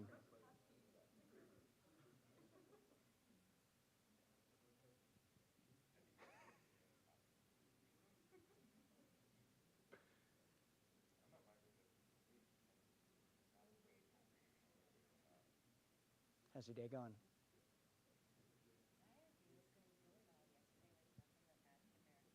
Wow.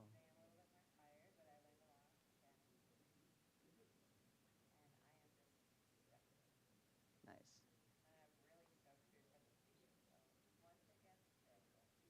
It'll be great. It'll be wonderful. How are you guys doing? Well, how are you doing? Good.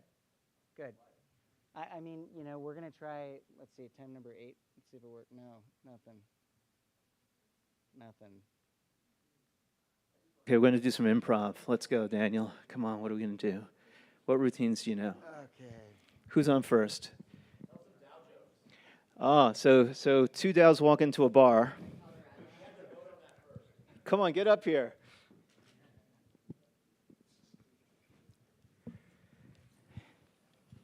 So, I thought I had like I was sporting a lot of fucking wristbands. Look at this guy. That's proof of attendance. I've gone digital, dude. You see my POAPs? You don't even have my POAP. I need a mic.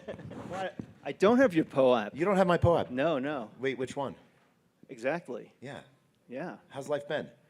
I don't know. On third. Who's on first? I don't know. Okay. What's on second? No, that's already failing. Yeah, okay. All right. Let's how's just, life? Yeah, I think we should go like somebody throw out a noun and somebody throw out a verb. Tree. Tree. Smoke. So, yo, bro, you can go hang out by that tree? We are in Colorado. What are we going to smoke? I hear there's some pretty green leaves on that tree.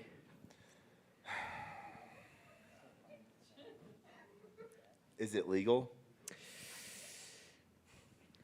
I actually think all of this shit, it's all about selective enforcement, dude. Don't be a target. True. It's my resume. Proof It of is, degen. it is. I like it. I like it. I'm just jealous. That's why I No, you're keep in more pointing to it. places than anywhere else. How many people know about you? I'm pretty open. You are. You are. Yeah, yeah. So what got you into Web3? Well, Web3, let's see. And I don't want to hold up this thing because, this might take Once off. Daniel And gets it this is like the fixed. warm-up. Yeah.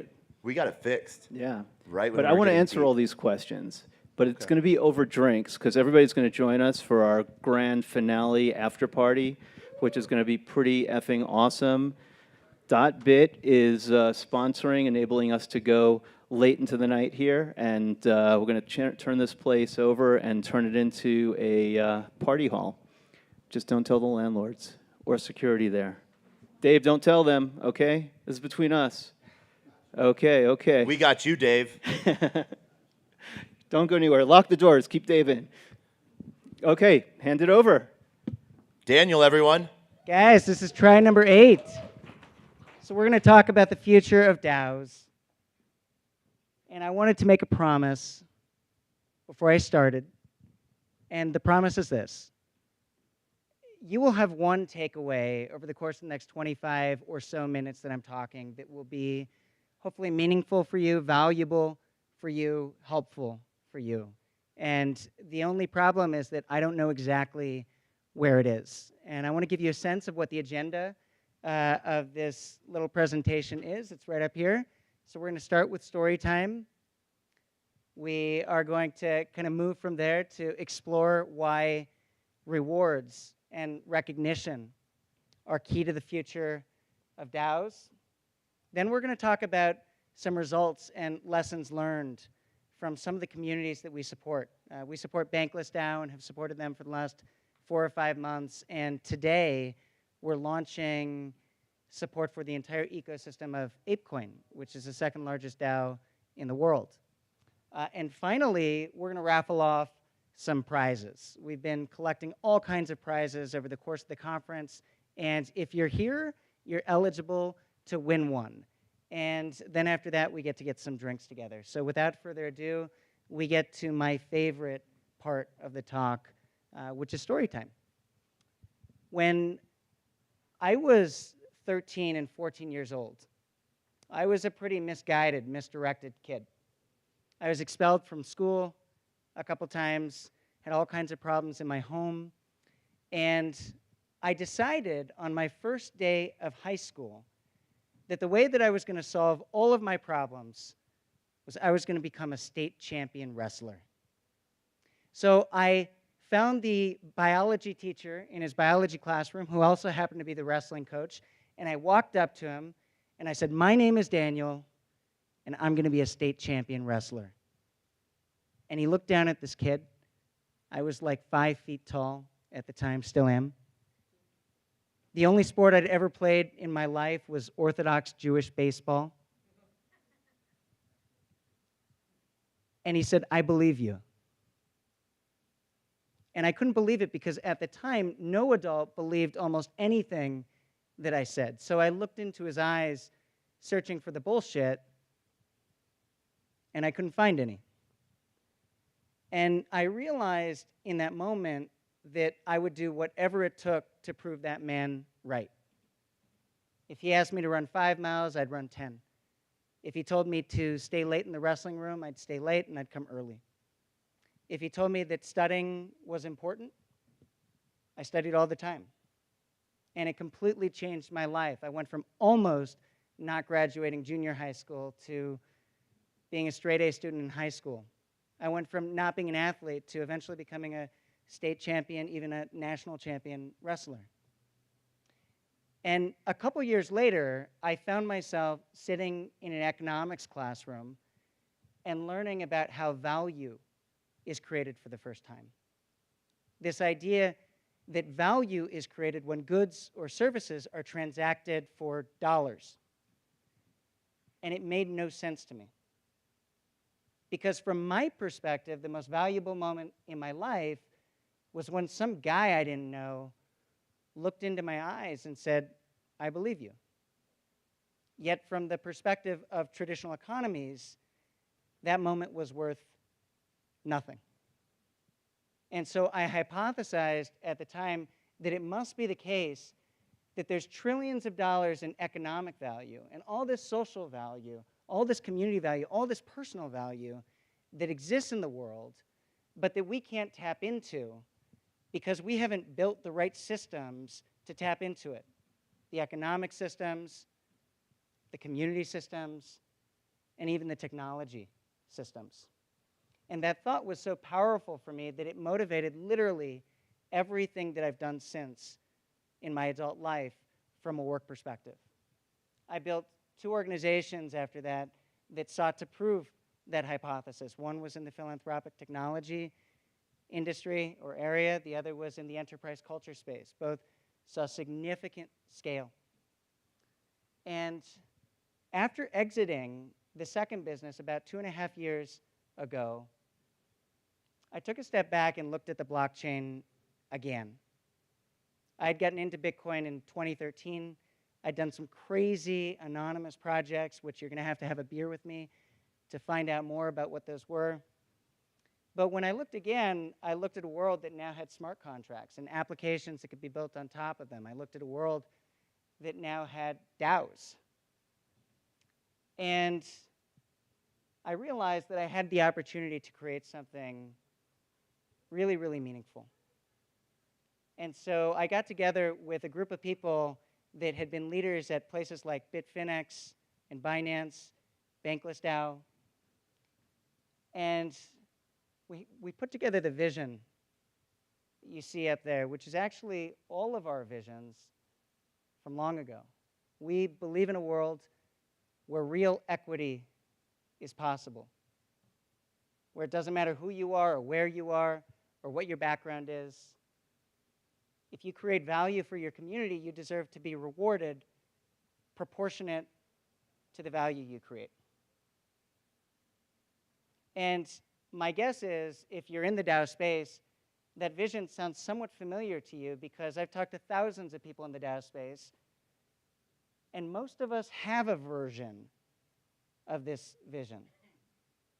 For most of us, we believe in a world where real equity is possible because that's kind of what DAOs do, right? They make it possible for anybody. It doesn't matter who you are, where you are, what your background is, to join, to become a contributor, to become a leader.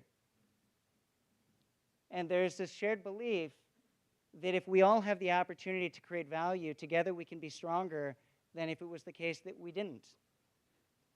And there's only one problem, and I did a presentation earlier. I shared the same numbers, but they're so important I have to share them again. And the problem is that if we look inward at ourselves and at this industry right now, it doesn't at all reflect our values. I mean, we see tons of data in the DAO ecosystem, and what we know is about 99% of the people who contribute to DAOs across platforms, right? Discord, Discourse, Twitter, et cetera. About 99% of the people who contribute to DAOs aren't actually rewarded for their contributions. Imagine if 99% of the people who contribute to Microsoft weren't actually rewarded for their contributions. How good a business would that be? We also know, and this was published in Cointelegraph and in a bunch of other places, that about 1% of all DAO contributors hold 90% of the voting power. The United States is a broken democracy, according to many. Mexico is a broken democracy. Argentina is a broken democracy, according to many. Imagine if in any of these countries, 1% of all voters held 90% of the voting power. Would we consider it a functioning ecosystem, a functioning country? This is what the decentralized world, the world that wanted to fix the centralized world, this is what this decentralized world looks like today. Another way of looking at the same thing is just looking at what a DAO is, right? It's almost a joke right now. A DAO, decentralized, autonomous organization. There's only one problem. DAOs aren't decentralized. They're really centralized. In fact, even more centralized than many centralized organizations. Autonomous. They're not autonomous. Protocols need people to operate them. Organization. Anybody who has been in a DAO knows that it doesn't quite look like an organization. And so the question is, why? Why is it that a bunch of people got together with this desire to create a world where real equity is possible? We have these really clear values, and yet the output has been a world where there's less equity than the world that we're trying to fix. And I don't think that the problem is that it's a bunch of mafiosos or a bunch of bad actors. The problem starts with technology. Because it turned out that DAOs had to solve one of the hardest technology problems that exists, and a technology problem that had not been solved before, which is how do you reward a distributed, decentralized, largely anonymous group of people? How do you do it? The answer is that it had never been done. And if you can't reward people in a way that's automated, in a way that's scalable, in a way that's bot and bad actor protected, then how do you grow anything? So I got together with this group of people about 18 months ago, people who have scaled organizations to support millions of people, products to support millions of people, people who care deeply about the same vision that all of us in this room care about, right? Building a world where real equity is possible, and we decided that we needed to solve these problems. And at least at face value, it's kind of easy to see what you need to do, right? You just turn them around. Build tech that rewards most contributors. Build tech that rewards most contributions. I mixed the first two. And build tech that is bot and bad actor and Sybil protected. I promised in the last talk that I'd give a deeper sense of kind of how we do it, what that looks like, et cetera. So I'm going to start at the top and walk our way down. And then I'll talk about some case studies with some really big DAOs. So what's our solution? Our solution, which is, I believe, the only solution, is that we have to build a scalable, automated, transparent rewards protocol. That's what we did. That needs to do 4 things. You see 3 things up there. I'll add 1. The first is it needs to be able to auto-validate contributions that people make across an entire ecosystem, across dozens and dozens and dozens of platforms. Contribute on Discord, Snapshot, Sobel. It doesn't matter. You need to be able to auto-validate when that happens. The second thing is you need to be able to auto-reward those contributions and reward those contributions with something that the community desires. Native tokens, other digital goods. And the third thing that you need to do, which is so important, is you need to put it on chain. Right? The whole idea of the blockchain, why is it such a powerful database? Because people can see it. People can access it. They can trust it. But it has to be on chain for that to happen. And the reality is most of the contributions that people make across the DAO ecosystem today are not on chain. Twitter, not on chain. Discourse, not on chain. Discord, not on chain. Snapshot, mostly not on chain. The list goes on and on. I'm going to specifically show you how it works now. Basically 3 steps. We allow communities and community members to see all the ways they can contribute to a community on a community page. and all the rewards that are offered. Then we allow anybody to connect their wallet to that community page, and the technology gets going. It looks at all the contributions that somebody has previously made and auto-validates that those contributions have occurred. And then it auto-rewards those contributions with rewards, some say compensation, that's meaningful to community members. And finally, we auto-record a receipt on chain. We even built our own blockchain explorer, right? Kind of like Etherscan, that allows people to see the on-chain data propagated as a thank you note, because we think it's meaningful for people to really feel thanked.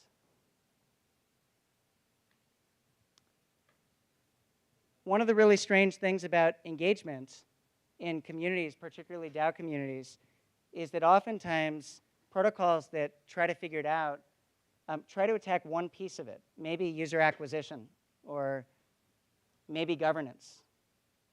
But the reality is communities care about engagement across a community. Everything matters. Governance matters. Different kinds of collaboration matter. Innovation matters. The list goes on and on. And for us, we're agnostic about what value means within the context of a community.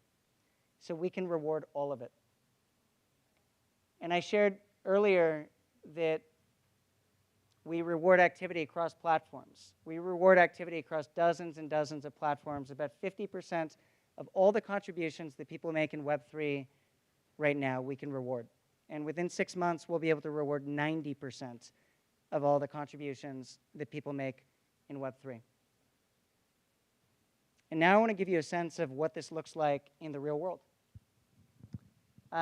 So taking a little bit of a step back, we did things a little bit differently than we've noticed many do things in this environment. When we came up with what I just showed you, we realized it was really big, and we realized it would take a long time to build. So we shut up and didn't tell anybody what we were doing. And we just built it. And we launched Bankless DAO with it about 14 months later in October of last year. And in a world where 1% of all DAO members are rewarded, today 87% of all active Bankless DAO members are rewarded. In a world where DAO members have probably noticed that the aggregate contributions across a DAO have at best stayed flat, right? We're in a crypto winter, and at worst, gone way, way, way, way down. Season over season, Bankless DAO recognized contributions have gone up by almost 200%. In a world where the top contributors in DAOs are tired, they're burnt out, they feel uncelebrated, unrecognized. At Bankless DAO, if you look at the top contributors, they've doubled down. They've increased the contributions that they've made by over 40%. And I wanted to share with you some lessons that we've learned from this experience as well. The first should be obvious, but it's worth saying, particularly in a crypto winter. People want to be seen. They want to be heard. They want to be celebrated. They want to be rewarded. People deserve to be rewarded for the work that they do. And even in places where there's a really powerful vision, there's a powerful reason for people to get together, this is massively important. The second is that when people are treated fairly, they do more. I mean, for me, it was hard to even write this down because it feels so obvious, but I think we forget it a lot.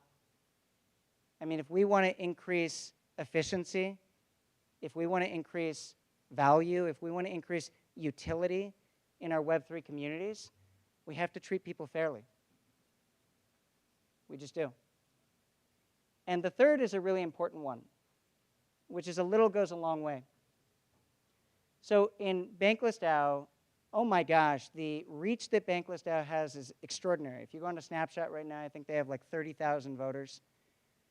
If you look at what's moving and shaking around the DAO ecosystem, you'll see people from Bankless DAO everywhere. But one thing that Bankless DAO doesn't have is a market cap, which is a much longer story. So Bankless DAO didn't have $1 million to reward people with.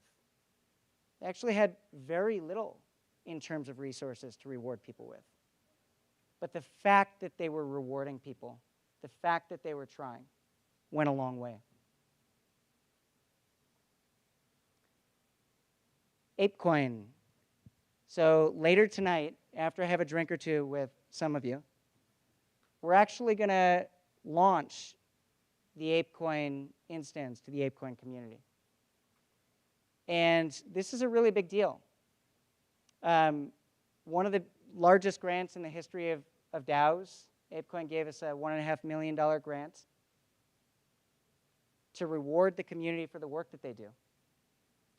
And you would think that in a crypto winter, why would a DAO be willing to spend real treasury funds on their people?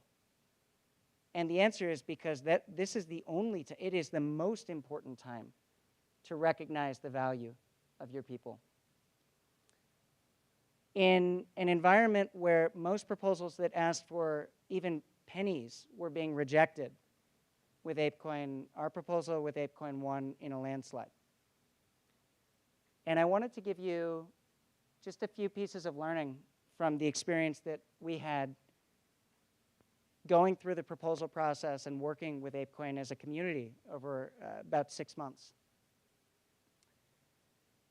The first is real change comes from inside the community. This is a really important one. We still to this day don't have a salesperson. We don't have a marketing person. We don't have a communications person. We've never hired a PR agency. What we relied on with ApeCoin, with Bankless, with the other DAOs that we work with, is one community member raising their hand and saying, fuck it, man, let's do it. And then working with that one person who became 2, and then 3, and then 5, and 10, and 100, and more. Real change starts inside the community. The second is that big DAOs value their people just as much as little DAOs. And this is a really important one because pretty much across the board, I hear little DAOs that really value their small community being worried about bots and bad actors and being worried about being able to replicate that experience and that feeling at scale. And what I can tell you is that the concern of ApeCoin, which is a $2.5 billion market cap, is their people. How do we drive culture forward into the metaverse? That's their vision. Well, they do it by rewarding, by recognizing, by honoring, by celebrating their people. And the third piece of learning is a really hard one for anybody who wants to get things done really quickly without connecting deeply with people that you know, love, and care about, which is the impact happens even when you're trying to do it at scale.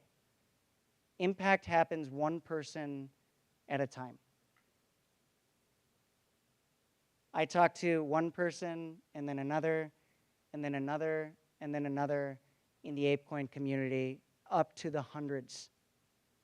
One-on-one conversations. Because their insight is extraordinarily valuable, because who they are as people is valuable, and because if we're going to do this as a community, we've got to know each other's hearts as well as our capabilities.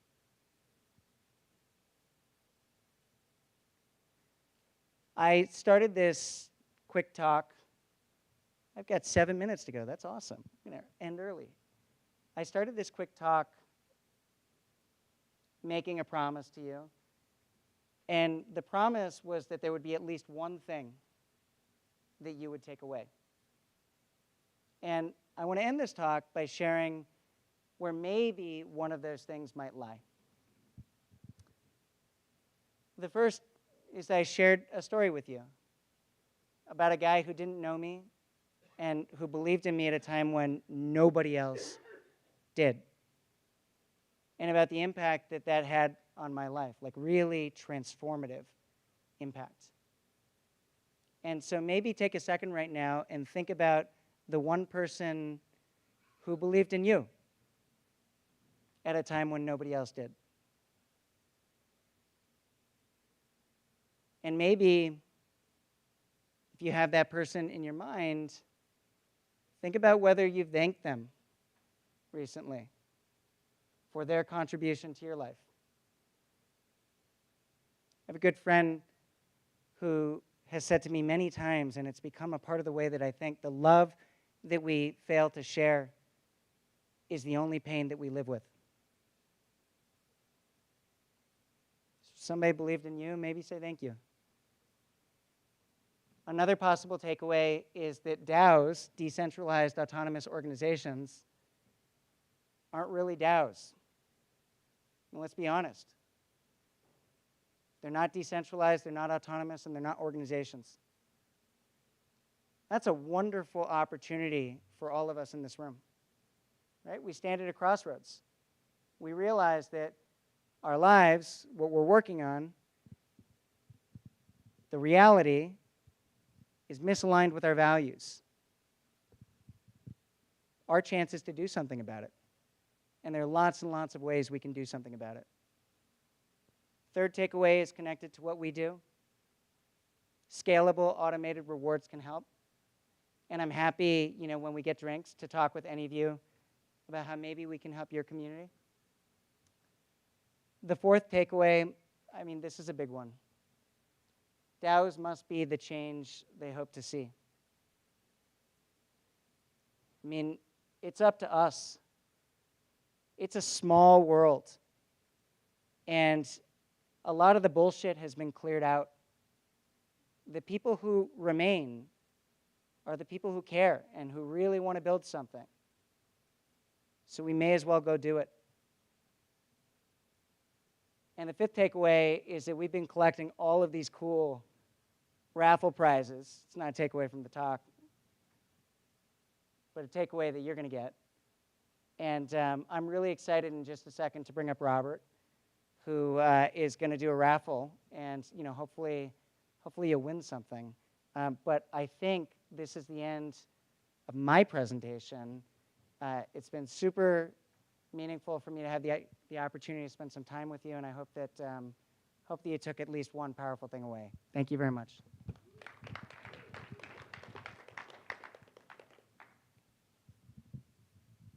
All right, I get to do the fun part, the prizes and raffles. So you all can scan this, and I'll give you a little context about what's going on. So you can take a second. All righty. Maybe. How do I advance? Slides?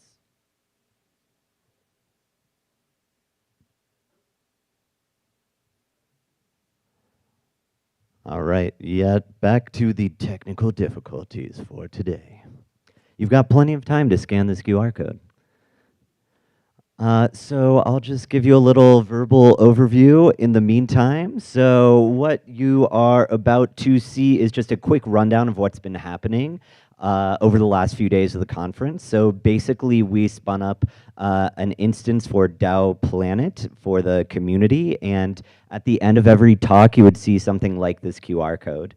And when you scan this QR code, you're making a contribution to that community by attending the community, by attending the different events. And so, as long as, there we go. Do I have power? Ooh, look at that. Okay, so as long as you went to this location, if you haven't yet, do it. So scan this QR code, and as long as you connected your wallet there, that is the community for DAOPlanet that has been organizing this amazing event and we'll continue to do DAO supportive things over time. So if you connected there, then that's going to connect you to ThriveCoin, all the technology that you saw a moment ago, and you can contribute in a whole variety of ways. So once you're there, then you'd see a bunch of contribution opportunities listed. Some of them are attending events, some of them are joining Discord for them, some of them are holding NFTs, etc. And all of those contributions, all you have to do is just connect. We support a bunch of wallet providers. If you're using your mobile device, which you all are, then MetaMask is going to be under Wallet Connect. So once you make a contribution, you get that on-chain thank you note that Dana was talking about. This is actually pulling all of the on-chain data. And there, you are getting raffle entries automatically. We are about to do this raffle.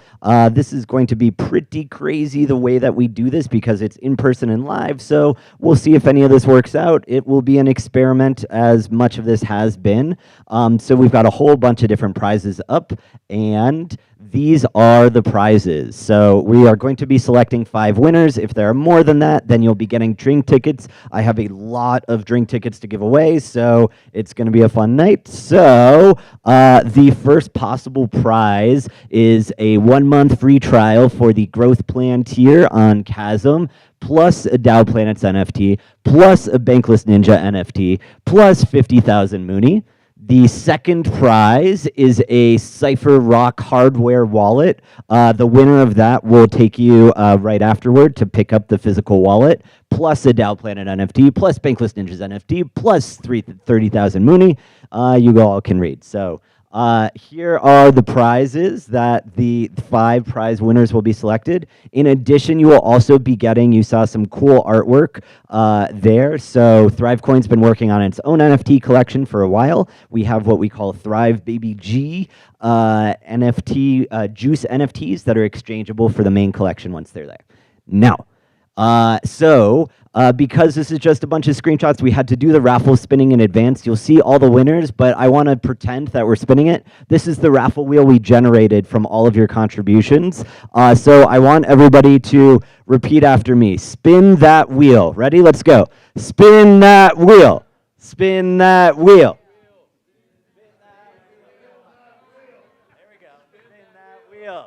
All right, let's hear it. Can I get a drum roll with some legs?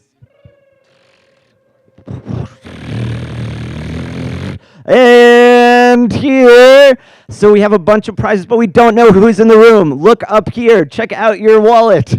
Are you on that list? And if you are, raise your hand. As I said, this is a pretty crazy way to do this, but let's see if this works at all. Are you on this list? All right, I'll calm down. I'm sorry. I'm just very excited. Any winners in the room? Any winners in the room? So yeah, all your names are up here. Are you a winner? Oh. Any winners? Any winners?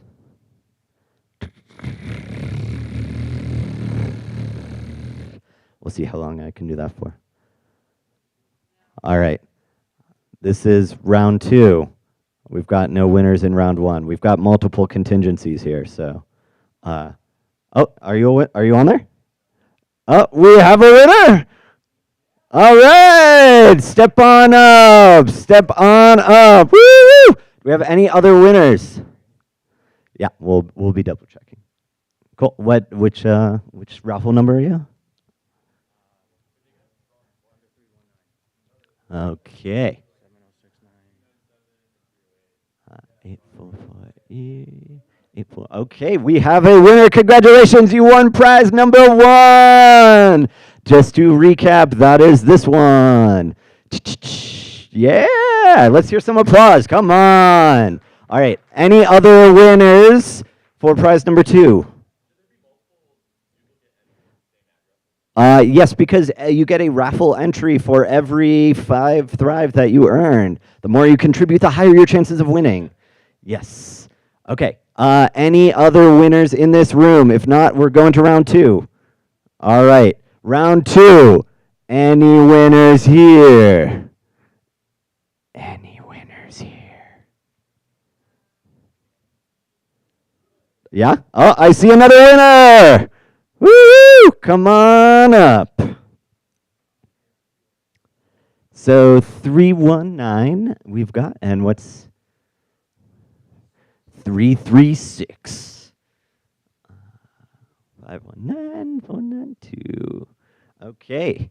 All right. We've got 2 winners. You are the winner of this one, the hardware wallet. So follow me afterward. You can get it, and we'll also send to your wallet address those prizes. Congratulations! Woo woo!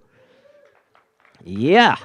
All right. This was okay. Any other winners from this list? If not, we're going to the next contingency. The next contingency is if you have connected to ThriveCoin and earned any Thrive, then you will be a winner. So if you have any Thrive that you have connected with this here, do we have anyone that meets that criteria? Yes, we have another winner. Come on up. Woo, woo, woo. All right. Let me just, okay, great. Oh yeah, done a bunch of stuff. Awesome. Congratulations. You are the winner of somewhere here. So if you have, if you just log in, you should see, let's check. Under your profile, you should see that you've gotten some Thrive. Yeah, if you click your little profile icon. Okay, so congrats on the 3rd prize. Any other winners?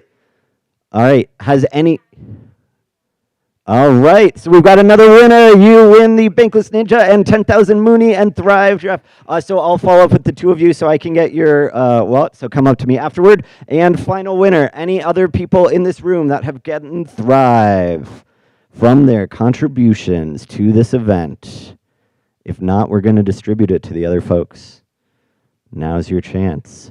All right, well, thank you so much, everybody here, and just, yeah, thank you for, and also thanks to all of the sponsors that have contributed all the various prizes. Really appreciate it. Thank you very much. Thanks, everybody. Daniel, can I ask you a question about ThriveCoin? Okay, cool. You're gonna come up? Let's have a little conversation because I feel like I'm not understanding. All right, so you've explained ThriveCoin, you've explained how it helps people get incentivized to actually contribute and participate, and it rewards people. What I'm curious about is like, how can people use ThriveCoin? Like, what is the use case? Like, why would they want to earn ThriveCoin? Is it just like a reputation token? Like, what is it? Is this on? No, but I can turn it on for you. Or I can give you this one. I can shout. So we're agnostic about the tokens that communities use. Most of the communities that we work with use their own native token. So for example, ApeCoin uses Ape, which is their native token. In the case of communities that do not have a native token, we allow them to use our testnet token, which is called Thrive. And the value of the testnet token is like the value of a raffle ticket. So at the end of a given season, there's a bunch of prizes that a community puts up, and the number of Thrive that you have earned is your chance of winning divided by the total number of Thrive that have been earned by the community. And that's been quite meaningful and helpful for those communities that don't have native tokens. Right, okay, so it's like an example. So if you have a community and a native token, then you could substitute the Thrive with your native token. Yeah, I mean, if a community decided they didn't want to use their native token as a reward, they could use Thrive along with a raffle. That's right. That's fantastic. Thank you for explaining. Yeah, of course. And while we're waiting, if anybody has any other questions, I'm happy to take them too. Did I? Yes, I did. Yes. I even have the tattoo to prove it.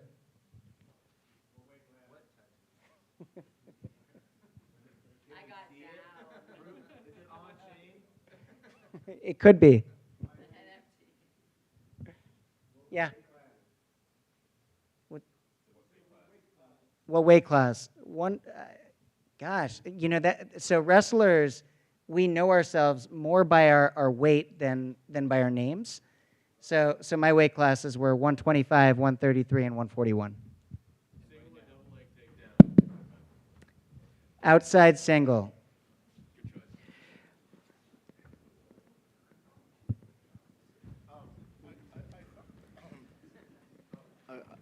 I don't mean to be negative, but I'm a simple guy. I'm not into. I'm Yeah, not go an for it. engineer. I'm just a regular schlemazel. I don't do anything special, right? So first, I believed when I was copying your QR codes religiously that I will get something, right?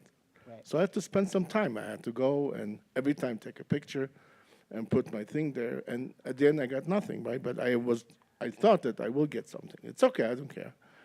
The second thing is that I thought it was a little complicated to see if you won something. Because you had to go through the whole list and remember that, let's say, the last 3 digits match your thing. So I thought your ideas are fantastic. I really appreciate it. But I think there's a lot of improvements possibly for the regular person. So I'll quickly answer that. You can think of us as connective tissue, so as opposed to the destination. So we work with all of these existing protocols and platforms. And some of those protocols and platforms are more complex than others. Like, for example, guild.xyz, which is what allows you to claim a POAP reward. That requires a ton of clicks to make that happen. And that's distinct from what ThriveCoin does, which is we reward people when people engage in activity that is valued by the community. And sometimes the community values activity that happens in, let's say, more complex or complicated ways, or more complex or complicated spaces. And sometimes the community values activity that happens in simpler spaces and simpler ways. And our hope, just in general, for the Web3 community for the future, right, is that things get simpler. Because the reality is if you're not native in this space, it's hard. It is just hard. It's hard for the majority of people who aren't native. And a very easy way for us to know that is this. So one of the communities we work with is called Y-Whales. Y-Whales is the crypto arm of YPO. YPO is Young Presidents Organization. Basically, it's presidents and CEOs of companies that make $20 million in revenue and above. So the members of YPO represent about 40% of the GDP in this world. Okay? Now, there are 1,300 YPO members who are part of Y-Whales.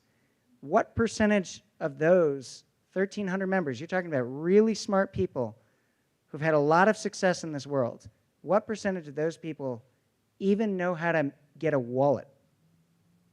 These are the people in Y-Whales, in Y-Whales.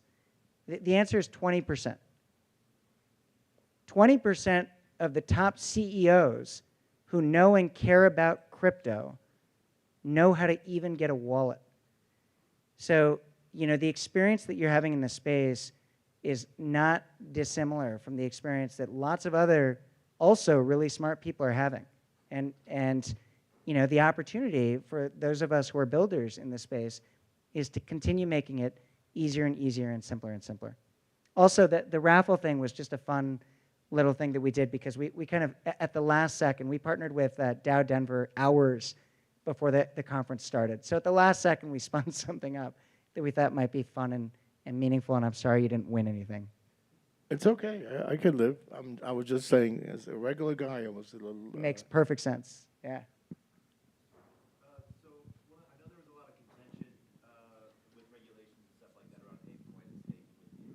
Right. Have you seen that, regulations affecting DAOs on blockchain? Especially if there's talk from either, Warren or Gensler about blockchain KYC. Right. Look, I think different people have different perspectives about this. Mine is that the most important thing is regulatory clarity, period. And more regulation is not necessarily a bad thing as long as it's clear regulation so that as builders, we know what to do about it. But if it's the case that regulation allows more people to feel safer about the activities they engage in Web3, I'm actually all for it. But it's got to be done in a way that is understandable and that builders can adjust to so that we can continue to build.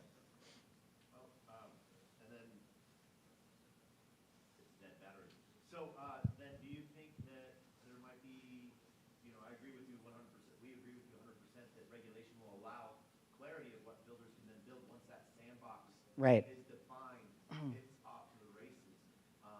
People have 10 to 30 different projects ready, waiting for clarity of regulation to then set that up.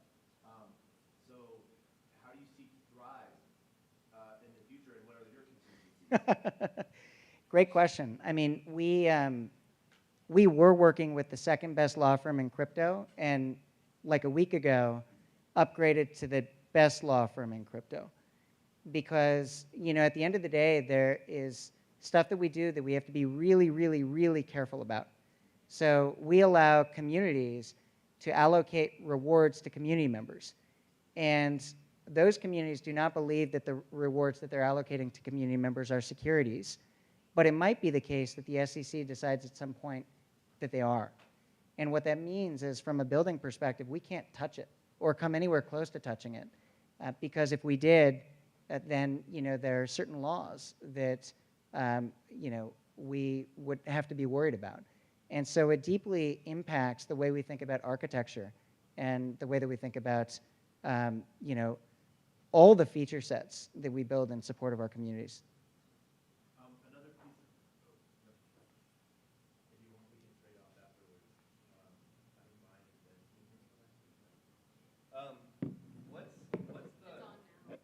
Test. Oh, Woo! okay, great.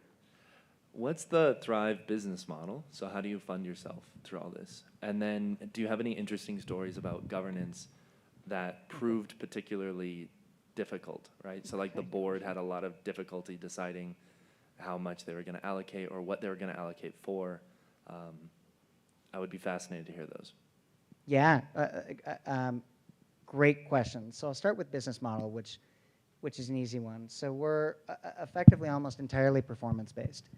So a community allocates some amount of funds back to their community members in exchange for the contributions that they make. And in alignment with those contributions, we get paid a performance-based fee percentage, however you want to think about it.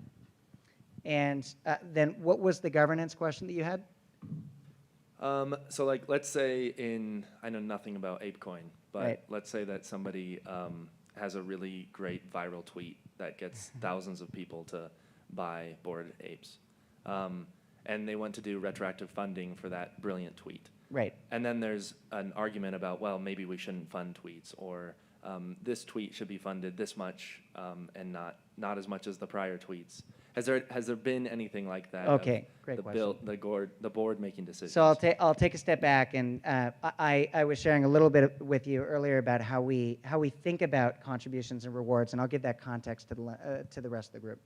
So when we start working with a community, I think I shared this earlier, we're agnostic about the rewards that we share and the contribution types that a community chooses. All we care about is that a community values people for doing things that are valuable for the community. And so the way in which rewards, so contributions and reward amounts are chosen, is that a community chooses a board. You know, they call it different things: board, guild, committee, subcommittee. They choose a group of people. And that group of people is typically core contributors, you know, people who are deeply committed to you know, the vision of the DAO, people that are known, that are respected, and that are trusted. And they get together and they decide based on two things: what contributions to reward and what values to place on those contributions. The first thing is data. What's going on in the community? What's the data telling us? And the second is community feedback. So by the time a contribution exists, there's been sort of a clear kind of governance experience around how it got there. And the impact of that is that we don't get major pushback. Where pushback comes, and it doesn't come with us, but it comes adjacent to us all the time, is if there are bots or bad actors, or people are afraid of bots and bad actors. Here's a great example. Let's say that a community decides to reward a great response to a grant funding proposal. Well, the immediate fear that community members in big communities have is that tons of people are going to reply and say GM exclamation point, and then they're going to get rewarded. And luckily, that's not how we built the system. So we built the system to essentially ensure that that doesn't happen, because we can reward essentially known and unknown criteria connected to contributions. So it's not just a GM that would get rewarded. It would be a meaningful reply that, let's say, was liked by 10 or more level 2 members. And doing that allows community members to feel a level of safety and security around how rewards are happening, so that, you know, those kinds of holy shit moments don't really happen. With that, on the governance side, you know, obviously just launching ApeCoin, and you know, with votes were either delegated votes are not used. You know, I remember just over a year ago, really huge issue with ENS, and you know, one of the major, some of the, like 4 of the major players, like you said, that held 60% of the votes didn't vote, and abstained, and you know, there's no true solution yet of what to do with that. But is there a way to it's obviously incentivizing participation, but penalize not participation?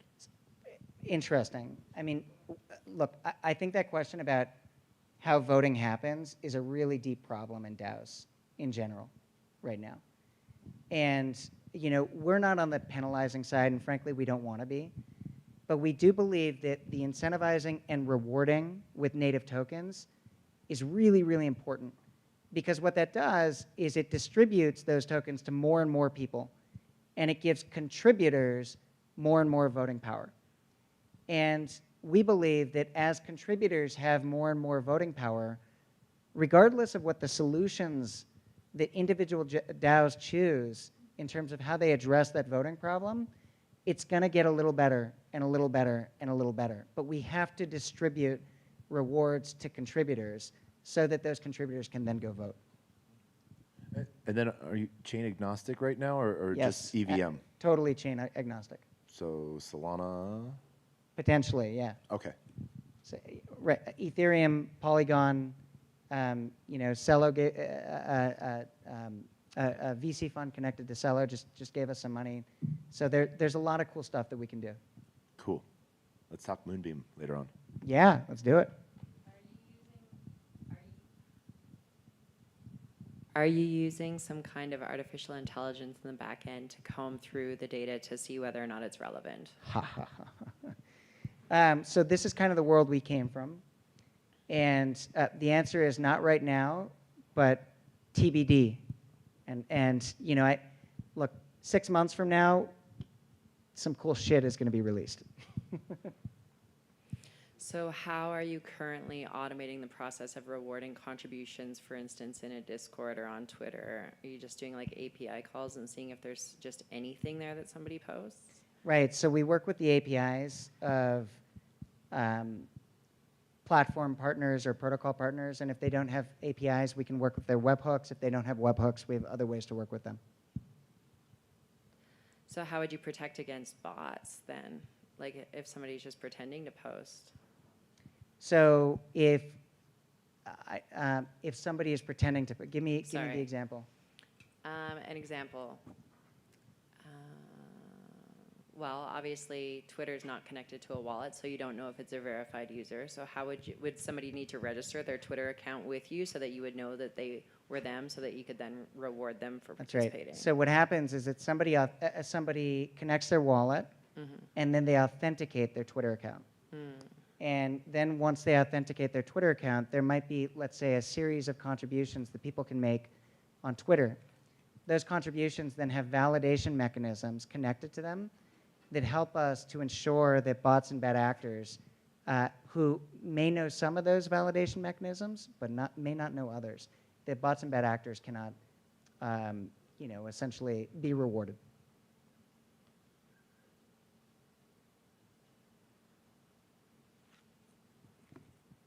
I would just have 1,000 questions for later. This is great.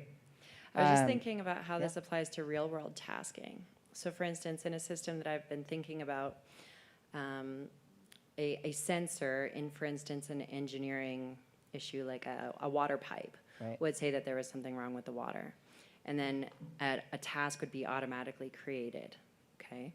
And then a human would go and do the task and fix it, and then the sensor would show that the task had been done. Right. And then it could go into your system and automatically reward the tasker. That's pretty awesome. It is pretty awesome. Good job. I guess one mobile app, and does someone have to connect they're obviously connecting their wallet? Will it put what communities they're a part of can contribute to within the ThriveCoin app? Oh yeah, so there are people who have been rewarded for contributing to, gosh, I don't even know what the total number of communities is. And remember, people are with most communities, they make the decision to reward people retroactively for contributions that they've made in the past. So there are many people who are being rewarded by communities that had nothing to do with the community they connected with, but was quite meaningful to them. So if you just connected and you have done stuff with ENS, then you might see some ENS rewards appear in your contribution history right now.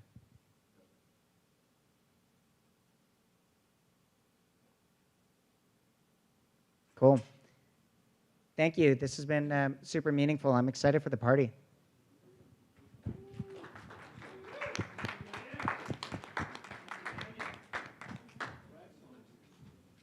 You want to bring up your crew here? And we're going to start to bring up the people that have been down in the back, just holding down the fort, going on runs, driving people back and forth to the hotel. We've had the DAODenver hotel this year. I think that was a success, and people are still rolling into town and taking advantage of that. We'll have the shuttle continuing to roll between here and main ETHDenver venue from here through Sunday, actually. So you might even see me driving that thing.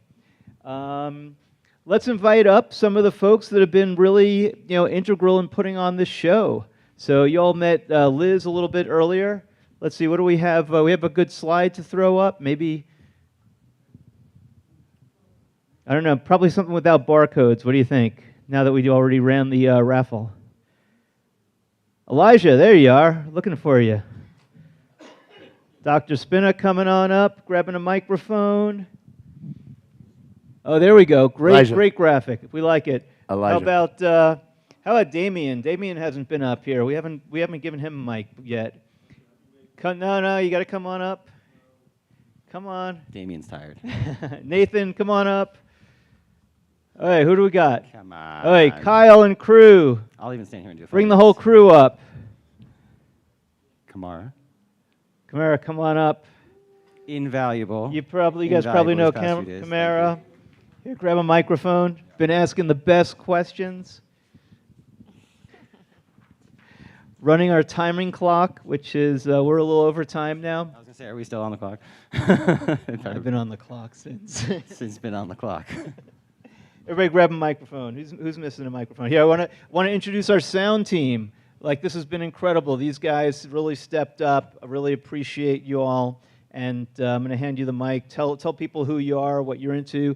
We bonded instantly around string cheese and vending at festivals, and I was like, okay, this is family. They got to be here. We can't do this without them. Thank you. Thank you. My name is Kyle Macbeth. I'm the owner of Potent Productions. We're based out of Boulder, Colorado here. This is my team, Bailey Leach and Garrett Cooker. And we're excited to play some music for you guys here.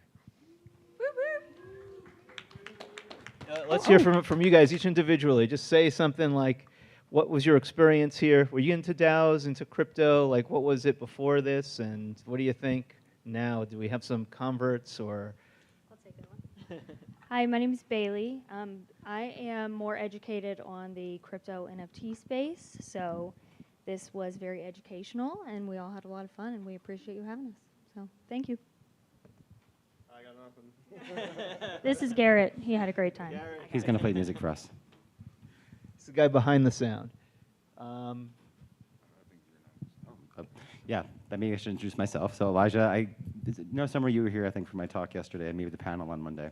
So yeah, been in DAOPlanet for about a year and a half. It was one of the first DAOs I found when first looking for DAOs.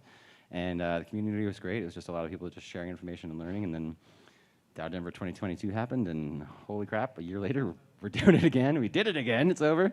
We got an awesome party tonight. So yeah, thank you all for sticking around, and definitely going to have a little blowout bash tonight to celebrate all of you and your participation here. So I think that's really my whole experience and vision of what these events should be, like Web3 native events, right? What does that even mean to show up to something? And sometimes, yeah, it's hard to show up and scan a bunch of QR codes and do things. It's a little clunky still, but these are the things we're figuring out, right? We have to kind of go through the motions and try stuff in practice to really figure out what works best, and how we can essentially turn. It was a question actually during my panel on Monday, right? Like, how do we figure out, if there's a room full of people, how do we figure out what speakers to use? Right, if we just it's a massive coordination problem. Like, it's just getting people's input, and and doing that in a way that's actually equitable and transparent, and trackable. All these different things that we're working to achieve with Web3 in a variety of different use cases. So, I really enjoyed seeing all the talks, the past couple of days, and the things I learned. I had to watch a bunch of it on the live stream while sitting at the registration table, but yeah, it's just been super awesome to meet so many of you again. So thank you. I just want to take a moment to speak to my experience of being here for the very first time as part of this community. So about 5 days ago, I found out about DAOs.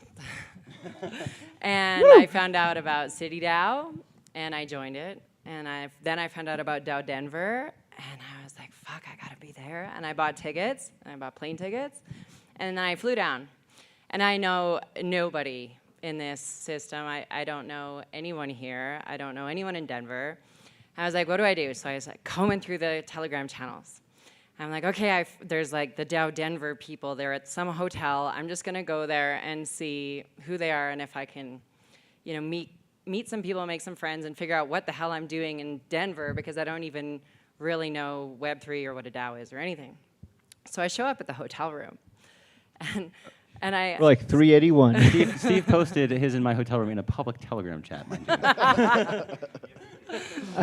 So I show up, and I knock on the door, and they're like, hello? And I'm like, hi, I'm Kamara. I'm from Canada. I came for the DAODenver event. I don't know anybody. What can I do to help? Can I hang out with you guys? And they were like, yeah, come on in. We're just having a meeting. What do you want to do? And they're like, this is very DAO. And I was like, is it? Okay. So then I started helping out, and I kind of became I started volunteering without becoming a volunteer. I just started helping out. But what I found was that I got exactly what I wanted to get out of this event. And I know exactly why I knew I needed to come. It was because DAOs are the beginning of true democracy and governance in our world. And I can really see how the entire community is working on the problems that are arising, and problems are arising, but solutions are forthcoming. And it's really very beautiful. And the lineup of people that you've had here have been so intelligent and bright and well-versed and solving real-world problems and really caring deeply about humanity and about the planet and about science and about governance, and in so many different ways. So my mind has really been blown. I feel like I've just spent the last 3 days in college classes I wouldn't want to miss, And I'm grateful to the entire DAODenver team and the amount of effort and time that they've put into this, especially Dr. Elijah. I know he's put like hundreds of hours of time into this, and he works full time in addition to that, and has a project that he's working on and his own DAO, like there's a lot of stuff there. And then Steve behind the scenes, when he's not, you know, running mics and trying to figure out who's on next, he's doing all the back end stuff with budgeting and volunteers and coordination, and it's intense, like the amount of effort and time. And I'd like to recognize Damien. Now, I thought that the speaking was quite well done up here and the whole layout in this room, but if you could go to the YouTube channel and check out the amazing professional job that Damien did filming this thing, you're gonna be just freaking rocked. I'm just rocked. If I'm ever doing a speaking gig, he's the guy that I'm gonna call because it is that good. Yeah. And Liz. Give him a hand. Give him a hand. Now, we gotta get Damien up here. Come Yeah, on. it is that good. And He's good then behind the camera. Liz, All the way in from Liz is Berlin. like, Well, you're gonna get right back to you. So just a little backstory. Like, I just want to resonate. I think there's a little piece here that I just like feel compelled to add, and that's like, it feels like you're doing something right when you just like say, okay, let's go. And what that thing is behind the let's go, people are like, okay, yeah. And when we started the DAO in the early days, we're like, it's not about pushing people to do things. And I lapse into pushing just like anybody else, but it's about the pull.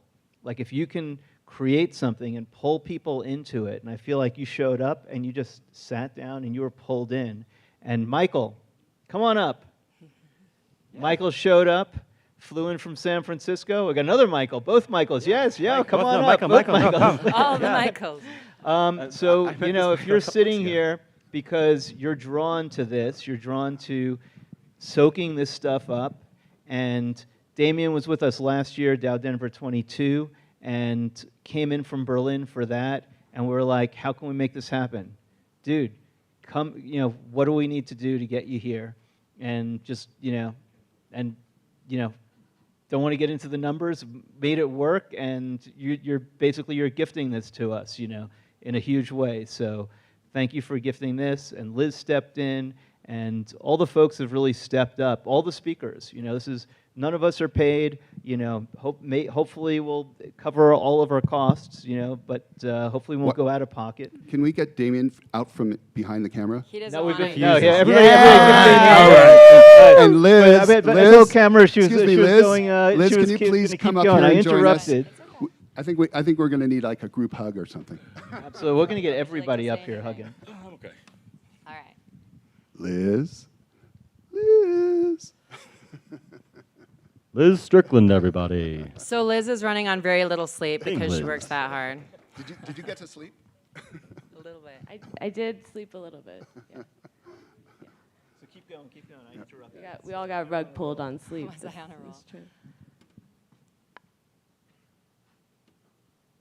So I think my next thanks would be to every speaker that came out to educate the entire community, both in person and whoever's going to be watching the feed on YouTube in the future.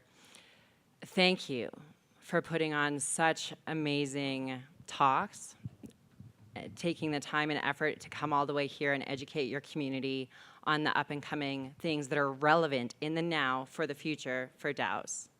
Really strongly appreciate that, 100%. And then lastly, like, let's just thank the founders of the whole blockchain experience, like Satoshis. Woo! Thank you. Thank you. It's going to make the world a better place. That's all I have to say. How cool was it having Vitalik's mom here? That was on cool. stage. the mother of the mother of the father of the Ethereum. Yep. All right, so who's ready to have a party and talk and chit-chat? Shall we drink? Let's do it. Is there something else that wants to be said? Yes, we have, it is coming. It's on its way. We have some live music, some special guest, Ivan Lin. If nobody's heard Ivan play, he's the composer and musical director for Assassin's Creed, Final Fantasy game series. He's a close friend, and he just loves his stuff. He's a Web3 founder, the new largest music. Shmulik, you'll probably like this. He's wave.app. Now the second largest by number of tracks music service online that is Web3 enabled, so moving a lot of things from Web 2 to Web 3. And he'll be here. And then we have Star Garden is going to be DJing after that. We have some other DJs coming up, and it's going to be a fun night. Probably take us a few minutes to, welcome to hang out. We're going to break out all the food that we had. We'll have muffins and croissants, and it's time to just it's kind of like at the end of Burning Man. You go to Burning Man, you're like in this desert, building something out of nothing, kind of like a DAO. And at the end, you watch it all burn down. After you watch it all burn down, you realize like what's left over is like so much abundance. You got weeks and weeks of food left over. Anyway. Yeah, no water, but lots of alcohol. That's happening tonight. I want to call out Player One Taco. Thank you for being here. The man travels the world doing this stuff. He wears it on his chest, literally. And we met up through the DAO. We had brunch in San Francisco around GDC, Game Developer Conference. Brought my girlfriend's 12-year-old. We hung out at Mel's Diner. And it's these moments. It's these moments that we spend together that we remember.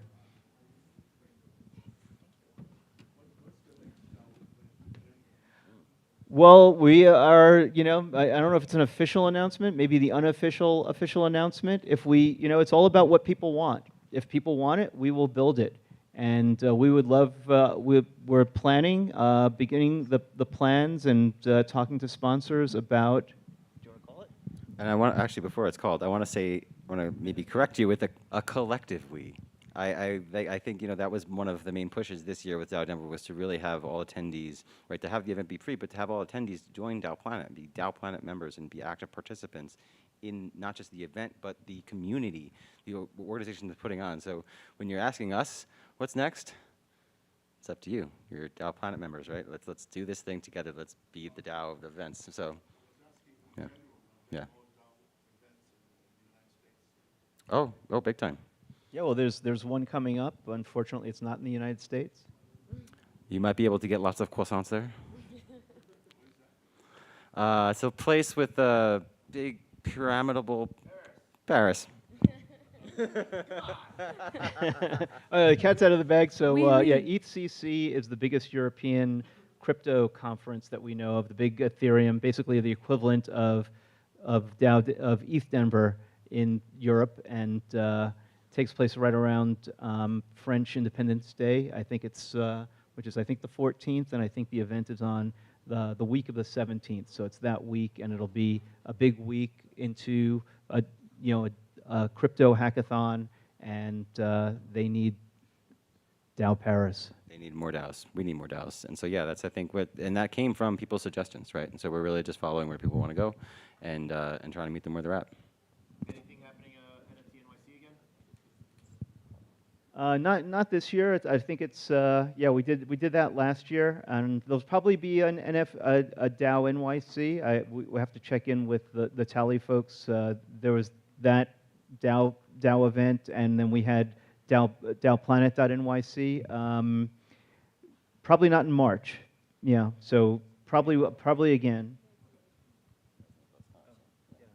Yeah, and there's also consensus in April. So we're kind of tracking all the events and kind of figuring out where to be individually and collectively. I think that's the thing about DAOs. We're all autonomous individuals, and we all collaborate powerfully. We're go far, go together. Where do you want to see us next? NFT LA, South by Southwest, NFT Miami, Atlanta X, NFT NYC, Consensus, Permissionless. Wow, that's the whole list right there. We need you. You got to get any more of you in my life. Get on the train with us.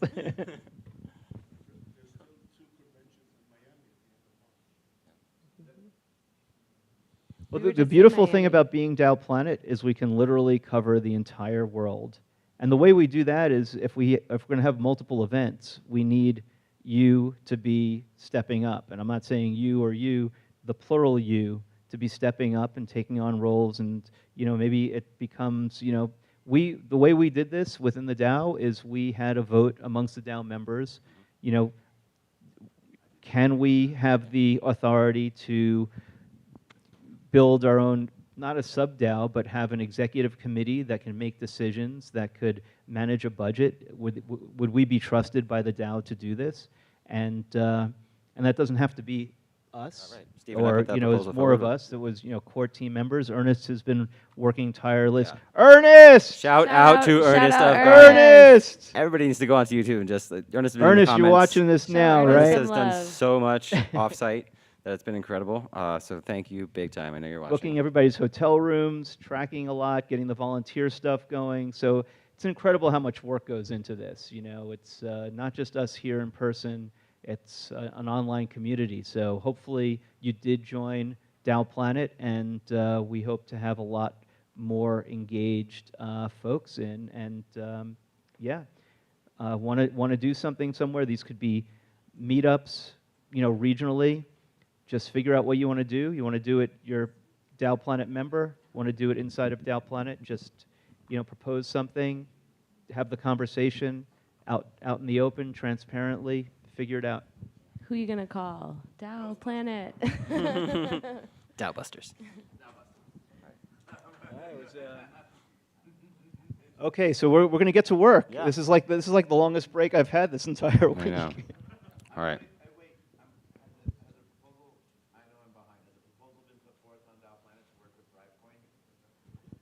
We are working with ThriveCoin. We haven't established anything. We haven't, documented, but we will document that proposal as we need to pass things. So I'll give, maybe this is a It was good within time. the DAODenver proposal. Basically, the latitude we have that to form partnerships for the event, and definitely, I think ThriveCoin has provided tremendous value both to our perspective and to actually accomplishing what we wanted to with this event. So yeah, I fully intend to support that moving forward and do everything I can to enable that. Yeah, I was just going to add, this is about educating people about DAOs. Our whole journey has been about educating ourselves in the DAO space and helping others find their way.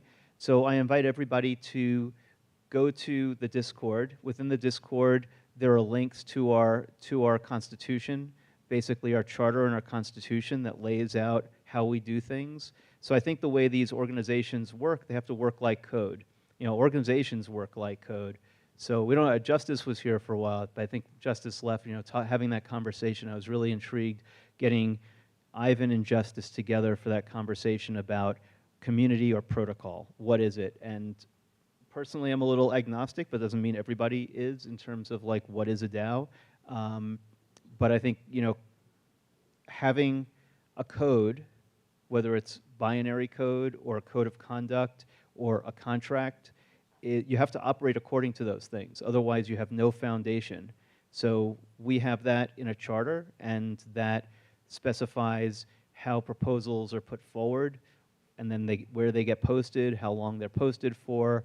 There's a couple phases. There's a feedback phase. There's a voting phase, and then there's different processes based on, does it impact the budget? Does it not impact the budget? So there's certain things. The more complicated answer to that question is yes, we're working with ThriveCoin, and yes, there are certain things that no one of us or even this group can do without sign off by the DAO if it impacts our treasury, our tokens, etc. But everything we did here was within. You probably saw some of our tokens up for grabs, and that was because those were tokens that were already allocated to partners that those partners could allocate back to this process.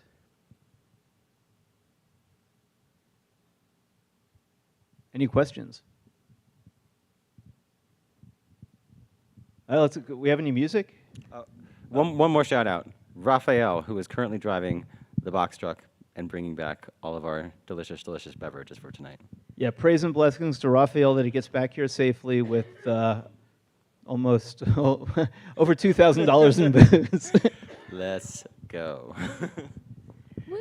All right, Thank party you so time. much. Let's go. Thank you. Party, party. DAO, DAO, DAO, DAO, DAO, DAO. And thank you to Jonah.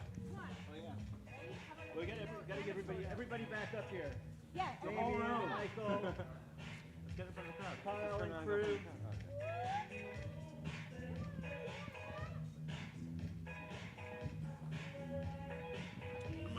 food. Right? Yeah.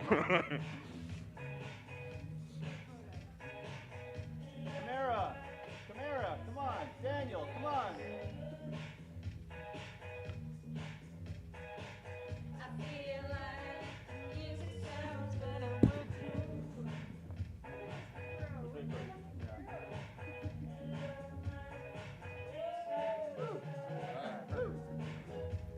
Okay. Thank you.